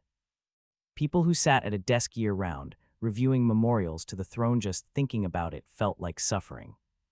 Wei Yu quickly arrived at the front hall. As soon as he entered, he saw two elders with flowing white beards. They looked even more intimidating than Yuan Qiuzi and his companion. Perhaps it was a sect trait. Wei Yu entered with a smile. A cheerful young man like him easily made others drop their guard, especially when he was so polite. He raised his hand and gave them a respectful bow, then directly asked, "Greetings, seniors. I am Wei Yu. Might you be fellow disciples of Yuan Qiuzi?" At that, the previously nervous master and disciple immediately understood those two long-missing brats really were at the magistrate's office. Fusheng raised his hand in return salute and smiled, "Greetings, young master. I am Fusheng. I've come this time specifically to find my two disappointing disciples." Disciples? Wei Yu, already eager, now felt fully assured. Yes, this old man is the one. Recruit him. Absolutely must recruit him. He had considered the possibility of someone from Yuan Qiuzi's sect coming to find them, but hadn't expected it to be their master. If he could get the master, wouldn't the rest of the sect be within reach? Wei Yu looked at Fusheng, eyes gleaming like a hungry wolf spotting meat. He smiled gently and asked, "Master Fusheng, do you have time? Have you heard of chemistry? Would you like to learn chemistry?" "Your two disciples are currently studying chemistry in this very residence, Yuhi. Don't I take you to see it?" What a scary attitude, changing on a whim. Even if Fusheng is a homebody who doesn't like to leave the mountain, he has lived a long time. The moment he saw young master's suddenly absurdly good attitude, he knew there was definitely something wrong inside. He just didn't know where the problem was. Wei Yu didn't care what Fusheng might think. He only knew that once the prey ran into his pot, there was no reason to let it escape. Wei Yu didn't give Fusheng a chance to decide. He directly turned around to lead them to the courtyard where Yuan Qiuzi and the others were. "Two masters, please come in. Under the eaves, one has to bow." Seeing the smiling but firm young man, Fusheng and his senior apprentice exchanged a glance and could only helplessly choose to follow. The county magistrate's office wasn't that big except for Gu Yajin's courtyard. Wei Yu would not barge in casually, but everywhere else could be said to be his territory. Wei Yu quickly led the two master and apprentice to the entrance of a small courtyard. He turned around and gestured for them to enter. "Master, don't worry, your two disciples are fine here. They're inside. Please come in." Wei Yu pushed the door open first. Fusheng looked at the courtyard gate suspiciously, hesitated slightly, then stepped inside. Once he entered, he was shocked by the scene inside. Chaos, like a furnace, exploded. In the small courtyard, several long tables were set up, on which were placed many glass bottles of various sizes and shapes. The bottles were all crooked, some dirty, some containing many substances that couldn't be identified. On the ground there were also many materials, various ores, metals, wood. In the corner stood a pot with scorch marks around it. Fusheng and his eldest disciple froze at the entrance. They did not quite understand anything in the courtyard. Some of the materials they knew, others they had never even seen, such as those transparent bottles on the table. They looked really strange, but also very convenient. Fasheng couldn't help but walk in. He looked down at the various metals on the ground, then couldn't resist touching the various bottles and jars on the table. Seeing a few pairs of dirty gloves scattered on the table, he picked one up and glanced through it. "Master, there are so many alchemy materials here."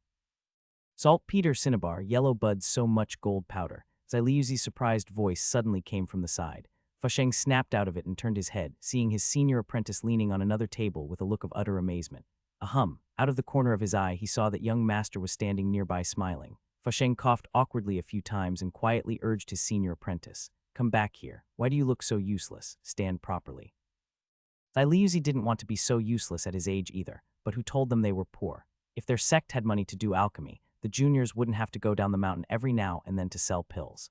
Reluctantly tearing his gaze away from the alchemy materials, Ziliuzi was about to stand next to his master when suddenly a burst of cheers erupted from the small open room. "I got it." The voice was very familiar. Ziliuzi immediately knew it was his 8th junior apprentice. I got it. I figured out this formula. Haha, senior brother, I got it." This seemingly crazy joy left Fasheng and Ziliuzi a bit stunned.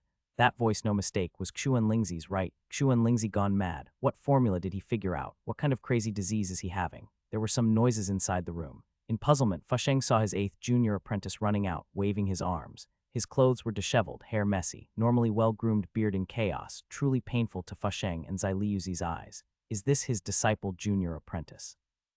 The two master and apprentice in the courtyard were shocked, and suddenly even Xuan Lingzi was stunned.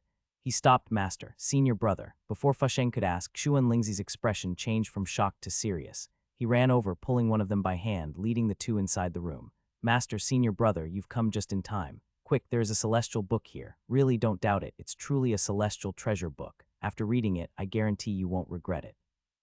7th senior brother and I have been studying it for days. There are many things we still don't understand." What celestial treasure book? Oh, I got it. It must be that chemistry. Yes, senior brother is right. It's chemistry. Chemistry is really mysterious and the principle behind it. The three master and apprentices just kept talking and slipped inside the room, without a glance toward Wei Yu. Tusk. Wei Yu shook his head, feeling rather uncomfortable. Too self-aware. So self-aware. These three were so self-aware that he had no chance to use his authority. Hongzhang was still holding the book, standing behind. Seeing His Highness like this, he quietly asked, "Young master, do you blame them for being rude? How can researchers be considered rude? They're just obsessed with science and can't pull themselves away. At such times, it's best not to disturb them. Let them work hard. They're all talented people." Wei Yu gave him a reproachful look. "Hey, don't say that. It's rare to meet masters who are so in tune with each other. Such trivial manners, they're not needed. If all the talented people found were this self-aware, he wouldn't have to bother recruiting everywhere."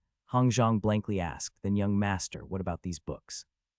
They were originally intended to trick Fasheng into joining, but now that they were so self-aware, just give them the books. Wei Yu, you deliver them and tell them to tell the servants if they need any materials. Hongzhang obediently went in to deliver the books. Having gained 2 chemistry experts and with more chemistry personnel to be sent later, Wei Yu felt very pleased. He folded his hands behind his back and left the courtyard. When he returned to the study, he called Yishisan out and asked, "Did my 8th brother go back to the kiln as supervisor again?" Yes. To avoid him, he really worked as supervisor at the kiln in this hot weather, really dedicated. Wei Yu sighed, then looked down at the biology textbook he was writing on the table, and muttered again how unappreciative his 8th brother was. Wei Yu thought for a moment. His work in Jai Prefecture was basically done. It was time to start heading back to the capital. The matters of salt and sugar would be handled step by step. Making money was just a matter of time. His second brother was in charge here, plus there was Deng Zheng, a capable businessman. As long as Deng Zheng followed the business area Wei Yu assigned, Jai Prefecture would soon become an economically prosperous place, and Xiang County was the main core. When he returned, he just needed to occasionally spare some time to check the letters and send people to spot-check the situation. Wei Yu sighed again and thought, it's really good to have capable people.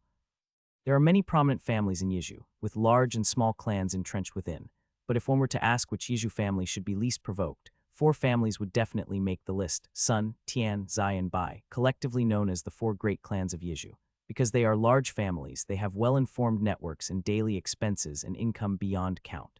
If anything unusual happens, they are the quickest to detect it. The biggest source of income for Yizhu's prominent clans is white sugar. This is especially true for the four great clans who control most of Yeju's land. Nearly 70% of the white sugar flows from these four families. Recently, the Sun family discovered that their income was gradually decreasing. Their accounts are checked every half month. 1 month ago, the Sun family's income was over 67,000 taels, but half a month later, it dropped to over 59,000 taels. They lost nearly 8,000 taels in half a month. When the steward first saw the decreased income in the accounts, he did not take it seriously. Although he felt somewhat suspicious, he thought that business always had losses and profits. Earning more or less was still earning something. Perhaps a small place had some issue, so he did not report it immediately. But when he checked the accounts the next time, the steward panicked, because the money had decreased again. Half a month later, the Sun family's income was only over 45,000 taels. In just 1 month, they had lost more than 22,000 taels. Even though the Sun family was large and prosperous, losing more than 20,000 taels in 1 month, if the cause was not found, it would surely lead to trouble over time. This was his oversight. To make up for the mistake, the steward hurriedly began an investigation. 2 days later, after discovering where the problem was, the steward broke out in a cold sweat and hurried to see the family head. At that time, the Sun family head was playing chess with the head of the Bai family. The two families were related by marriage and had a long-standing friendship. The steward was not dismissed but directly allowed to report. Once he spoke, both families were shocked. The Sun family's monthly income had dropped by more than 20,000 taels, and the root cause was that their sugar shop's income was declining sharply. Sugar shop income, not any other shop. White sugar was the lifeblood of every family in Yeju. If the Sun family's sugar shop income was falling, wouldn't the other families be affected too? The Sun family head directly questioned the steward. Why report this only now? Do you know where the problem lies? The steward explained it was due to the normal fluctuations in business profits and losses. Only when he saw this time that the income dropped abnormally did he realize something was wrong. He said, I sent people to investigate. The sugar shops within Yeju are normal. The accounts don't differ much from before. But once outside Yeju, the accounts begin to go wrong. Compared to previous income, the income from other places has started to decline. No problem inside Yeju, but outside Yeju, it's abnormal. The Sun family head frowned, deep in thought, then suddenly exclaimed, could it be that someone outside has leaked the sugar formula? This suspicion was tantamount to striking at the lifeblood of the Yeju families. But the Sun family head immediately dismissed the idea himself. No, it's probably not someone leaked the sugar formula, but that someone found a way to make sugar. They have controlled the sugar formula for too long, with no incidents over so many years. Now that there is suddenly a problem outside, it is most likely not their own mistake, but that someone has discovered the method to make sugar. This was a huge matter. The Bai family head became uneasy. No, I must go back and check the accounts, see if there's a problem there too. The Sun family head nodded solemnly. Yes, you'd better check your accounts. If your family also has problems, then my suspicion might be true. If the Bai family accounts were fine, it might just be a false alarm and no need to panic. But if the Bai family also suffered huge losses, then it would be a serious matter. All the Yeju families might face a catastrophe of a reshuffle. To verify the possibility, the Bai family head went back heavily burdened to check their accounts. And when they checked, good heavens, their monthly income had also dropped by more than 18,000 taels. This was a big problem. Finally realizing that their lifeblood was being broken, the Yeju families gathered again, with the heads of the four great clans sitting at the forefront to discuss how to handle the current situation. But what could they do? The long-entrenched families in Yeju were not idle. After sensing something was wrong, they each sent people to investigate. But what did they find? It was the Jiaozhu government leading the sugar production. Not the families or merchants, but the government, the court. The court had somehow obtained the sugar formula and silently brought it to Jiaozhu. They first produced a new kind of white salt packed in glass bottles, then started openly selling white sugar and the sugar formula to merchants. They had always kept the formula secret, but the government was now openly selling it not just to a few merchants, but after checking registrations, selling to any merchants who paid. With the government acting like this, now not only did Xiong County build a white sugar processing plant, but the government-led sugar production was flourishing everywhere in Jiaozhu, with many merchants' sugar factories sprouting up. Were the Yeju families angry? They were furious enough to make many heads and heirs faint. But at this point, what could they do? The die was cast, no room to turn back. With the information they gathered, a simple thought told them one thing: the court was dissatisfied. Whether the court was unhappy with the high sugar prices or with the Yeju family's entrenched power and disobedience, one thing was certain: Jiaozhu and Yeju were neighboring states, very close, but no information about white salt or white sugar had leaked to them before. This showed the government was well prepared. The rare gathering of Yeju family heads had everyone seated. The court has plans but no heart. They have the white sugar formula but keep it hidden. They first sold sugar to merchants, then sold the sugar formula to large merchants elsewhere, not to the families. They clearly don't want the families to keep controlling white sugar anymore. The Sun family head was helpless. Now, sugar factories are everywhere in Jayaju, producing endless white sugar. The merchants are under government price control and dare not set prices high. Otherwise, they would offend the government and the people wouldn't buy. With their quality and affordable prices, it makes our Yiju-produced sugar look superfluous. The Sun family head described the current situation in Yiju, which everyone understood, but the purpose of their meeting was not to listen to this but to find a solution. Now that Jayaju sugar is good and cheap, what are they supposed to do with their high-priced sugar? In Yiju, many medium and small aristocratic families' incomes all depend on white sugar. After all, white sugar used to be monopolized by Yiju. With such a big advantage, those medium and small families in Yiju simply would not choose to do other businesses. They only needed to take in land and laborers, grow mulberry bushes, produce sugar, and then every year they could harvest large amounts of wealth. It is precisely because all the Yiju aristocratic families have the same interests that they fiercely guard the sugar trade secrets, refusing to leak information, setting high sugar prices to obtain considerable profits.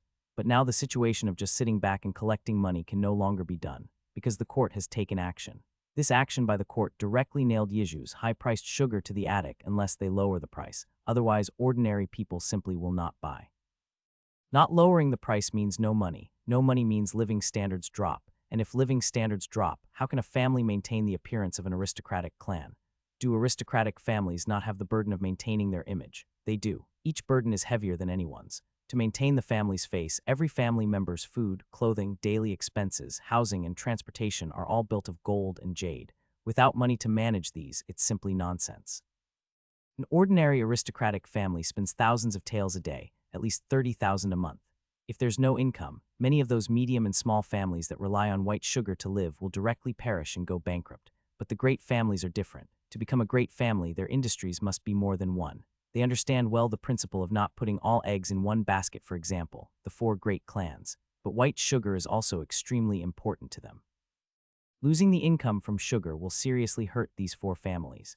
Some worried people ask, what should we do now? Do we really have to lower the price to match the government's price? Their sugar sells at about 14 or 15 times the price of rice, while the government set price is nearly half as much as theirs. If the government prices it like this, not to mention the merchants who bought sugar quotas, in order to sell more, they will set their prices even lower than the government's. Even if it's the lowest sugar price, taking a low margin but high sales route, merchants will still make big profits. If it weren't for Jayaju being like this, their family incomes would not have looked so dismal after just 1 month. Some are timid, some are bold, thinking about being forced by the court to lower prices so humiliatingly. Some start shouting to cause trouble. The government is simply too oppressive. Our sugar is selling well. Why does the court cut off our financial path? Since they are ruthless, we simply won't sell sugar to other prefectures. Go to Great Liang, go to Northern Hu. I want to see how much sugar this little Jayaju can supply to the people of Great Wei. Many who feel aggrieved and resentful are mostly heads of small families whose main livelihood is white sugar. Each feels that the court's move is like digging up their ancestors' graves, forcing them to die. Exactly. When the court sold sugar, they deliberately ignored Yiju, just to keep an eye on us, wanting to force us to lower prices with a fait accompli. We refuse to lower. We won't send white sugar to Great Wei anymore. We'll directly sell to Great Liang. That's reasonable. I'll have people close shops in other places and bring the sugar back. Ha, if they don't buy our sugar, I'm not bothered to sell to them either. Amidst the noisy quarrel below, the heads of the 4 great families sitting above exchanged glances but said nothing. Someone noticed their bad expressions and the silence, especially when the head of the Sun family furrowed his brows tightly and couldn't help but ask, head of the Sun family, given the current situation, do you 4 have anything to say? They definitely had something to say, especially when this group decided to cause trouble. The head of the Sun family looked at the crowd below and asked in a deep voice, are you trying to go against the court? When he said this, everyone looked at each other in silence. Although everyone was filled with righteous indignation and hated the court's tactics, no one present dared to openly oppose the court. If they really dared to raise the banner and confront the court, the 120,000 troops stationed in Yiju, guarding against Great Liang, would directly crush them.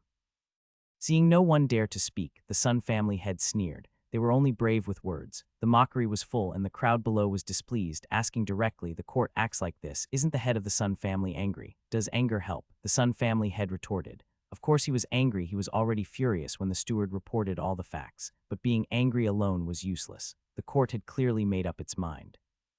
When acting, they didn't even notify Yiju officials, obviously guarding against everyone here. Now it had come to this point. There was no room for negotiation about the sugar issue. They could either obediently accept the court's arrangement and swallow this bitter loss, or do some underhanded tricks and wait for the court to slap them down.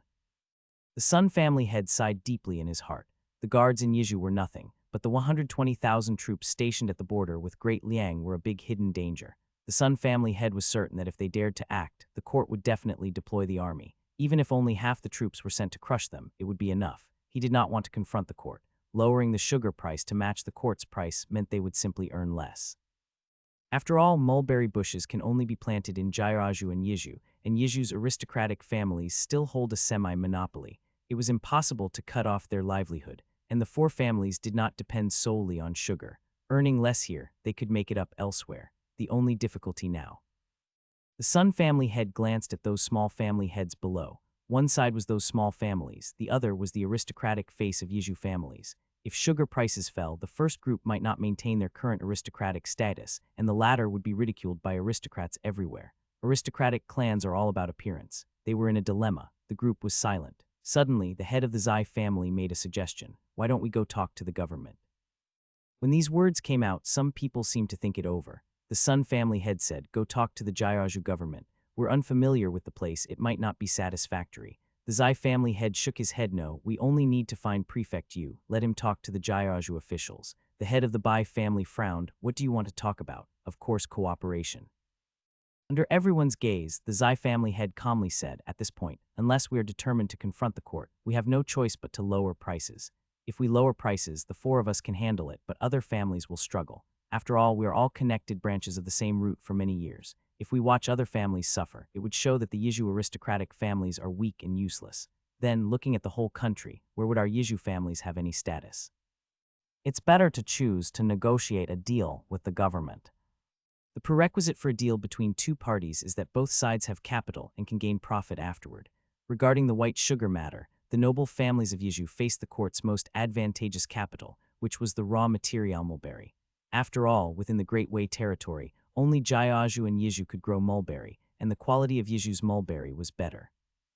From the perspective of the noble families, even though the government was firm about lowering the price, since most of Yiju's land was in their hands and they controlled the production of mulberry, it was impossible for the government to mass-produce white sugar and completely replace Yiju sugar.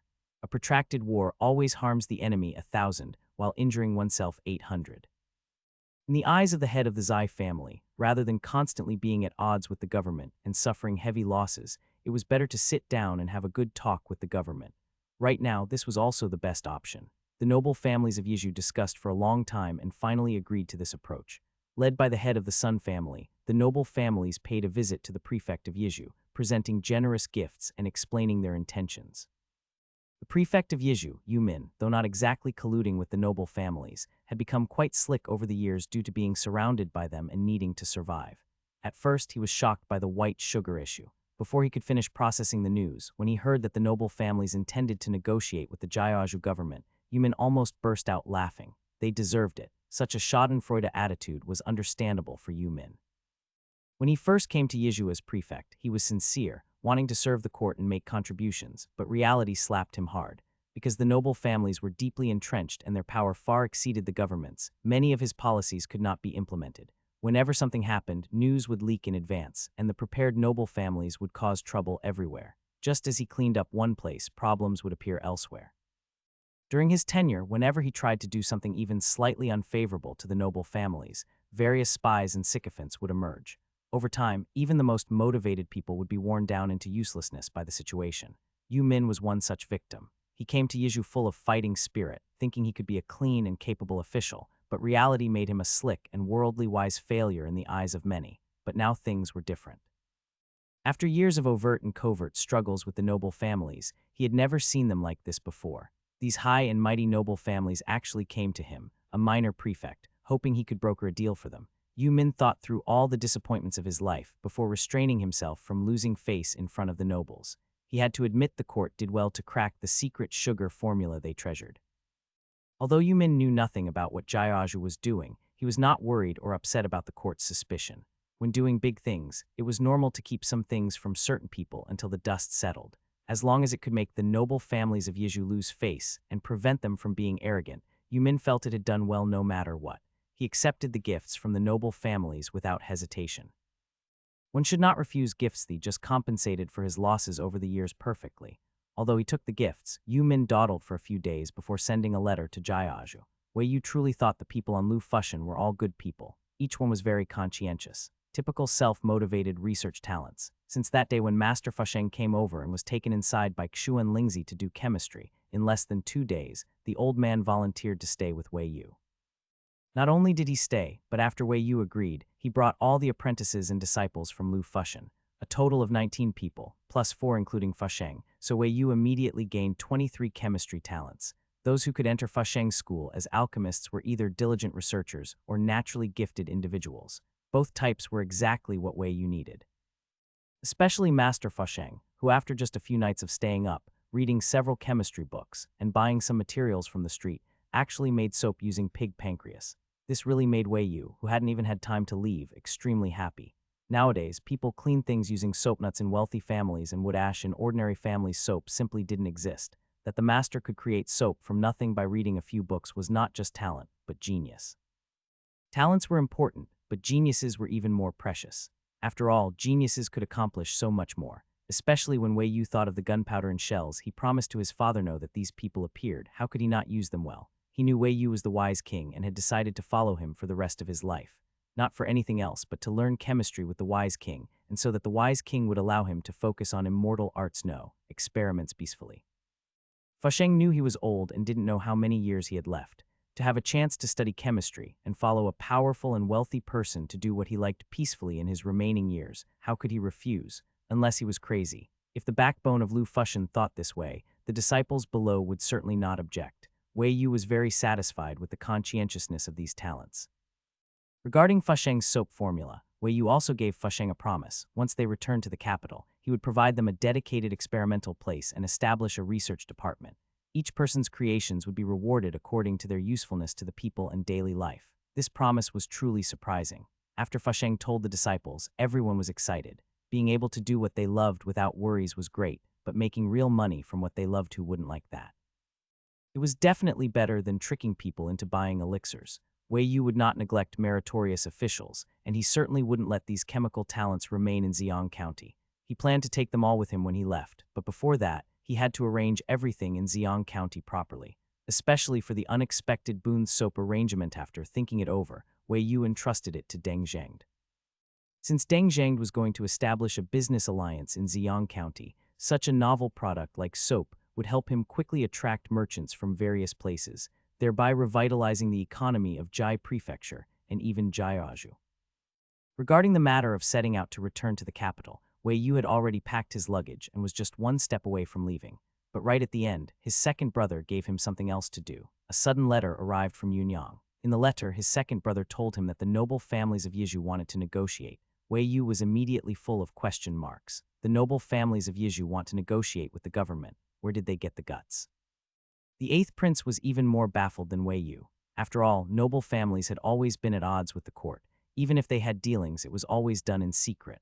This open talk of negotiation, this was the first time he'd heard of it. Wei Yu thought for a moment. They probably found out about the sugar situation. I'd guess they've lost quite a bit of money recently. Maybe they're worried things will continue to go badly, so they want to talk to the government directly. That reasoning made sense to the 8th prince too, but what he was curious about was what exactly the noble families thought they could offer in a negotiation. The 8th prince said, "What do you think they want to negotiate with?" Ji. Probably. Wei Yu leaned his head back. They've always had the upper hand when it comes to raw materials. The Yizhu noble families control who knows how much farmland. We can't just raid their estates just because we dislike them, can we? That would throw the whole realm into chaos. The 8th prince frowned and thought for a while, then said, "We've already set the rules for sugar prices. They can't make money off high sugar prices anymore, so they can only work something out with the materials. Do you think they'll stop selling sugar and instead sell Ji to us at high prices?" Wei Yu, nice idea, but I'd advise you to forget it. Sell Ji at high prices. Even at a higher price, how much could it really sell for? It's not gold, silver, or jade. Raw materials have never been as profitable as finished goods. If the noble families were really thinking that way, Wei Yu didn't know whether to call them foolish or just plain delusional. The 8th prince thought about it and realized it was unlikely. At most, the noble families would use Ji to negotiate with the government. exchange some profits related to sugar for leniency, and in the end reach a balance that wouldn't be too much of a loss for them.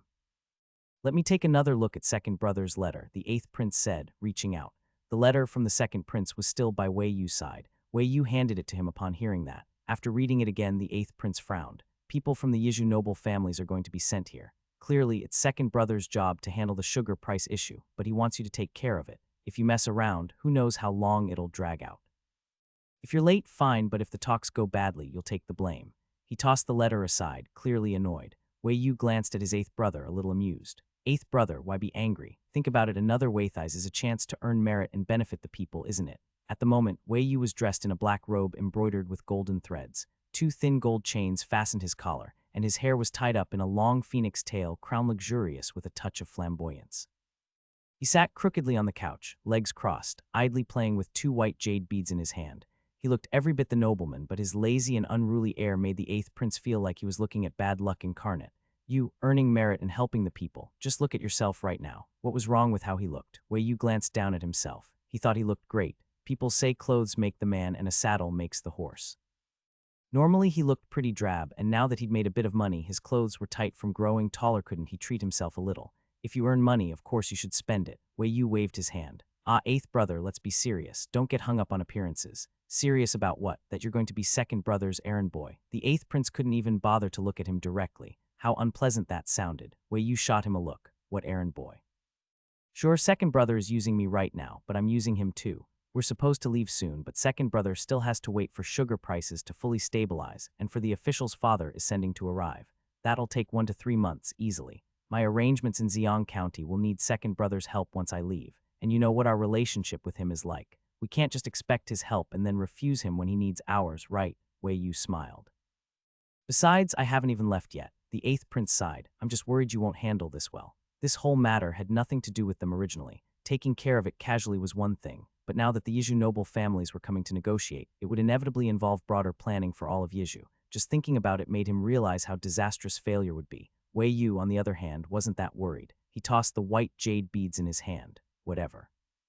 Soldiers block when the enemy comes, water dams when the flood arrives. If I can't handle it, isn't second brother still there? Wei Yu didn't believe his second brother would actually dump the whole matter on him. Besides, Wei Yu suddenly blinked, a mysterious smile spreading on his face. He had been thinking about making a deal with the Yizhu noble families anyway. At second brother's request, his return trip was delayed. Wei Yu had to put his journey on hold and detour to Yuanyang with the eighth prince. The Yizhu noble families arrived before Wei Yu. To show respect, the heads of the Sun and Zai families came in person. It was their first time in Jiazhu, and as they passed through other counties on the way, they saw a few sugar processing factories. Though the factories were small, they produced a lot of sugar. Both of them sent people to investigate. Since the sugar recipe was no longer a secret in Jiazhu, production amounts weren't confidential either. The information they got was, the government's sugar recipe produced double what their Yizhu recipe could. That news was shocking. The 2 family heads were silent for a long time, shaken by the high yield. Their intentions for the negotiations even shifted somewhat. After all, if Jiazhu's sugar recipe was this productive, then Ji wasn't nearly as critical to the court as they had assumed. What's more, the people of Jiazhu all knew the court was selling sugar recipes and encouraging sugar factories. To make money, all the government needed to do was set a fair price and announce they were buying Zhe next year. Plenty of citizens would grow it. Even if Jiazhu's Ji was lower quality, with the right recipe and high volume, give it 2 years and the court wouldn't need Yizhu's Ji at all. Once they realized that, both men felt uneasy. They truly hadn't expected the court's sugar recipe to be this good, better than the one they'd inherited and improved over generations. No wonder the court had acted so decisively against Yizhu. They'd clearly had this plan from the start. Feeling deflated, the 2 men said nothing.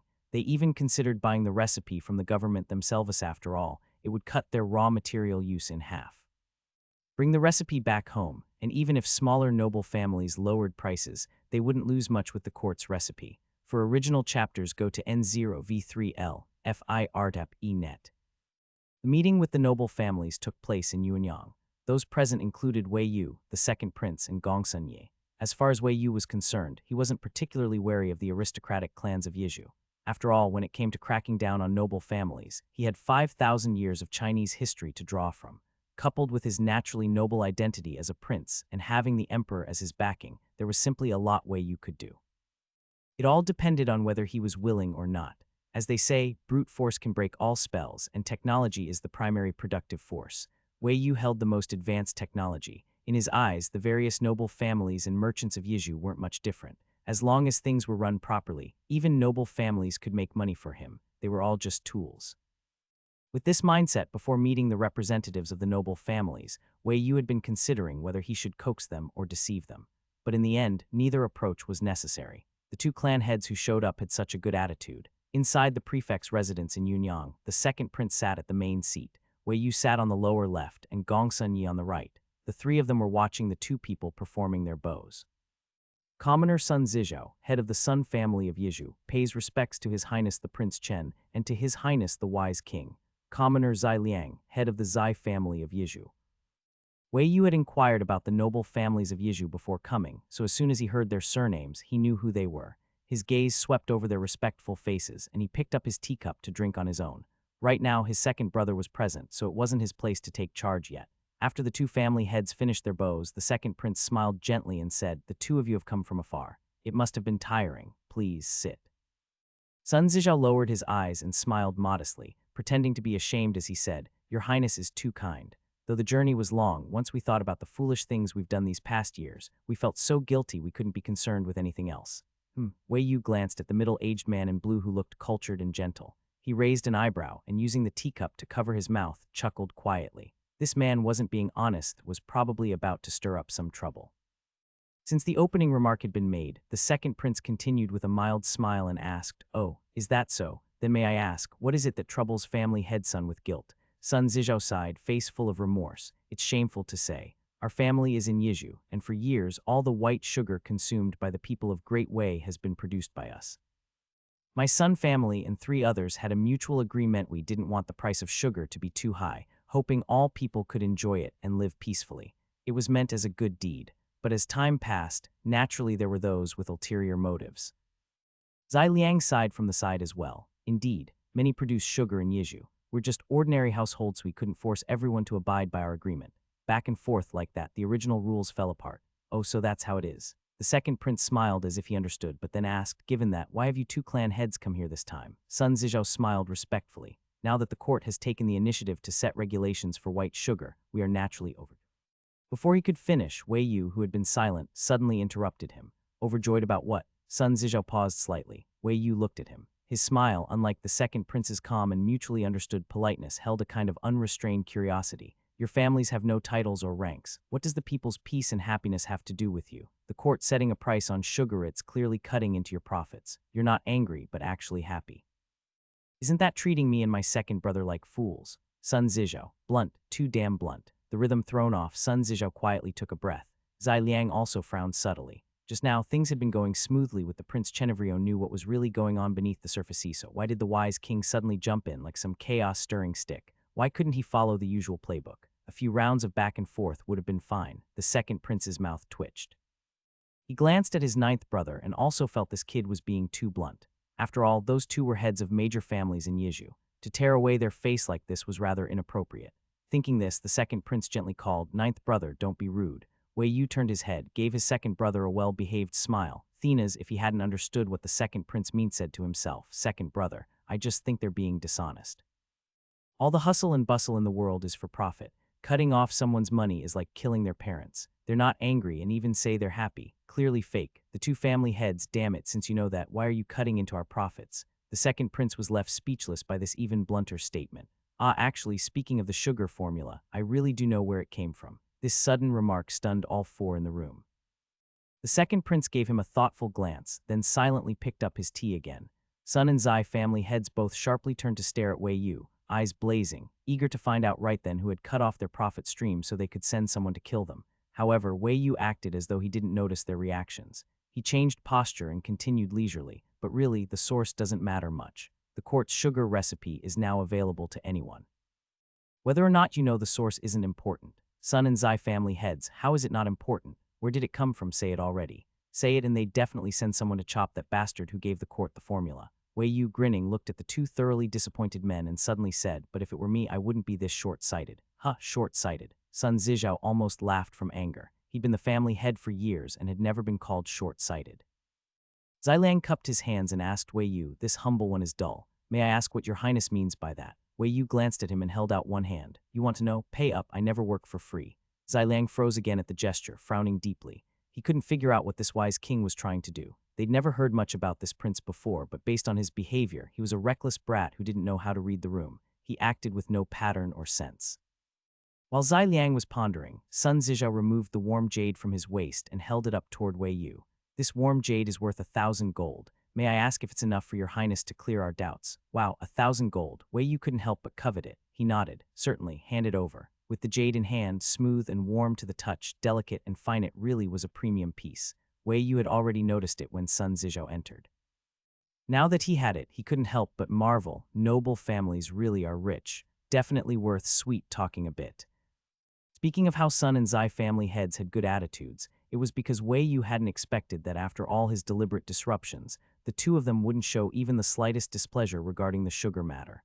At most, they were just caught off guard and didn't manage to keep their expressions in check. Their attitude looked like they had already accepted their fate and genuinely wanted to make peace. But even if they didn't accept it or weren't sincere, it didn't matter anyway. Wei Yu had already decided to hoodwink them.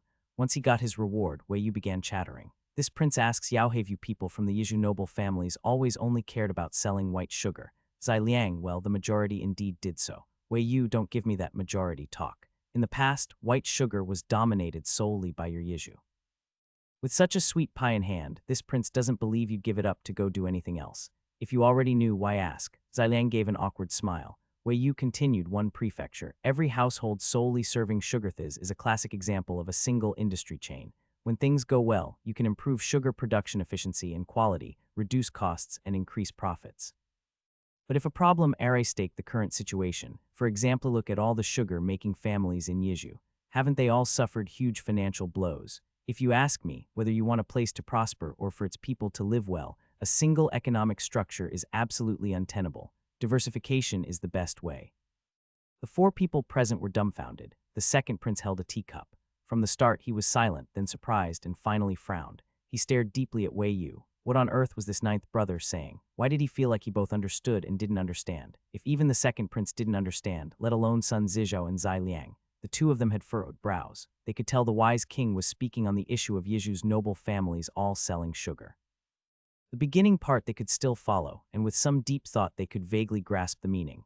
But the latter part became more and more baffling the longer they listened. He was saying such profound things he really couldn't understand most of it. That's exactly what Wei Yu wanted. Wei Yu didn't want them to understand. If they actually understood, then wouldn't that be a problem? Wei Yu talked for a long time until his mouth was dry. He finally stopped and picked up a teacup for a drink. Zai Liang seized the chance and quickly asked, Your Highness the Wise King, your words are clever and each sentence is reasonable, but I, a mere commoner, am poorly educated and unable to comprehend much of your Highness's meaning. Might your Highness be willing to explain it in more detail? Wei Yu glanced sideways. Explain in more detail. That little side-eye told Zai Liang what he needed to know. He reached into his sleeve and pulled out a green jade pendant, which he respectfully offered. Your Highness, please. Someone who knows what's what. Right under the second prince's nose, Wei Yu calmly accepted another bribe. Speak. Which part do you want to discuss? Zai Liang cautiously asked. Your Highness seems to know much about how to reform a place. Since your Highness believes Yizhu's current state is unsatisfactory and that we should not solely rely on white sugar, then may I ask what should we do going forward? Tusk, now he's on the right track. That's hitting the mark, as expected of a family head. Even if he didn't fully understand, he could still extract the core of what was being said. Wei Yu asked, you all know Yizhu best. Let me ask, aside from Ji sugarcane, what else does Yizhu produce in abundance? What else? That was a hard question. Zai Liang and Sun Zizhao were both heads of major families, born and raised in wealth and luxury. They had hardly ever visited their own fields, let alone knew what they produced. The two racked their brains, while the second prince just sat calmly by the side, looking unbothered. Now he more or less understood Thai's kid. Wei Yu clearly had his own motives in dealing with these Yizhu nobles. From the start, he had thrown off the rhythm, disrupted their composure, and before they could even recover, he launched into another bout of nonsense. Glancing at the two below, the second prince looked at Wei Yu. Aganan happened to catch him secretly fondling 2 pieces of jade. That greedy, sleazy expression made the second prince suddenly want to laugh. Honestly, this kind of shameless, reckless movie only his ninth brother could pull it off. Since Sun and Zai family heads couldn't come up with an answer, they could only shake their heads in shame. Wei Yu sighed. Look at the two of Yao, such disappointing looks. I gave you the chance and you didn't even know how to take it. Sun and Zai family heads, all right, I won't say more for now. When you return, go ask some experienced farmers. let's talk about what an industrial chain should have. Industrial chain. Everyone perked up, even the second prince sat straighter, wanting to hear what exactly this industrial chain was. After all, Wei Yu had mentioned it multiple times. It seemed like a very important thing. Let's use white sugar as an example. The industrial chain means the entire process from raw material Tito, the white sugar, ending up in the hands of the people. Ji needs people to plant it and people to harvest it. Once harvested, it must go to a workshop to be made into sugar. The sugar-making process requires many things to be prepared, which need to be purchased. After the sugar is made, it must be transported to shops across the land for sale, and only then will it reach the common people. Why do I say Yiju's industrial chain is too single? Because everyone focuses on sugar making and nothing else. It might seem fine on the surface, but the actual result, look at Novelrecap. If I don't say it, you should understand. Two camps, Sun and Zai family heads were deep in thought, while the second prince and Gongsun exchanged glances. Zai Liang pondered for a while and more or less understood the wise king's point, but he still looked troubled. Then, Your Highness, given Yiju's current situation, what exactly should we do? Zai Liang looked intently at Wei Yu, eyes full of hope. He wasn't really a fool. At the start, he had been caught off guard by Wei Yu's tactics, but once he grasped the gist of Wei Yu's words, he followed along entirely. Everyone had the same goal and was willing to give an opportunity, the other eager to seize it. Since the wise king was willing to help them break through this crisis, why wouldn't he accept? Wei Yu smiled. He looked at Zai Liang and said two words, Great Liang. Great Liang. Zai Liang was momentarily stunned. What does this have to do with Great Liang? He subtly glanced at the second prince seated above, not sure whether this was the wise king's own idea or the Prince Chen's. After all, the current relationship between Great Wei and Great Liang, while still friendly on the surface, wasn't stable at the borders. Conflicts often arose. Doing open business with Great Liang was nearly impossible. Doing it in secret might be another matter, and they were closest to Great Liang. In the past, they had always quietly traded with merchants from Great Liang. For any ambitious emperor, unifying the world is their lifelong dream. Just like how Great Wei is to Great Liang, and Great Liang is to Great Weithi, are thorns in each other's sides. But unlike the previous gentle and benevolent Emperor Wei, the current emperor of Great Liang is in his prime, values military prowess, and is a man full of ambition. Spies once reported that the emperor of Great Liang often personally rode out of the capital to train troops. 2 years ago, he even raised taxes on the common people and began repairing roads. Military training, higher taxes, road construction. It was obvious he was preparing for war. Had it not been known in advance what kind of person the emperor of Great Liang was, the Emperor Wei wouldn't have been so determined to rebuild the military. He was clearly worried that Great Liang might suddenly launch an attack on Great Wei. Wei Yu didn't know much about what was happening in Great Liang, but based on his father's resolve to reforge the military, he could vaguely guess something was going on.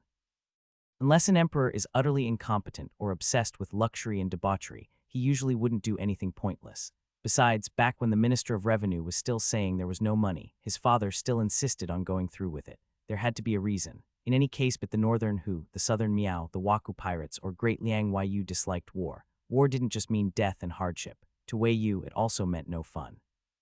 Damn it, once war breaks out, there'll be chaos and flames everywhere. Refugees fleeing for their lives. Where the hell would he go to sightsee and enjoy himself then? Stop it. He had to eliminate hidden dangers from within before they escalated. Wei Yu suddenly brought up Great Liang, and the second prince finally couldn't help glancing at him. This kid really knows how to make a move, saying something that big without giving him a heads up first. The second prince's gaze shifted slightly. Without showing any emotion, he glanced at the two men below. After a brief pause, he ultimately chose to remain silent. Better to wait and see what exactly Wei Yu wanted to do. As for the sudden mention of Great Liang by the wise king, Zai Liang had some guesses in just a moment. He looked at Wei Yu, and while asking him, kept a close watch on the second prince's expression from the corner of his eye. Your Highness means to say we should sell sugar in Great Liang. The court hadn't explicitly forbidden border trade, but for various reasons, no one had publicly gone to Great Liang for business. So even saying this out loud, Zai Liang wasn't worried that either of the princes would do anything to him. Yes and no, Wei Yu smiled. Meeting Zai Liang's questioning gaze, he pulled out a tiger skin and authority bluff. I won't hide it from you. This trip of mine is different from my second brother's, different from Prince Chen. So the sugar business in Jiaozhou now was only Prince Chen's doing and had nothing to do with the wise king. Zai Liang's gaze flickered. I don't have many hobbies. In my spare time, I just like earning a little money. I found someone with potential and had him start something in Ziyang County. He's done quite well. In another 2 or 3 months, a business alliance might emerge in Ziyang. Any merchant can join. A business alliance? What kind of thing was that? Zai Liang and Sun Zizhou both frowned. Wei Yu smiled brightly at the two thoughtful men. This business alliance is my own initiative and has nothing to do with the court. If you want to know what it does, you can go to Ziyang and find out later. For now, just understand Thisme Business Alliance will be going to Great Liang for trade in the future. Oh, going to Great Liang for trade. After all that talking, Zai Liang and Sun Zizhou finally understood what the wise king was getting at. He was planning to go make money in Great Liang, and for some reason he wanted to bring them along. By now, both Zai Liang and Sun Zizhou had plenty of questions in their minds. Sun Zizhou glanced up at the two princes, a bit tangled in thought. A prince wanting to make money through trade wasn't anything shocking. In this day and age, how could one achieve anything without money? He just thought this wise king was being a little too informal. If he remembered correctly, the wise king and Prince Chen weren't born of the same mother, right? And yet they were this close. The wise king even talked openly about setting up a private business alliance. Or maybe the alliance wasn't a secret at all to the court. Sun Zizhou was thinking about the tangled relationships between princes, while Zai Liang was wondering if the wise king wanted to rope them into the alliance, or perhaps collaborate in going to Great Liang. What choice should he make? Would there be a trap hidden in it? Whether it was a trap or not, they'd find out later. In life, who doesn't step into a few traps? Even if it wasn't dug by someone else, sometimes you just stumble into one by bad luck. Wei Yu wasn't planning to dig traps for anyone, genuinely believed he was honest and kind. If you want to make money, what's the point of obsessing over your own tiny patch of land? You need to lift your eyelids and look farther ahead. Great Wei was only so big, the market only so large. Even if it wasn't saturated yet, with a bunch of people crowded together fighting for a slice, how much profit could there be? Wouldn't expanding outward be better? Turn domestic sales into exports. A seller's market with more demand than supply, that's where the real money is. Wei Yu looked at the two thoughtful men and genuinely believed he was so kind, making money for himself, and still thinking to lend a hand to his once downfallen enemies. Ah, he was just that good.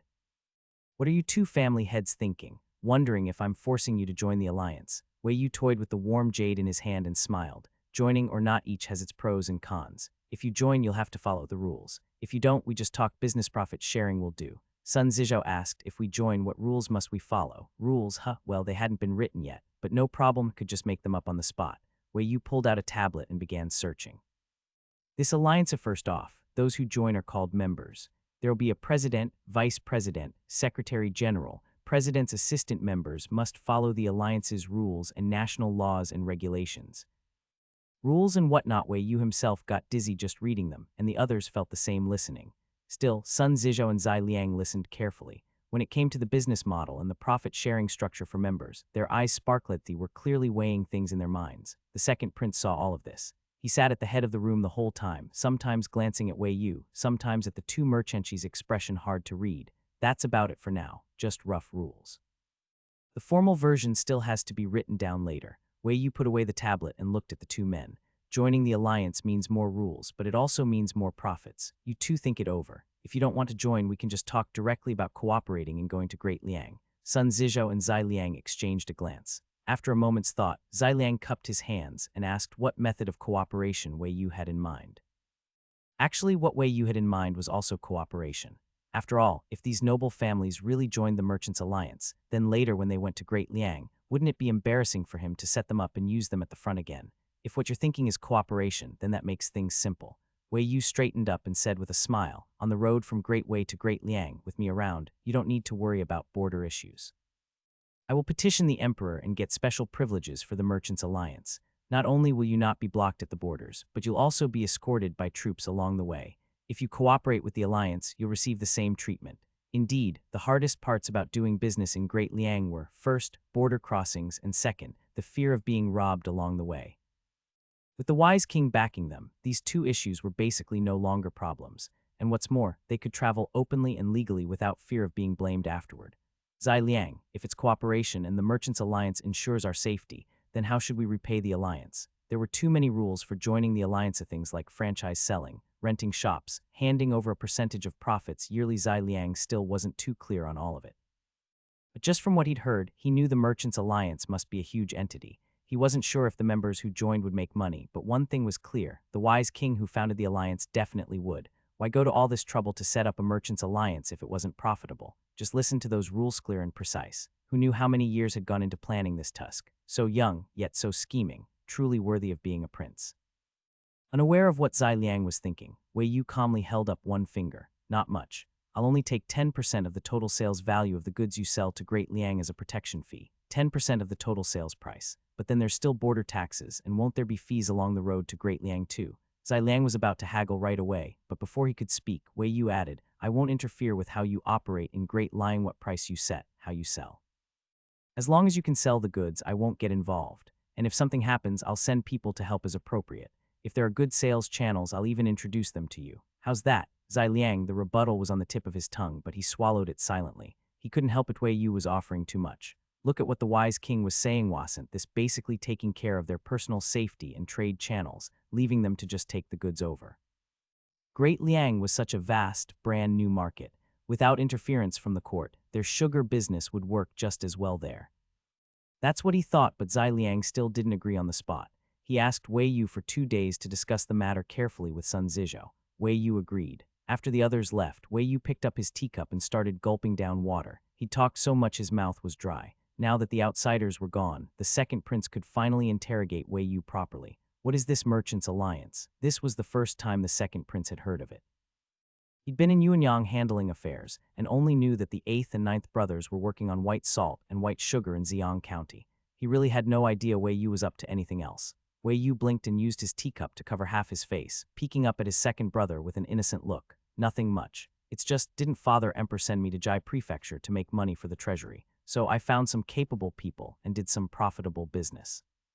Isn't that normal? Second prince, no, that's not normal. Gongsun, you could see his cousin's speechlessness and couldn't help but smile. Your Highness the 9th prince, whose idea was this merchant's alliance? Oh, a merchant named Deng Zhengde. Wei Yu didn't hesitate at all to sell the guy out. His face showed no sign of lying. Wei Yu said, actually, I told Father Emperor about the merchant's alliance a long time ago.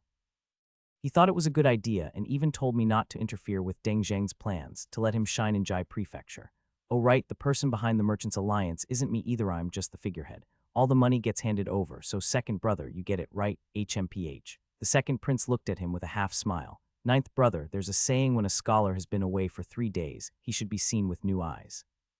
On this trip, second brother really sees you in a new light. Oh no, that tone. Wei Yu pursed his lips, his previously innocent eyes now pitiful. Second brother, I've always been clever, you know. Even father praised me. So what do you mean by seen in a new light? Are you calling me dumb? The second prince understood Wei Yu's implied meaning. He turned his eyes away, deliberately avoiding that pitiful look, trying to suppress the goosebumps on his arms. Since the merchant's alliance is something father already knows about, then I won't interfere. 9th brother, make the most of it. This is a great opportunity to earn merit. Don't miss it. Heh, second brother was dodging the question. Not wanting to miss a chance to tease his second brother, Wei Yu leaned closer and put on a tearful expression right under his brother's nose. Second brother, do you dislike me? I knew it. From childhood to now, you've always been distant. You must think I'm dumb. So no wonder I can't get you. The second prince's head hurt. He really shouldn't have said anything earlier. The second prince took a deep breath and said helplessly, all right, little 9, just tell me what you want.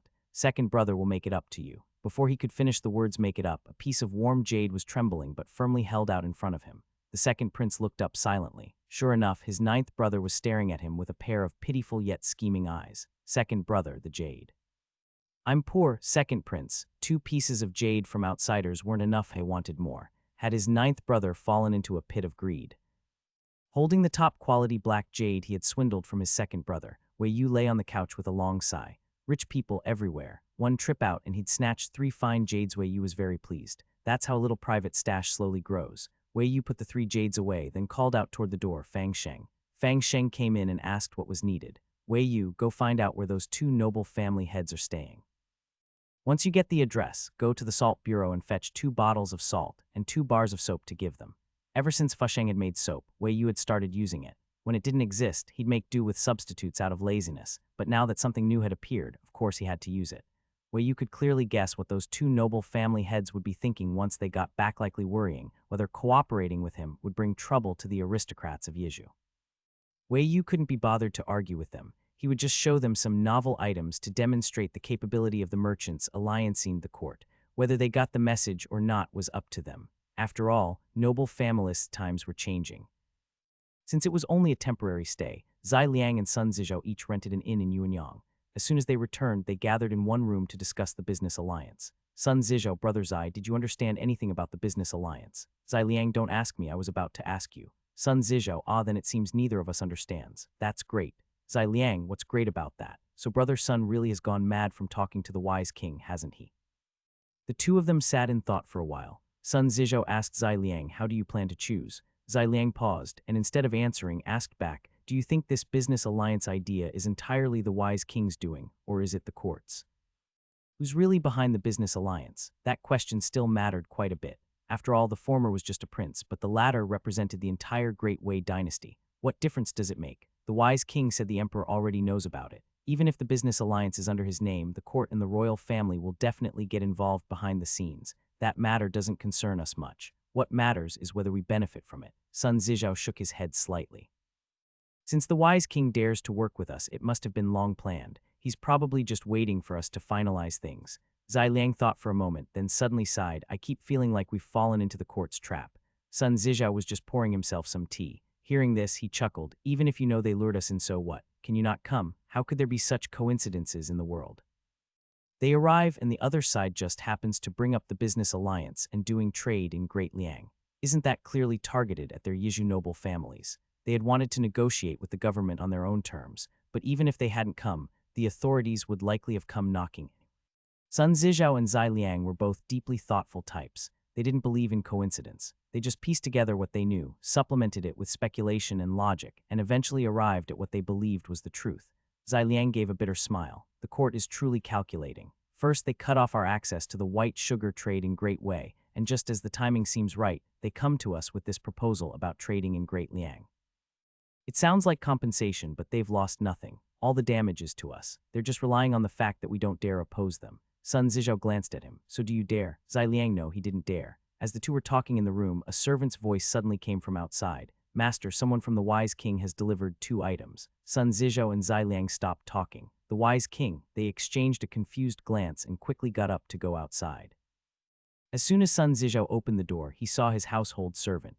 In the corridor, aside from the guard, there was only the servant, holding a box in his hands. The servant said, "Master, the man claimed to be a guard of the wise king. He left this box and departed, saying it contains a little specialty from Ziyang, a gift for the 2 masters." "What? Ziyang specialty?" "This is something brought from Ziyang County." Zai Liang stepped forward and couldn't help opening the box. The first thing to catch their eye was the snow-white bottled salt. "Huh, what are these bottles? They look quite novel."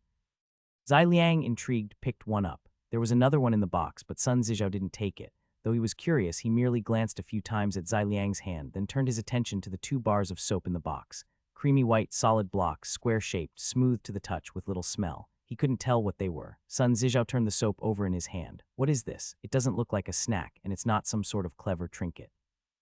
Zai Liang looked over and spotted a folded slip of paper pressed under the items. "Brother Sun, look, there's a piece of paper." Sun Zizhao quickly pulled it out and opened it. There wasn't much on the paper, just a simple instruction sheet describing the glass bottles and soap. Upon reading it, both Sun Zizhao and Zai Liang were stunned. "Bottled salt. This is white salt. I thought it was sugar. So this bottle is called a glass bottle. Soap? Oh, so it's like Chinese honey locust. If it cleans better than locust pods, fetch some water. I want to try this soap myself." After some fussing, Sun Zizhao and Zai Liang returned to their seats. But this time, both looked slightly dazed. Sun Zizhao looked down at his hands. The slippery, clean feeling after using the soap still lingered, and when he recalled the pale gray, dirty water from washing just his hands, he felt a bit suffocated. His hands were really that dirty. He regularly washed his hands and kept them clean. How could a single use of soap make the water look that filthy? Zai Liang stared at the bottled salt on the table, eyes dazed. White salt, glass. When did the court produce such good things? The Salt Bureau in Yunyang had already been selling bottled salt, yet in Yizhu they had heard nothing about it. Clearly this had all been planned in advance. They were the only ones kept in the dark. After quite some time, the 2 of them finally stirred. Sun Zizhao said solemnly, "Brother Zai, let's cooperate. I choose to work with the court." Zai Liang nodded. "Makes sense. Let's cooperate first. We'll work with the court for now, and once we fully understand the business alliance rules, then decide whether to join." Sun Zizhao, exactly. The wise king said the alliance hasn't been officially formed yet. We still have time to think it over. After speaking, Sun Zizhao and Zai Liang exchanged a look and both gave a bitter smile. They had no choice. Not cooperating simply wasn't an option. Look at the kind of quality goods. The wise king brought them. None of that could have been developed overnight. The court must have been preparing all this behind the scenes for quite some time. Who knows how long they had been planning before finally revealing all this to the world now. And with that level of preparation, every aspect must already be locked in place. White sugar, soap, business alliance. The court made its move in both Jiaozhu and Yizhu, methodical and forceful. As heads of noble families in Yizhu, if they tried to stubbornly resist the court, it wouldn't be long before the authorities started cracking down on the gentry. As the leaders of major aristocratic families, Zai Liang and Sun Zizhao had to consider many things. If they could secure benefits for their families without clashing with the court, they would never choose the extreme path. So given the current situation, the two of them decided to accept the wise king's proposal. Had Wei Yu known what they were thinking, he likely could only sigh and say, overthinking is a disease. Maybe people with too many schemes just can't help themselves. The next day, Wei Yu was quite surprised when he heard that those two aristocratic families had agreed to cooperate. Why did they agree so quickly? Such a big matter, and they're not going to think it through a bit more. If they thought too much, there'd be no need. Sun Zizhao was actually quite worried that the court might grow impatient and take action against the Yizhu clans. Anyway, they were cooperating with the Merchants' Alliance to do business in Great Liang. What they valued was nothing more than the deterrent power of the court. Wei Yu didn't care what they were really thinking. As far as he was concerned, as long as some noble families in Yizhu were willing to cooperate with the guild and send people and supplies to Great Liang to do business, that was good enough. As for whether they'd end up making money in Great Liang, well, that was up to their own abilities. The two sides had a pleasant discussion about the cooperation. All the hypocrisy of adulthood was fully on display at the tea table, but when it came to signing the contract, Wei Yu didn't sign it with the two of them. Instead, he told them to first go to Xiang County and find someone named Deng Zhengde at the county magistrate's office. Who was Deng Zhengde? Sun and Zai family heads had no idea, but if the wise king said so, then it must be. In any case, even if the wise king hadn't mentioned it, they'd have gone to Xiang County to conduct a field visit. After all, the Merchants' Alliance would be established in Xiang County, and there were even said to be some local specialties there. Just hearing the name Xiang made it sound quite impressive, worth a visit. After discussing the cooperation with the Yizhu clans, Wei Yu didn't stay long in Yunyang. He chose to take Fang Sheng straight back to Xiang County, preparing to meet up with his eighth brother. It was fun to travel around, yes, but time was really something they couldn't afford to delay. If they delayed any longer, he suspected his father might actually explode in anger. In the capital city, recently life had changed quite a bit for the common people in the capital. One change was that more merchants had come to the city. Most were asking where to buy glass, while a smaller number were inquiring about cultural clubs. Another change was that eyeglasses had started to become popular in the capital. Chang Ning was a student of White Horse Academy. His father was the Jiu chief of the Directorate of Education. He was your typical second-generation official born into a scholarly family. He could have just studied at home with his father, but Chang Ning was deliberately rebellious. He liked lively scenes. He chose to study at White Horse Academy because he enjoyed the feeling of being followed by a group of rich, idle young men. Every day was a mix of fun, pleasure, and chasing cats and dogs. What could be better? Today, White Horse Academy was on holiday. As usual, Chang Ning was strolling the streets with his three sidekicks, but a pampered dandy like him wouldn't feel awkward being stared at. In fact, he felt quite pleased with himself. Yes, let everyone look at him. Look at how great these glasses were, which he had snatched up for 300 taels of silver. As for the glasses shop in the Capitalion with some connections knew that the store belonged to the fourth prince. It was a luxurious three-story building, spacious, bright, and grand. The counters and furniture were all made of glass and redwood. Even the exterior windows and doors were made of glass. Passers-by didn't even have to go inside, they could see the whole layout just by standing on the street. Basically, no one dared to make trouble inside that shop. And because of the unique nature of eyeglasses, as soon as the shop opened a month ago, it was flooded with peoplethos trying to curry favor with the fourth prince, those needing glasses, and those simply curious. Since then, the place had been packed non-stop. When it came to buying glasses, money wasn't even the main issue. The real question was, could you even squeeze your way in? For the powerful and wealthy, buying something was all about exclusivity. Money wasn't the point. The more expensive, the better it showed off one's status. But the fourth prince's glasses shop wasn't so rigid. The glasses ranged from expensive to affordable. Prescription and non-prescription glasses had different prices. Frames came in jade or wood with many subtypes of each. Customers could choose whatever they liked. The families of officials felt the product was good and worth buying, plus it was a way to flatter the fourth prince.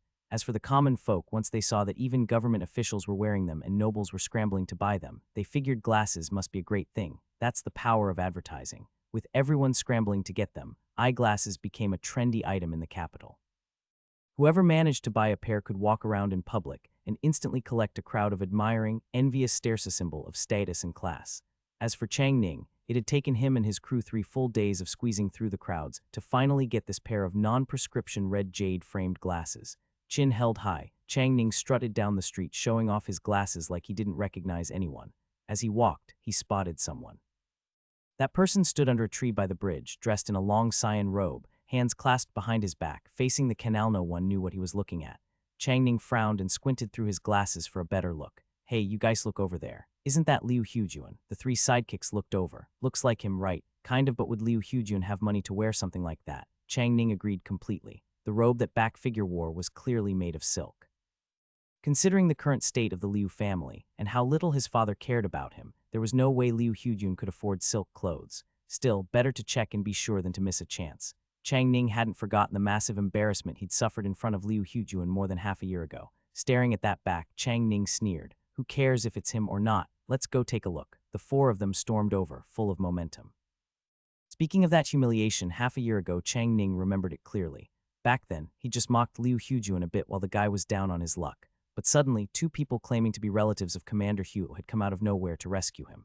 That had scared the crap out of Chang Ning, who didn't want any trouble and backed off. But later, he asked around and found out Hu Tingyu had no such relatives visiting at all. He'd been played.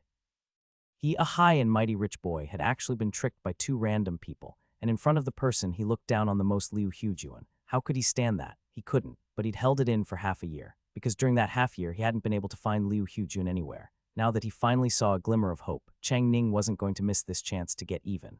Liu Hujun was currently standing there in a daze, gazing at the canal. Lately, he had been mentally exhausted from debating educational issues with Zhang Qingsheng about their two disciples. Both were teachers. Liu taught cultural and legal subjects, while Zhang taught mathematics. Their focuses were different, and the two disciples had different interests as well. But both kids preferred math and showed less interest in culture. So during Liu Huyun's classes, they often zoned out, thinking about math. This made Liu Huyun understandably upset. He wanted to educate his students properly and make them understand that culture shouldn't be neglected. But Zhang Qingsheng opposed this, thinking there wasn't much value in studying culture at all. In short, the conflict between humanities and science had driven Liu Huyun to the point where he couldn't stay at home anymore. Hey, that guy Liu Huyun. Just as he was thinking, Liu Huyun heard someone calling him from behind. The tone was clearly unfriendly and somehow familiar. Liu Huyun frowned slightly. He turned his head and saw Chang Ning's face, first suspicious, then delighted. Chang Ning exclaimed in surprise, well, Liu Huyun, it really is you. Haven't seen you in over half a year. Who'd have thought you'd be doing this well? Liu Huyun was familiar with Chang Ning, but not particularly close to him. Familiar because he had a good memory, remembered that this was a classmate from White Horse Academy, a spoiled slacker who used to loiter around him. Not close, because Liu Huyun had never really considered him worth paying attention to. Meeting the other man's up and down scrutiny, Liu Huyun nodded coolly. Something you need. Having faced plenty of hardship growing up, Liu Huyun truly didn't care about that time. Chang Ning had mockingly tried to give him money. He never thought it was a big deal. Compared to the way his legitimate mother used to withhold food money and such, Chang Ning's behavior was practically mild. Liu Huyun's calm, composed attitude actually startled Chang Ning a little. Instead of immediately bringing up debts, he looked Liu Huyun over suspiciously and asked, I heard you've left the Liu family. Where are you living now? They didn't give you trouble, even let you wear such fine satin. There's a world of difference in the demeanor between someone with confidence and someone without it. You can tell at a glance.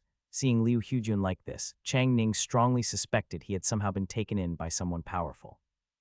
Liu Huyun could read the shifting doubt on his face and quickly grasped his thoughts. He looked at Chang Ning with a half smile. You're so curious, don't tell me you're thinking of giving me more silver. That jab instantly reminded Chang Ning of the last time he'd tried to pick a fight.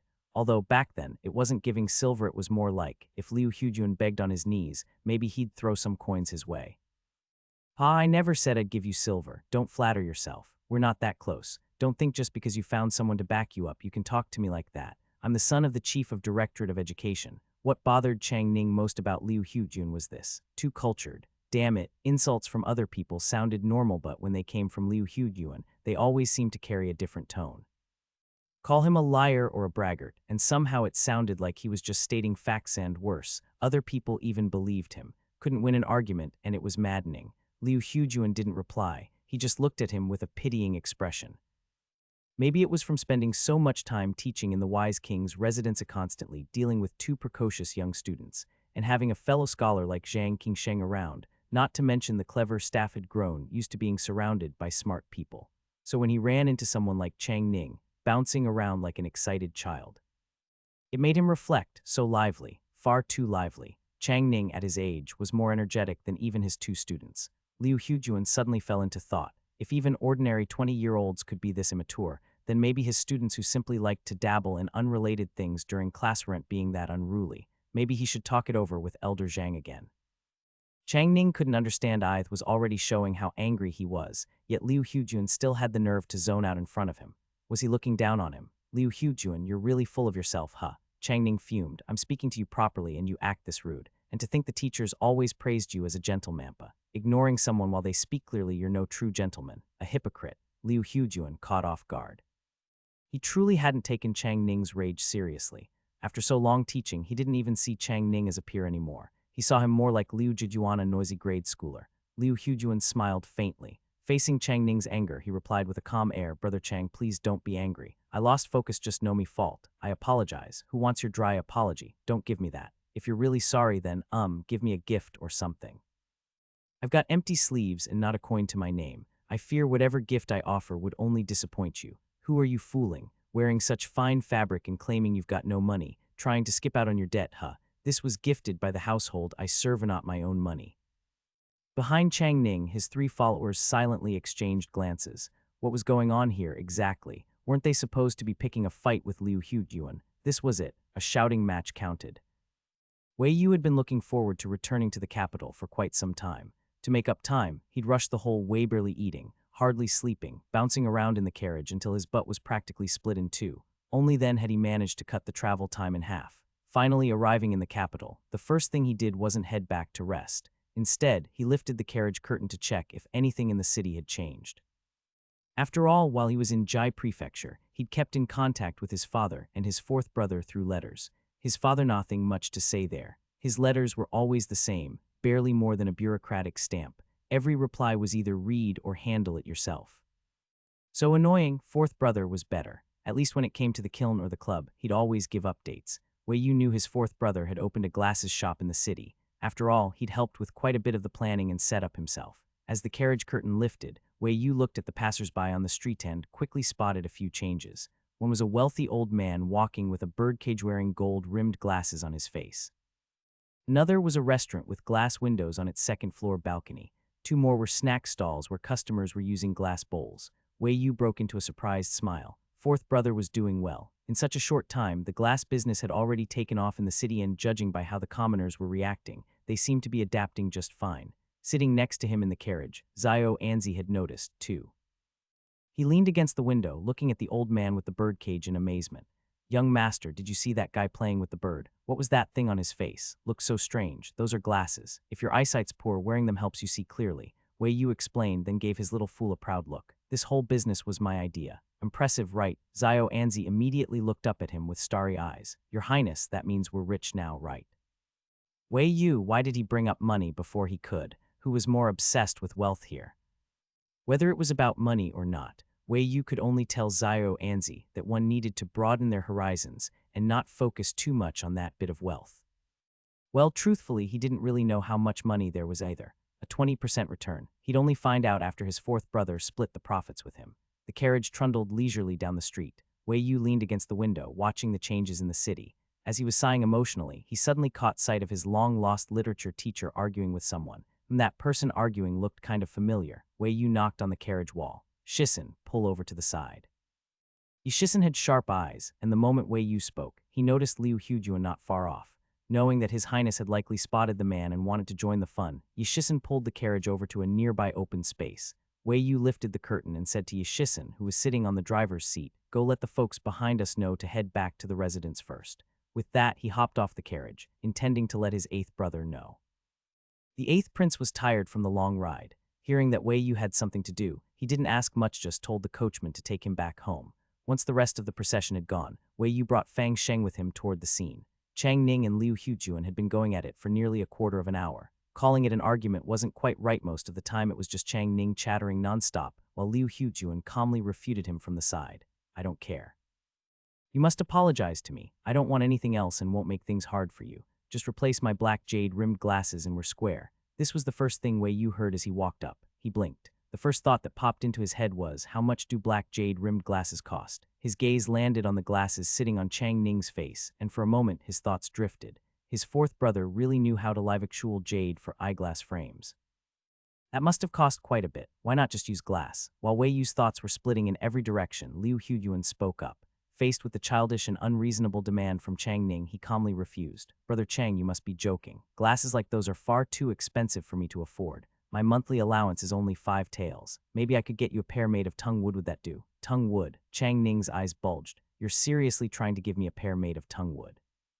Are you trying to insult me? Liu Hujuan sighed. The look he gave Chang Ning was full of helplessness. Unreasonable. This kid was even more impossible than his 2 students. Why couldn't he get through to him, no matter what he said? If Chang Ning could be reasoned with, he wouldn't be Chang Ning. His father was a typical elite school principal type. Even with such a towering figure in his household, it couldn't subdue his wild heart, and a mere Liu Hujuan, not a chance.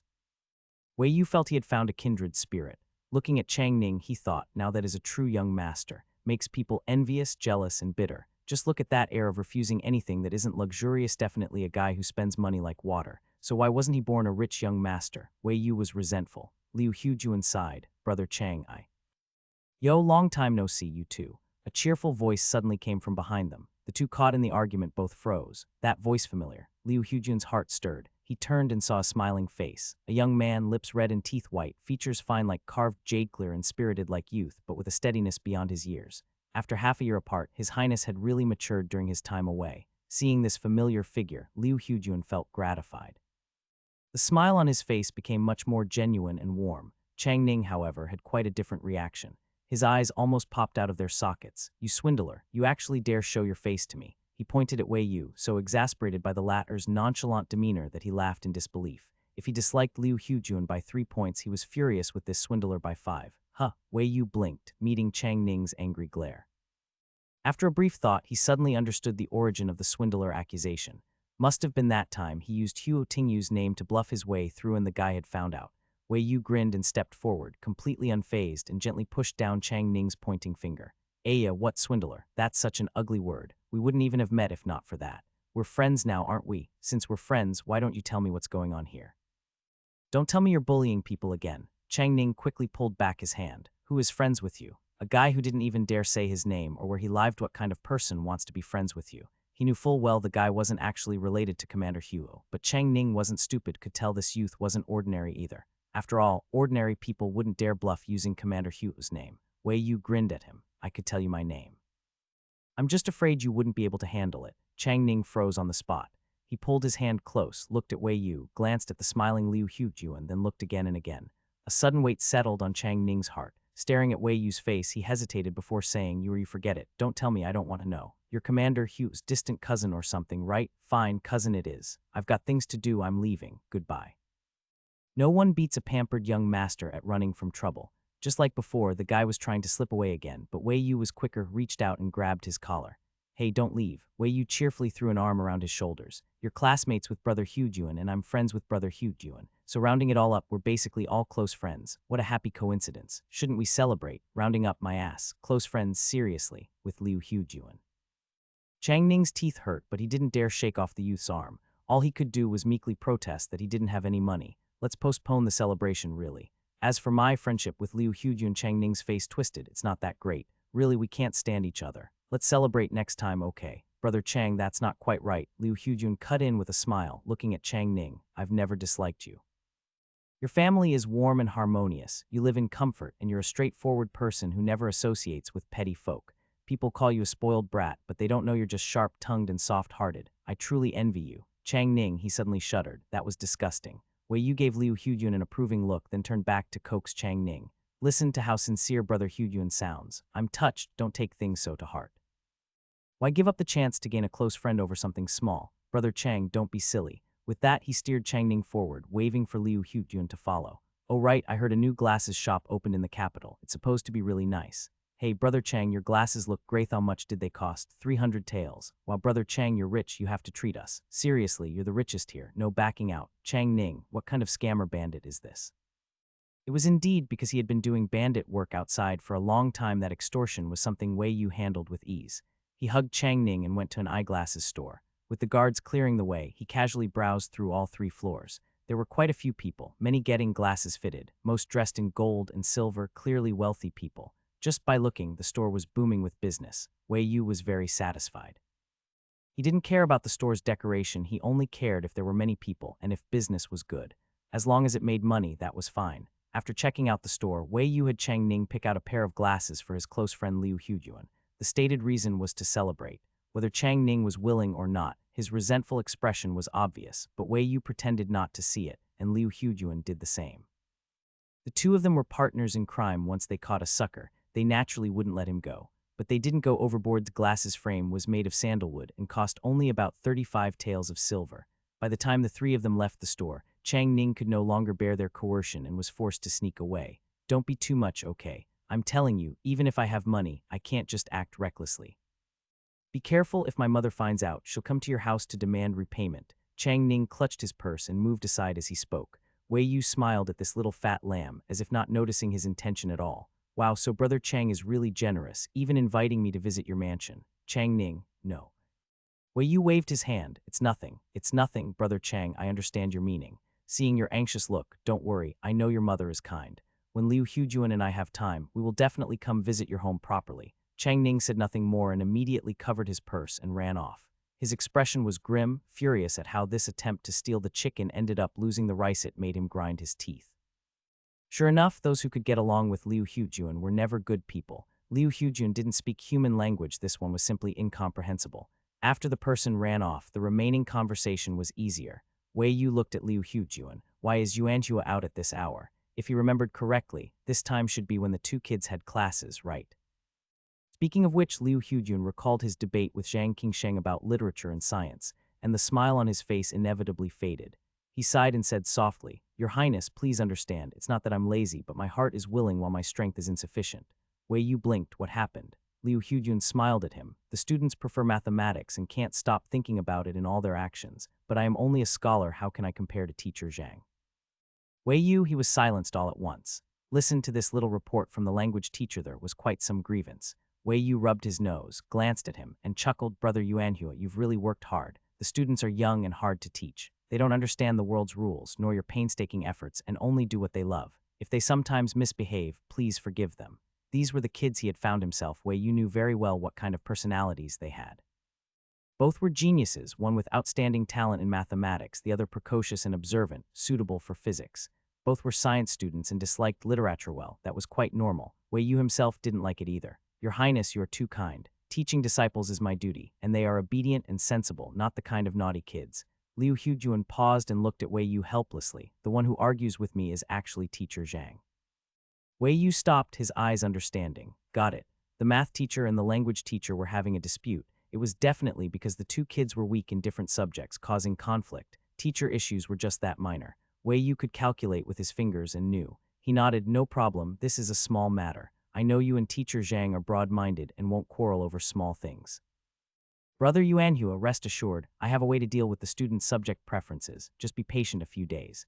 The prince has a solution. Liu Hugyuan smiled thoughtfully. If so, I won't ask more, and I'll wait quietly for your highness good news.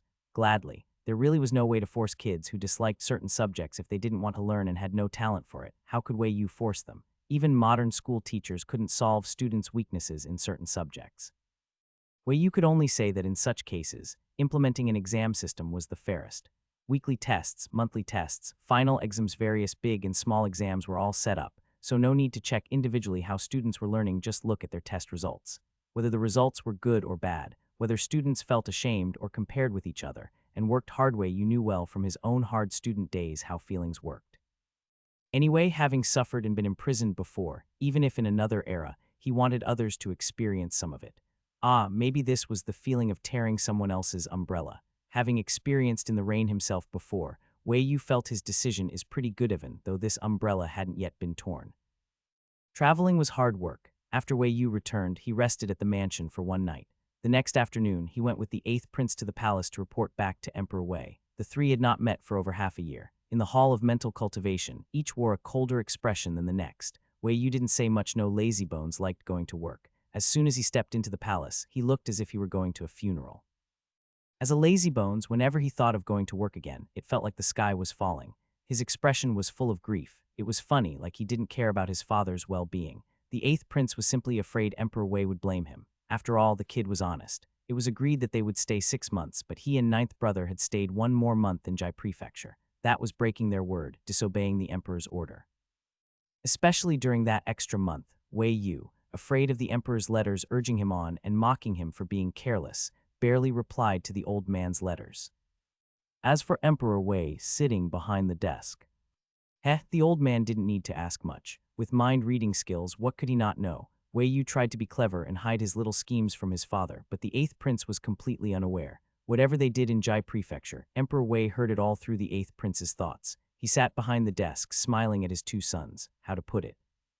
It was a feeling of these rotten kids are really mine. Posing as bandits, building armies, appointing female officers. Why didn't the unfilial son write more details in his letters before? What exactly Wei Yu did in Jai Prefecture? He basically detailed everything in his previous letter, except for some parts that were not very detailed and the dragging on for a month afterward. There was nothing wrong.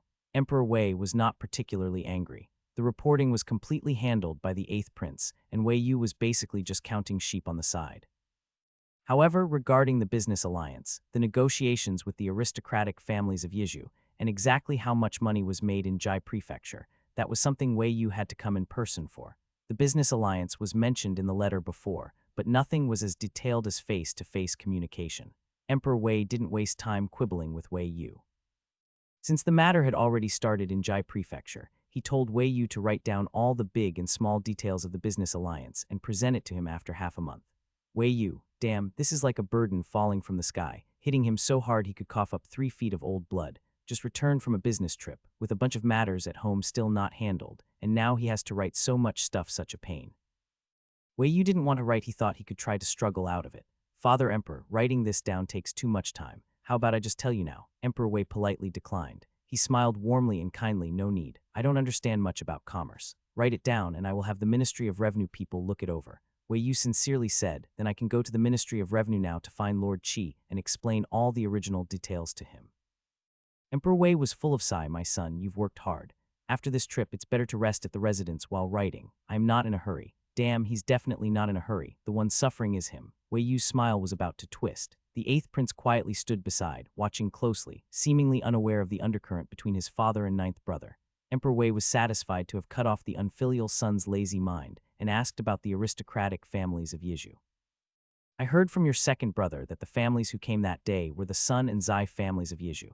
Yuer, what do you think of them? This Sun humble opinion is that the aristocratic families of Yizhu are usable. Since the lengthy report was decided, and to prevent the old man from causing more trouble, Wei Yu became serious. The Yizhu aristocrats have occupied the place for many years without falling. Instead of fighting them and becoming enemies, it's better to cooperate and divide to weaken them. I have talked with the heads of the Sun and Zai families, using the business alliance as the cooperation point, so both sides can go make money together in Great Liang. Great Liang is so wealthy and vast it's unreasonable not to go right. Emperor Wei pondered for a moment, then looked up at Wei Yu. What do you want to sell? It couldn't still be glass. Glass is already worthless in the capital. Even if Great Liang doesn't have it now, bringing it over could earn a profit, but glass is fragile, and the long journey would break a lot before arrival. Mentioning this, Wei Yu had to say his plan. He looked at his father with bright eyes and a well-behaved expression. Dad, do you still remember the gunpowder I mentioned before? Hearing him call Dad, the 8th prince couldn't help but glance sideways. He was shocked. The 9th brother actually called the father Emperor Dad. Emperor Wei was used to hearing Wei Yu say Dad and didn't think much of it, but hearing the 8th prince's shocked inner voice, he paused and glanced at the 8th prince. His good 8th prince hadn't noticed his father's glance yet, still looking at 9th brother in disbelief. That look, shocked and envious, made Emperor Wei feel quite guilty. It's true, imperial father and son relationships are rarely close. Sons don't call Dad like commoners, they call father Emperor. Little 8 probably envies him. Paternal love was overflowing. Emperor Wei was just thinking about whether to privately tell little 8 that he could also call him Dad, when the 8th prince spoke up. 9th brother is really bold, daring to poke the tiger's backside. I envy his thick skin, just don't drag me into trouble, or I'll break all ties with him.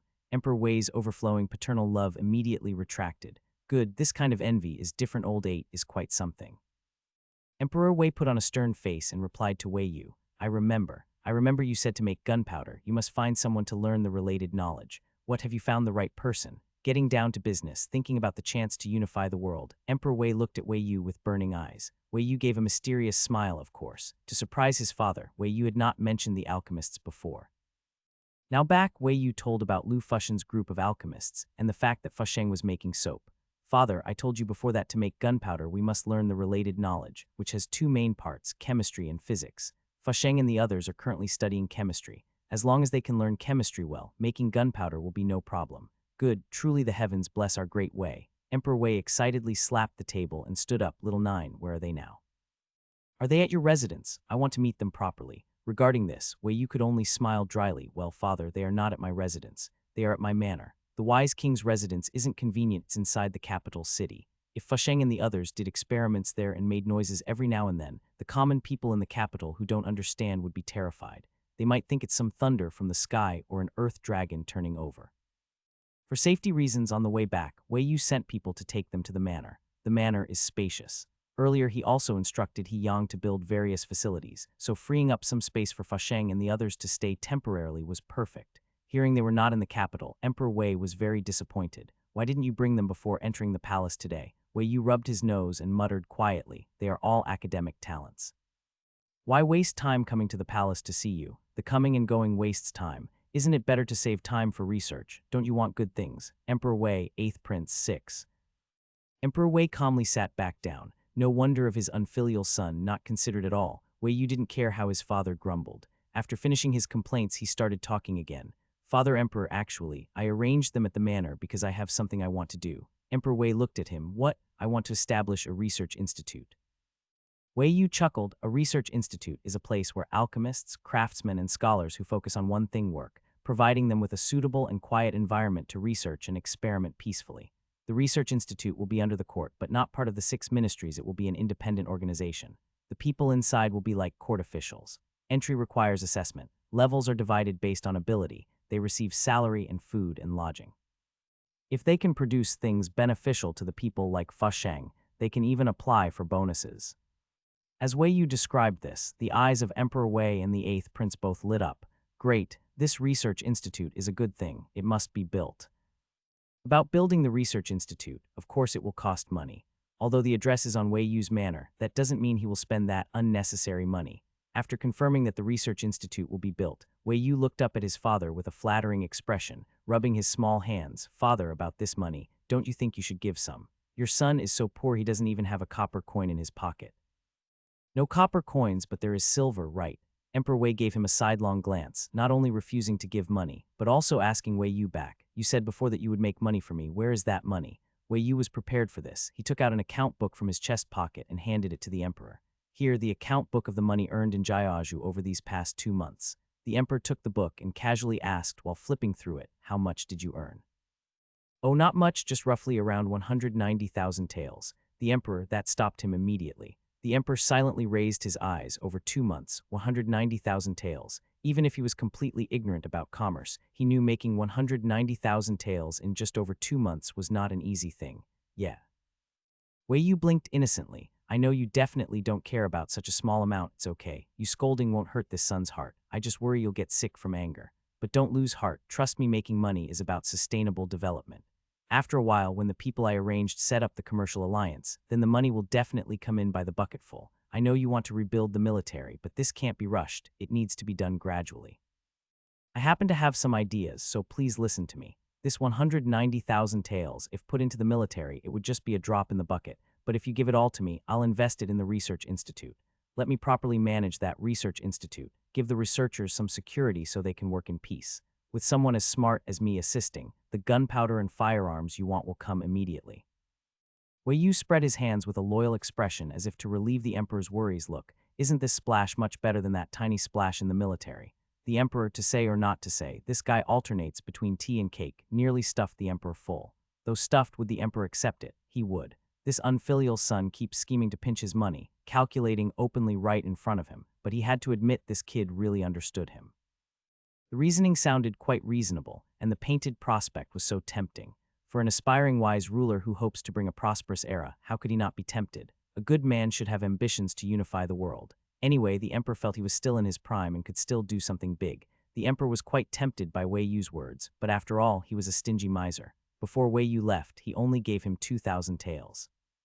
Now thinking about handing over 190,000 taels to the unfilial son made him uncomfortable, mainly because he couldn't stand the unfilial son succeeding. He was not a good father.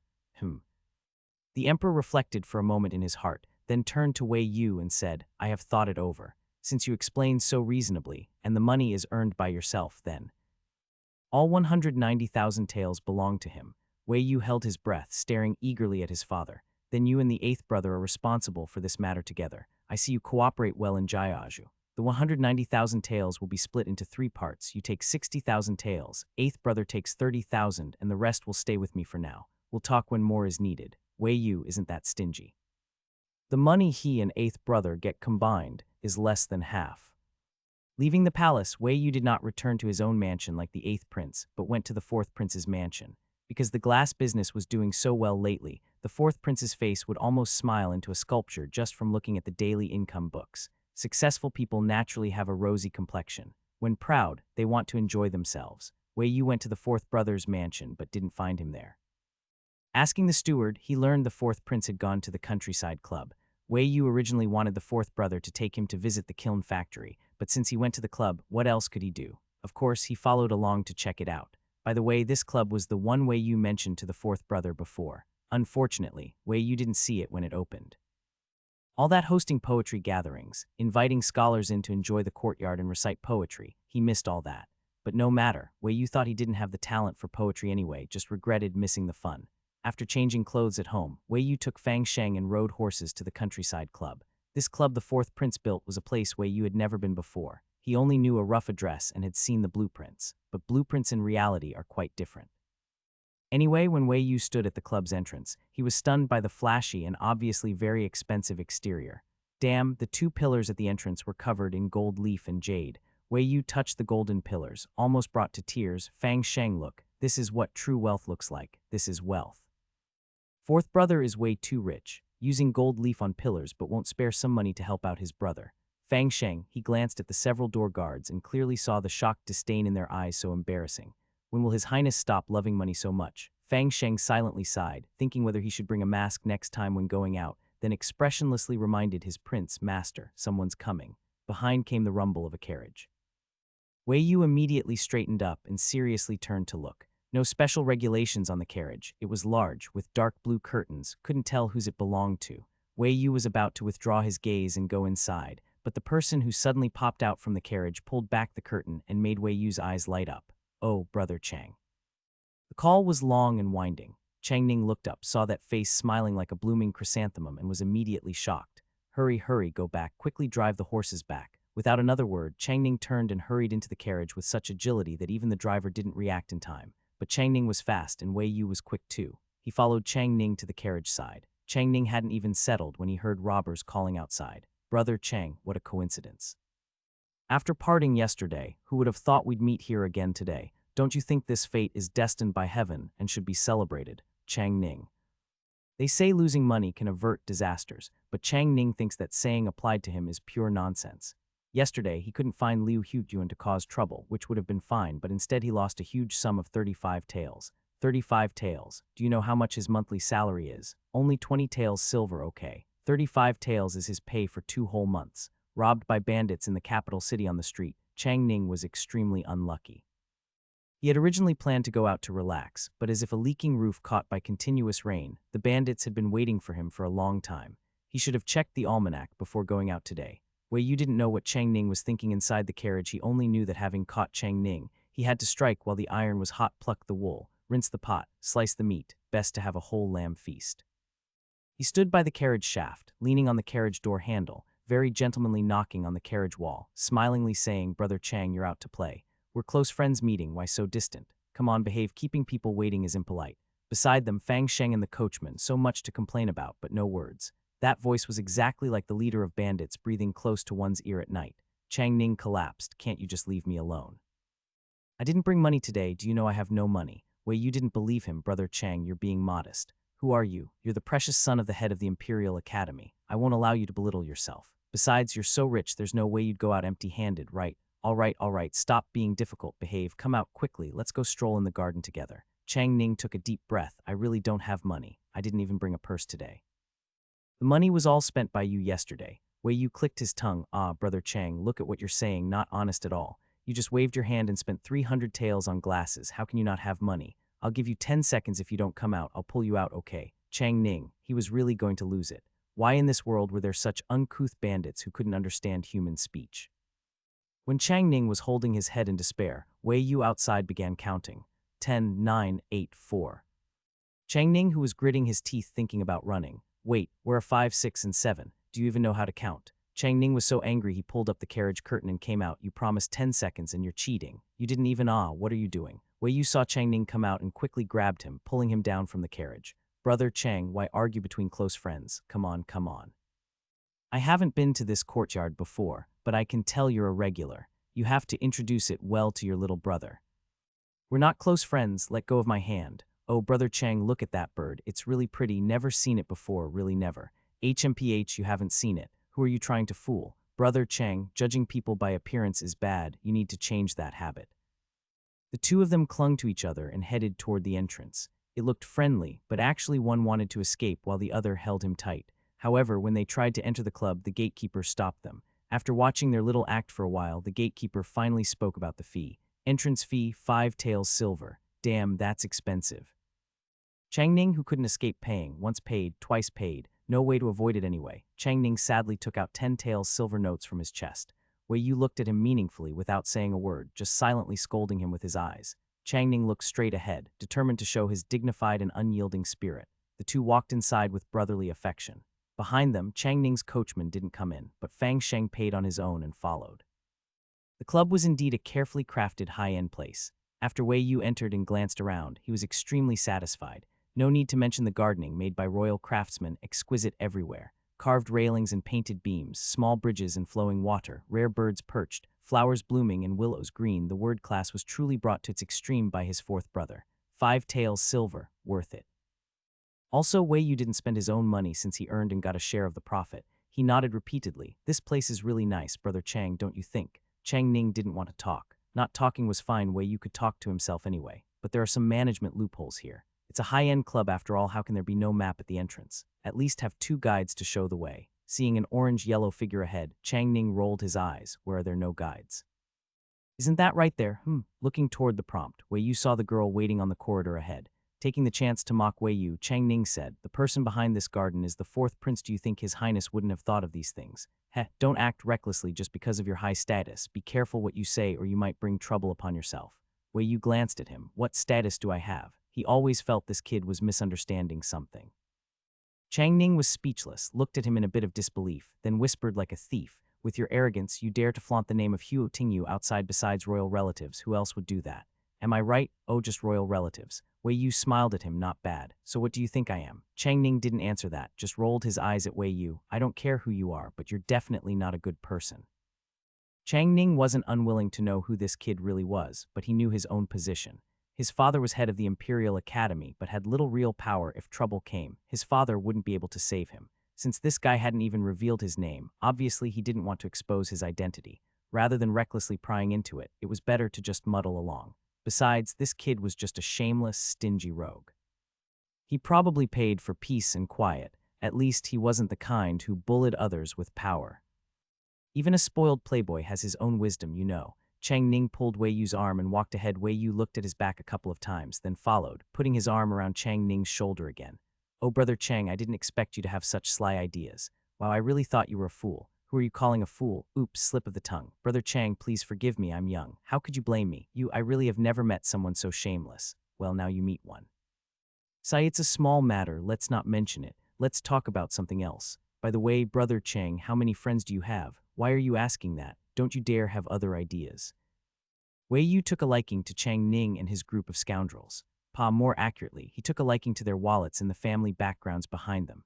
They were all a bunch of playboys hanging around the capital, but they all had some skills. Coincidentally, what Wei Yu was targeting was precisely those skills. Holding onto the little fat lamb as he walked forward, Wei Yu didn't let the maid lead the way. Instead, he followed the corridor and went wherever it led. Then this walk brought him to the poetry meeting courtyard. In this large courtyard, a group of scholars were gathered inside.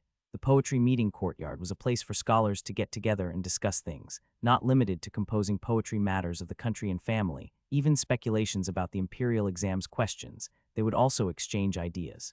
When Wei Yu passed by the corner of the wall, he happened to hear people on the other side discussing the imperial exams.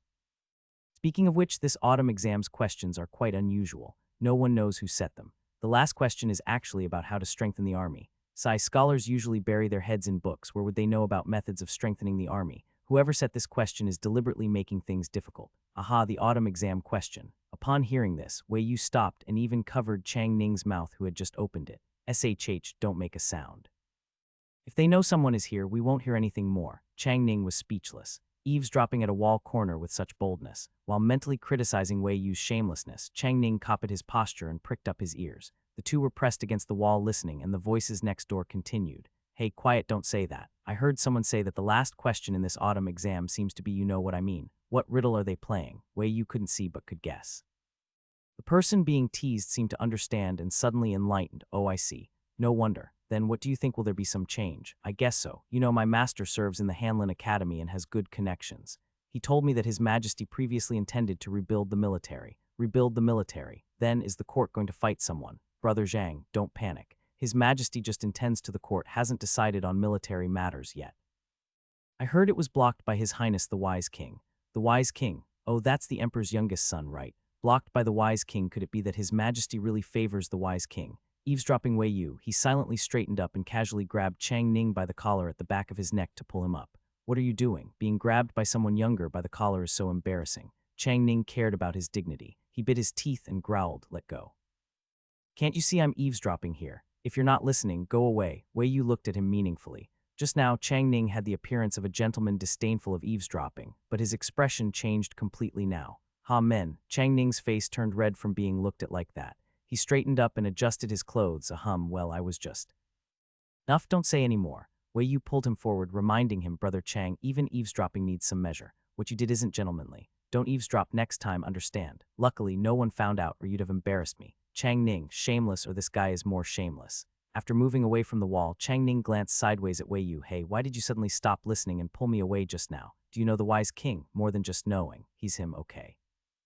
Wei Yu kept a straight face. Why are you asking? Planning to secretly befriend the Wise King behind my back and ditch me? You're confident. Chang Ning, don't you feel guilty saying that? I don't even know your full name after all this time. How dare you call us confidants? Wei Yu, well then I'll allow you to call me ninth brother. Chang Ning was slightly stunned. Ninth brother. Are you the ninth in your family? Yes, you know, royal family members usually have many siblings. Wei Yu turned his head and looked at Chang Ning with sorrowful eyes. So brother Chang, even if I don't say it, you can guess my pain, right? Chang Ning, as an only child, he really didn't want to understand his pain.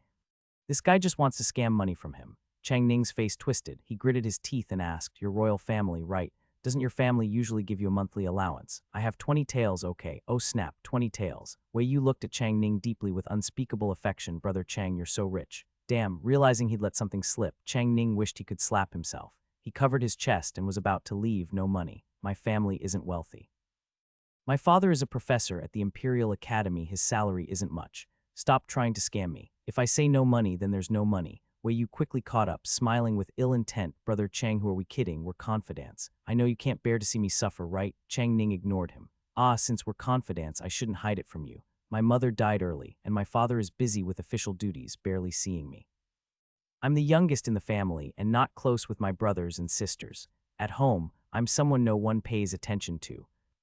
Chang Ning's heart moved. I know you're a good person. When I first met you, I felt you were even more like a brother than my own siblings. I longed for brotherly ties with you, so I tried to get close. Unfortunately, I lied to you before and made you distrust me. That was my fault. Chang Ning started to feel guilty. He moved his lips, looking at the sad young man beside him, feeling bad inside. You don't be sad. Chang Ning stammered, his tone much gentler than before. Oh, so he's one of those who respond to softness, not hardness. Wei Yu looked up pitifully at him, but brother Chang doesn't want to recognize me as his confidant.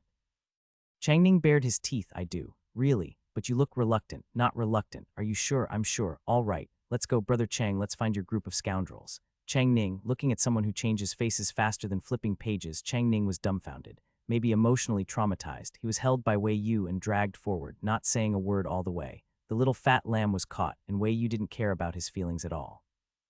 Instead, Fang Sheng pitied him with a glance. Another poor soul caught in His Highness's trap. With His Highness's style, the capital probably wouldn't see another like him for hundreds of years. Meeting him really calls for going to a Buddhist temple to pray for good luck and dispel bad luck. Pitiful, really pitiful, but it looks quite fun, hee hee. As a famous playboy in the capital, Chang Ning had quite a few bad buddies. They were everywhere. Wei Yu took a walk around the club and soon found a bunch of Chang Ning's frequent hangout buddies. He first pushed Chang Ning forward, saying, "Brother Chang, come on, your younger brother's wealth and glory all depend on you." Chang Ning was already numb. Since he was tricked by Wei Yu, he hadn't struggled at all. What was there to struggle for? What's the use of struggling? Being clung to by such a shameless thief, could he still expect to stay pure in this world? Although he clearly didn't understand what it meant to lie flat and take mockery, Chang Ning had already involuntarily grasped the essence. He looked at the group of friends playing and having fun, who hadn't realized the danger was coming. His old friends. Mixed feelings of sorrow and secret joy welled up in his heart. Anyway, he couldn't escape it. Rather than suffer the pain alone, he might as well drag others down with him. With this selfish feeling that if he was unhappy, no one else should be happy either, Chang Ning went angrily to find his buddies. The buddies were lounging in the pavilion, drinking and competing in cricket fights. When they saw Chang Ning come over, none of them were surprised and just casually greeted him. One wealthy young man in purple saw Wei Yu not far away, then asked Chang Ning, "Who's that? Looks quite unfamiliar." "Is he your relative?" Chang Ning, sort of, but maybe he should come say it himself. Not knowing what Wei Yu was up to, Chang Ning turned around and waved to him, signaling him to come over. Wei Yu brought Fang Sheng along. There were about a dozen playboys in the pavilion. Half were gathered around the table fighting crickets, too busy to turn around. The other half sat aside drinking. Wei Yu just glanced at the table's side, then bowed slightly toward the young man in purple to show friendliness. "Hello everyone, I am Wei Jiu." At the mention of Wei Jiu, everyone was stunned. The young man in purple had been holding a wine pot, ready to pour wine, but hearing this, he looked at Wei Yu in surprise. Surname Wei, a member of the royal family. Jiu, could it be the wise king? There were 3 people drinking with the young man in purple, and upon hearing this, they all quickly stood up. The young man in purple stood, quickly straightened his clothes, bowed to Wei Yu, and cautiously asked, "Sir, are you His Highness the Wise King?" There were not many who could call themselves Wei Jiu, and even among other royal relatives, few ranked 9th in judging by age. This person indeed fit the Wise King's identity best. Wei Yu smiled calmly. "You guess." Sun Zhao didn't guess, but he thought it was pretty much right. Unexpectedly meeting the Wise King here suddenly gave Sun Zhao a headache.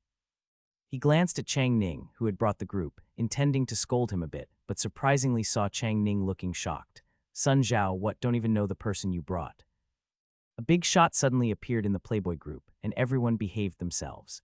In the pavilion, Wei Yu sat on a stone bench someone had cleaned up, looking at the circle of young wealthy men in elegant clothes who all behaved respectfully and truly wanted to say they're sure were a lot of little fat lambs. They didn't know each other. After Wei Yu sat down, he signaled them to introduce themselves from left to right. The legitimate youngest son of the Minister of Justice, the only son of the Rector of the National Academy, the eldest grandson of the Deputy Minister of the Imperial Stables, the legitimate second son of the Vice Minister of Rights.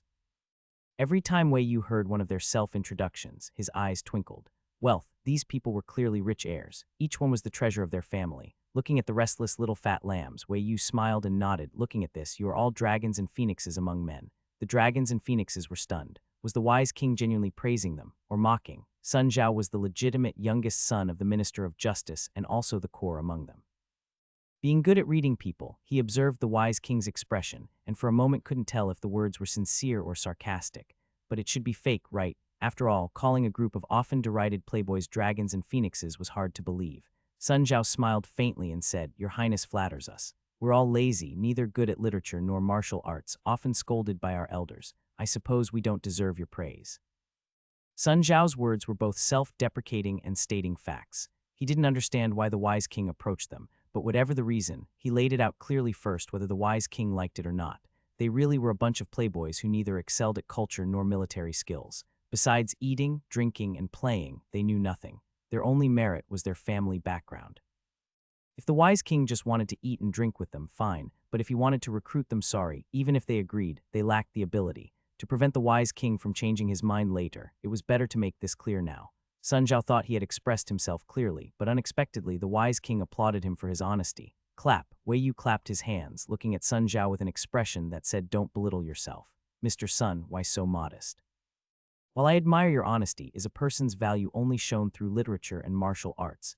You haven't seen the potential in yourselves. I won't allow you to belittle yourselves, nor belittle your good friends here. That's not right, you need to change." Sun Zhao was stunned. The playboys were stunned. They actually had potential. Sun Zhao asked, "Your Highness thinks we have value." Everyone craned their necks to listen.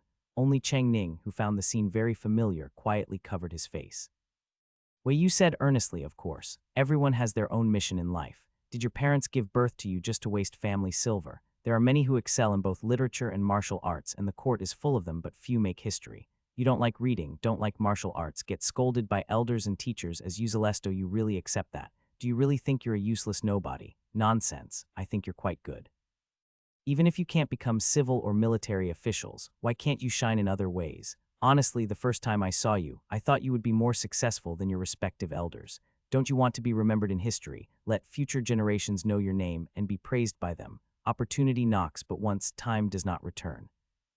Asked if the Playboys have been fooled into being crippled, the answer is not yet, but it's coming soon. After all, some of Wei Yu's words really hit the Playboys right in their hearts. For example, those days when they were young and didn't study well, often chased and scolded by elders and teachers as blockheads and useless people. Even the Playboys who have been lying flat for a long time would, at some moment, recall those unpleasant experiences.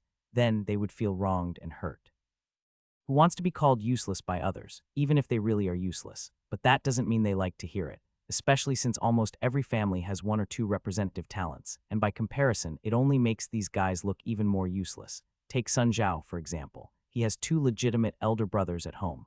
The eldest once ranked second in the imperial exam, and the second brother was third in the second division of the Jinchi exam. Both brothers are absolutely outstanding, but Sun Zhao himself is a useless person who can't even fully memorize the 4 books and 5 classics.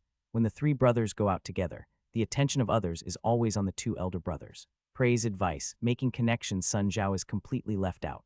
Bathing for a long time in the halo of his 2 elder brothers, sometimes Sun Zhao even wonders whether he really is a useless person who has achieved nothing.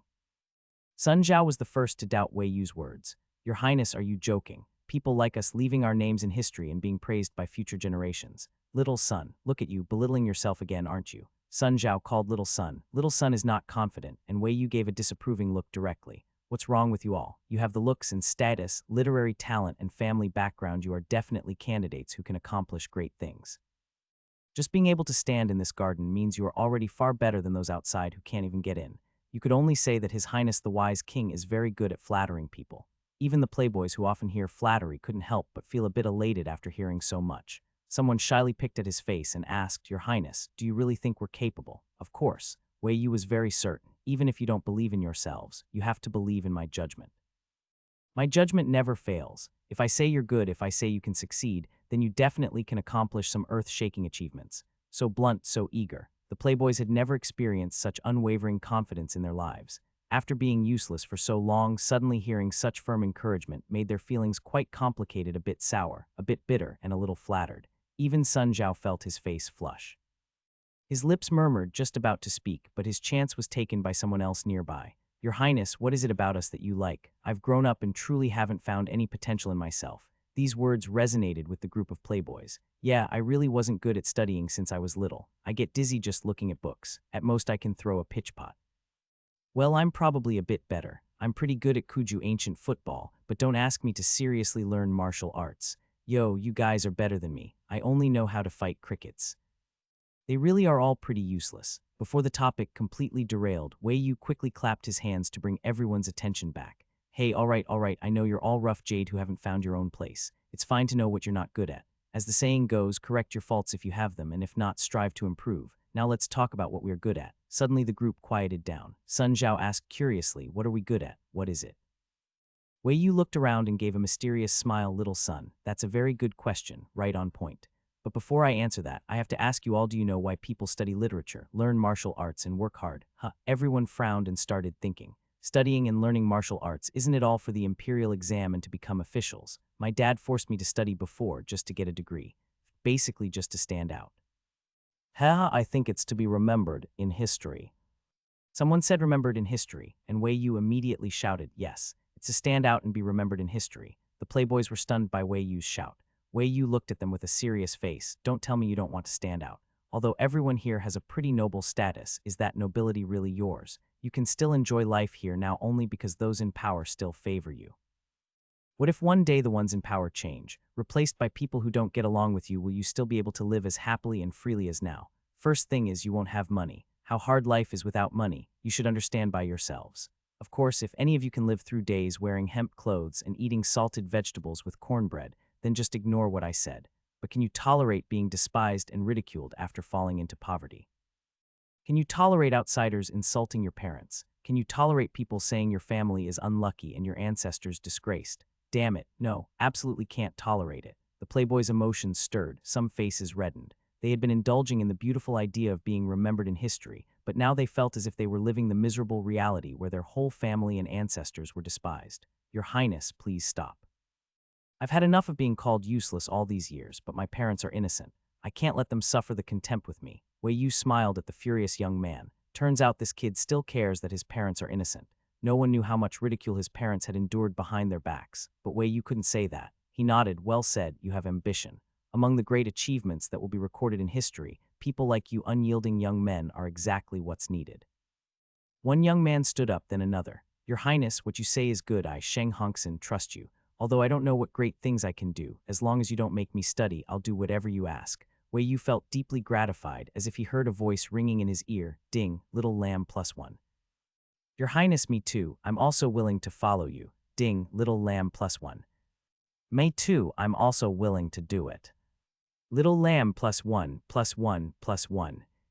The playboys stood in a circle. Almost everyone chose to follow Wei Yu, except Sun Zhao and Chang Ning. Sun Zhao won't act without proof. He needs to know what kind of big things to do before deciding.